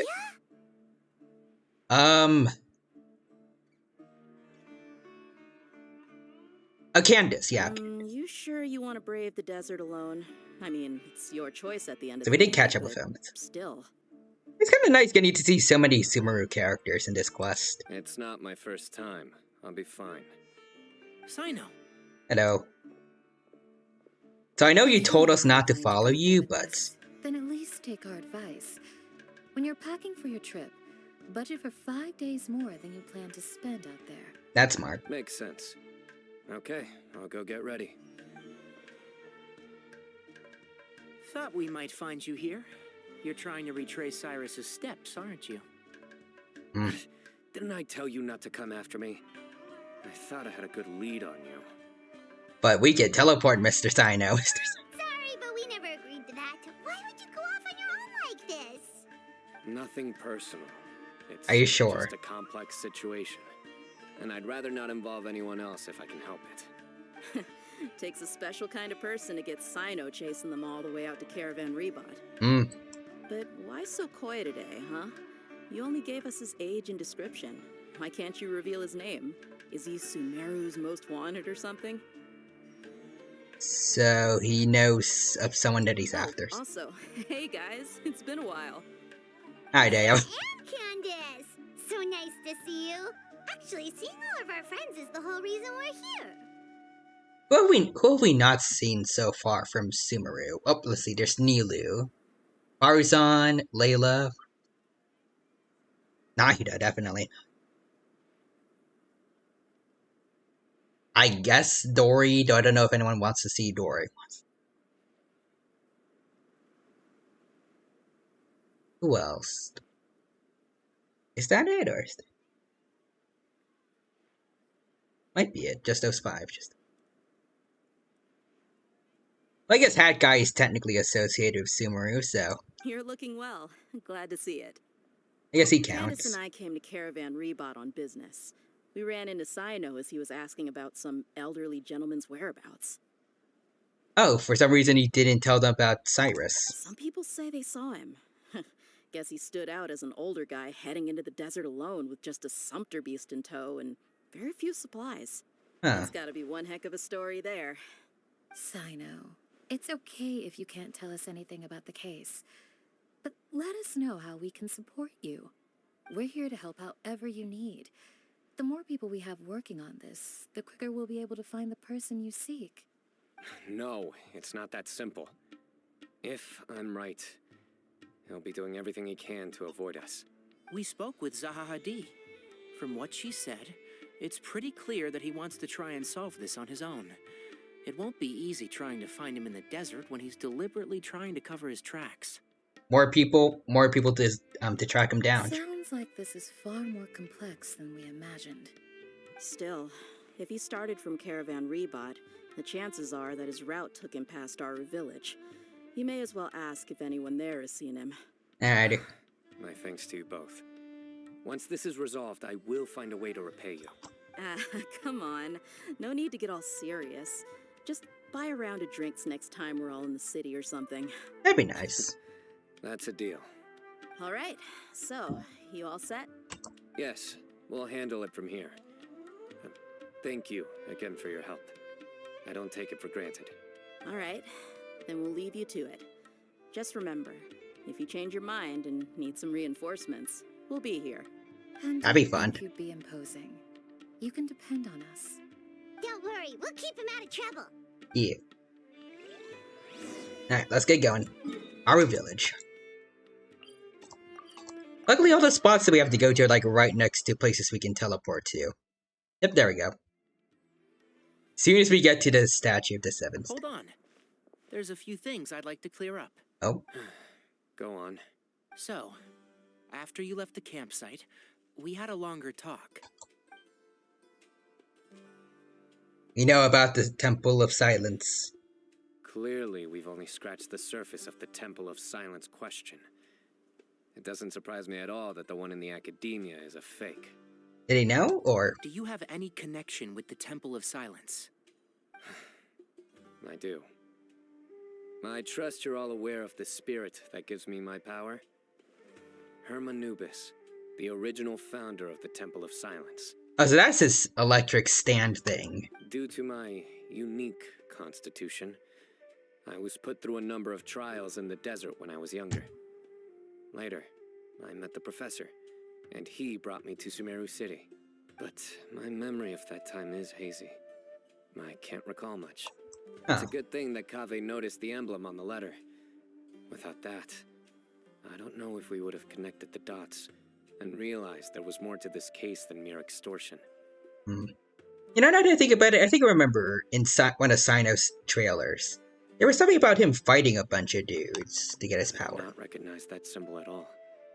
Whether that's because I've never seen it, or because my memory fails me, it's hard to say. Yeah, you're right. Thank goodness for Kaveh, and for Alhaitham's diligence during his time as acting Grand Sage. But Cyrus must have recognized it right away, right? Otherwise, he wouldn't have had any qualms about you reporting it. Oh, maybe his connection to the Temple of Silence goes even deeper than yours. I doubt it. I suspect so too. No? Professor has never once mentioned the Temple of Silence in conversation. And whenever the conversation turns to Hermanubis and the concept of spirit indwelling, he avoids going into any depth. That probably explains why he knew what to do with Kale and the Black Fire. Well, speaking of avoiding things, you do realize, don't you, now that we've caught up with you, you're stuck with us for the rest of the way. I wouldn't have it any other way. I am aware. Oh, you're talking to Sino, my bad. Or rather, I don't see how I could manage to ditch you en route, so I might as well accept that you're coming with me. You wouldn't be able to do it responsibly. That's right. Fact is, we're coming with you whether you like it or not, so the best Judge option my lunch. Fair enough. Then at least let me buy you a drink once we're back in the city. Works for me. All right, off we go. Let's start by seeing what the guards here can tell us. Alrighty. Hello. Mahamatra Sino? I'm looking for someone. So I'd like to confirm any recent foot traffic in and out of Aru Village. A man matching that description passed by Aru Village not too long ago. He stopped by to load up on food and water and feed his sumpter beast. Then he was on his way. Where was he going? Let me think. He took a seat by the entrance of the village for a while and had a brief chat with the person who came to deliver the water. He said he was headed somewhere near an oasis, but he didn't mention which one. Do you have a map? I can mark out the direction he was heading and the best routes to any nearby oases. I have one. Mark away. Good thing we have Tainari here for that.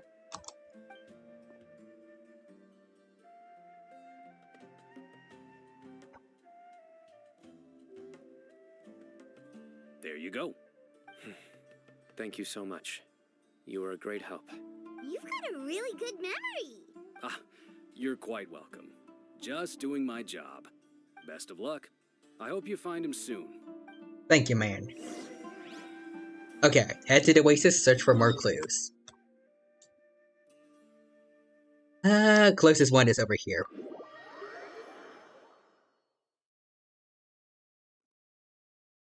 Ooh! Crystal flies, grab the...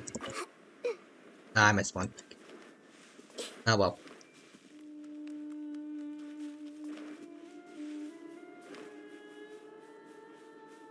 Ooh, I'll grab those. Yeah, maybe I'll switch to A so we can, I think we have slightly faster running speed.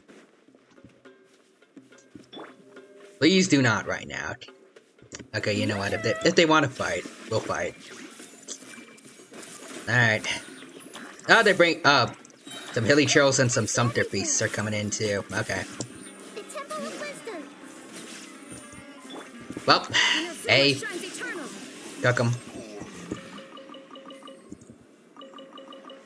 There we go.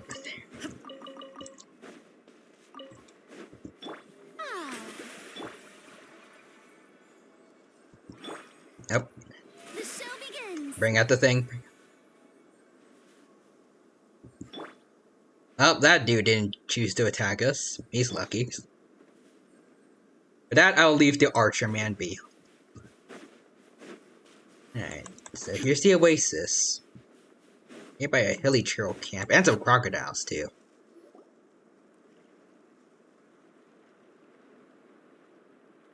Hold on. Oh? I see some people over there. Oh, wait. Whoa, I see someone there. Do you think it's safe I to think ask them what they know? I think he was in the 2.2 trailer. Should be. I'll go. Oh. No. I'll do it. Okay. Well, I mean, they don't know, hopefully shouldn't know about Tainari. Probably hide, though. Why can't Sino go talk to them? What difference does it make?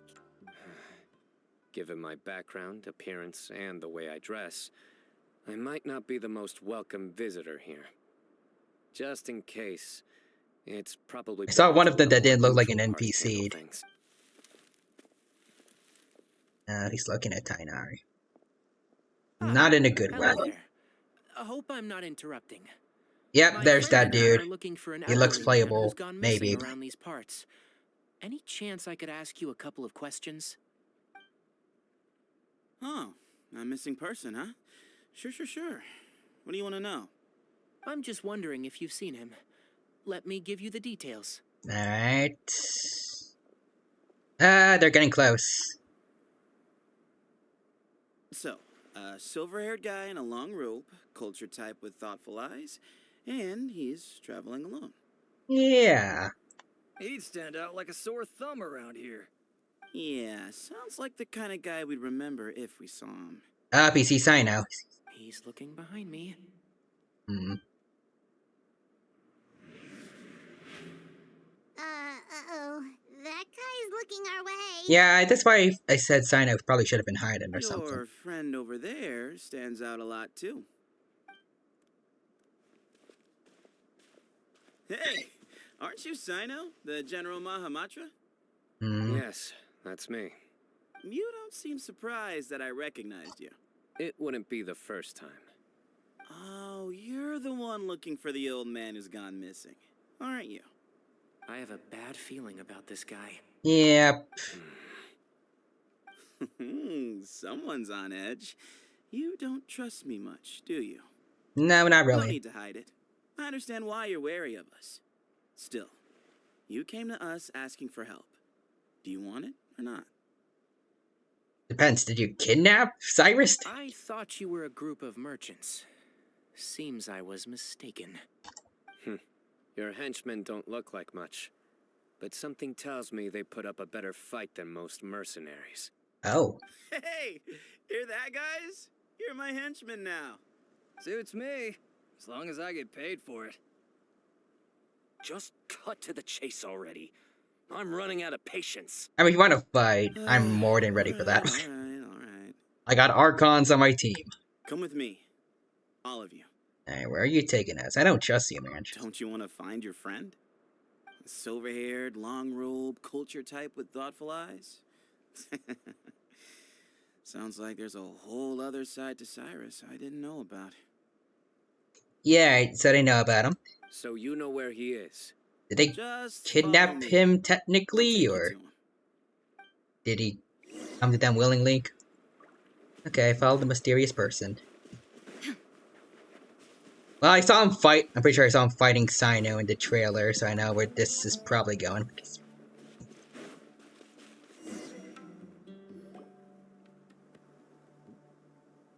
I didn't bring the henchman with him. And here. What? Where are you looking? There's nothing here. Is there like a hidden cave? Or? Please step back. Whoa, something's Oh, there is a hidden domain. What is this enormous building doing here? Oh, neat statues they got. How was it so well hidden? King Deshret's technology? Wait, so, hold on. Who are you guys really? They belong to the Temple of Silence, don't they? Is this the Temple of Silence? So you're a member? All good questions. There'll be plenty of time to address them later. Well, okay then, man. Oh, let's enter.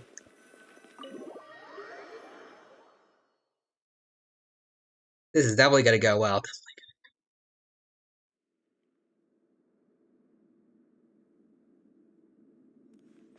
This is not what Paimon was expecting to find in the desert, especially not hidden right next to an oasis.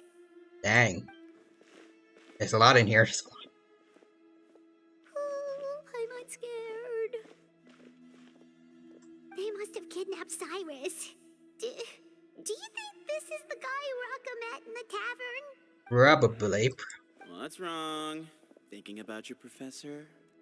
Yeah. I just hope for your sake you haven't done anything you might regret. Oh, Me nice. too. Hope I haven't done anything to incur your wrath. I think he means that sarcastically.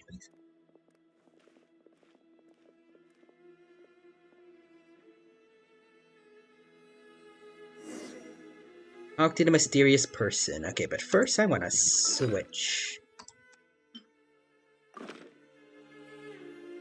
Oh, never mind. We can't use the treasure compass. Okay, then.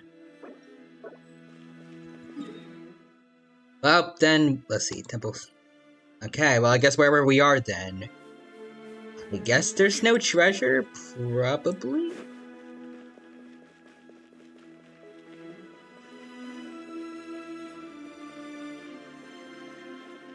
At least not much. There might be some missable chests, though. I want to make sure.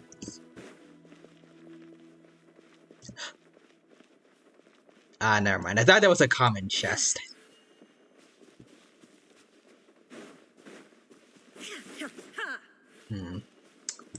Okay, I'll keep going then.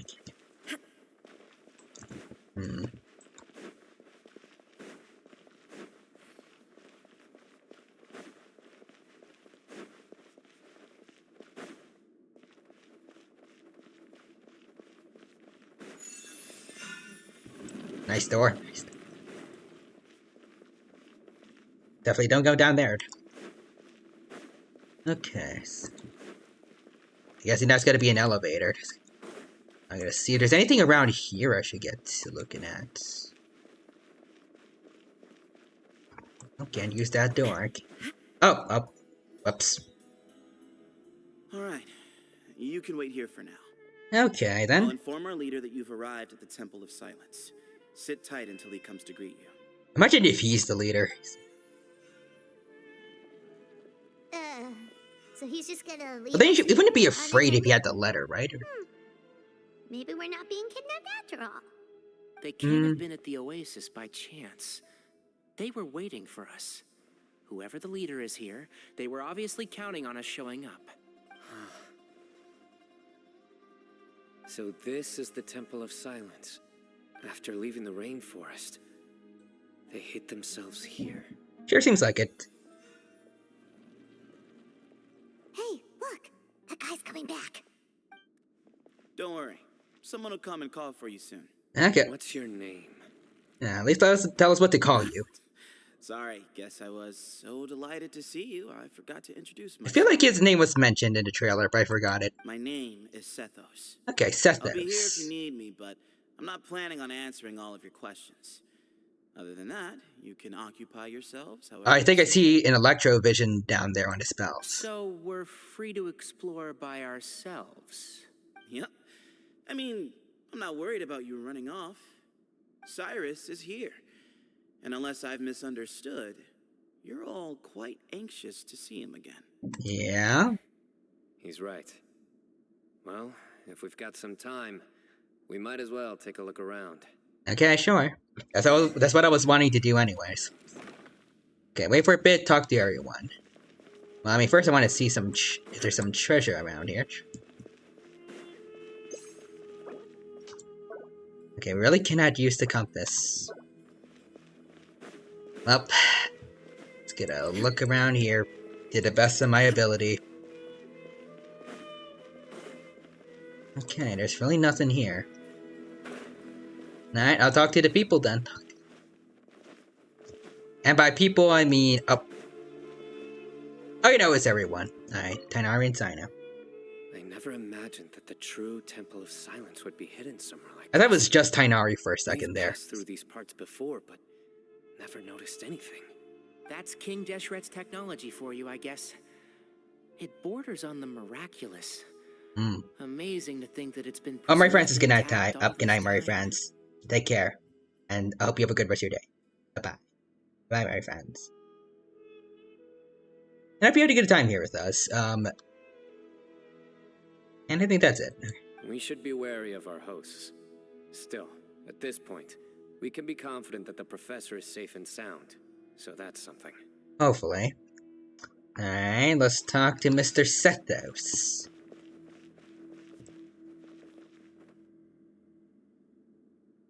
I don't feel like I could trust people with the name Seth in their name. I don't know if I can trust them.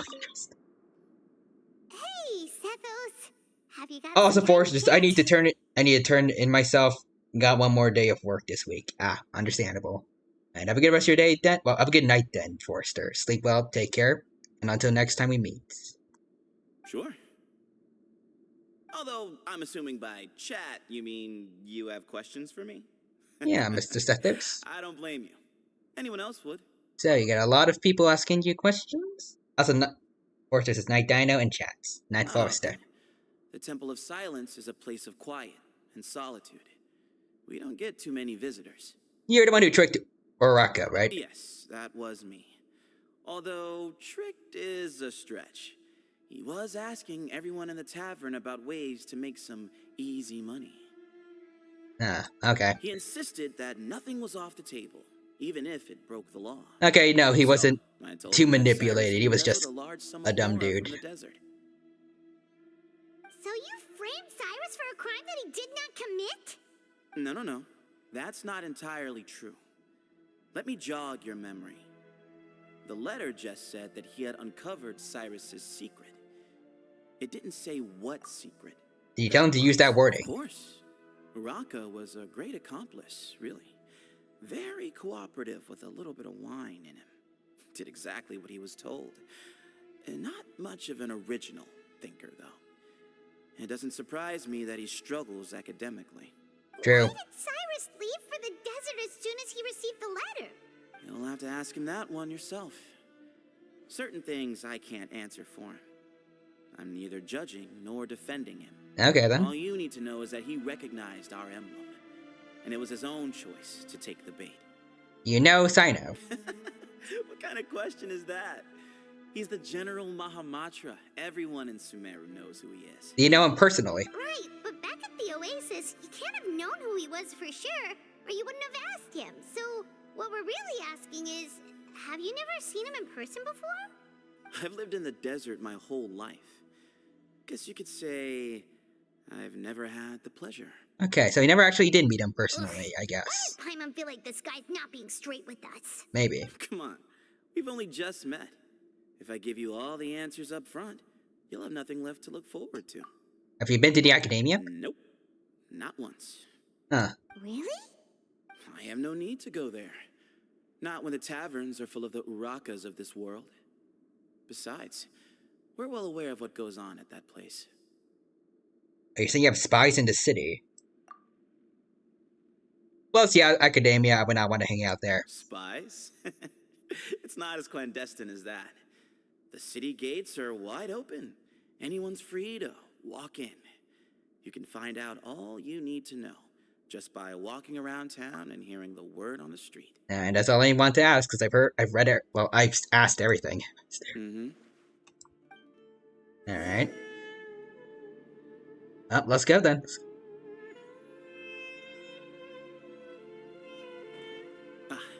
Here he is. I saw someone standing with... Oh. Hello, miss. Not the same. I thought a little farther up ahead I saw someone with a jackal hood, like Sinos. Might have missaw that. Oh. Oh, this looks sick. That's a big statue. Grandfather, the person you wish to see is here. Grandfather? Well done, Sethos. Okay, so it's not Cyrus. Greetings, one and all. Bamon. I am Ba-Moon, Ba-Moon, my current bad. leader of the Temple of Silence. I know why you are here, and I thank you for your patience. Bring him out. Okay, is Cyrus okay? Professor! Cyrus, are you okay? I think his hands are behind his back, so now...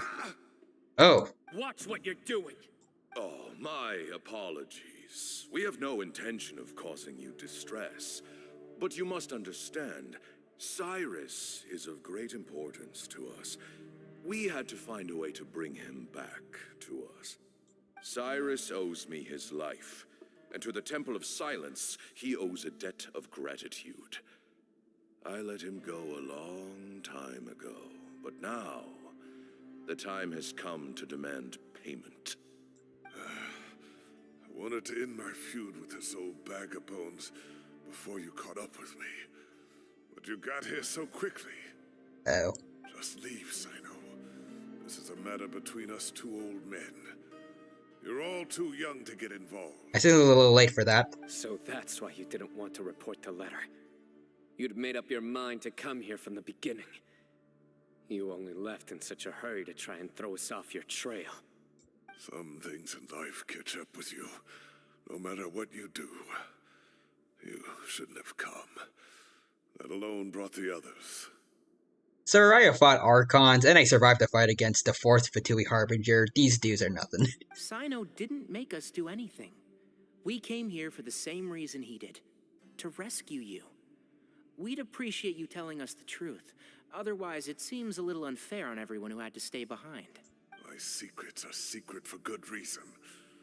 Bringing them to light can only lead to misfortune. You're afraid, aren't you? You can't bring yourself to speak of your past deeds to the students you nurtured as if they were your own children. You recognized our emblem because for many years you lived among us. Indeed, you all but became one of us. You knew as soon as you saw the letter that we, not Uraka, were the ones speaking to you. It threatened you only because you know what you did. What did he do? Your own guilt convicted you. For you, Cyrus, are a traitor. You once shared your learning with us, and joined us in our mission to revive the might of Hermanubis, to bring new hope, new opportunity. But then you betrayed us. You bargained for your independence with your past contributions. And then you left, taking with you Hermanubis' might and the wielder of his power. That's Sino's backstory, I guess. You know what I said to you that day. That as the leader, I grant you permission to leave, but that one day, the sands of time will catch up with you. And when that day comes, you must pay the price you owe. You really know how to hold a grudge. Hermanubis' might? And the wielder of his power? Does he mean you? Professor, anything to say? The moon is right. I came here once before. He rescued me from the brink of death once, many years ago in the desert. When he learned that I was a scholar, he invited me to come here and revive the might of Hermanubis together. It was a great, daring plan, and one shrouded in secrecy. The Temple of Silence had been bereft of Hermanubis for too long. The strength of its faith and its warriors were waning. Ba-Moon proposed that we implant bar fragments, shards of Hermanubis, into the bodies of suitable vessels. Oh, so they were doing child successful, experiments, basically. The spirit of Hermanubis would then dwell within the vessel. Many believers volunteered themselves for the experiment. But we soon discovered that the bodies of grown adults could not withstand Hermanubis' power. Dang. In the end, Ba-Moon offered his own adoptive grandson. Sino, I One guess. other child was Oh, another child. identified as a suitable vessel, and his parents agreed to release him into our custody. Oh no, wait. You said Sethos was already his grand. Oh no, wait, I'm dumb. These two children were our only hope for hosting Hermanubis's power. For many years, the Temple of Silence had been in possession of 2 Ba fragments from Hermanubis. As remnants of his raw power, they were exceedingly rare treasures. So the Sino, is he the only one that got it, or do they both have some of his sent powers? into a room that had been prepared for the Kinda cool if they do both have it, maybe. Instructed to approach the Ba fragments, whose power had been amplified. If, after some time, this power did not repel them, this would mean that they were suitable vessels. The original plan was for a 3-stage experiment: resonance, implantation, and recovery and observation. The resonance stage went quite smoothly for both candidates. As the 2nd stage began, I realized a decision had to be made. Should we implant the fragments one at a time? This would allow us to monitor the results after the first round and adjust our plan accordingly. Or alternatively, we could implant each fragment in a different vessel at the same time and compare their effects. But as I was deliberating, both Ba fragments suddenly became active. They glowed with a light we had never seen before. I knew that if they were not implanted right away, they would disintegrate and be gone from the world for good. Our 2 vessels had both displayed great promise by successfully resonating with the fragments. Under the circumstances, the thought of implanting both fragments into the same vessel seemed out of the question. To preserve our faith and our power, we implanted each of them with a single fragment. Alright. Ultimately, I ended the experiment and left, taking one of the children with me. In recognition of your past contributions, I chose not to send someone to hunt down and kill you both. Your lives were spared, but I have paid a great price for your betrayal ever since. I have always wanted to see you, Sino. Losing you and your Ba fragment dealt us a devastating blow. We've been in decline ever since you left. I see. So that's how I gained my power. Look, in essence, I borrowed your Ba fragment for a decade or so. And now you are seeking justice. If you want to take my life, then so be it. I'm an old man now anyway. I mean, you're dealing with law enforcement here. You're gonna go to jail for a long time for that if you do. But you cannot lift a finger against Sino. He is the General Mahamatra. Mm-hmm. Your actions would be seen as a declaration of war against the Academia. I'm sure you don't remember anymore, dear Sino, but you've met us all before. You were so young then, when we all gathered around and celebrated the revival of our Lord. You and he, Sethos, you were our final hope. You'd like me to return my power? As a follower of Hermanubis, I have allowed this power to remain in the rainforest for far too long. Now, it is time to reclaim it. Nah, we good. Power is not yours to reclaim. Sino was chosen by the gods. You cannot take what they have bestowed. You are wrong. Sino was chosen, but he was not the only one. My child, Sethos, has the same gift as he. So those are your terms for freeing the professor?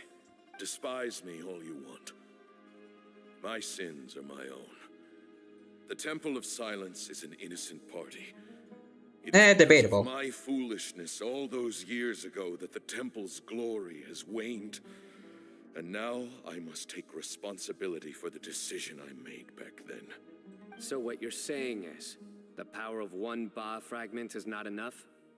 You're asking me to return the one in my possession, so it can be implanted in him instead?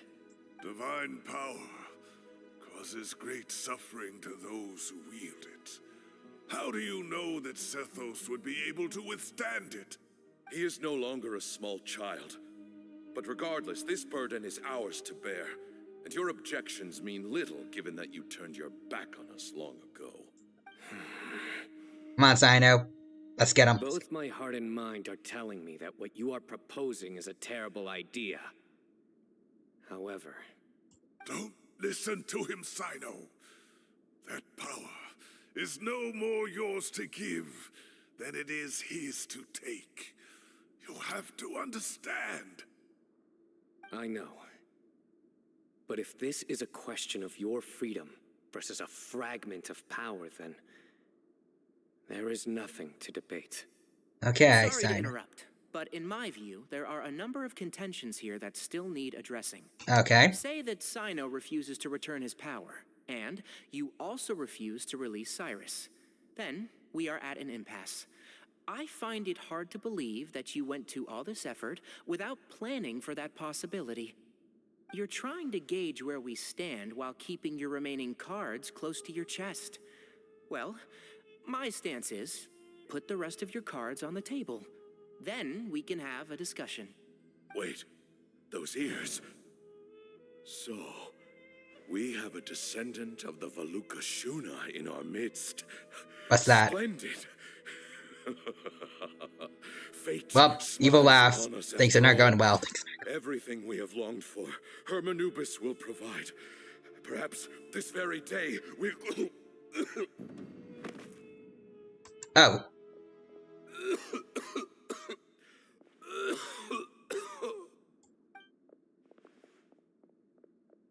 Why is he coughing so much? He looks like he's in really bad shape. Armand's condition is critical. He must have been forcing himself to act strong. Eyesight must be failing him too, otherwise he would have noticed Tainari's ears right away. Moon, you... Take our leader back to his room. He ain't dead, is he? Okay.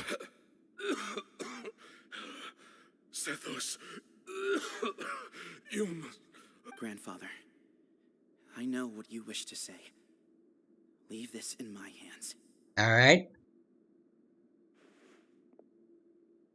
I don't like to drag out conversations, so I'll just cut to the chase.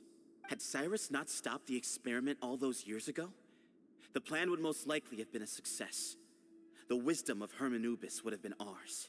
Still, it's no use talking about what ifs. We cannot change the past. I'm not like my grandfather. The Temple of Silence has a grand legacy and a sacred duty to fulfill. So it's somewhat inevitable for the leader to have an inflated sense of self. But I see things a little differently. I don't believe the temple has the same stature that it once did. Time has worn away at its prestige. Definitely. And changed things almost beyond recognition. So I'm not going to force your hand. You're all free to leave. Except for Cyrus. Yeah, we're not leaving without him, My dude. grandfather gave him his chance once. And now I'm giving the rest of you yours. Well, based on what happened to Cyrus, you're just gonna come back for us eventually, so... You have courage and wise judgment, kid. Reminds me a lot of Bamoon in his younger years. I truly wish that the temple would take an objective look at the academia of today. You've been to the city yourself. I'm sure you've seen that much has changed for the better, and things will only continue to improve. Why not consider cooperating with the academia once more? If you hadn't betrayed my grandfather, I might well be open to persuasion. But it's a bit too late for that now, Cyrus. Tainari made a good point earlier. He said there has to be more to your plan than this, and I agree. All you and Ba Moon are after is the Ba fragment. The professor will accept whatever fate you deem fit for him out of a sense of guilt. I am the one who has a choice to make. And that's how it was always going to be. Alright. Ultimately, you want to trade the Ba fragment for the professor, correct? I'm glad to see you're giving it some serious consideration. I won't forsake my professor, nor do I intend to run from a problem that I must face sooner or later. Give me one night to make my decision. Oh? That works. Then I'll be waiting to hear your verdict. Sino. Oh, my grandfather still has a fair few things he wants to say to Cyrus, so I'll be escorting him back now. Okay, then. I don't like the sound of that. Are you sure about negotiating with him? I need to think this through. Everyone, let's meet again later tonight. Until then, take some time for yourself. Okay, then. Alright, well, don't put too much pressure on yourself, Sino. If you need any help working things out, just come and find us. I doubt they're gonna change its ultimate or anything, so... Let's see, went into nighttime, 20 to 20... Alright. I mean, he doesn't really have to make a choice if we kidnap Cyrus. Or, I guess, reverse kidnap Cyrus from them. Save them. Then they have nothing to, trip up... Well, no. They have nothing to threaten him with.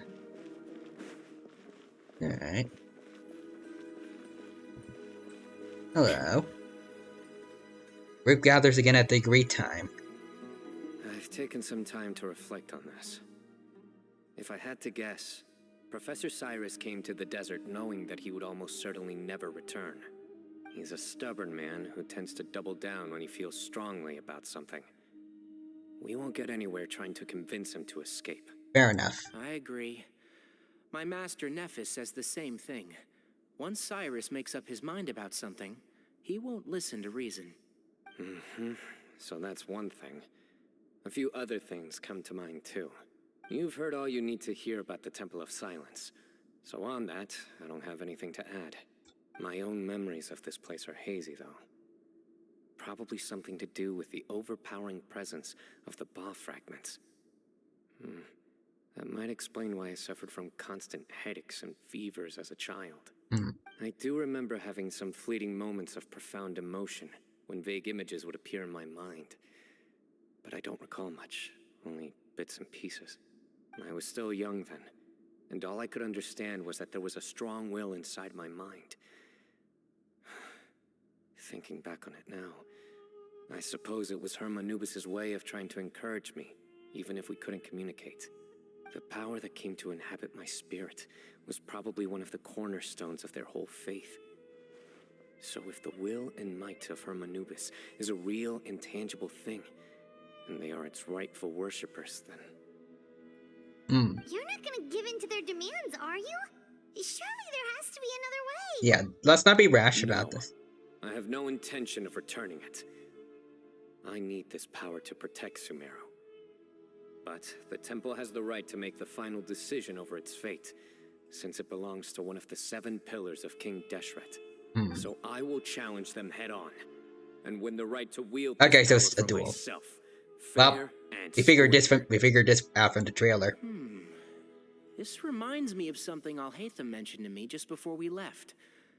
He said that the Temple of Silence was originally founded by the ruling elite of the day. Traditionally, such organizations are bound by a strict and ancient code of nobility. Kaveh has made similar observations about the desert tribes from his work trips there. He says many of them have their own internal rules. They talk about the importance of never dishonoring their tribal bonds, or the rules laid down by their ancestors. So, challenge Sethos to a duel, beat him up, we good. I think we could turn that to our advantage. Go back to them with a proposal of our own. Wow, and just like that, we've turned the tables on them. Looks like we have the same idea. Turn it back on them now while we still can, in terms that they cannot refuse. That's how we win this. Sounds good. Great. Let's do this, Tanya. And I know just how to start the conversation. Let's go find Sethos. We'll tell him that I know a thing or two about medicine, and I mean, you would like do. to take a look at his grandfather's condition. Okay. You can owe him a favor. Well, he'll owe us a favor. I'm dumb. Thanks. Okay, we go this way.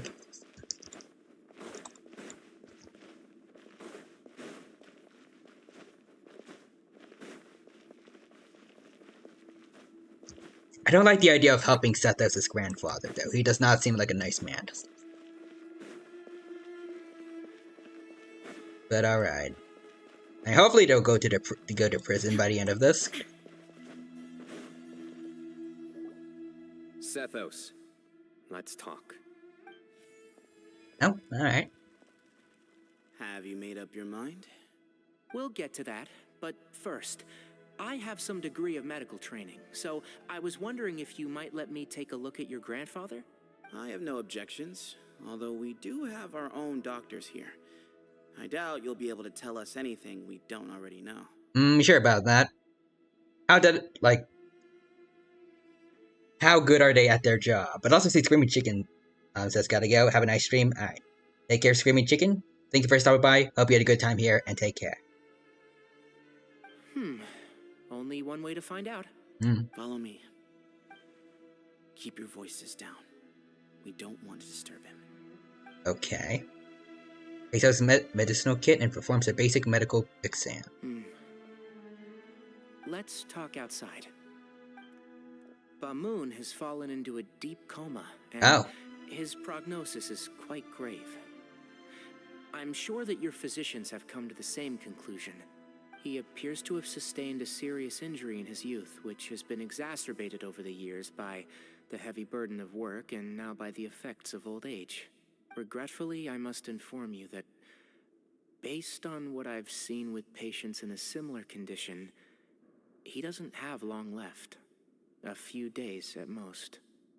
Is he exaggerating this bit, maybe? Or... Yeah. I've known for a long time. Okay, now if his doctors told him that, then... You're his heir, aren't you? You clearly have a lot of respect for the man. But you also see things differently. You have a broader range of concerns and a more pragmatic approach. So tell me how we can end this on your terms. Let's find a way to bring all this to a resolution while Bamoon is still alive to see it. That's what really matters to you. I know it.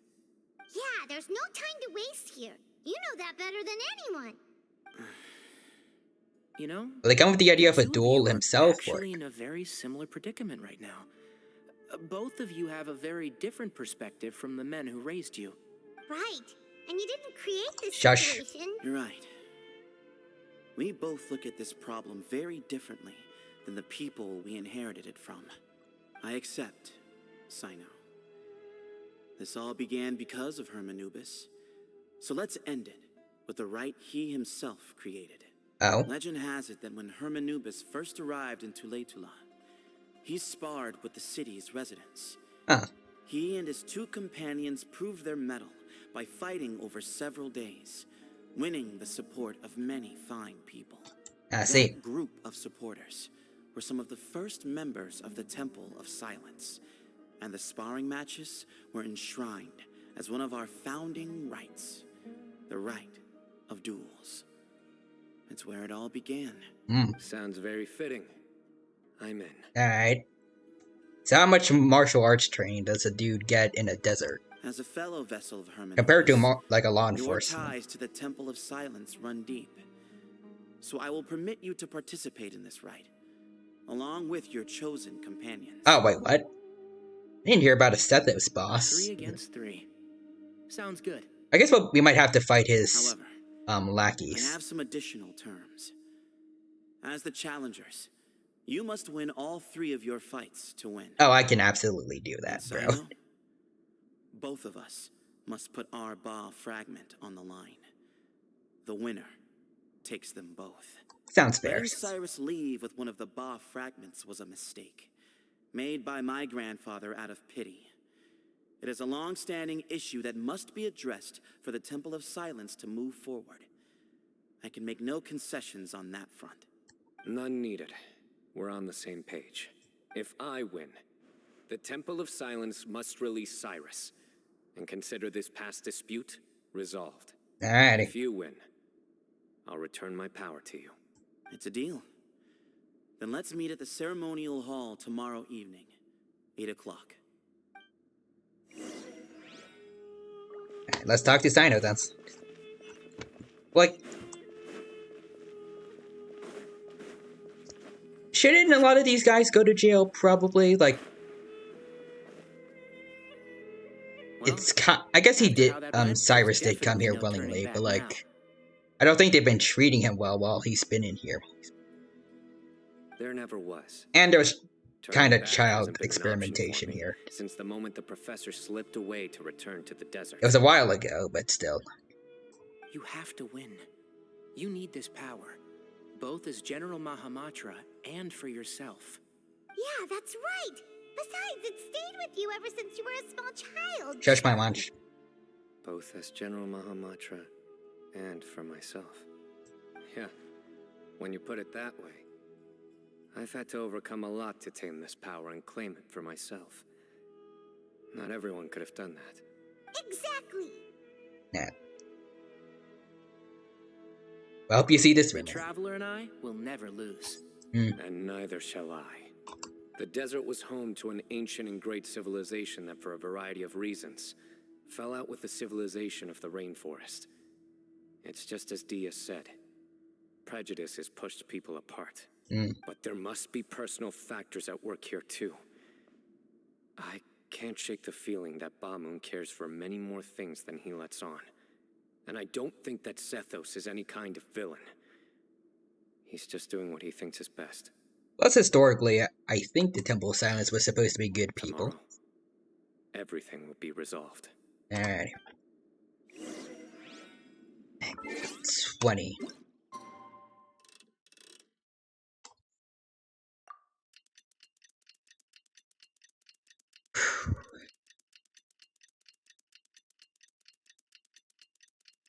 Yeah, like I can sense a cutscene coming up. Maybe. At least at the end, towards the end of the fight. Ceremonial Hall is not this way. Oh no, it is.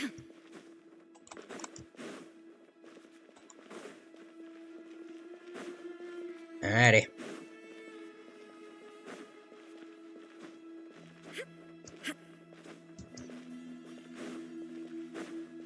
We got our main team up.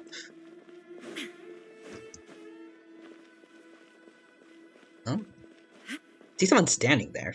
Alongside Sethos.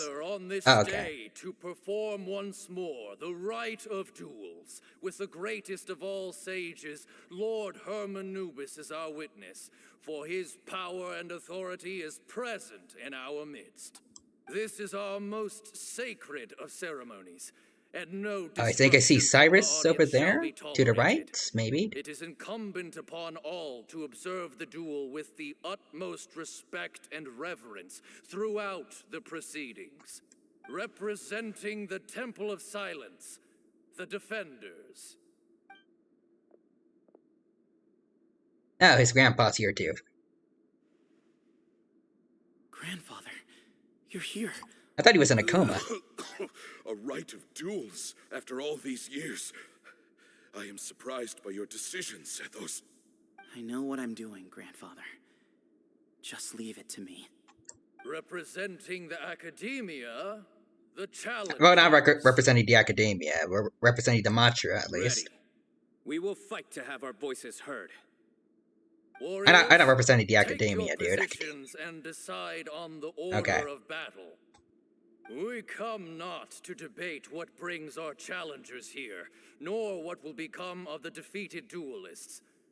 Duelists, the might of Hermanubis himself is at stake here. Now, fight. Fight until the rightful victor is proclaimed. I'll go first, man. Are you sure? Yeah, I'm sure. We want to keep our morale up. Let's go. He's very strong. Sending him out first will definitely intimidate the opposing side. Okay, then you're second. Sure. I forgot it was... I think we said we had to win all the duels, but... Yeah, I think so. I was gonna say, like, is Tainari gonna have to lose then? So we have, like... We each get one victory, and then it's up to Sino against Sethos. We have decided. Alrighty. So have we. Let's begin. Alright. Duelists of the first bout, please step forward. Alright, he's ready to go down. Leave it to me. Are you gonna be doing a trial thing with the Traveler, or? It's gonna be like that... Oh, okay, yeah, it is like that thing that's, You better play nice. Oh boy. I'll make you regret it. So it's like the thing that's, chatter from the audience over there. It's like the thing that's, we did for the martial arts tournaments for Beto. When we first met Kazuo, okay? Thankfully they are weak as heck. Alright, so we can do Bloom for free. Okay. Okay, gotta do something about the dude that charges a lot first, I feel like.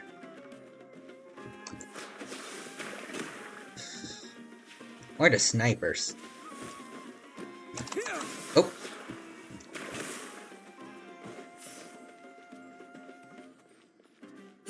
Careful.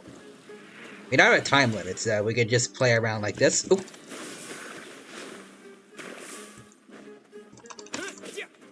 Careful.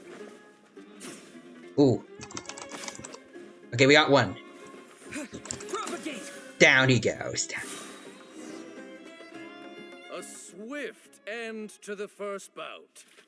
I now invite the duelists of the second bout to please Okay, so we're playing as Tainari.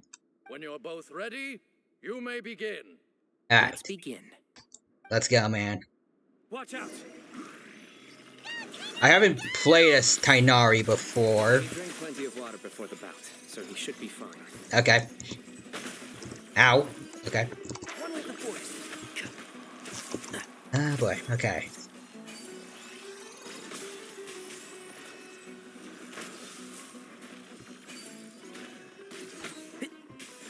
I'll be fine. I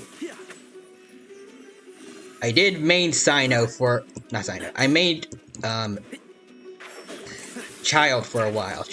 I know how to aim a bow, kind of. There we go.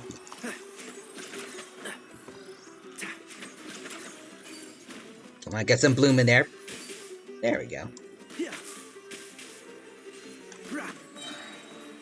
Oh, ultimate. Never mind. He was already dead.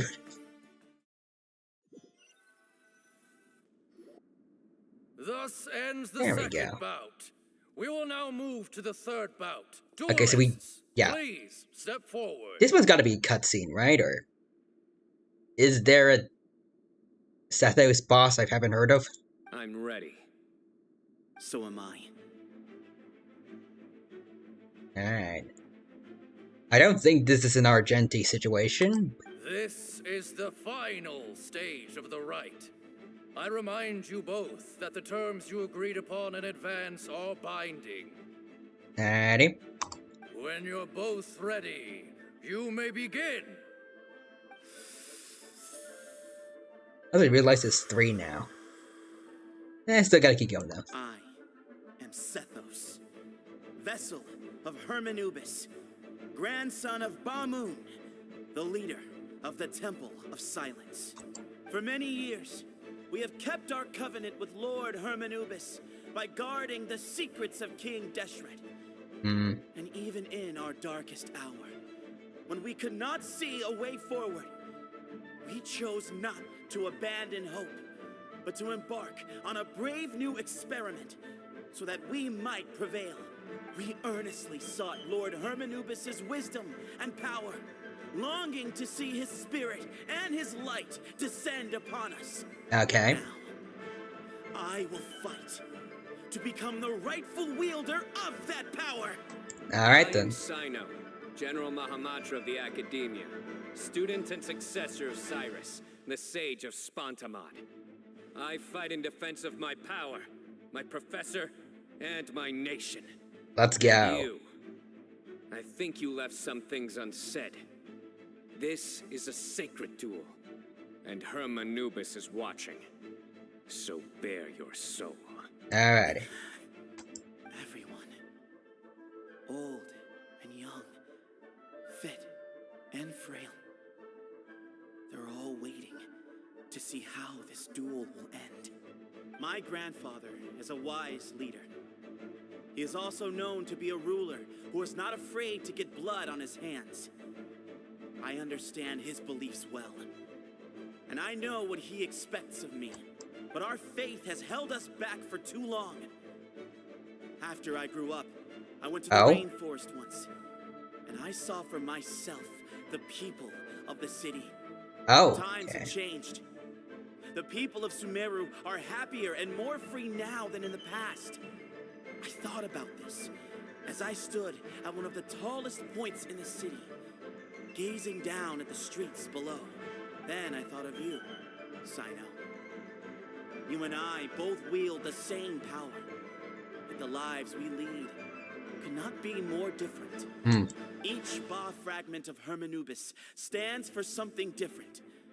Might, glory, and one of many other secrets that have yet to be revealed. I once thought that the nature of our fragments must be what makes us so different from one another. But maybe it's that you've found your answer, and I am still searching for mine. I am more than just a warrior. I am my own person. Exactly. The name Hermanubis has left its mark on both of us, shaped the course of our lives. We are his vessels, and yet we are more besides. So show me your answer, Sino. Show me I can be more than my faith, more than the power I wield. Show me the person I can become. He's just announcing his character arc. Alright. Bring it on! Alright, here we go.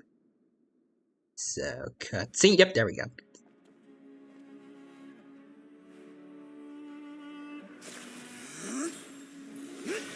Oh, that is sick. That is sick.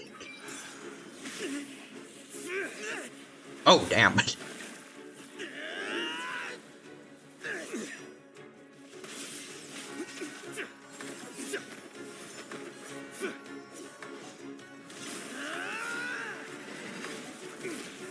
Oh.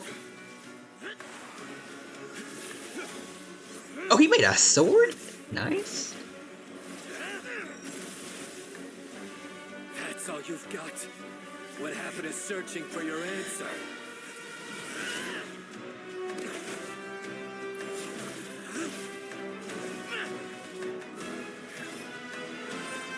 Oh, use the staff.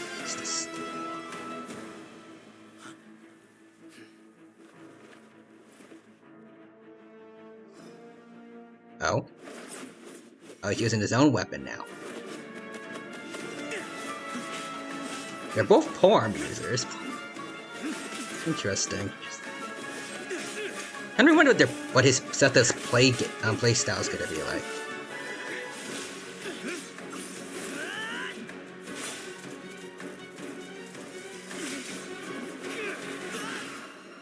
Ooh. Ooh. Fight's over. Do you yield? That's my boy. You won. Well then. Alejandro Sabe ain't never letting us down.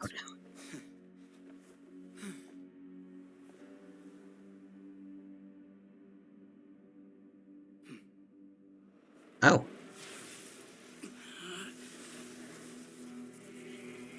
Oh, they have to show us, I guess, him giving up his fragments. I thought they were going to switch back to normal gameplay for that. This is nice, though.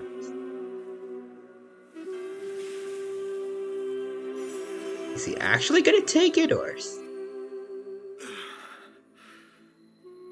I've seen that light. Oh, I guess so. That is the light of our Lord, the great Hermanubis, priest. Like, he's gonna get it back eventually, right? For gameplay reasons, or... within that lightning, and his will lives on. I guess Sethos... Once a warrior of Tynar, I don't know. he emerged After what we just saw, it'd be a waste if he wouldn't have that as his ult. Al-Ahmar. Oh, okay, hold on, story. After the death of the God King, Hermanubis gathered his followers and the Tynarian priests. Oh, and what? led them to the city of Tule Tula. That's what Tynari's name comes from, I guess. There, they founded the Temple of Silence. And from that day forth, we became stewards of all knowledge that survived from King Deshret's civilization. Barely a century passed before war ravaged the desert. One by one, Eremite leaders took up arms against each other in battles that would devour what little remained of their civilization. Only the wise city of Tule Tula was spared under the guiding hand of the Tainarians.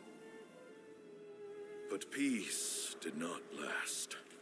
Coveting the knowledge of King Deshret, the beasts set their eyes on Tule Tula. The king of Gurabah. Like, wouldn't they have been like when it, like back before the whole Skarmosh thing? If they were like just stock holding all King Deshret's knowledge, then actually no, it was before the thing Rukkhadevata did. Betraying the temple. They were just stock holding forbidden knowledge, so they were kind of screwing up the world. They declared that the knowledge guarded by the temple was the true cause of corruption. Yeah, I think that was true. These were dark days, and we faced enemies on all sides. Our Lord had long since exhausted his strength, keeping the forbidden knowledge introduced by King Deshret at bay. Yeah, forbidden knowledge. To ensure the temple's continued survival, he broke his being into many pieces and began the ceremony of Hermanubis' legacy, bestowing his power upon his mortal followers. With this power, the temple was able to defeat the tyrant's army. Yet, we were not hailed as heroes. Strange and unfamiliar as this power was, it struck fear into the people's hearts and drove them to reject us. In the end, the people of the temple and the Tule Tula Tainarians left the city for good and made their way to the rainforest. What followed next was inevitable. The elite of Tule Tula fell and were decimated. War engulfed the desert. And we wandered from place to place, always in hiding, all the while keeping close watch over our secrets and staying true to our mission. Betrayal forced us out of the desert and into the forest. Then mistrust drove us from the forest into the desert once more. We have lived in exile for far, far too long. Yet, today, the Temple of Silence has borne witness to the glory of Hermanubis. That looks sick. Thank you.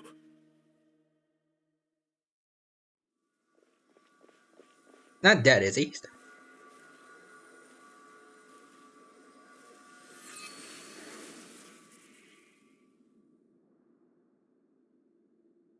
How is it?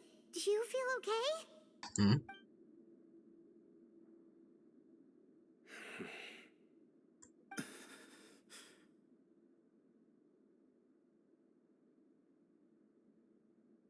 Oh, his eyes are closed.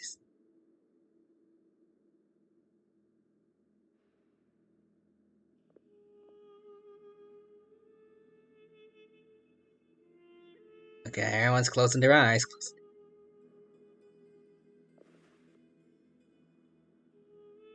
Or is he gonna say something now? He's gonna say...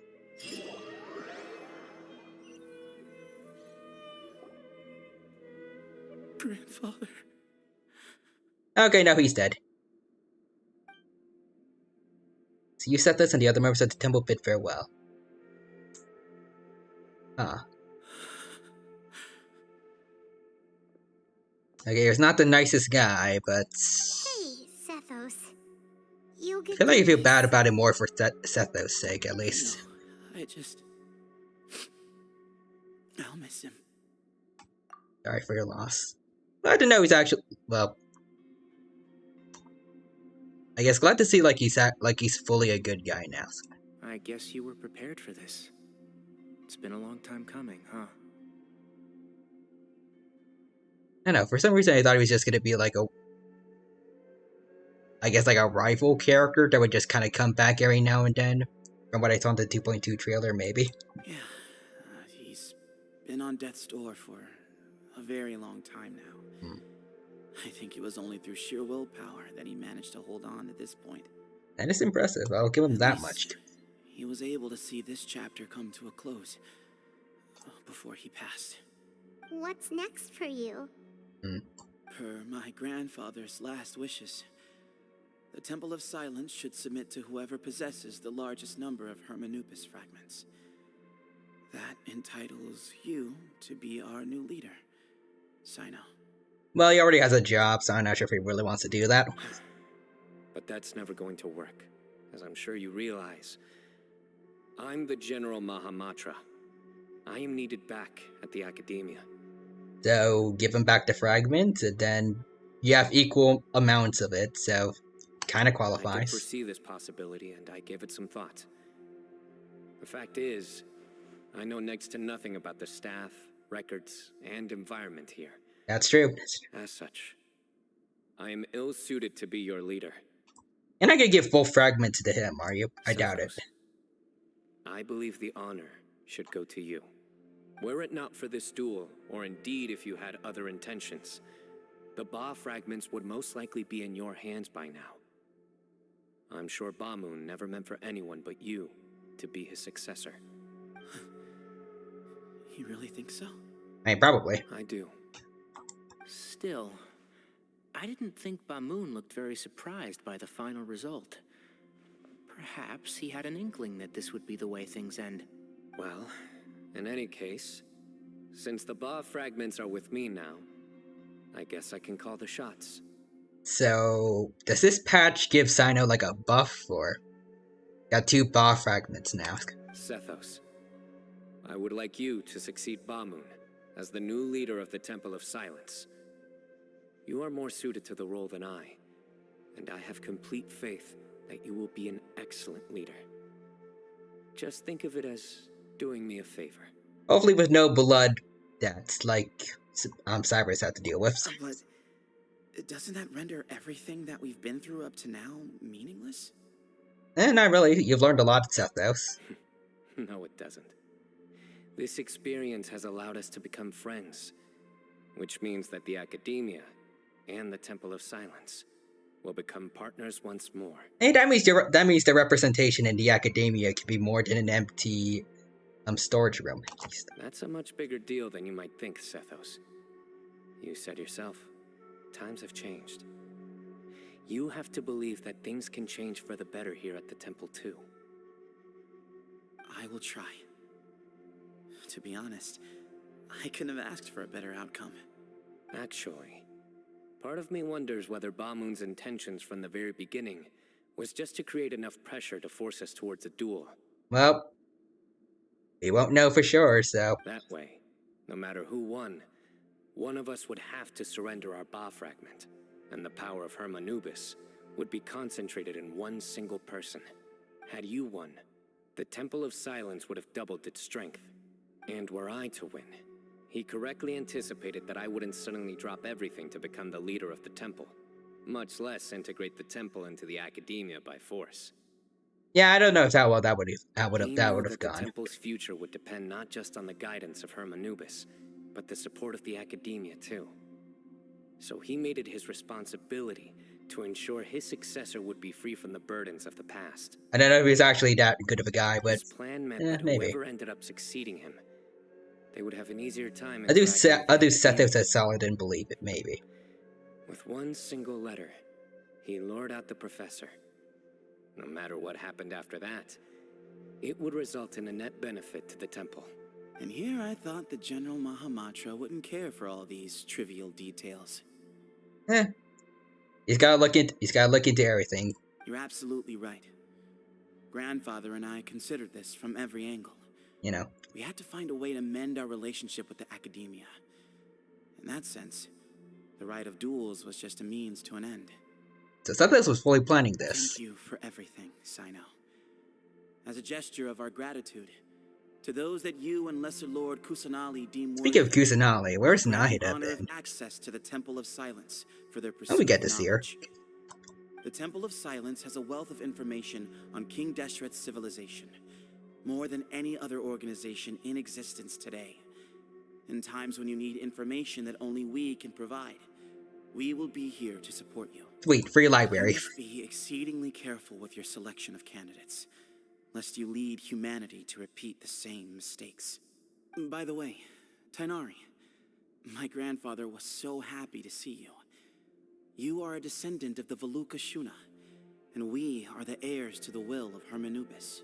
The story goes that King Deshret chose the sage Hermanubis from among the Tainarians and appointed him as his familiar. He went on to fight many valiant battles with his Tainarian companions.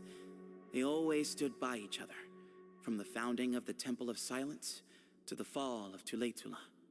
The Tainarians who left Tuletula joined their human counterparts in the rainforest. A few centuries later, when some of the group returned to the desert, many of the Tainarians chose to stay and put down roots in the rainforest. In all likelihood, those were your ancestors. Huh, neat. How fascinating.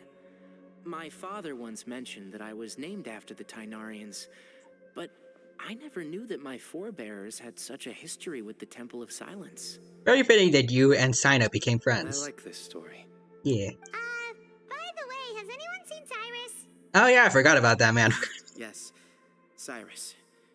You'll probably find him in my grandfather's room.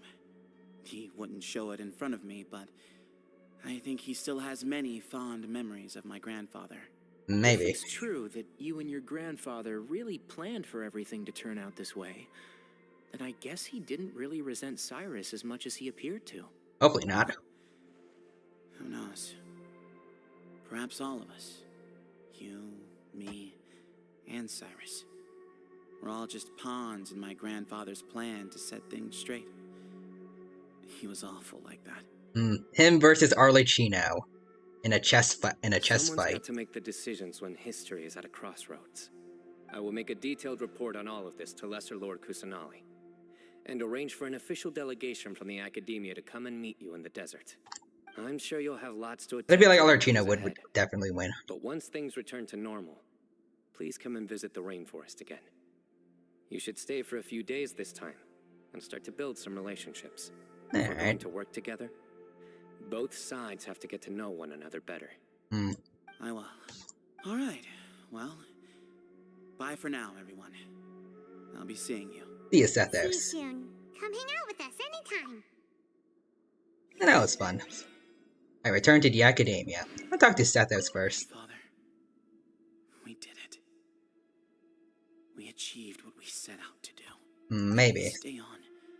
The Temple of Silence has the chance to work with the. It's very late still, like very, very, very late. So I don't know. Real opportunities. Looks like we're nearly done, though. They are now within our grasp. Let's keep going. Just a bit more. Well, this is like the last bit of the important story we have. We did Ito's thing, Arlecchino's. Once Sino's done, they were kind of done with content for Genshin for a while. Mine is Kaya, but we can brush that off for later.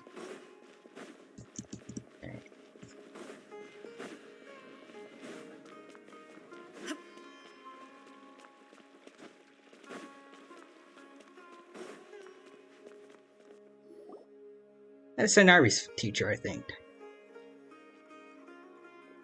What were you thinking, gallivanting off into the desert alone at your age? What if you take the bucket, You told not a soul what you were up to, designated nobody to handle your affairs, and left everyone scrambling frantically to try and figure out how on earth to clean up the colossal mess you'd made. Oh, please, will you stop your yelling? What other choice did I have?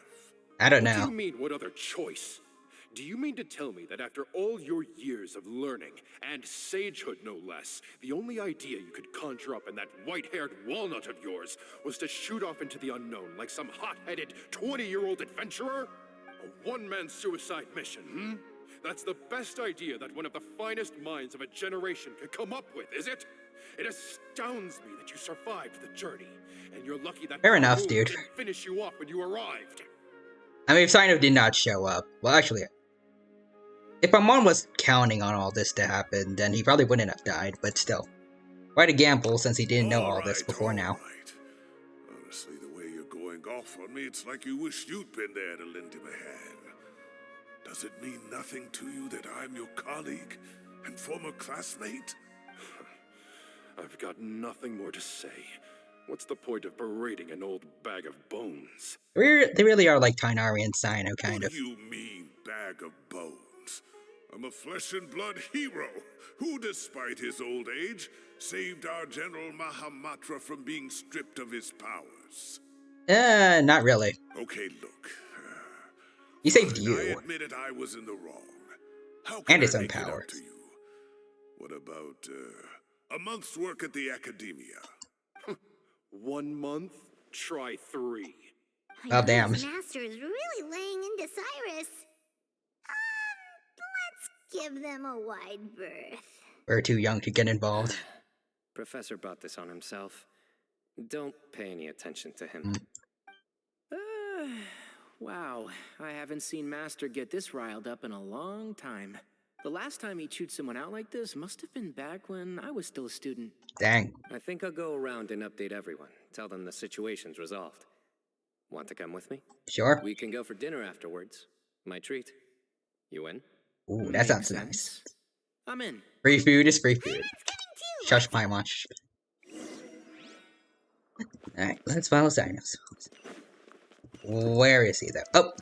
Oh, there's Faruzan and Kale. I think Layla, though, still. Hey, Kale. Plus Nilu. Nahida. Anyone else? Or I guess Story again. You're back! Well, look who we have here. Would you mind explaining to me what has Hello, been Hatsune going on Miku. the past few days? I heard you all ran off into the desert and got embroiled in a major catastrophe. All taken care of. That does not answer my question. How could you be so careless? That goes for you as well. Yes, and you too. Sorry, ma'am. When you run into problems, you really ought to ask for help, you know? I've been around the block. Don't you think it would have made sense to involve me? And let's not forget, I know the desert like the back of my hand. I mean, is Faruzan much of a fighter, though? Now In lore? would not be a good time to attempt to argue with Farazan. Yep. You're right. Mm-hmm. It's not the first time that I've had to talk to you about this sort of thing either. You need to learn that there are times when the right thing to do is get a more experienced member of staff involved. Do I make myself clear? Because if you don't, Kale, please do something. I feel like I can hear Alejandro's sub cracking in there. He's giving me the signal. Alright, guess it's time to play my ace in the hole. Alright, what does they call it? Say, Madam Farazan, I can see you're pretty upset, but, I was just wondering, remember that time you offered to give me a tour of the Academia? Does that offer still stand? Distractor. Huh? Wait, did I hear that right? Kale, you remember? Wonderful. Well, of course the offer still stands. Come on. Madam Farazan will show you around the old classrooms. Well, see ya, Kale. Poor Kale. Never see her again. Dragged off like that. Also, check out Farazan acting like some sort of official Academia tour guide. I kind of like their dynamic, though. Oh. Huh? What? Oh, right! What is cup a code word for? What do you mean, cup? You need a cup. I can get you a cup. Oh, it's nothing. Just Master's way of reminding me to stay hydrated while I'm out and about. Oh, okay. I don't know if that was an excuse. Let's reconvene at the cafe. Oh, okay. Nari and I used it while we were in school, and it's become something of a family tradition now. But considering what Kale's going through, that actually sounded legit. Oh, that's kind of fun. Mm-hmm. 2 people left. Right. Let's bring them along too. Alright, so... Oh, wait, what? I thought we were gonna have to, leave the place, but okay then. Well, where do we have to go now? If you want, oh wait, the 2 are still here. I want to talk to them. You'd better start packing your things. Report for work first thing tomorrow morning. I'll be waiting for you. What about my allowance? Oh, and is lunch covered? How about dinner? Yeah, it sounds like Sino's teacher out, right? Push your luck. Let's not forget who is compensating whom here. Hey, man's gotta eat. Help me figure out something for lunch at least. I'm counting on you. Is there not a cafeteria here? Or... Oh, dude, this place is messed up.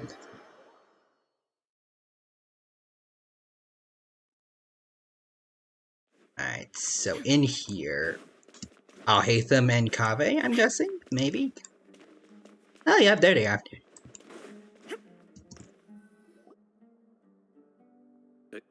Am I hallucinating? Or do I see Kaveh and Alhaitham engaged in diligent studying?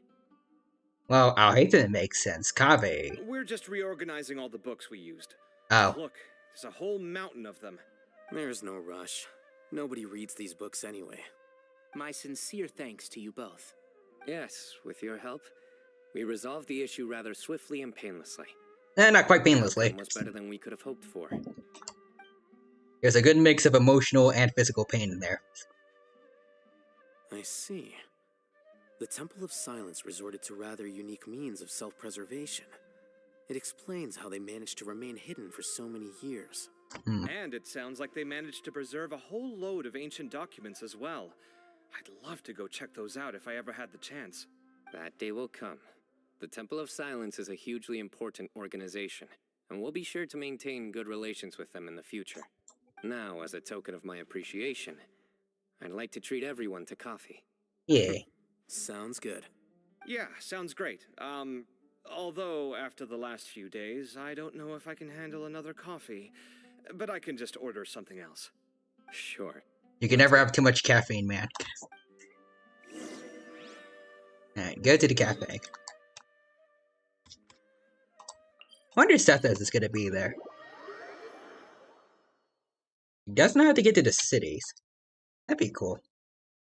Introduce him to all the other playable characters in Sumeru. There we go.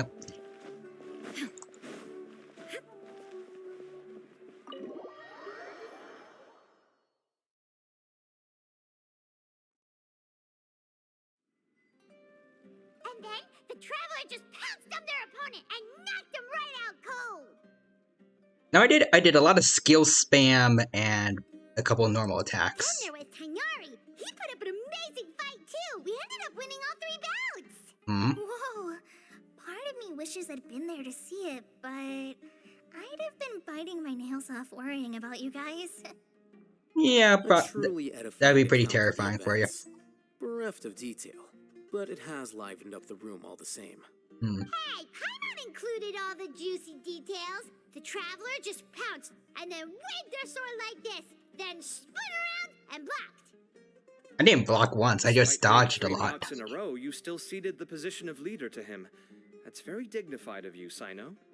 I mean, he didn't really have a choice, like... It's not gonna balance being leader of the Temple of Silence and General Mahamatra. Of course. Being dignified comes with being a true champion. I got to be a champion too for once. I've not sparred much with desert folk before. It was a pretty unique experience. I mean, you're fighting robots that they had under their control, I guess. Menyu was pretty impressive, though. Yeah, huge place. It felt like something right out of an epic poem. Imagine this. Oh, It was like wait. there was... Why is it focusing away from Paimon? Maybe Is someone there? save that one for later, Paimon. Oh, I thought someone was hiding there. Like Sethos. Oh well. I think that'll do me for today. Shall we stop off at the House of Dana again before heading home? We should probably finish putting all those books back. My thoughts exactly. See you around. Yeah, I man. should get going as well. See you all later. Make sure you get some good rest tonight. I need to go say thanks to the Core 30 for their help. Also, Sir Nephis says he wanted to introduce me to some of the Academia's work processes. So, I gotta dash too. Okay, Always come along just with us four. She's much more confident at dealing with other people these days. I'm sure Seacrow's helped out there. Everyone's a work in progress. You never stop learning. Yeah, true.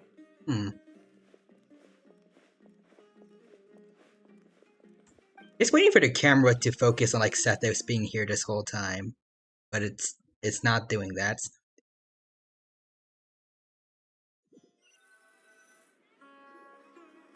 Feel like the end yet. That was good. It feels like everything's finally wrapped up now. Not yet. There's still dialogue to press through. You can finally relax and hang out with good friends after a... Do you three have anything planned for the rest of the day? Nope. If not, would you come somewhere with me? Nah, sure, I know where we're headed. It's a secret for now. Wouldn't want to spoil the surprise. Can't be again with Sethos, Okay. maybe. I think I can guess where you're talking about. It'll definitely be a nice surprise. Okay then. Shush, Pine Munch. We're gonna figure it out later when we get there. Alright. Oh. We're at the edge of... Oh. That was up here.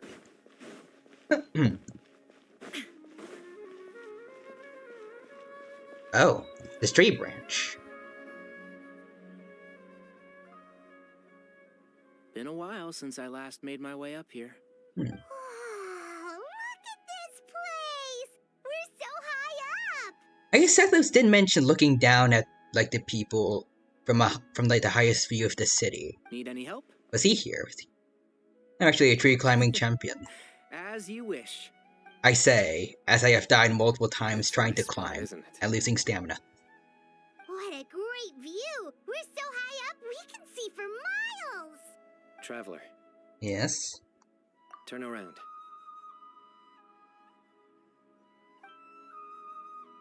Oh, nice view, nice.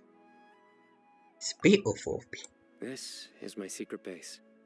Somewhere I only bring my best friends. Oh. When I was a student, I used to slip away and climb up here all the time, just to clear my head.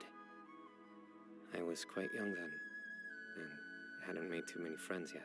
And then you met Tainari? Back then, I had a lot of the same never questions mind. that Sethos was asking. Who am I? Why do I have this power? And what should I be fighting for? Our gifts help us to find our rightful place in the world. That was my experience. And I'm sure Sethos will figure things out in his own time, too. As long as Hermanubis' power endures, you'll rename your main inextricably linked to the Temple of Silence. You two really are like brothers. I feel the same way. You're a true champion now, Sino. Of course. I see no need to be humble when it comes to the facts. I still remember one time when we came up here to chat and do our homework. Sino accidentally dropped a fruit. Luckily, he has fast reflexes, so he caught it just in time. That was the one and only time. Nothing will ever slip through my fingers again. Very serious about that. Those were good times. I kind of miss the student life. You know, Paimon really shouldn't be able to imagine Sino doing something like that, but for some strange reason, the mental image is coming through clear as day. Then make it stop. There's somebody there. Oh? It's Professor Cyrus. You guys carry on without me. I'll be right back. Oh, okay then. Hey, you're not supposed to jump down. Be careful. No plunging attack, it's fine. He's...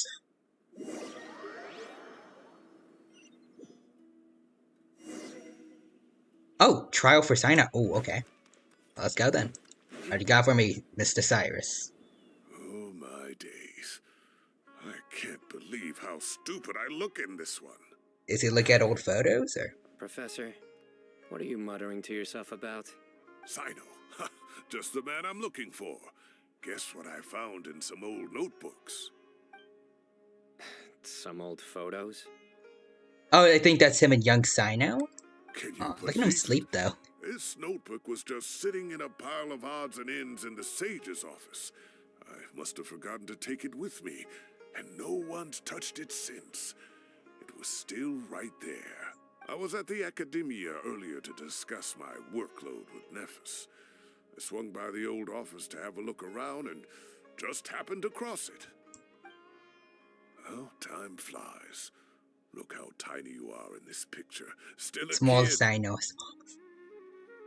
You look quite young yourself in that one. Ah, it's this one. I remember that. Lisa took it, didn't she? Yep. Looks like her work, all right. Who else could have found just the right angle to make me look so unbelievably hideous? And this one. Looks like we're both dozing off. I wish Lisa was here for this event, honestly. That'd be great. Taking secret photos of us without our knowledge. Is there something you'd like to say to me, Professor? Like what? Like, these are good photos, aren't they? Maybe not photos, but memories. Hey, at moments like this, I hardly know where to begin. I can't pretend I'm a good person. But Moon had every reason to despise me. Not really. And well, so do you if you feel the same way. Don't be ridiculous, you old codger. Is that not what you wanted me to say? Oh, I've dreamt of that place many times after leaving the desert. Sometimes I've dreamed that I was doing a search with them again. And other times, I dream of the day they saved my life. Oh, it was one of the happiest times of my life. We all learned so much from one another. You've matured so much over the years, I know. Since you're my professor, I should save you some face by not calling you out on all the non-answers you just gave. Damn. So, I will do the right thing and keep my mouth shut. Good thinking. Take your own advice next time. Seriously, why bully an old man like me? I thought heroes were supposed to be gracious. The sarcastic and sassy ones are the most fun, though. How did I not notice this one earlier? Oh? Lisa strikes again. Just how many did she take? I wish we could see them. Oh, there we go. You were when you were little. I remember how well-mannered you were back then, too. Yeah, and look how serious and professional you used to be. Look at back in the days when he didn't have his little jackal hat. Oh, I can't compete with you anymore. First you get better than me at the deadpan jokes, and now you're besting me at those little quips, too. Don't say that. I still have a lot of respect for you. That's more like it. Hey, it's like they're replicating the old picture. Meet up with Lisa again sometime. Except I think their spots are reversed now. I'd like that. Let's find a time and pay her a visit in Mondstadt. All right, I'll add it to my schedule. Let's go next week. Wait, no. Next week is the tomato growing competition. I have got to beat Zaha Hadi. He's really got the swagger that Sino Find has. a real hobby, Professor. He's the real hobbies. There we go.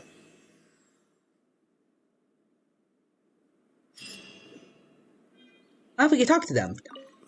Time has passed too quickly. The children have all grown up. But it turns out grown-up kids are no use. When Nephis comes after me, Sino still can't do anything to protect me. Come on, man. Oh, that boy. Alright, if you're gonna be like that, I'll talk to Sino too. Great view today. This atmosphere calls for a joke out of left field, to catch the listener unawares. Oh, he doesn't say one, though. This is a fun story quest, though. I don't know. Overall, emotionally, I feel like there was more from the Arlecchino quest, but I love this one, too. Also, I love the introduction we got to Sethics from this. Alright, but yeah, I think now it's definitely a good time to end the stream since it's almost been 10 hours. So, let's go find someone to raid on Twitch. So I should probably check on Twitter to make sure the post I had was properly scheduled. And I haven't been keeping everyone in the dark. Let me see. Oh, nice. Actually doing pretty well for once. I like that. Alright. Let's see. Who we got to raid?